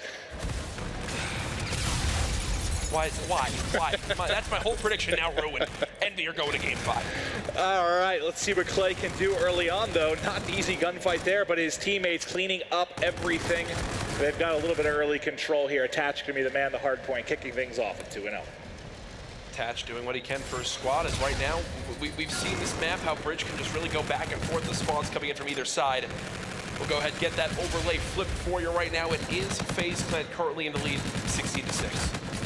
All right, well, let's stick with Slasher, though, as Slasher 5-0 here, starting off very, very nicely. Running out of ammo, finding a K-Bar, still surviving here behind the burning van. But we are going to begin to rotate out here. Let's take a look at the minimap. Is everyone going to start to get set up at Lower Street? Apathy, the one in a position here, kind of at patio. He's going to have to deal with some key play. They both line up for him. Finds one. Was there a team kill? Yeah, because he didn't get both, or was it a team kill that came through? Yeah, I think that's exactly how that wound up breaking down close after this first hard point, as FaZe will have to have Attach go through the C1 area to try to get the flank down. As on your minimap, players just really pushing from all sorts of angles to try to contest this hard point. It does look like for the moment FaZe Clan are able to break it first. It's Enable near this back tree side, just try to stay alive as he's gonna wait for his teammates to come off spawn near that top cathedral area. Well, Enable now inside a bike. Getting eyes on one. Hipfire not going to work very well with the NV4. You know a lot about that, Jack. Okay, you have to bring that up. Okay, I've been turned on a few times now with the Hipfire of the NV4, but I'm also not the caliber these guys are. As we see, it's such a popular weapon still on this map, and I love to see it so far. We've seen K-Bars, NV4s, OSAs really being the weapons of choice. The Volk was brought out by Killa in Search and Destroy, as well as Uplink when his team needed him to try to pick up some more kills. Currently, FaZe doubling the score of Envy, as they're going to have to fight from the back foot near this back grave hard point. They need to coordinate this push. I like to push from the curve side of the map more, and it looks like that's exactly what FaZe will do. Envy may have a lead after this hard point. This is one of the easier ones to hold, especially if you rotate early, get a full 4-man setup like they have here. Yep. I would not be surprised if we see this flip. You see teams get a full 60, 45, 60 on this, and so far they're making easy work of this. Yeah, and it's a lot because FaZe pushed out one player twice by themselves, and there was no trade to come of it. John cleans up 2 of his own. Slasher, who went, 36 and 23, and the Uplink now 10 and 4. The guy's looking solid. Nice shots there at long range. This game, it's a little bit trickier to hit those shots at long range. You know, you have that spot where the auto aim, the aim assist kind of falls off a little bit at long range. Seeing people hit those shots is sick, but like you said, Slasher doing an incredible job. And despite the fact there was a little bit of a contest there, they basically get a full 60. But now, set up at Broken, it's going to be the opposite. It's going to be FaZe's turn to counter back. Now it's time for FaZe to go for a full 60 of their own. At least John has made his way towards this Lower Street side. He can try to disrupt these spawns, and the longer he stays alive, the more work is done against FaZe. This next spawn will be the interesting one. Do we still see FaZe spawn near that back area? No. Look at your minimap. Clay is all the way out at Cathedral. Let's show you. And it's because John stayed alive long enough. Envy, they have to hit the timing right now. They need to push through before the pitch comes in from Clay. I honestly think the Graveyard, like Cathedral to Broken, is like my favorite hardpoint rotation right now in Infinite Warfare. If you do it perfectly, you can get so much time. Obviously, a little bit easier here to break Broken, but FaZe still racks up a bit of time. We might see a lead change go back the other way. John's shots from range right now are so crispy. Shooting lasers. The guy is staying just above even. No. What? Okay. How was he alive? That would have been perfect. All you see is basically the head there by the tree. He's finally going to mop it up. The one more can't turn on him. And the reason why he doesn't get that kill is because Slasher kills him. Oh, That's the only reason why he didn't clean that one up. Envy up 92 to 68 as they did a solid job of not giving FaZe any time on that broken hardpoint. We'll rotate now towards this hotel hallway area. And what was interesting, we actually talked so highly of, that Cathedral hardpoint, that back broken hardpoint, but earlier today we saw a match that was almost single-handedly decided by this middle hotel hardpoint. As right now it's looking like Envy's John is trying to push in from whatever perspective he can. Yeah, he's nasty right now, man. You see why he was the Black Ops 3 Call of Duty World League MVP there at COD Champs. He can really do it all. JCap trying to back him up, going to try to drop shot one outside. Let's go to the FaZe POV for a little bit. They're trailing. This is not exactly the opposite, but a bit different than what we saw in the game one hardpoint as far as FaZe not having control. This time it's Envy's turn, so FaZe, no stranger to comebacks, but they're going to have to do it here. Everything going against what you'd expect so far in this series, right? You'd think FaZe would win the first hardpoint, get out to a 1-0 lead. That doesn't happen. Envy wind up taking it with a miraculous comeback. In Search and Destroy Game 2, FaZe Clan really step it up. They play together as a team. They win that one 6-3. Then we go into the uplink, where JCap, historically one of the best uplink players. He's a mastermind of knowing how to command his teammates across the map, call out exactly what they need to push. They wind up losing that by 1 point because of a couple quick little misplays. And now in this last hard point that we're in right now, it's a full 1 minute lead for Envy. FaZe look lost. Well, I mean, you had nice starts from Zuma and Attach really in that first game. Here, not so much. It's all been John and Slasher. The two of them from a slaying department are just absolutely dismantling the FaZe side. You mentioned slaying department, 16 kills in favor of Envy right now, a little bit different from that game one that we saw earlier on when FaZe took that huge lead himself. He was plus 14 just for Attach off the break. Not happening now, but they're still within striking distance, right? You know, it's one big hard point that can make the difference. You saw Envy dominate Cathedral last time. Can FaZe rebound here and be the team that really dominates? We're going to head, though, to Lower Street here as they're starting to rotate out. There's one player inside opposite, and that's going to be Attached. Does he check his corner is the question. The answer is a resounding no. That's such a sick corner spot that JCap plays in. I rarely see players check it, especially moving towards patio. There's so many other players or areas where you can be exposed to. On rotation, again, Envy get the kills they need. They're in control of bottom bike. They have pressure in your top bedroom. This is the perfect setup you want for this hard point. Force FaZe to try to push through that little archway and don't give them patio control. Attached, trying to play for patio. John is there, and this is going to go in favor of Envy. Again, they wipe FaZe off the map. Yep, Envy set up very, very nicely here. John continues to melt. 22 and 11 double positive, a 3 streak, finds a 4th. Get out of my house. As he's lining them up. Zuma did just call in a Trinity Rock. I think that's what hit John there for a second and kind of slowed him down. But now this is the big one coming up next, right? We've got 17 seconds left, and look at the minimap. It is going to be controlled by FaZe this time, at least the top side of the map here for Market and Graveyard control. So if they can get a perfect hold like Envy did last time, we're looking at just about a tie game, right? I will say one thing. Envy are 1 kill from JCap as well as John away from having 4 payloads. Slasher will use the first one. Envy going to put a lot of resources into this. John about to earn his reactive armor as well. Unfortunately, can't win that one-on-one. JCap pressuring down the street, trying to challenge, keep his teammates at a number advantage. Unfortunately, not going to happen there, but I do believe Envy have done a good enough job of breaking that back Market side. But look where flip this spawn in their favor. Just saw JCap. They're spawning really far out. So the FaZe does just enough. You saw the 6 and the 8 and JCap and Apathy spawn at Broken. So with 30 seconds left, they'll still be down, what, 30 or so about 30 points? seconds, yeah. It'll still be possible. But again, the worry comes in. We then go across that broken hard point. And last time, Envy did a perfect job of breaking and not giving much time up to FaZe. I'm wondering if FaZe now take the same play out of their book. Why was it possible? John hit the lower street, stayed alive long enough to force one player to spawn out from FaZe, which gave Envy the number advantage to push on in, get the pinch done. Envy, though, looking lights out. They're keeping FaZe away. Look at the setup they have. They've got lower street covered. They've got top patio control. Bridge is completely clear, and the final player in the hard point. This has all the signs of it being a full 60 seconds unless Enable can make a miraculous play. Well, I think Attach just uses Rewind, I believe, to stay alive here at Bridge. We'll see if it ends up being effective. Okay. FaZe got the spawn they wanted. They are pushing through the lower street. This pinch needs to happen right now before that. I think JCap just killed himself. He spawned top at Cathedral, and JCap jumped out of the map to try and get a better spawn. I saw him. He went up basically at the very top right exit there by Cathedral, ran off the map to kill himself and try to get a better one. And he actually did spawn towards that lower street side, so JCap can put the pressure on quicker towards his hard point, showing why he's such a veteran player. He's trying to put some pressure towards his hill.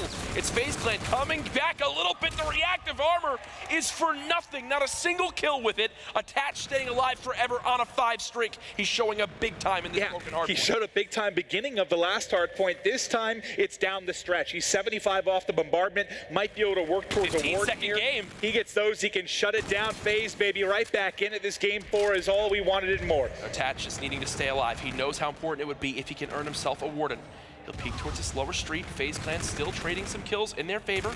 15-second game is the entire margin right now. 200 points. 4 kills 200 supported. points. Now just 75 points. No Warden this time. No Warden, but he did pick up the bombardment. Do you realize how over this game would have been if they rotated towards Bridge and he calls it a Warden? Oh, yeah. Where's your chance to get in that hard point? Absolutely there's no done. chance. But he does have a couple utilities to at least clear it out, though, right? Maybe not as effective as a Warden, but bombardment, can be very, very good. But Envy still in control. Let's look at their side here for a little bit. We're going to go on with JCap. JCap trying to peek the corner, not able to find it. Staying alive, 3 down. Zuma inside with the K-bar, destroying everything on the Envy side, but Envy still just holding a minimal lead here. Let's get out to Bridge. It's time to rotate, baby. Folks, we've got ourselves a 5-second game. These two teams so evenly matched. FaZe Clan on the rotation. They get the kills, and they're about to earn themselves a lead. And remember, Attach has those streaks to work with in case they get broken, but they can win it here. As well. They can win it here. This is a statement. FaZe want to close this out right now on Bridge. Expect the streaks to begin to come in. One final pressure for Envy. This could be FaZe Clan beating the world champions in the boys in blue. There's only one player here. Attach shuts them down. FaZe 250 to 228. Envy out.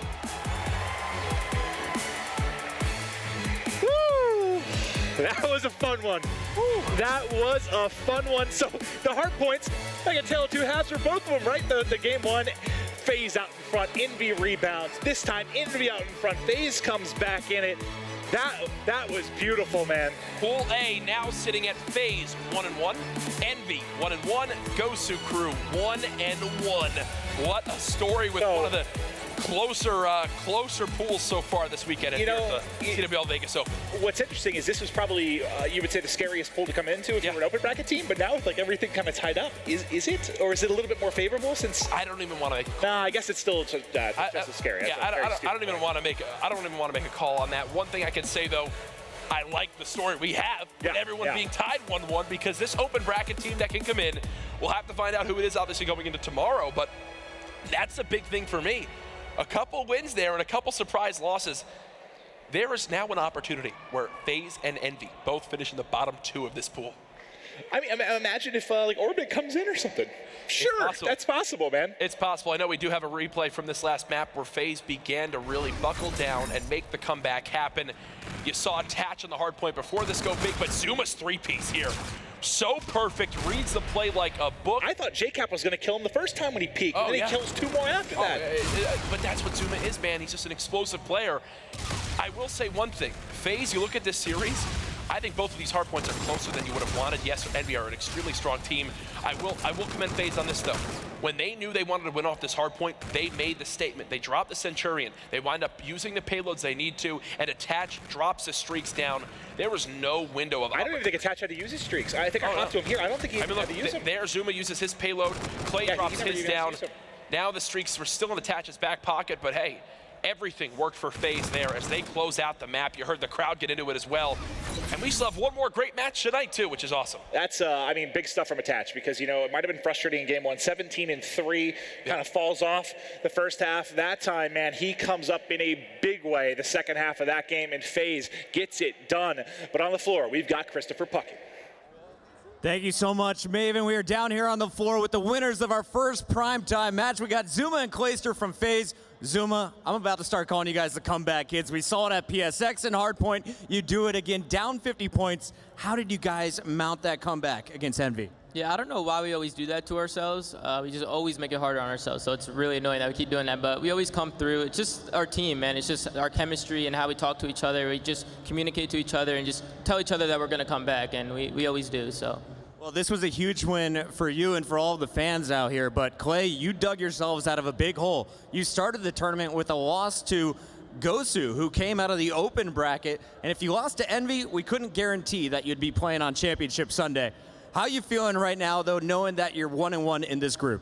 We lost to Gosu Crew on a side station, and we're just like a much worse team on side stations for whatever reason that is.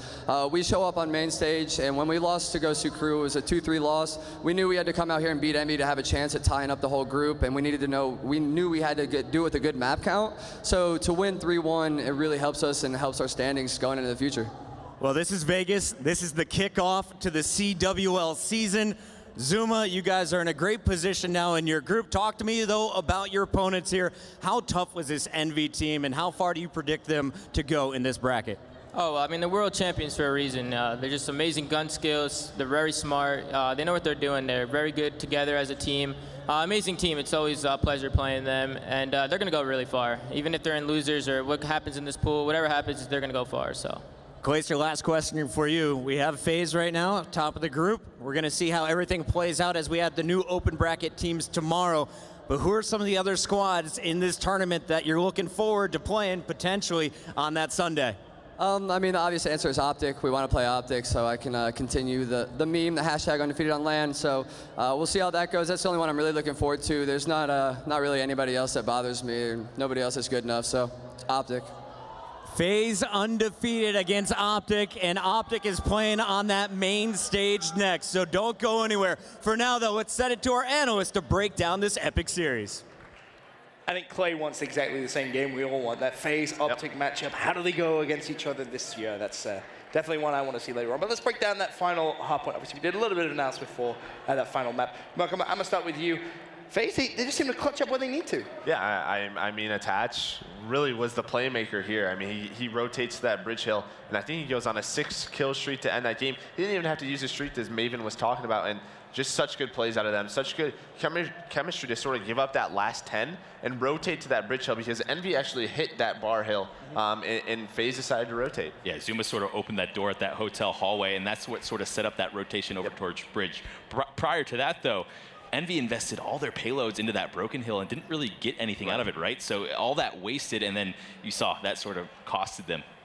FaZe had that Centurion in their back pocket when it went over towards bridge. Attach started to go on a streak as well. So it's very important to use those payload abilities at opportune times. Envy just didn't get anything out of them. With that win, though, do you now maybe feel a little bit more comfortable for FaZe coming out of that group? Or do you still think it's one of those where they're going to go to bed tonight and they're going to wake up tomorrow and they need to be going 110%? They definitely need to go 110%. As Clay was talking about, sometimes when they're not on the main stage, they just don't play to their full potential. They obviously need to play at that level as much as possible. And hopefully, I mean, we talked about it all last year. They were always starting in sort of losers bracket. They had a slow start. These guys need to come off hot. They need that top finish. Well, that's going to be everything from the analysis desk for now. We're going to go to a quick commercial break. When we return, though, we have Game 2 here at MLG at Las Vegas. Where are we?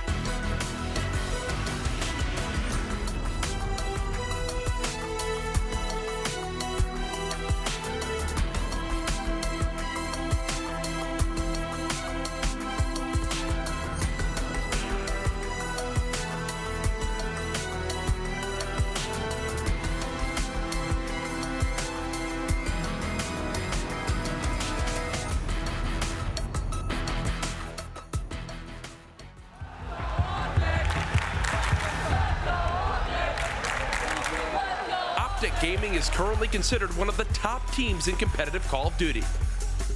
A crowd favorite, a media powerhouse, and tournament favorite in every competition. They have brought home championships from every major tournament in Call of Duty except the elusive Call of Duty Championship, which has yet to be placed in their trophy case. No one wants to be known as the best who have never won. They have the talent. Scump is regarded as the best player in the league. Crimsix and Karma are former COD World Champions, and Formal is one of the best slayers in the game.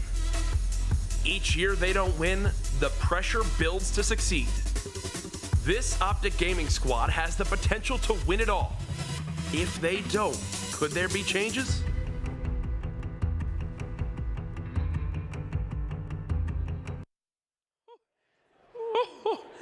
That video really sets the tone for warfare. First off, the guy reading that, beautiful voice. Second, though, we talk about it all the time, the heartbreak that Optic Gaming fans felt at the end of the 2016 CWL season. The story begins now here on this first Friday. They've got one final match, our last match of the night here on MLG Primetime. Optic Gaming going up against Rise Nation, both teams currently sitting at 1-0 in their pool, but in that video, how much of a legacy will be forgotten if this Optic Gaming team never wins champs, Joe? I mean, it's hard to say. I mean, does it haunt them? Sure, but these guys win so much. I mean, this roster is just ridiculous. Yeah. I mean, yeah, would it suck? Definitely, but this could definitely be one of the greatest teams of all time. Okay, and TP, you're on kind of the same boat there, but you had that world championship. Right. How much does it truly mean? Are people overly talking about it, or is it really that? It means a lot. I would have traded every other major win for that one. Wow. So that's my perspective on it. I mean, you can't take anything away from these guys. One of the most talented rosters, I think most individually talented roster in terms of skill, right? Definitely. But there's just something that goes wrong each time we get to champs, and it's Patrick Price, I guess. Yeah, we've seen this team documented now in Vision for weeks, and you see their top and bottom moments as a squad. Will this be the year of more top moments with positive episodes, or will we see more excuses of what went wrong for this squad? I can tell you one thing, coming into this one, with this Rise Nation team, how does Scump wind up stacking up against this squad? Excited to see it all break down. Obviously, some major roster changes with this Rise Nation team. Does this squad have what it takes in the respawns, or will it still be the same thing we've always seen with this team where, you know, Rise Nation, they might not be the squad in respawns. Maybe they can win some search and destroys. They've got to have that in their mind, right? Yeah, definitely. I just don't know if they're going to be able to match up in a Respawn game versus an Optic Gaming lineup. We're looking at this key player matchup right here. We see some of the stats going on, and wow, that's not really something you expect in terms of that Respawn KD. Yes, Looney went off. Yeah, but Scump started slow in that first series. Yeah, I mean, this is sort of the thing, right? Something we never really touched on is Looney sort of got this second place team. Yeah, I mean, they that Elevate team drops Nagafin, they go to Rise, they get Looney. Looney is this sort of leader. You know, he's very vocal, and he has this team now where all three of these guys had a lot of second place finishes, there's a lot of pressure on him to see if he can escalate them to that top place. I'll tell you right now, why they wanted Looney was for that top respawn KD you saw right there, the 1.46. They considered him a more consistent respawn player than his prior Nagafen part, which so far showing that, but granted they've only played one series this weekend. Scump, on the other hand, he had that slower start, still showed up in the Search and Destroys to kick off this weekend. Coming into this one, though, Scump, he's always been highly regarded as the best player across, the last 4 or 5 Call of Duty titles. Is this the year where that falls off, or do you think he's still got it? I honestly think he's still got it, especially talent-wise. It is a bit weird right now, though, I must say, for Infinite Warfare. Where's the SMG? You know what I mean? He's been that guy, the SMG player for years and years and years. We don't really have that. I guess you can kind of call the OSA an SMG at this point in terms of the meta, if you want to even call it that. But it is a bit different. And the thing for me is, when you talk about Scump, like, this is the guy who plays hours and hours of public matches because he loves Call of Duty so much, and you're not really seeing that right now. I mean, for me personally, Optic Gaming, they were worrying me up until about 2 weeks ago. You started to see them scrim a few scrims a night, and that's when they really turned it around. They win that first 2K. So pressure relieved from myself, but this is a LAN tournament. This is where they perform. I guess the question I want to bring up is, prior to the weapon draft being gone, this team looked very shaky. They've looked better since. Is it safe to say, Team, that this team benefited the most from the removal of the weapon draft? Ooh, that's tough. It's a pretty broad call to say the most, but they definitely got they're up there from it. Yeah, exactly. Up there. You want all 4 of these players to have whatever they want available at any given time with all the talent on their team. Here's the maps we'll be playing in this final series of the night. What a day we've had so far. A lot of close moments, and you can expect some here. We're kicking it off with Scorch Hardpoint, followed by Crusher S&D, Precinct Uplink Retaliation Hardpoint, and then if it does go to Game 5, Throwback Search and Destroy again. What gets me excited, though, Merc, looking at that Game 2 we saw earlier today, Fulham with the sniper bringing it out, had a huge impact on Scorch, Search, and Destroy. Crusher absolutely has a role there with a sniper for that map. Yeah, absolutely. I mean, we just saw it in the last series with Envy versus FaZe, and you just saw sort of John versus Clayster, and I bet we might see that again. I know Looney on Rise loves to use that sniper. Maybe we have a Looney versus Formal in that middle lane. I would never expect to see that happen, but hey, I'm all for it. A look at the Rise Nation squad as they get ready to play here at the CWL Vegas Open presented by the PS4. One of my favorite parts of the venues with the large open bracket is hearing these guys who want to go pro. They've been coming up to me this weekend. I'm ready. We're playing in the open bracket. We've got some tough matches ahead, but you hear them get hyped. And you guys, you've been around forever. You've probably heard some of the screams of some of the guys that are now playing on the main stage when they were just amateurs playing through that open bracket. It's fun to watch this all develop, and oddly enough, those Team Revenge guys really did have that story back in Advanced Warfare. Now, though, they've kind of split apart, not all together anymore, just 2 of those players still remaining now on Rise Nation. Looking ahead in this series, though, Rise, they looked good earlier today. Do you actually see them putting up the fight they need to have against Optic Gaming, especially with what we saw at Optic in their first series? I'm going to go back to some of the Black Ops 3 matchups we had between the old Elevate, these guys with Nagafen, and I think Looney might be that extra piece that they needed. A little bit more slang. Nagafen struggled heavily in Black Ops 3 Respawn. I kind of reamed him time and time again, and it never really seemed to get better. Not saying, he was particularly bad at it, but for whatever reason on the team that he was on, it just didn't seem to be working out. S&D, different story, very good. So are we going to see sort of a difference when it comes to Respawn and when it comes to Search and Destroy? You never know. Looney might make them worse at Search. It just sort of all depends on the chemistry that happens. Yeah, I mean, you hit it right on the head. I mean, last year they had some really close series, and really what it came down to was, could that Elevate team last year win a Respawn? When they did, it typically went to that Game 5, and we've been talking about it a lot of times. There's a good amount of teams here who really depend on Search and Destroy to sort of take that series the next step, and I think that's what these guys need to do. They need to make sure they win that game number 2 to try to at least push it to a Game 4. And what I'm seeing is we've seen teams bring up how they think, oh, we just need to win one S&D and we'll take the series. On the other side of things, though, you have a team like this squad that's more like, we need to just take one Respawn to win the series. So it's the complete opposite. It's basically LG. They need to win one S&D. They think they'll win the series. While on the other hand, Rise, they say, we just need to win one Respawn, whatever it is. And if we win both Search and Destroys, that's our recipe for victory. It's what happened last year with Elevate. Probably going to happen again here with this Rise Nation squad. Players are just getting their classes set up, getting into the lobby. You can see the serious faces now coming on as they get prepared for this match. Rise, in their head, they think they can win this. They think they can take it. I will say, back at PSX, this team had a lot to improve upon, and I spoke to Vicento about it. He said we were just underplayed, we didn't know the game as much. As a team leader that you guys both were, what is that like when you come back for an event where things just didn't go right, you've got a lot to attack? How do you try to get into that practice regimen, Joe, to get you prepared for a major event like this? I mean, it really comes down to the guys on the team, right? Like, if all 4 of these guys went back and watched that VOD, that's so special. Yeah. Like, there's not many teams who do that. Like, if it's just one guy, and maybe it's just, for example, Looney. Maybe he went home, watched all that PSX and VODs, and he tried to make all those changes by himself. That's really difficult to do. Everybody has to see the mistakes they were making from their point of view, see what the team wants to do and be able to change that. That's why Joe's won a lot of tournaments in his career, because he's got knowledge like that.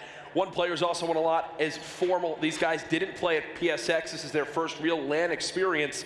They looked solid in their first series. They held Revenge to 0 rounds in Search and Destroy. They beat them 11-0 in Uplink. The hard point, though, which is what really caught everybody off guard, was how close it was. I kind of see this Revenge team being quite similar to this Rise Nation team, where I don't think of them as a very strong hardpoint team, but it was scrappy play, some solid rotations, and some clutch gunfight wins with payloads team that really made the difference. Would you say that that's a fair assessment now with this Rise Nation squad? Yeah, you could say that for sure. It really came down to that one hard point that Revenge could have taken that retaliation over Optic. Yeah. I think the biggest thing that Rise needs to try and make happen again that Revenge was somehow able to do is make Scump start slow. You don't really see that too often. Retaliation, is a larger map. Hopefully they can make something similar happen on Scorch, but it's going to be difficult. Yeah, and I mean, there's just so much pressure, right? Every time we talked about Elevate last year, how much slaying can Felony and Aqua do? That's something we always talked about. Those were their 2 stars. When they made that change, they brought Felony on. They said, this guy's going to help us in the slaying a lot. Now they decided, okay, we need more. We need a little bit more help. And that's what they said. They brought Looney on. Hopefully, he can push them to that next level, relieve pressure really from Aqua, because that was the thing. If Aqua didn't have 40 kills, they weren't even in the game. Yeah. And the biggest thing I want to touch on as well is, Jack, you noticed like they're specialized on respawn or not respawn. Like, no, stop. Do what you need to do to create a situation where you're confident in all game types. That's how you remain consistent, and that's how you win multiple tournaments in a row. You don't go to hope you win something. That's a terrible mentality overall. If I'm not mistaken, it was something like 26 weeks of the league between Stage 1 and Stage 2 before Elevate had a 3-0 back in Black Ops 3, because they were always losing one of those respawn game modes and going the distance in series. Yes, this is a different squad. Yes, there have been some changes, but that core mentality is still there across, realistically now, almost 3 Call of Duty titles, because it was similar back into AW. Yep. So they've got to change it at some point. Something's got to happen. Let's talk this first map, though, in Scorch Hardpoint. We've seen a couple different play styles. Some teams just trying to muscle through like LG, where they 4-hit a lane, they win the gunfights, and they break. Other teams, though, playing more passively, sending 2 to one spot, 1 to another, and then doing a coordinated push. What are your predictions for this game? How do you see this first hardpoint playing out? I mean, a lot of the Scorch maps we've seen so far have been super close. Yeah. I mean, there's been a lot of like comebacks, a lot of, just because Scorch, although it's sort of like that smaller map, it's sort of like when you spawn out, you spawn all the way out. It's really far away, but I mean, I could see definitely going back and forth. It just really comes down to who can get those first blood entry kills and allow their team to win that hardpoint. Teep, any thoughts on this one, or is this pretty one-sided? I think it's going to be pretty one-sided, but the one thing you need to note on as well is when you do spawn up in those unfavorable situations, take your time, take a deep breath, and group up. You saw several teams earlier at Hardpoint struggle. Complexity was the most notable one for me. They just tend to spread out way too far. And one thing I do want to note is, does Vicento wind up grabbing Overdrive? No, so he doesn't. That's going to go over to Aqua. I saw Vicento in scrims a couple weeks ago. He was one of the players that on this exact map in Scorch Hardpoint was using that Overdrive to get the quick rotation from those super far out spawns, especially near Turbine. This game getting ready to go. Predictions on the series map count, TP, from you. I'm going to go with a 3-1 Optic.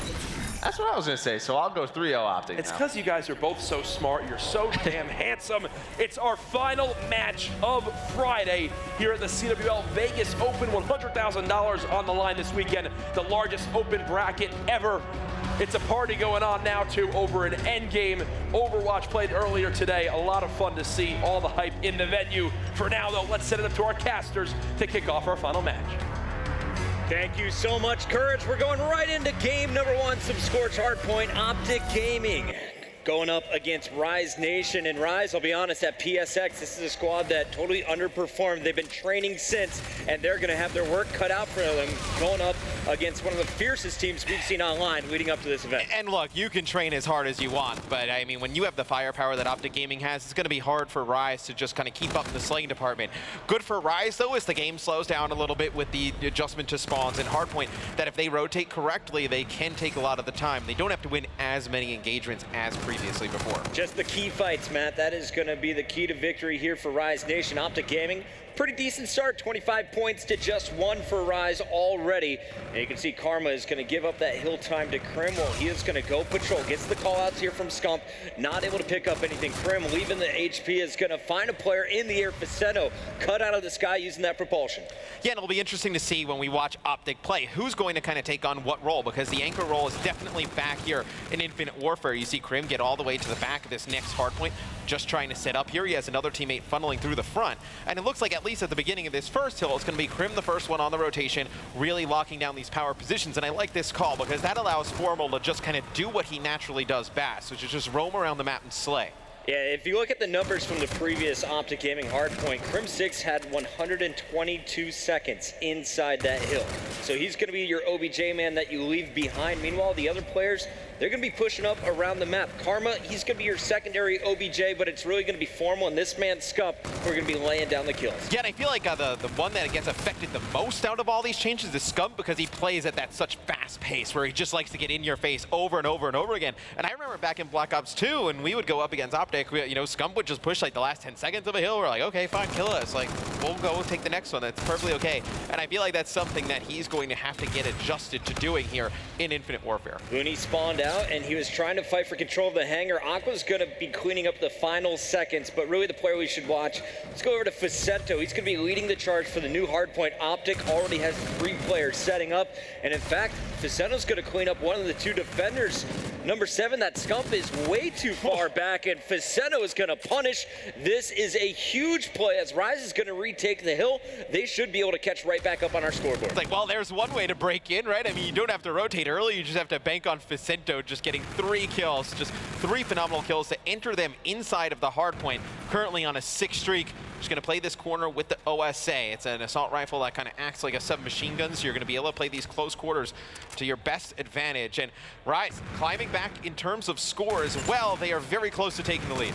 Aqua's going to try and chase down his teammate's killer. That was Karma being taken out. Crim6 and Scump out of the action as well. So the only one up is going to be Formal, and Optic says, you know what, we're going to have to give up this time. 10 points remain on this hill as we see Rise Nation with the lead. Will they be able to maintain? We're going to stay on board with Aqua.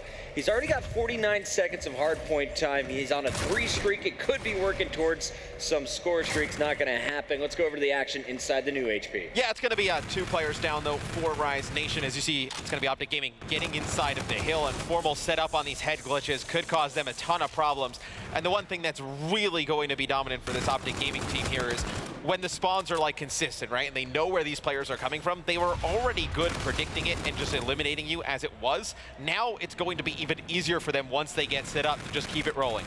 It's like they're playing in slow motion now. They love it. Let's go over to Scump, 8-10 currently. He's not off to a great start, and this is a guy who we're kind of used to just taking over games. Well, in the first hardpoint we saw, he obviously did not put up the numbers that were normal to seeing. We saw the head-to-head matchup between Scump and Looney, and I think it has something to do with, you know, more assault rifles in the game now. Like, the prominent meta is to just run all assault rifles, and obviously the slower style of play, it's going to be a little bit more tactical. So Scump definitely has to adjust his play style, and look, I mean, he is so superbly talented. I mean, just his mechanics are insane. Probably the best mechanics in all Call of Duty. He's going to figure it out.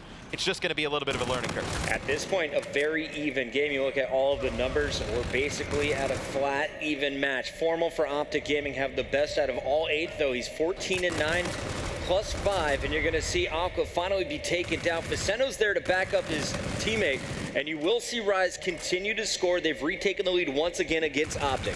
And this is interesting because the Optic game against TR, the game was really close in hardpoint as well. And Arise, a team that obviously does not have the slaying potential that Optic has, is doing a fantastic job keeping up in the slaying department, and they're rotating early and locking these down for a ton of time. So it's a really odd showing here from Optic Gaming at the beginning of this match. They have to be very careful because Rise is a very good search and destroy team. They dropped this first map, a lot like what the analysis desk was saying. They could find themselves down 2-0 pretty quick.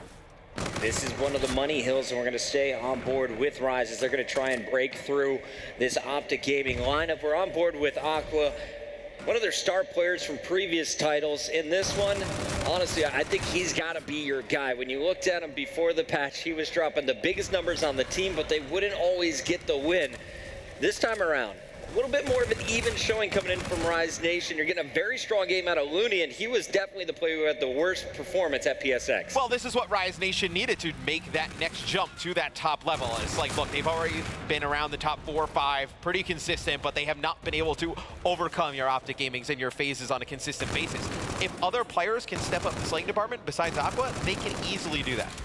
All right, Matt, here's the last chance here for Rise. They're not going to get it. So this is basically a full 60 potentially, well, more like 45 here for Optic Gaming, but a very strong hard point. The big battle's coming up, though, next. Yeah, but look, I mean, Optic Gaming, they're going to take the remainder of this time. It's going to get the score very close. But if Rise can win these gun battles on the rotation, it's basically going to be a moot point because Rise is going to make this time back at the beginning of this next hill. And Rise won all of those gun battles. All 3 players that were surging for the new hard point cut down. It was Looney transitioning first once again, but now the score streak's coming out. Formal is going to use the Scarab.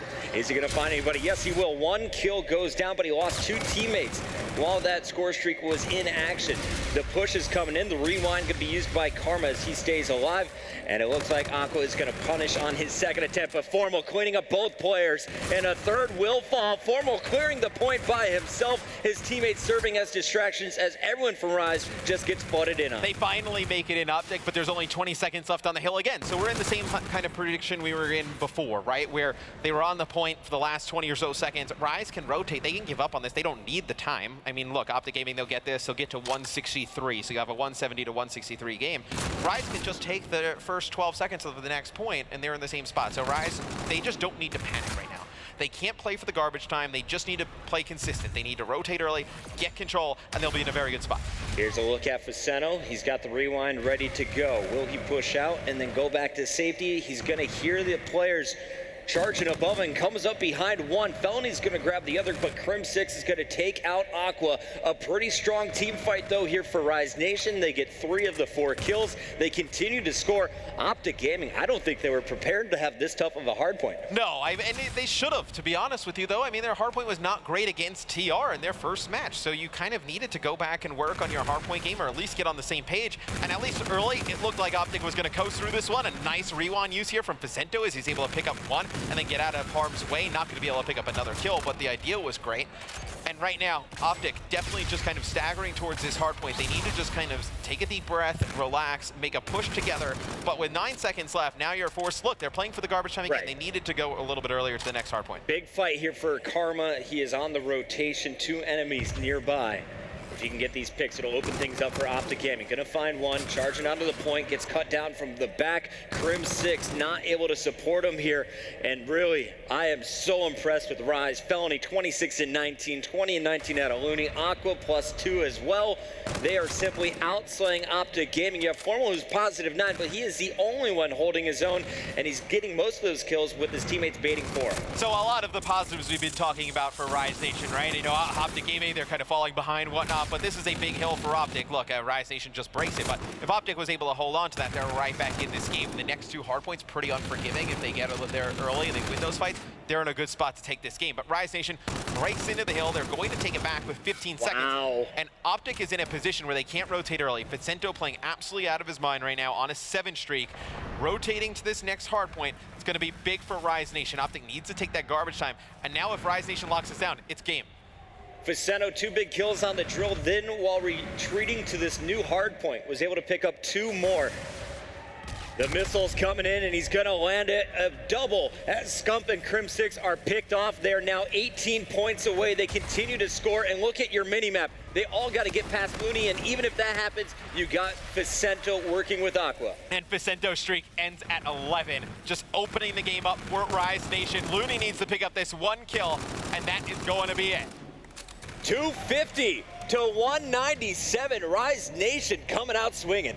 And that is a big map 1 win for Rise Nation because they feel really good about their search and destroy game.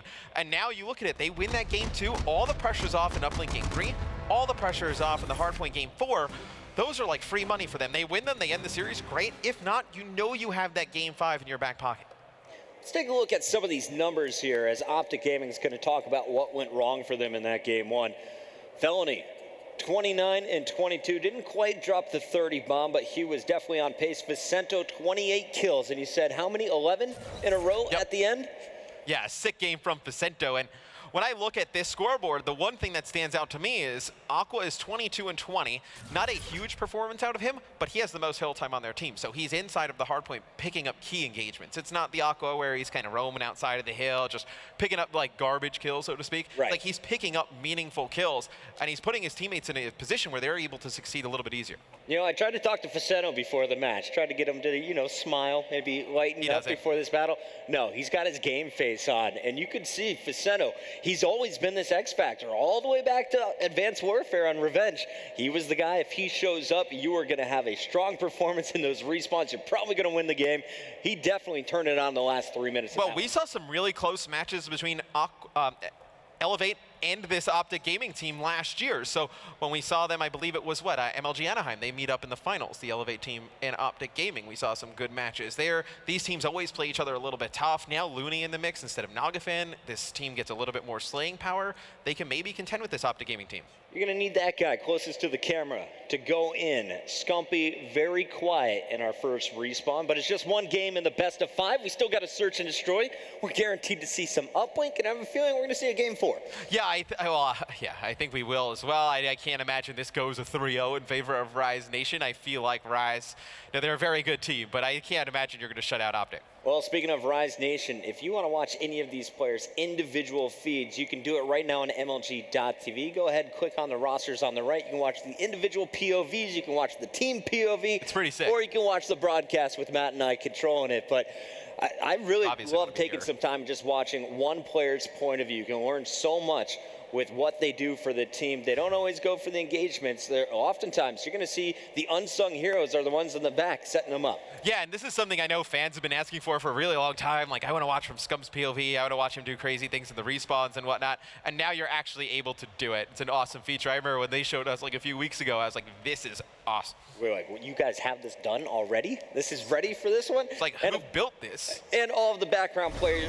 information you could ever want on your player. Yeah. So game number 1, it's in the books. It was all Rise Nation. We're going into a search and destroy now.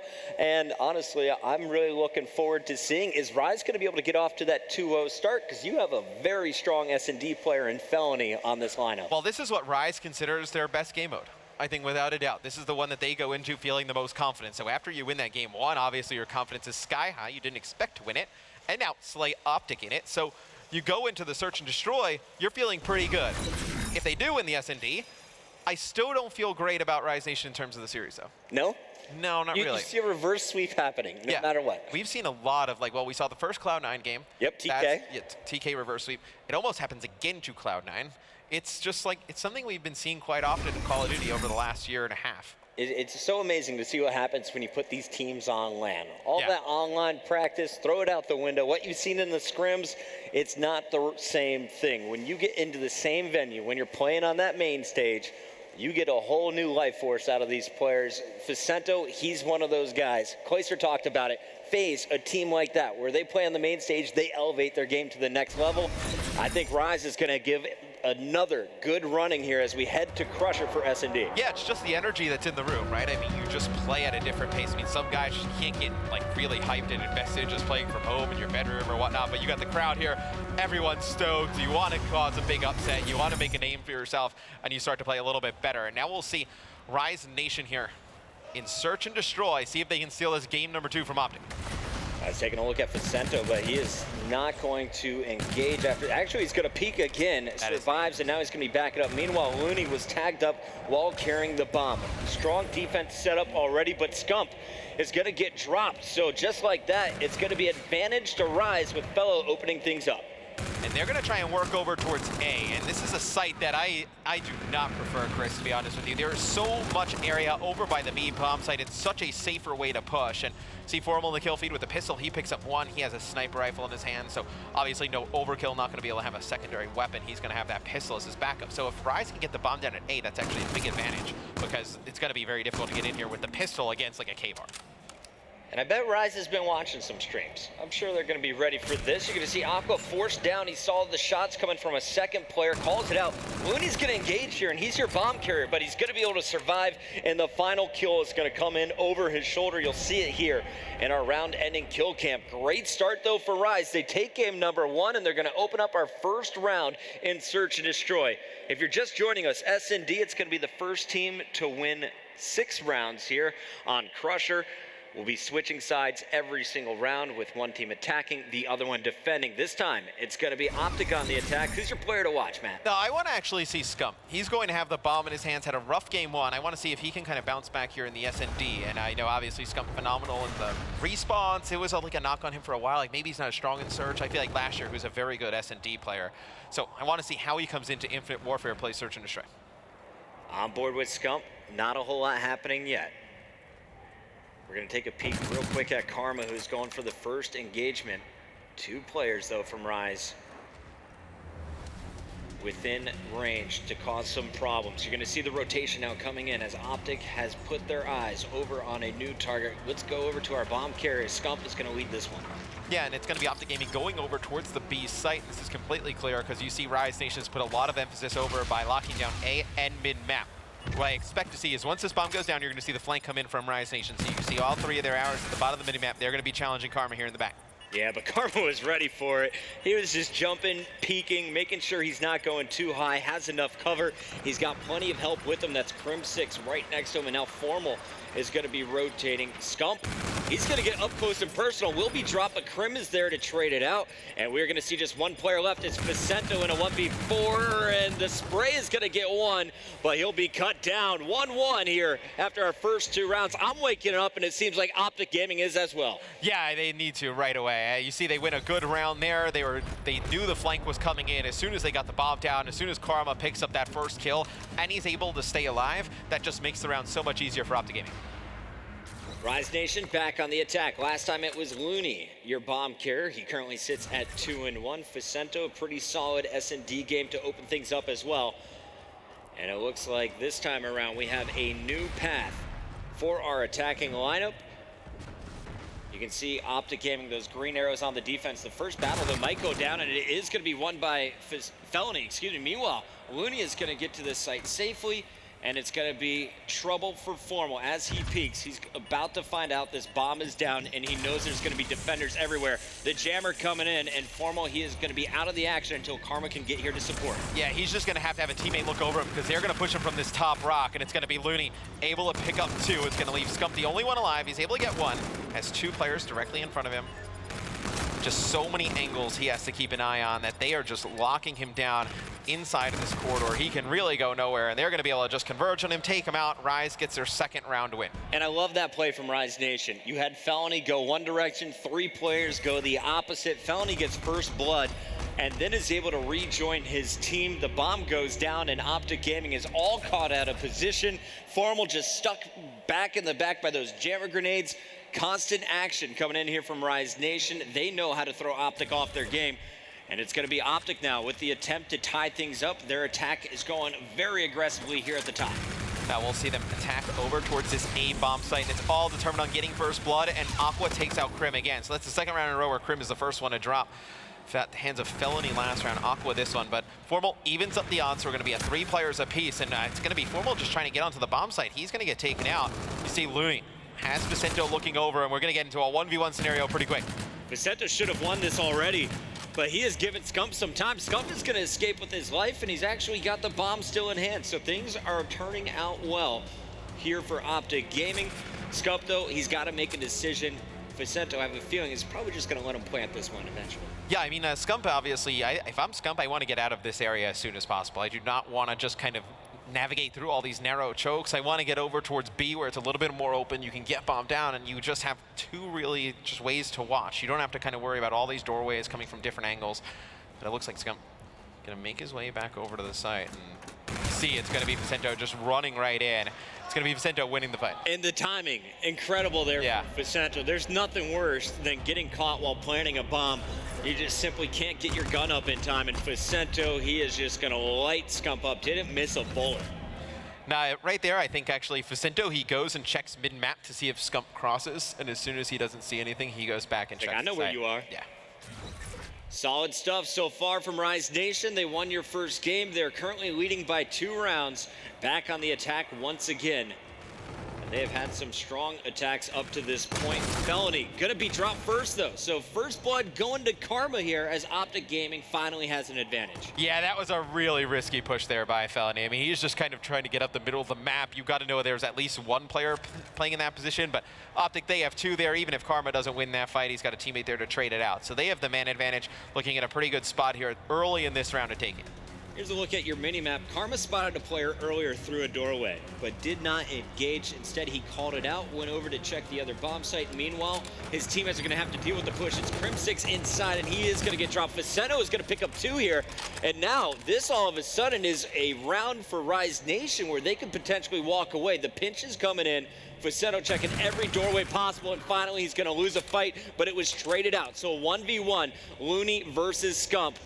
Can Scump get it done here? Yeah, now Scump in yet another 1v1 scenario. So we just watched him lose a 1v1 to Facento. Let's see if his luck is a little bit better here against Looney. Now Looney just kind of playing pretty slow here. Does not need to make a decision yet. Still has a decent amount of time left. And he finally collected that bomb. So Looney can't get the plan off, but he's running out of time to get it down. And Scump is going to find him as Looney runs back to the position. Farmel with the fist bump says, well done, buddy. We needed that one. Optics back in it, trailing by just 1. This game was getting out of hand, and Scump just brought it back. Yeah, it seems like Looney there was a little bit indecisive. He picks up the bomb, has about 15, 20 seconds left, and he just kind of doesn't know if he wants to rotate all the way to B or just kind of play it slow or maybe play it potentially even for the kill over at A. Never ends up getting the bomb down. Scump takes him out and puts Optic right back in this match. We're going to stay on board here with Karma, 2-time world champion. Going to be leading the charge here, and he's going to be met with some opposition. There are going to be 3 players from Rise Nation. Let's go over to Felony in the back line. Facento trying to rotate over to give him some cover. Optic still looking to get this bomb down. It's in the hands of Scump, but they only have 2 defenders to get through. Crim6 dropping Felony, but Facento answers back, so Crim out of the action. The rewind keeps him alive, and Looney is going to be watching the far entrance. So Facento, he's just got to watch his teammate back and play this one slowly. That was a beautiful use of rewind right there. He's able to win one gunfight and keep his life, force this 2v2 scenario because Rise Nation knows how big of a round this is. They can go on 4-2, go on the offensive side. You've been pretty successful there. Look to be able to close out this S&D. Here comes the tag team battle. As you can see, Scump and Formal trying to organize. Formal is going to clear the way as Scump is going to go for the plant. And it looks like Scump is going to get it down, but now this is a 1v2. You have to kill both defenders or just burn enough clock time to secure this round and get that bomb to detonate. He's going to have both players just kind of crossing him up. Even if he wins one gunfight, it's an easy one for the other player to win. It'll be Looney on bomb. It'll be Rise Nation getting their 4th round. So we got a reactive armor. Well, are they going to get this? They're going to give this to Facento, I would imagine. So yeah, Facento's going to just go look, see if he can get any trophies. Yeah, they're going to give it to Facento. Facento on the 2 streak. You have Looney on 1. It's not like a huge difference, so to speak, but obviously, I mean, you can get him a little bit closer towards his score streaks there. Reactive armor would have been locked in if he goes with the next kill here for Looney, next round rather. So we'll see here, Matt. 4-2, going into round number 7, and you look at the numbers once again. Facento going in. The man is 8-3. Let's show him off the attack. There's a look at Aqua, his teammate. As you're going to see the battle in the close corridors, that is where Rise loves to force these fights. And actually, now it looks like we're going to go for the perimeters. Facento, he spots the trophy, and now going to catch a player in the air. That was Karma. The pinch is all coming in. Aqua, his teammate, on the long flank. Keep an eye on that arrow. It looks like Felny just trying to stall things out. Yeah, and if they can get Aqua behind enemy lines a little bit faster, they would have been able to make a big play there. But Felony is going to get taken out on bomb. It's going to be Looney just trying to get away with his life. And Aqua comes on the flank there. That was just a poorly timed play there, but it's going to be Looney with reactive armor. The 1v1, he challenges it regardless and wins the fight. This was supposed to be a 2v2 pinch with Aqua on the flank, and after Aqua gets one, Looney was actually retreating.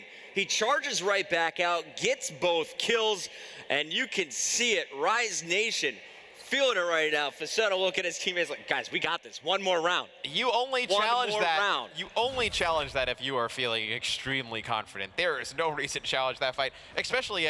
Don't even leave. Did he? Oh, he used his reactive armor there, so he's able to use the reactive armor, win the fight. But still, it's one that's a little bit risky. And now Optic Gaming with their backs against the wall here, going to try and force their way into the A site. Karma trying to get that first blood, but as he shows himself, 3 players from Rise come storming in. Crimsix is able to punish Viceno, but there is that propulsion from Karma going up and above, finding another player in the back. Karma is gonna keep him in it. Crim's getting fired up. Optic Gaming not going down without a fight here. That was a quick round. Pretty easy round from Optic Gaming. They just muscle their way into the A site. They win all the engagements with relative ease. Karma picks up 3 during that round. I believe it's a formal in the final kill cam there with the last one. So we'll see now if they can hold serve on the defensive end or if Rise Nation is going to take this with yet another offensive round. Looney 8-4, Vicento 9-5. Have been your key players so far in this search and destroy for Rise Nation. Faceno always watching that cross right away. Is going for the peak shots. He's feeling so confident here. Meanwhile, you can see that bomb starting to move. So this is a delay over towards the site, and I really like this decision because what happened, what you saw with all the green arrows on defense is they all went into A, they saw no push, so they started to back out because you figure, okay, well, we don't want to give up the B site right away.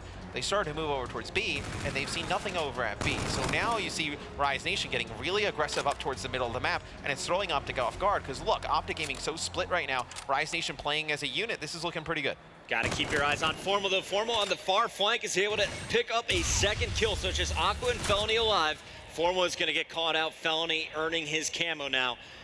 They are on game point. Scump in a 1v2 is going to make it a 1v1. Catches Aqua with a headshot.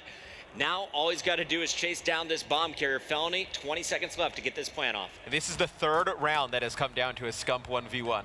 Different players, obviously, on the side of Rise Nation, but Scump, the lone man alive for Optic Gaming, needs to win this round to keep them alive here in game number 2. It's going to be Felony getting bombed down, and he has his payload as well, so Rise Nation looking really good here. Felony, this is game point right here. Not going to use the camo, no need. Gets the kill anyway, 6-3. As Optic Gaming is going to fall behind on our main stage. Not a lot of people would see this one coming. After watching Rise at PSX, you can tell they have fixed all of their problems. I was not high on Rise after PSX. I just did not see a lot of things that were positive, but they have come out in this series at least and looked amazing. Winning the first 2 maps, it'll be a 6-3 win on game number 2. And what's actually really interesting is we talked a little bit in the pregame, they talked about it on the desk, like somebody needs to step up besides Aqua. Aqua has a relatively slow hardpoint game, 22-20, only +2, still positive. And in this game, I believe he finishes with 4 kills. So everybody else stepping up. If they get a good performance from Aqua and everybody else keeps following suit with their own play, could this be a 3-0 in favor of Rise? I feel like this is a momentum series right now. Rise Nation has all of the momentum. Vicento, he finished the last game with 11 kill streak. He comes into this one, opens up very strong. Everything is going well for Rise, and honestly, they had a lot of mistakes where they were supposed to bait and switch. They just had some poor plays, but at the end of the day, they were winning some one-on-one gunfights. Here's an example, the final kill coming in on Scump, Felony able to just slide out of the way. So you saw it there for a second. He actually does use his camo there towards after 3 bullets were fired, it pops out. Right, but it does kind of throw off your aim assist a little bit. That's true. So that could be the difference, with 1 or 2 bullets between winning that fight or not. It doesn't even show him actually get into camo, but it's enough to kind of maybe potentially throw off that one shot. In the slow-mo, you could see it pop up. Yeah, in the slow-mo you can. At the end of the day, it's Rise up 2-0. They're on match point. They could secure it here with an uplink. I don't know if that's going to happen. You saw Crim6, he's going to go take a break for a moment, just try and slow down this Rise Nation team. A lot of mind games going to these main stage matches. If you're Rise, you want this game to start up as fast as possible. Absolutely. If you're Optic, you want to go to the bathroom, you want to throw some water on your face, you just want to talk out everything that's gone wrong the first 2 maps. Well, we're getting right into it. So it's going to be a pretty good scenario for Rise Nation, a team that goes off of momentum. They have it all in the series. Looks like Crim is sticking in. They're ready to go. This is Uplink. If you're just joining us for the first time, welcome to Primetime. We are live in Las Vegas. This is just day 1 of a 3-day event here on MLG.TV. And if you're in the Vegas area, come on by the venue. Come on by. We got DJs in the back partying. We got dodgeball, we got skee-ball and endgame, and we have some incredible matches here on the main stage for Call of Duty Infinite Warfare. And the venue is just sick. I mean, it's like one of the best stages I've ever seen for Call of Duty. The Overwatch stage is cool as well. There's so many different booths here. It's a lot to do. Mandalay Bay Resort and Casino. It's a party. Come hang out with us. Rise Nation taking game number 1 and game 2, but this is Precinct Uplink, and we have seen so many games here from Optic Gaming where Formal gets hot, you get stuck in your base, you get spawn trapped, and you get massacred.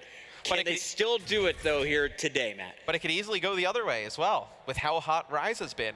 I mean, it just takes, on this map, it just takes 1 spawn trap from that favorable side, and you can put together, 4 or 5 points, and you're in a pretty good spot going into the second half. Oh, I can't wait to see this rig draft. Are they going to mix anything up? Is it just going to be the standard? I think Karma you're going to just flying see through the air. Facento on the other side using the propulsion. Honestly, we talked a little bit about all of the different payloads that you get, but that propulsion trait, these are your key players for me. These are the guys who are going to be flying around, getting those difficult angles, coming around the wall runs.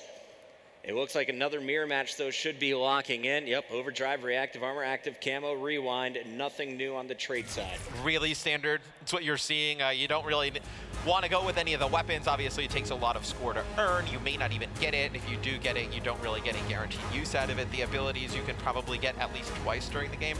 That's why you see a lot of these players go towards the abilities. All right, Matt, opening Uplink. I'm telling the comeback story. We've seen some reverse sweeps on the main stage. Are we about to see another one to close out day number 1?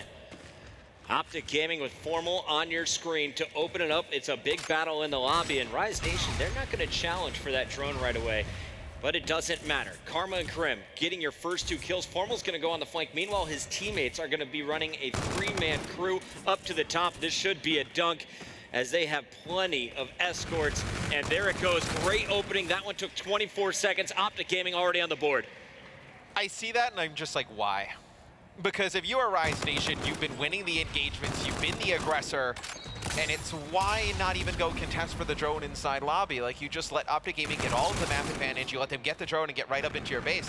This actually happened in the TK Cloud9 match that I casted a little bit earlier. TK came out, had a phenomenal first half, they were the aggressor, they did the same thing, and that's the only points that Cloud9 got. You can't try and play it safe here in Infinite Warfare. It's not going to pay off for you. Formal this time going to be leading the charge. Right behind him is Scump with the drone, and as Formal drops, it's going to be Crim6 taking up that position. Here is dunk number 2, 1:05 minutes, already 4 points. And we talked about how snowbally this map can get, that right now, Rise has like played themselves into this situation, like just by being so passive at the beginning of the game, that Optic Gaming, they get 4 points with relative ease. I mean, they don't even have to really kind of work for them. They've given them map control. Granted, they picked the kills in the base, so those are huge. But I feel like a lot of that was just Rise giving up way too much real estate on the map. 2 players down, make it 3, not quite. Karma can't finish that one against Facento. Instead, it is Rise who should be able to touch this drone. Looney is going to be flanking 1 player to beat, and Facento's going to take care of business. So here we go. Rise Nation on their first attack. You're going to see the lead blockers. Facento takes out Karma with that OSA. Grenades going out as they try and get the angle. Perfect job here from Felony and Looney, the duo pushing together. But as Felony falls, Looney doesn't predict the killer from up top, and Karma is going to save the day. Some big defensive kills, and now it's Optic back on the attack. Yeah, and that drone ends up in a really bad spot. It's like right underneath the lip, jumping up towards the goal, and it's very easy because Optic can watch it from 2 angles, right? You can have Karma, who's underneath the goal, watch that back statue area, or you have players from construction just watching the cross where you're not even able to get the drone. Looney with a 2-piece is going to open things up. Scump just trying to stay alive, but this statue is finally going to fall.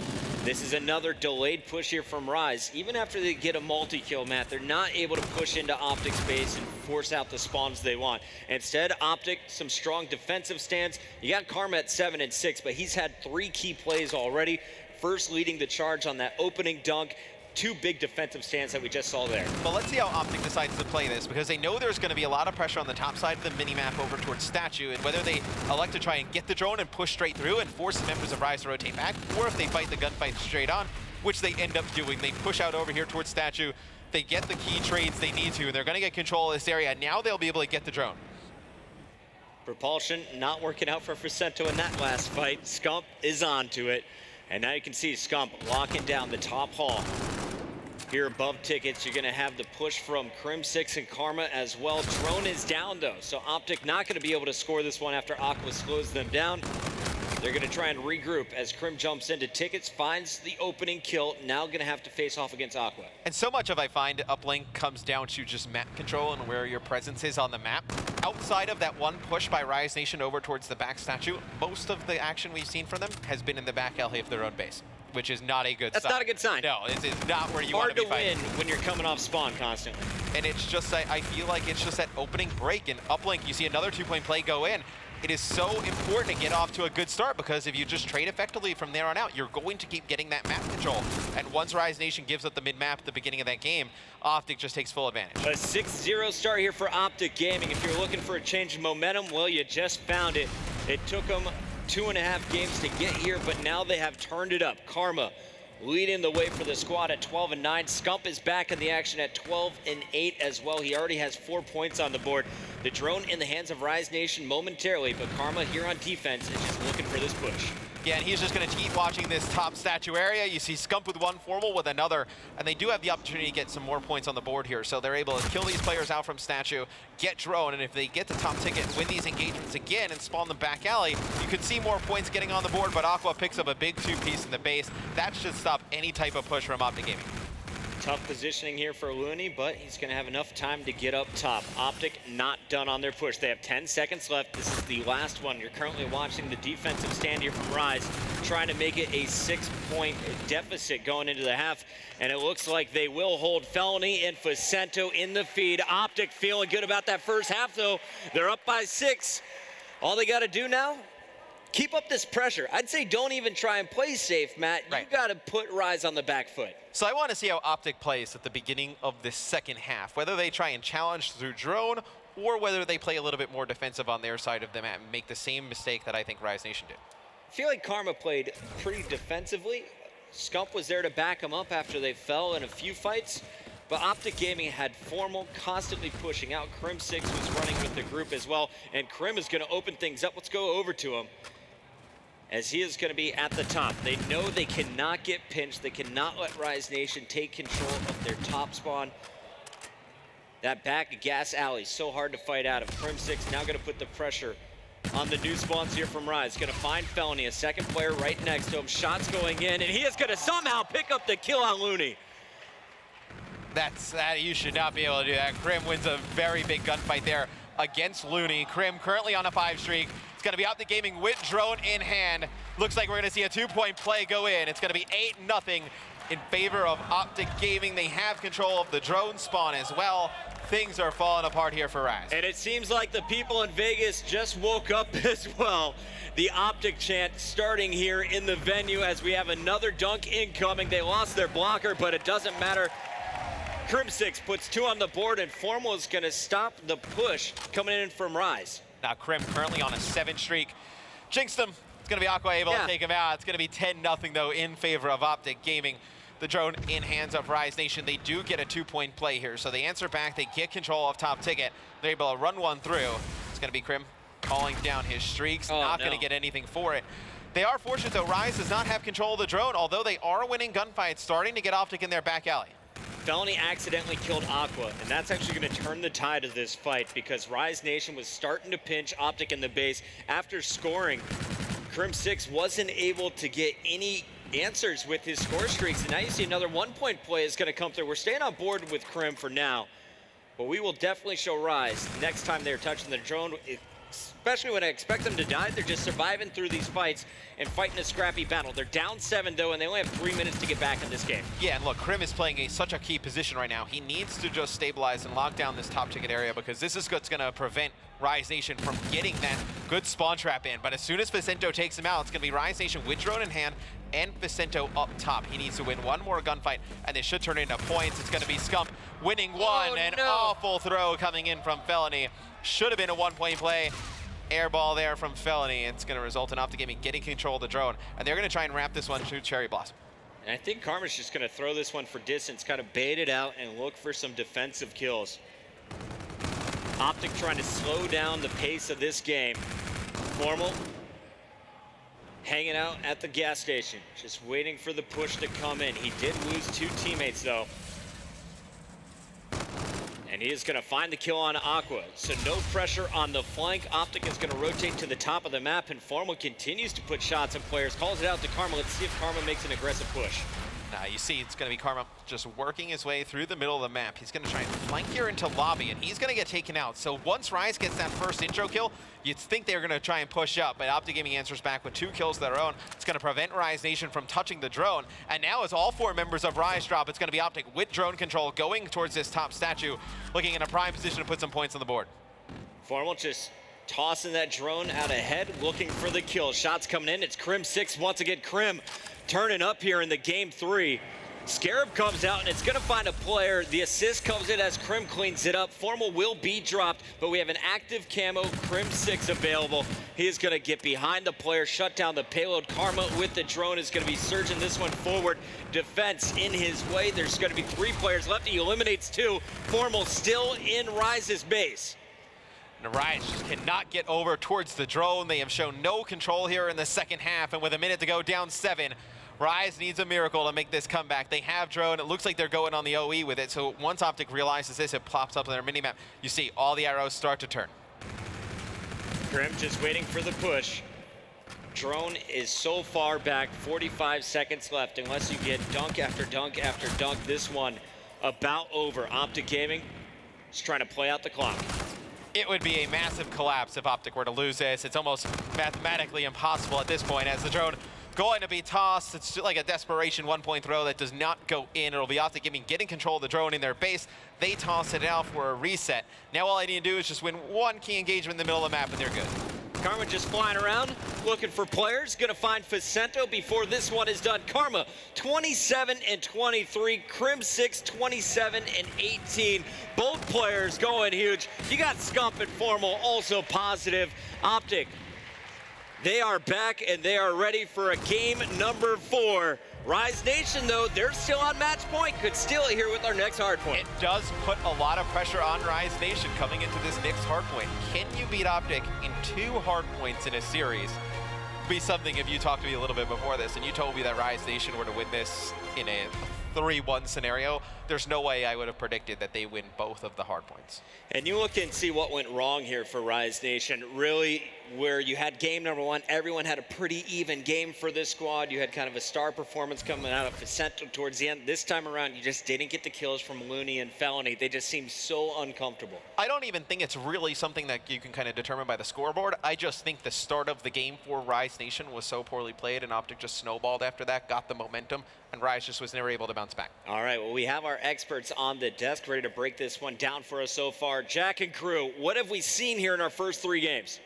Thank you, boys. It's a tale of 2 stories so far. One where Optic Gaming looked like a shell of themselves in that first hard point, where they're just really getting beat out in every single part. Typically, it's Optic Gaming holding for majority of the 40 seconds and then maybe giving up the scrap time. This time, they were really fighting for any time they could get in that first game. Yeah, I mean, absolutely.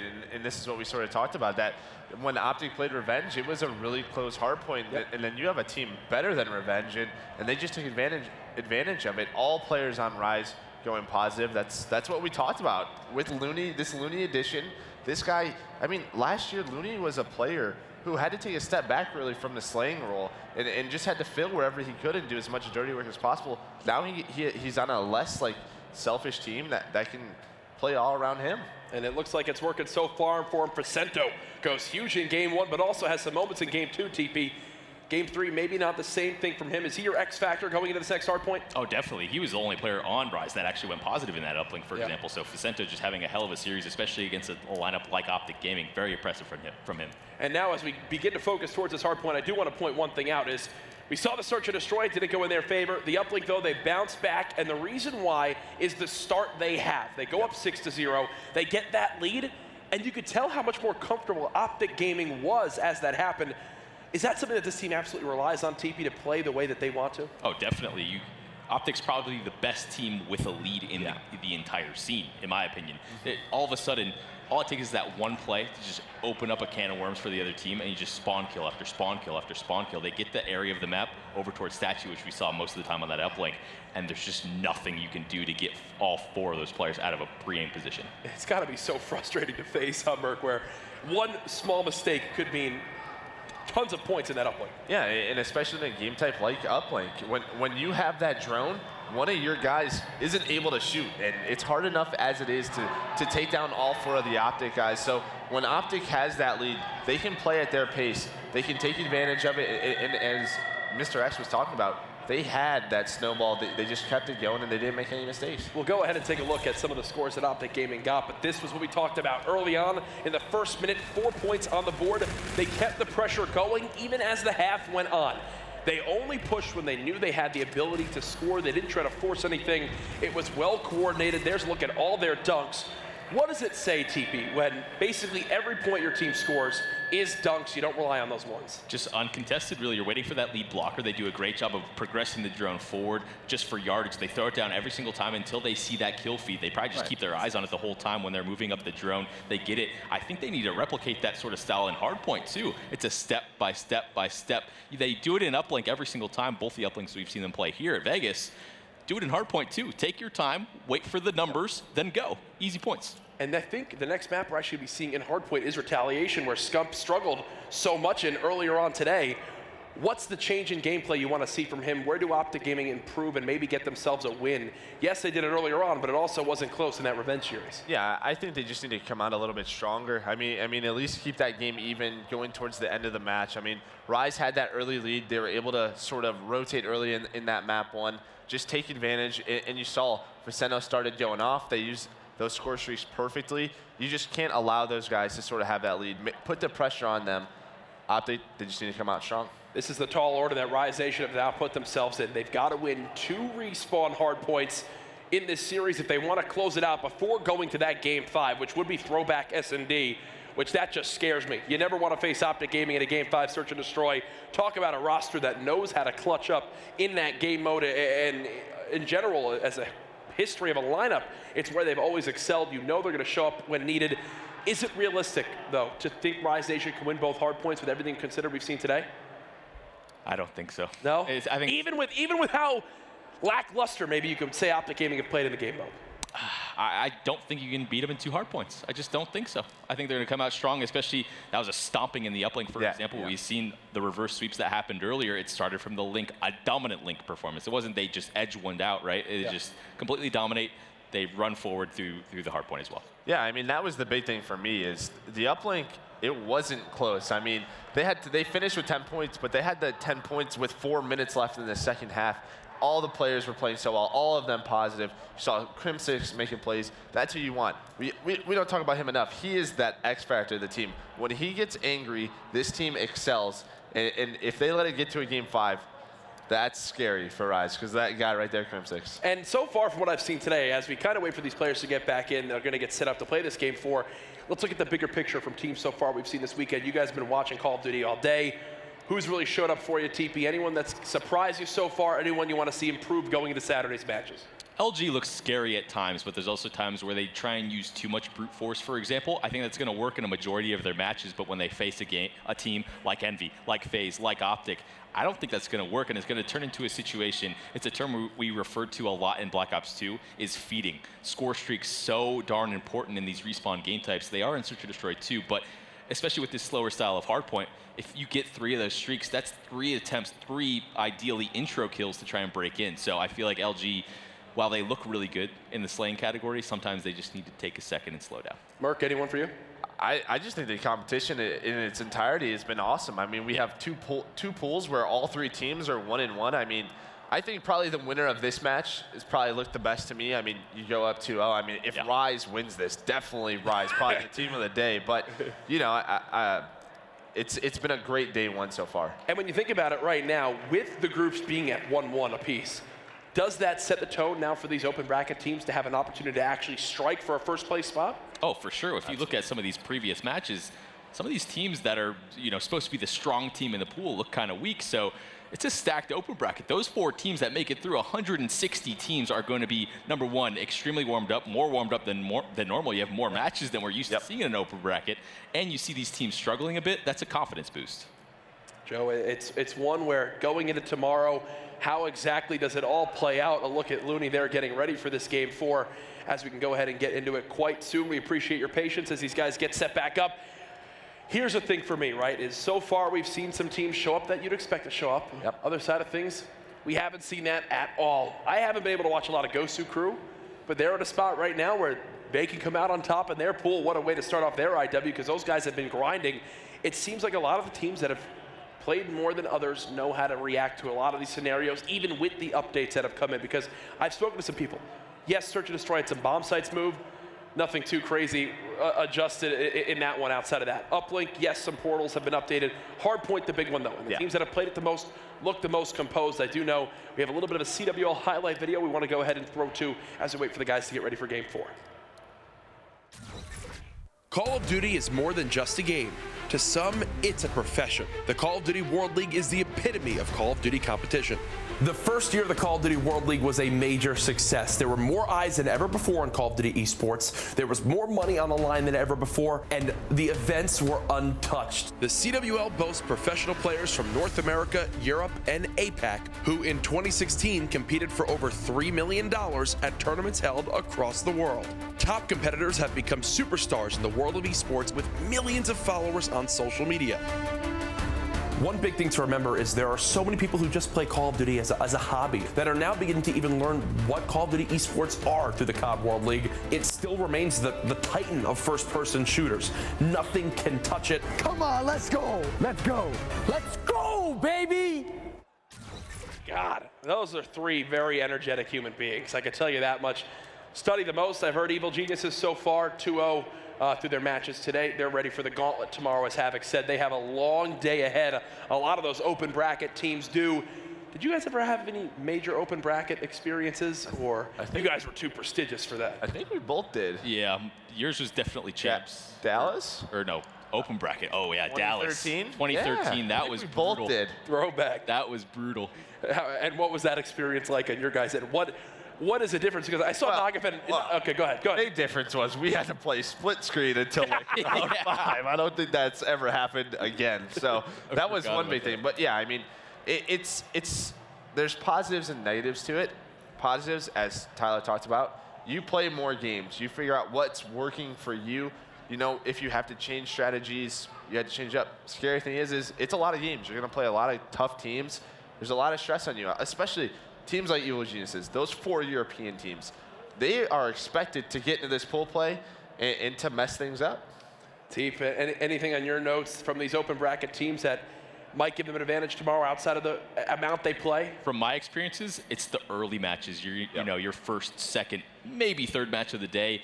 If you get through those, you start to just get this momentum shift. You start rolling and you start crushing teams. Once you get on that sort of momentum swing, it's so important, especially going into a pool like this. Yeah. Momentum's so huge. And that's what's scary for these pool play teams is these open bracket teams are going to have 4 or 5 games before they play them. And these pool play teams are going to wake up and have to play these juggernauts. So it's going to be really scary for these pool play teams early on. I know a big thing, too, is those pool play teams, they're used to playing best of 5s. The open bracket teams, they're going to be excited to finally get to those best of 5 series. So far, all of them just playing best of 3s. The rig draft underway. A look at everything on here. Nothing too out of the ordinary as both teams will go ahead. No Centurion, I think, being brought out there. The map, though, Retaliation, Hardpoint. Earlier today, Scump had a very uncharacteristic start to a game. I believe it was like 9-22. He was just a non-factor. Can he turn things around here? It's Optic Gaming finding themselves on the back foot, down 1-2, looking to force the Game 5 anything is possible here. The tall order, though, that Rise Nation have put themselves in, as we spoke about, winning 2 hard points to avoid going to that Game 5. Final predictions here, gentlemen. We've seen a 5th map? I think we're seeing a map 5. I think so too. It's going to be a good one. Let's throw it up to our casters. Gentlemen, take it away. Thank you so much, guys, for the breakdown in between games, but it's time to go right into the action here. Game number 4, Merc talked about the key player. It's Crim6. When he gets angry, he is not somebody you want to see on your screen already. He is going to be coming in on a flank. Optic Gaming up 11 points and counting, and Scump is locking it down in the HP. Yeah, and I think it's important that Optic gets off to a good start, right? Builds on some of that momentum that they had in the uplink. If you're Rise Nation, though, the one thing I would have talked about in between this is, like, look, guys, like, regardless of what happens on this first hardpoint or lower market, we need to get control of Grave. We need to get control of Broken. Those are the 2 hills we cannot lose. We can play everything else 50-50. If we get control of those 2 hardpoints, we are in good shape. Formal on a 3 streak. You just saw 2 kills coming in for Karma. So it is all kills for Optic Gaming to open things up. We're going to stay on board with Crim as he will be milking every last second. When you look at the mini-map, though, Matt, where are the key fights happening? Well, right now it's going to go down by that lower market because the hill is going to be rotating down towards this area. And right now it's going to be Karma on the rotation with Crim. Crim just looking over him from this top patio. And Rise Nation, they get in the hill for a few seconds, but here comes the push from Optic. It's going to be Felony winning 1 big gunfight. If Crim can get into the top bedroom, he could have picked up a lot of kills from above. Karma has a score streak to use already. Is he going to drop some rockets? It looks like not. He's just going to use his primary instead, just running through opponents with this AR. And he has landed some nice shots. The propulsion lets him fly above his enemy and land 3 straight kills. Scump on your screen has taken control of the hard point. Already 53 points for Optic Gaming after your first 2 hard points, and there's still another 17 points remaining here. Rise is going to fight for it, and it looks like Felony's going to win that. And not only that, they have control of the new spawn. So they challenge for the last 15 seconds, and normally you'd be like, oh, well, that's not a great decision, whatnot. But they do have control of this market area. You see the streak's going to come in from Karma. He's going to be able to get 1, but it's still going to be Rise in a good spot here in the back rave. These are crucial gunfights so that they need to win. It's going to be Felony winning 1. Karma comes in, but Felony picks up a second one, and this is huge time that Rise Nation can get. Karma with the 3-piece, clearing everyone out, and Looney's gonna follow as well. We gotta go to Karma. He's on a 5 streak. He's taken over 16-4. The world champ is back and better than ever. He's got the rewind available as well, as he is just 175 off of getting some new score streaks. Felony picks up 2 kills, and Karma just runs through all of Rise Nation, takes out all 4, gets inside of the hard point. And Optic Gaming, they have a lead right now, but they have Karma to thank because of that. I mean, you look at everybody else, like obviously their numbers are not going to be as good because Karma is just taking a ton of the kills, but still, I mean, you see just... He's got more than the rest of his team combined, Matt. Yeah, I mean, just what he's doing right now is sick. It's going to be Rise Nation taking the last 10 seconds here. They are set up for Broken, though. So Rise Nation rotating early again and getting that position. You just feel like eventually if they can win some of these gunfights, they're really going to punish Optic. That's right. And we showed you Aqua picking up every last second. They're now down by just 30. So a big hill in the back despite Karma's heroics. You're going to see Rise Nation slowly calling back into this game. And here's another big fight. This time Looney watching the flank. He's going to secure it, at least for now, but none of his teammates nearby. He's got to defend himself here, and the rewind from Karma is going to win that battle. But that was such a clutch play by Looney. His teammates spawn out, he wins 2 gunfights, and then just makes the fight with Karma last long enough that his teammates are able to get back towards it. Optic Gaming gets control of the hill, but the pressure is still coming down this bridge side from Rise Nation. And you look at Rise at this point in the game, Optic, they have a pretty nice lead here. They're going to build on it by locking this down. You get control of that mid-hotel hallway, you try and get it within a 10-point game, and you feel really good for Rise Nation because they did rotate early and get control of those 2 hard points they needed to. They just were not able to win those gunfights early. And in the last 20 seconds, I have to say I am so impressed with Crim6. Karma, we were watching his screen. He never saw an enemy because Crim6 wouldn't let anyone nearby. Let's take our screen over to Felony, though, here for Rise Nation. They're fighting for control of this hallway. They just cleared it out as Faceno is going to spread looking for the new spawners. You got Aqua working on the opposite end, making sure there's no flank. So all Felony has to do is look forward. Unfortunately, he is going to fall It's Crim6 peeking from the doorway, able to get first blood, and now here comes Optic on the push, but there's 3 defenders to get through. Yeah, and that was a really nice break from Optic Gaming. Earlier, we saw Cloud9 struggle with this hill mightily, and it was because they just kept staggering one by one, but you saw the push coming in from Optic, 2 guys at the end of the hallway, 2 coming in from Patio, and they were able to break it, but Rise Nation takes it right back, 17 seconds left, so they can actually bring this to a very tight game here, which if you're Rise, you would be super ecstatic going into the second half because you just gave up that broken in the graveyard area you felt you should have locked down. And, if they're only down, 25 or so seconds here, Pocket, you can't feel bad if you're Rise Nation. Down 28, so about a 30-point buffer once again for Optic as that number continues to grow. It was Crim6 in the hill, but he's going to be taken down. Facento in the feed once again has been a very strong player for Rise throughout all the games they've won. Slowed down a little bit in the uplink, but so far he is leading the team at 15 and 13. Meanwhile, though, you are watching Formal, and honestly, I think this is my favorite guy to watch out of any of the 8 players on the stage. He is just so pure with his aim. Let's go over to Facento, though, that rewind available here for his next gunfight. Yeah, and 25 seconds left on this hard point. If you're Rise Nation, you actually think about taking the extent of this and then rotating a little bit late to market. It's going to be Crim, though, picking up 2. He's going to go in, take the last few seconds left, and Facento spawns to this lower market, so you imagine he's just going to get set up here. He's going to get top bedroom control, and Rise is going to try and make this time back in the next hill. Credit to Aqua, who gave him that spawn, and you're going to see Facento now locking down the indoor corridors. Meanwhile, Looney going to be positioned top scaffolding, and they did just lose Felony, who is watching the far bridge. Looney's now got to turn his attention. He will be able to clean up Crim6, but here comes Scump and Formal. Formal has his payload available. He's going to be inside, able to shut down this narrow hall, or is he? He is going to get picked off. It is Fellow with some fantastic K-bar shots. You're going to see Facento use the rewind. He's going to have a teammate go out and bait for him, so it's going to be Rise Nation getting control of the hard point. But Chris, we've seen it time and time again, at least in Retaliation on this map, where Optic Gaming, they give up early control of the hill, and they're just able to break it with ease. Facento, he's on the other side of the map. Meanwhile, Optic Gaming is going to be pushing in for this point. Before I can switch to him, the player already died. A strong hold for Rise is going to bring this back within 30 after Optic started to pull away. And at the end of the hill, it looks like it's going to be 170 to about 152. Let's take our screen, Matt. Who do you want to watch? Well, you have Aqua picking up a big kill on the rotation, so he's going to just close down this sight line here and just let his teammates work their way up through bridge. And these initial gunfights are huge for Rise. If they get control of Grave, they can get right back into this. But if Optic Gaming locks this one down, you think this is game over. Felony, who got the big 2-piece last time this hill came up, unable to get anything.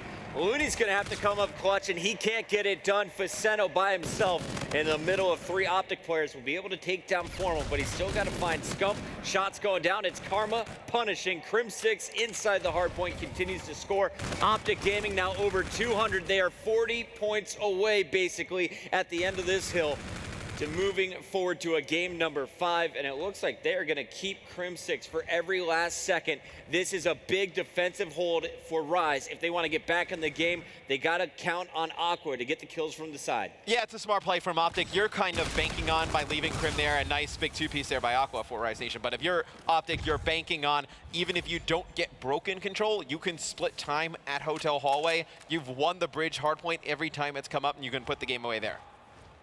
25 points away. They basically just need to break here on this push, and they've got it locked up. Instead, though, Aqua's staying alive, looking for his 4th kill in a row, is going to find it.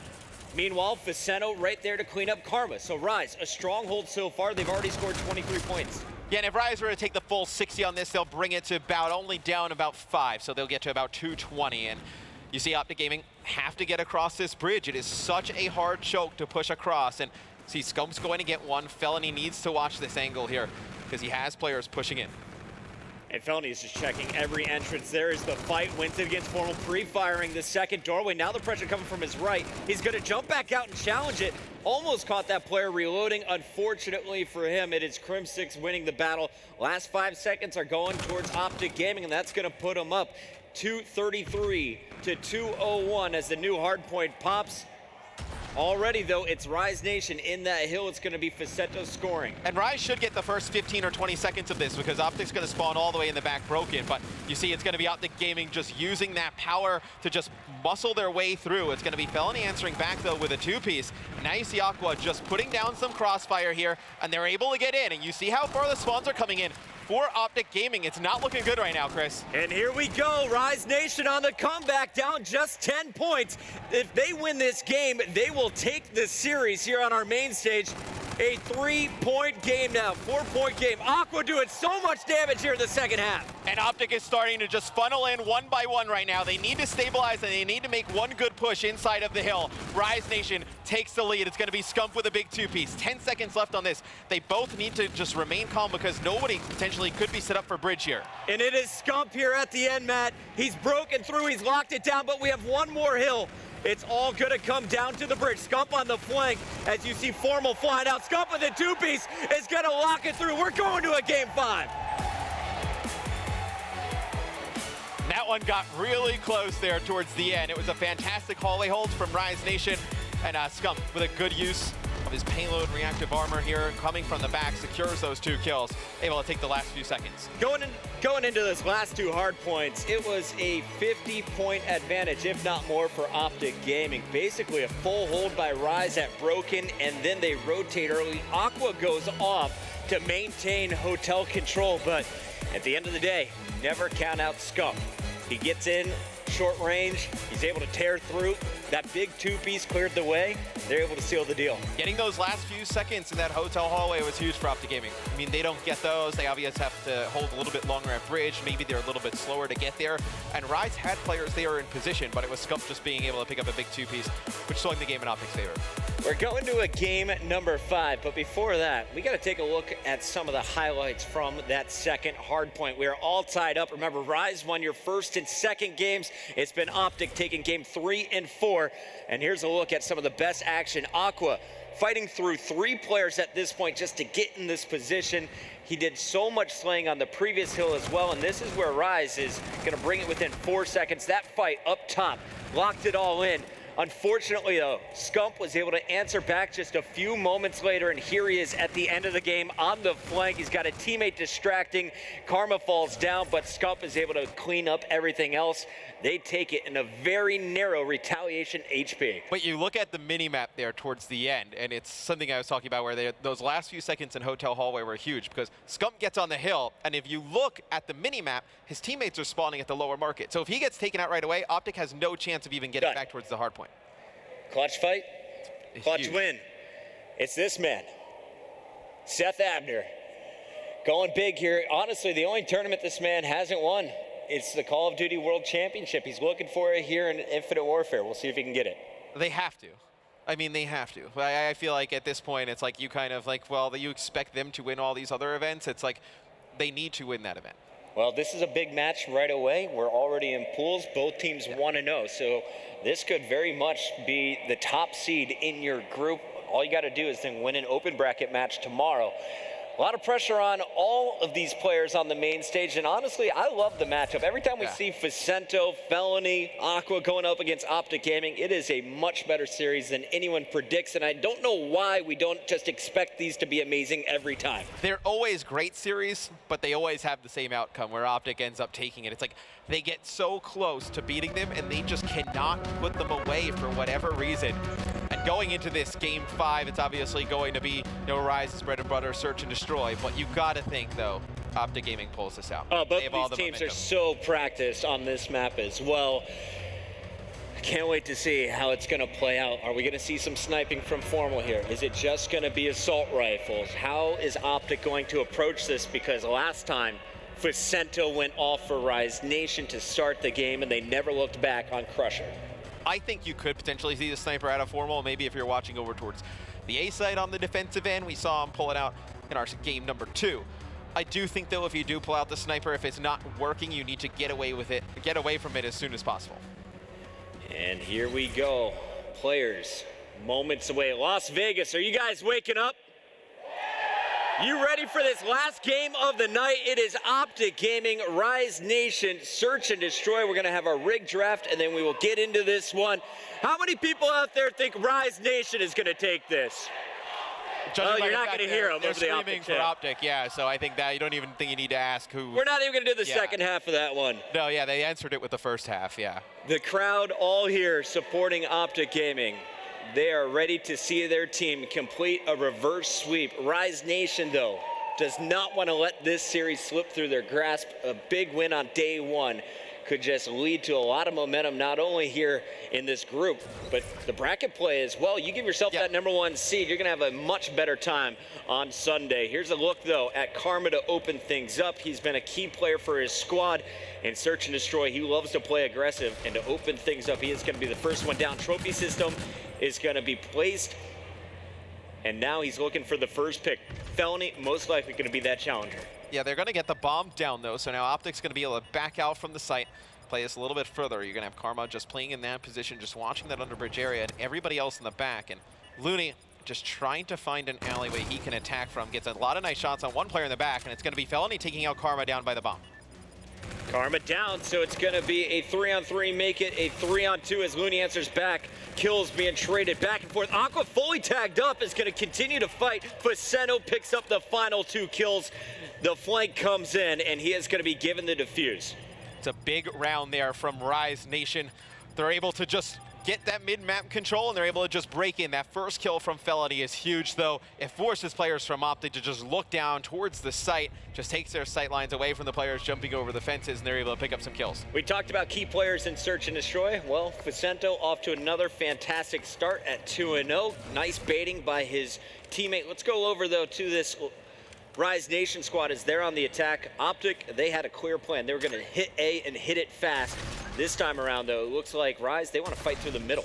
And we see teams do this quite often on this map, and you see they're going to go for this advantage over the fence, and they actually don't see the player down by the site. It's going to be Looney pushing straight through, and the 2 players behind, they just do not see the players from Optic underneath by the bomb. And that's bad on Looney right there. He should have seen out of the corner of his eye, but so focused on his reticle, just missed someone in the bottom left, and instead it's going to be now a 1-on-1. Felony versus Scump. Scump, he's clutched up some 1v1s. Last time this battle happened, it was Felony securing the win with a 1v1 victory. He's got the bomb, 45 seconds left, plenty of time. Both of these players are just going to run around the map, checking every single corner, looking for each other. Yeah, and just such a large map to cover, and you can get just cross lane so fast through this mid-train area. We'll see how Felony decides to play this as, just taking his time. Scump just wandering around the map, and with only 22 seconds left, has to have an idea of what's going on. Scump's checking every site. He's like, I didn't see it at B. I'll go to A. Don't see it at A. I'll go to B. Scump's just looking for him. Time's running out, and now he knows exactly where Felony's at, but he doesn't know the escape route Felony took. Felony has no clue where Scump is until just now. He just spotted him. Yeah, Felony has an idea where Scump is, and he's going to challenge the gunfight and win it. It's going to put Rise Nation up 2-0 rounds. We saw Scump in 3 1v1s in our game number 2. Comes out on top in one of those scenarios, and start things off here on Throwback. Another 1v1 scenario that comes down to Scump and one of the guys on Rise Nation, and Felony comes out big. And there you see Facento barking out the orders. Aqua had something to chime in there, and then you also saw Felony with some advice. I want to watch the defense here. What is the plan coming in for Rise Nation? Felony on your screen. He's always been the player to go out over at A and check for that bomb carrier. He's going to go up and above, and now he sees the plant. It's coming in from Scump. Will he be able to stop it, though? You have Optic Gaming trying to push through the middle. His teammates have his back covered. And there you see the pick. Felony's going to take Scump out. And that is a big kill. He can't go over the top end challenge because of the player in that back bus, but he's able to see Scump's leg as he gets bombed down. Now Felony gets control of this top bridge area, though. It's such a tough gunfight to win. Now he's got 2 players watching his cross. Needs a teammate here to come on the flank. Grim6 on the other side through the fence is going to pick Felony and get out alive. Bomb down, and they just have to protect it for about 10 more seconds. Formal in the air is going to be cut down. It is Looney hopping on the defuse. Rise Nation's going up 3-0 as they have absolutely silenced the crowd here in Vegas.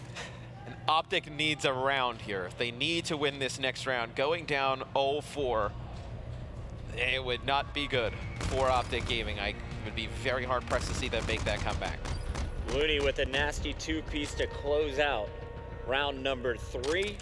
It'll be Optic back on the defensive end as they'll try and find out where Rise is going with this bomb plant. Let's jump on board.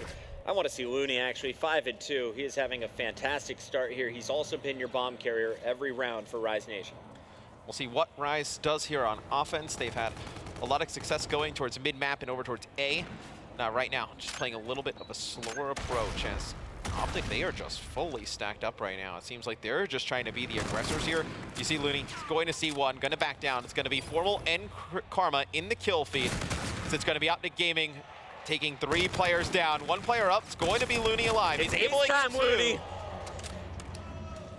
And the last player up is going to be able to win it here. Optic Gaming staying alive, and most importantly, they stopped Looney from getting even more streaks. They stopped the bleeding here in our tiebreaker game as Formal able to find him coming out that bowling door. That would have been a back-breaking 1v3 clutch for Looney. I think he clutches that. That is your series. I can't see Optic Gaming coming back from that, but they get that 1 round on the board. They go on offense. Now, they've been able to get bombed down today. They just need to get out with their life. They've been so slow to plan it as well. Karma going back to the same position he did in round number 1. I want to take a quick peek at Crim6. Crim, after spotting a player, is immediately going to retreat. And you're going to see the bomb safely planted this time. Optic still hasn't dropped anybody until just now. The Scarab from Felony comes in. It is going to secure the kill. Felony picks up a second. Overwhelmed is Crim, all up to Formal. What a round here from Rise on defense. Looney's going to use a Scarab as well. And the score streaks coming into play. You also have to be aware of the payloads that are now available. The defuse coming in for Vicento. The retakes from this Rise Nation team have been phenomenal. When Optic's able to get the bomb down, it's usually a very difficult site to break in and retake, and they're doing it with relative ease. 8-3 is Looney. Team captain. 3 of his teammates leave him to go to Luminosity. He sticks with Rise Nation, rebuilds, brings on Vicento, Aqua, and Felony from Elevate. And it is paying massive dividends. Optic Gaming desperately needs this round, trailing by 3, cannot let their opponents put them on match point. Karma on your screen as Formal's gonna get the first blood on Felony. And Optic being very aggressive towards the middle of the map, and I like this decision. Their strength in this matchup is obviously their gun skill versus the side of Rise Nation, so they should be the aggressors in this one. And Vicento is going to be taking a tour. Optic Gaming holding on to the mid. Rise Nation just trying to slow this down here, Matt. And Optic, they're on the hunt. They're more afraid of A than anything, it seems. And Vicento, if he keeps going this direction, he's eventually going to find some action. Yeah, but just look at how much of the map he's covered. He can call out to his teammates. He knows where these players are, and right there he needs to finish off that kill. Gives away his position now. You do see Rise. They will be able to get bombed down. If Vicento can pick up 1 kill here, it would be so huge for Rise. And Vicento is drawing so many players in his direction. Meanwhile, he is setting up Aqua. Aqua's able to get one on Crim6 and get out, but he won't be able to survive the battle from the window. Looney staying alive. He's got Vicento with him. Vicento outside's gonna fall, and Looney's gonna drop as well. It's Optic Gaming coming, storming through. Scump and Formal clearing the barn, and Scump is gonna be given the defuse. They're not going down quite yet. 4-2 after Optic takes round number 6. And that's such a big kill from Scump because Looney has that reactive armor. If Looney wins that fight, he can maybe get out, draw another 3 or 4 seconds. Then you're looking at about 12 seconds on the clock. Uses that reactive armor, checks bomb. That's an easy gunfight to win. Gives Optic not a lot of time to jump back on it again. This sliding Scump, man, he's so dangerous. And here he is on your screen to open things up. Rise reading Optic very well in this round. Felony with his payload. Keep an eye on him, and he's going to get picked. Formal with first blood gives Optic the advantage. Scump still looking for some action. Meanwhile, Karma's in a battle. Formal shooting over his shoulder is going to pick up his second. Scump is going to find a third. It's all up to Looney, and I do not expect him to use his payload here. Optic Gaming brings it to 1 round difference. 3-4 now. And this is getting scary for Rise. You get this lead, you can feel it in the venue that Optic is just mounting this comeback. They need a big play here, Rise Nation, and you're looking at Looney. when he gets that reactive armor this next round, does he use it to put them on game point? I want to see what's happening on the side of Rise right now. How are these guys feeling? Is the panic setting in? Were they able to handle the pressure? On board with Felony. He has been your star player at range, has the active camo available as well. And he is going to go ahead and use it. The challenge coming in the back. Does his opponent see him? He does not. Trying to retreat is Formal, and he's going to get cut down already. It is Rise with the advantage. Bomb goes down as well, and you have Aqua in a power position top center. You see, it's going to be Facento with a rewind here in the back. Going to use it just to stay alive here. Going to get back into bowling, but that's going to put him right in harm's way. As Scump's walking on through there, able to take him out. But still, Rise Nation with the man advantage. It's all up to Scump and Crim. Felony can't pre-fire. He's going to be taken down. It's Crim 6. Aqua answers back, though. A 2-on-1 for Crim. Crim gets one. Finds the second, but that reactive armor comes down. And now we have a match point for Rise Nation. Let's take a look at Looney's final kill. Pops the reactive and wins the gunfight. If he doesn't pop reactive, that's when Crim maybe wins. The Crim bot would have just melted him. Yeah, he may have. I mean, it even looked like he might have done it there. And now, can we just check one thing? Yes. We go on with Formal real quick. Okay, so I believed, no, actually, never mind, sorry. I thought Formal actually used that in the last round, but did not. Scump slowing this one down. He's been your bomb carrier every attack. Did not go directly for A, so Rise is going to know something new is up. So Optic playing very passive here as Aqua's going to earn his payload. He's going to try and go over the top, and he sees 3 players, and he's able to get one here. That's a huge first blood for Rise Nation. And he is going to pop his overdrive. Just trying to make himself as difficult of a target as possible. Grenades coming in. Facento's going to drop Karma. It's all up to Crim and Formal here. Formal's going to get one. Crim surviving as well, and as I say it, it's all up to Formal. Formal in a 1v3 now makes it a 1v2. Spots one player. Boom, fire down the fence, and Formal gets it! The crowd in Vegas erupting as Rise Nation stacks up Formal with the double wall bang here. What are they doing? Oh, that is, you can't make that. That is one that You gotta rinse that from your brain. Stop talking about it. Go into this next round if you're Rise. They need to erase that from their memory. That is a beautiful play by Formal. Puts Optic right back in this, gives them all the momentum. Rise Nation body stacking over by that fence gives Formal an easy 2-piece. And those grenades going out are going to let Optic Gaming know exactly where their opponents are. There's just a scarab out on the map, though, so keep your eye on Facento. He is going to be the player in danger. And it looks like instead, Looney is going to be spotted. No kills coming in yet. Aqua opened things up so well for Rise last round. Can he finish it here? We'll see. He has an idea of where one player is. Going to try and pre-fire, not going to connect. You see the rotation coming in from Optic, and Looney just shoulder peeking that corner. Facento gets first blood, so another first blood for Rise Nation. But it's going to be Scump answering back. Looney pushes through, able to get one. Karma's going to take him out. Karma does have rewind. We'll see how he elects to use it. Optic Gaming on defense. Bomb still not planted. And Karma's going to get caught in transition. It's all up to Formal here. Can he do it back-to-back rounds? Felony and Aqua alive, and this time they are not stacked up, Matt. No, Formal's going to get tagged up, not able to win the gunfight. And in a game 5, Rise Nation clutches up and takes out Optic Gaming. Ladies and gentlemen, I know there are a lot of fans for Optic Gaming out there in the crowd, but you got to give it up for Rise. Looking at this team just 2 weeks ago in Anaheim, they have totally changed up their game. They came to play, and they put on a show against Optic Gaming. It went the distance, but Rise, they just opened up too strong, and they finished with an incredible opening up here the first 3 rounds. Aqua catches fire towards the end of the game. and they just played that one so smart. The payloads almost perfectly used throughout the whole series by Rise. It was Looney really coming up clutch there in that Game 5 with 11 kills there at the end. The captain of this Rise Nation squad stays on from last year's team, goes big in this series. If you guys are just joining us, don't worry. This is just group play, and we still have a lot of matches to go. We have our open bracket still playing out in the venue. Tomorrow morning, it'll open up, and 4 teams will join our current 12 in the groups. Optic Gaming, though, they have to stay perfect if they want to make it to bracket play now. Yeah, and there's a lot of good teams coming out of groups. I mean, coming out of the open bracket groups. So, I mean, you have guys like Splice, your number 2 team from COD XP last year, Europeans, Orbit, Evil Geniuses, a lot of really good teams there.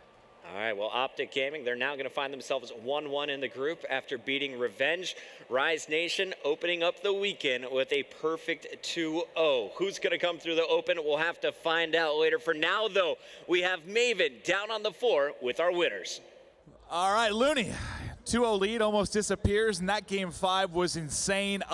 Let's start with the Game 5. I'm curious, after that formal clutch, the play starts going nuts. What were the comms like on your guys' side? Because it seemed like things might start to fall apart there. Honestly, I thought we won. But then I heard the crowd, so I was like, wait, that's an OG cheer.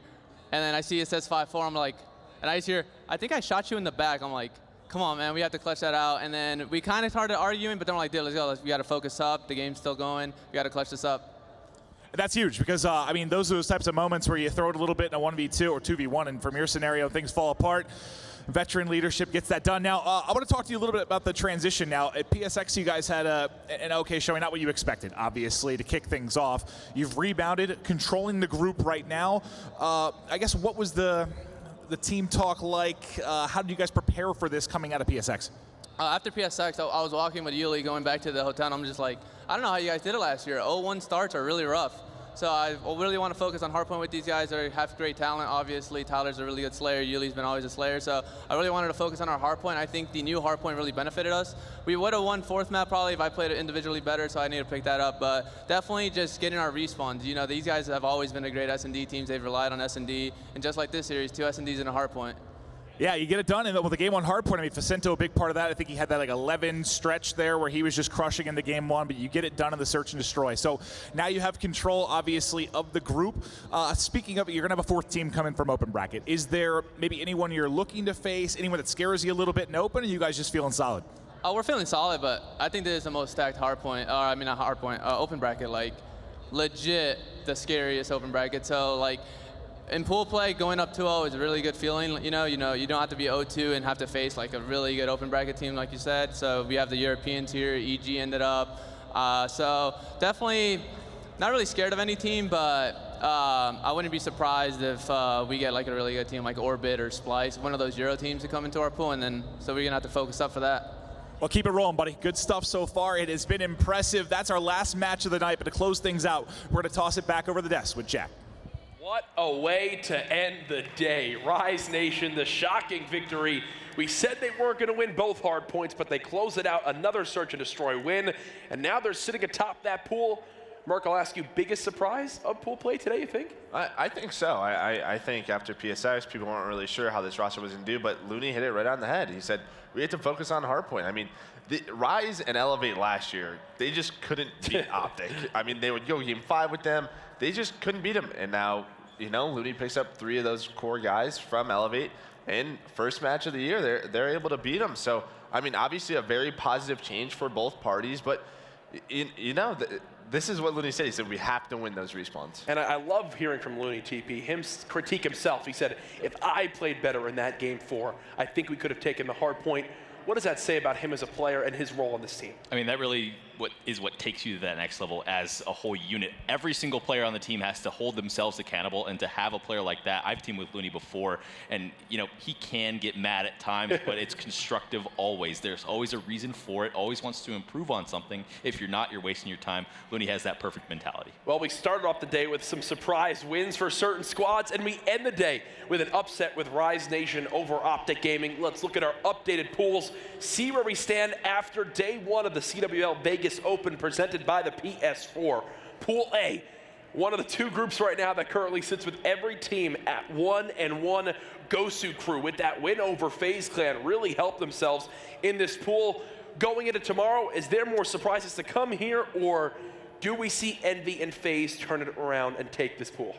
I think you probably see them both come out, but it really just depends which open bracket team goes in there. I mean, it could be one of those top European teams, a lot of good North American teams still in that open bracket, but really, to me, another surprise team we haven't really touched on, Pool D. We forgot Allegiance 2-0 today over some big wins over Luminosity and Complexity. I walked past the final scoreboard of that last map, and I saw that they 6-0'd, and Parasite went 0-6 with Allegiance over Complexity in that Game 5 to secure that series. So Allegiance looking quite good, exciting to say the least. You also saw, obviously, with Pool B, with Rise Nation in the lead there, and then Pool C with another 1-1 setup throughout all the squads. Let's see our schedule tomorrow. There's a lot more Call of Duty to be played, folks. We'll learn which open bracket teams wind up making it in. So we'll kick off the day with Envious with their pool play matchup against the open bracket team. Pool B then with Optic Gaming and their open bracket squad. And as the day goes on, we will have more Call of Duty to be played. Gentlemen, biggest takeaway today. Let's look at the big picture from everything we've seen. Teep, let's start with you. Notes you have, anything, whether it's in-game, teams, venue, anything. Allegiance, the shocker, to be honest. You know, I was hyping up LG a little bit earlier, and ALG was able to take them down. You know, Search and Destroy has been the virtue for most teams today. I think the more series that these teams get in, they're going to get more comfortable with the slower hardpoint, but it seems like Search and Destroy is the go-to for a lot of these guys. So the fact that Allegiance was able to come out big with a 2-0, they should win the pool now. Merc, same question to you. I think for me, it's got to be that game number 3 uplink. I mean, so many momentum shifts. I mean, it was a huge deal last year because you had uplink and CTF, and we always talked about how it was a little bit slower than hardpoint, but still, it makes such a huge impact. We saw so many 2-0s go to game 5s. It's an exciting weekend already. The upsets, many a game 5. This is just getting started. The CWL Vegas Open Day 1 is in the books. The open bracket is well underway. Tomorrow starts the gauntlet. Who will be the top 4 teams to make it into that pool play for everybody here at MLG Vegas? What a great Day 1. We'll see you guys tomorrow.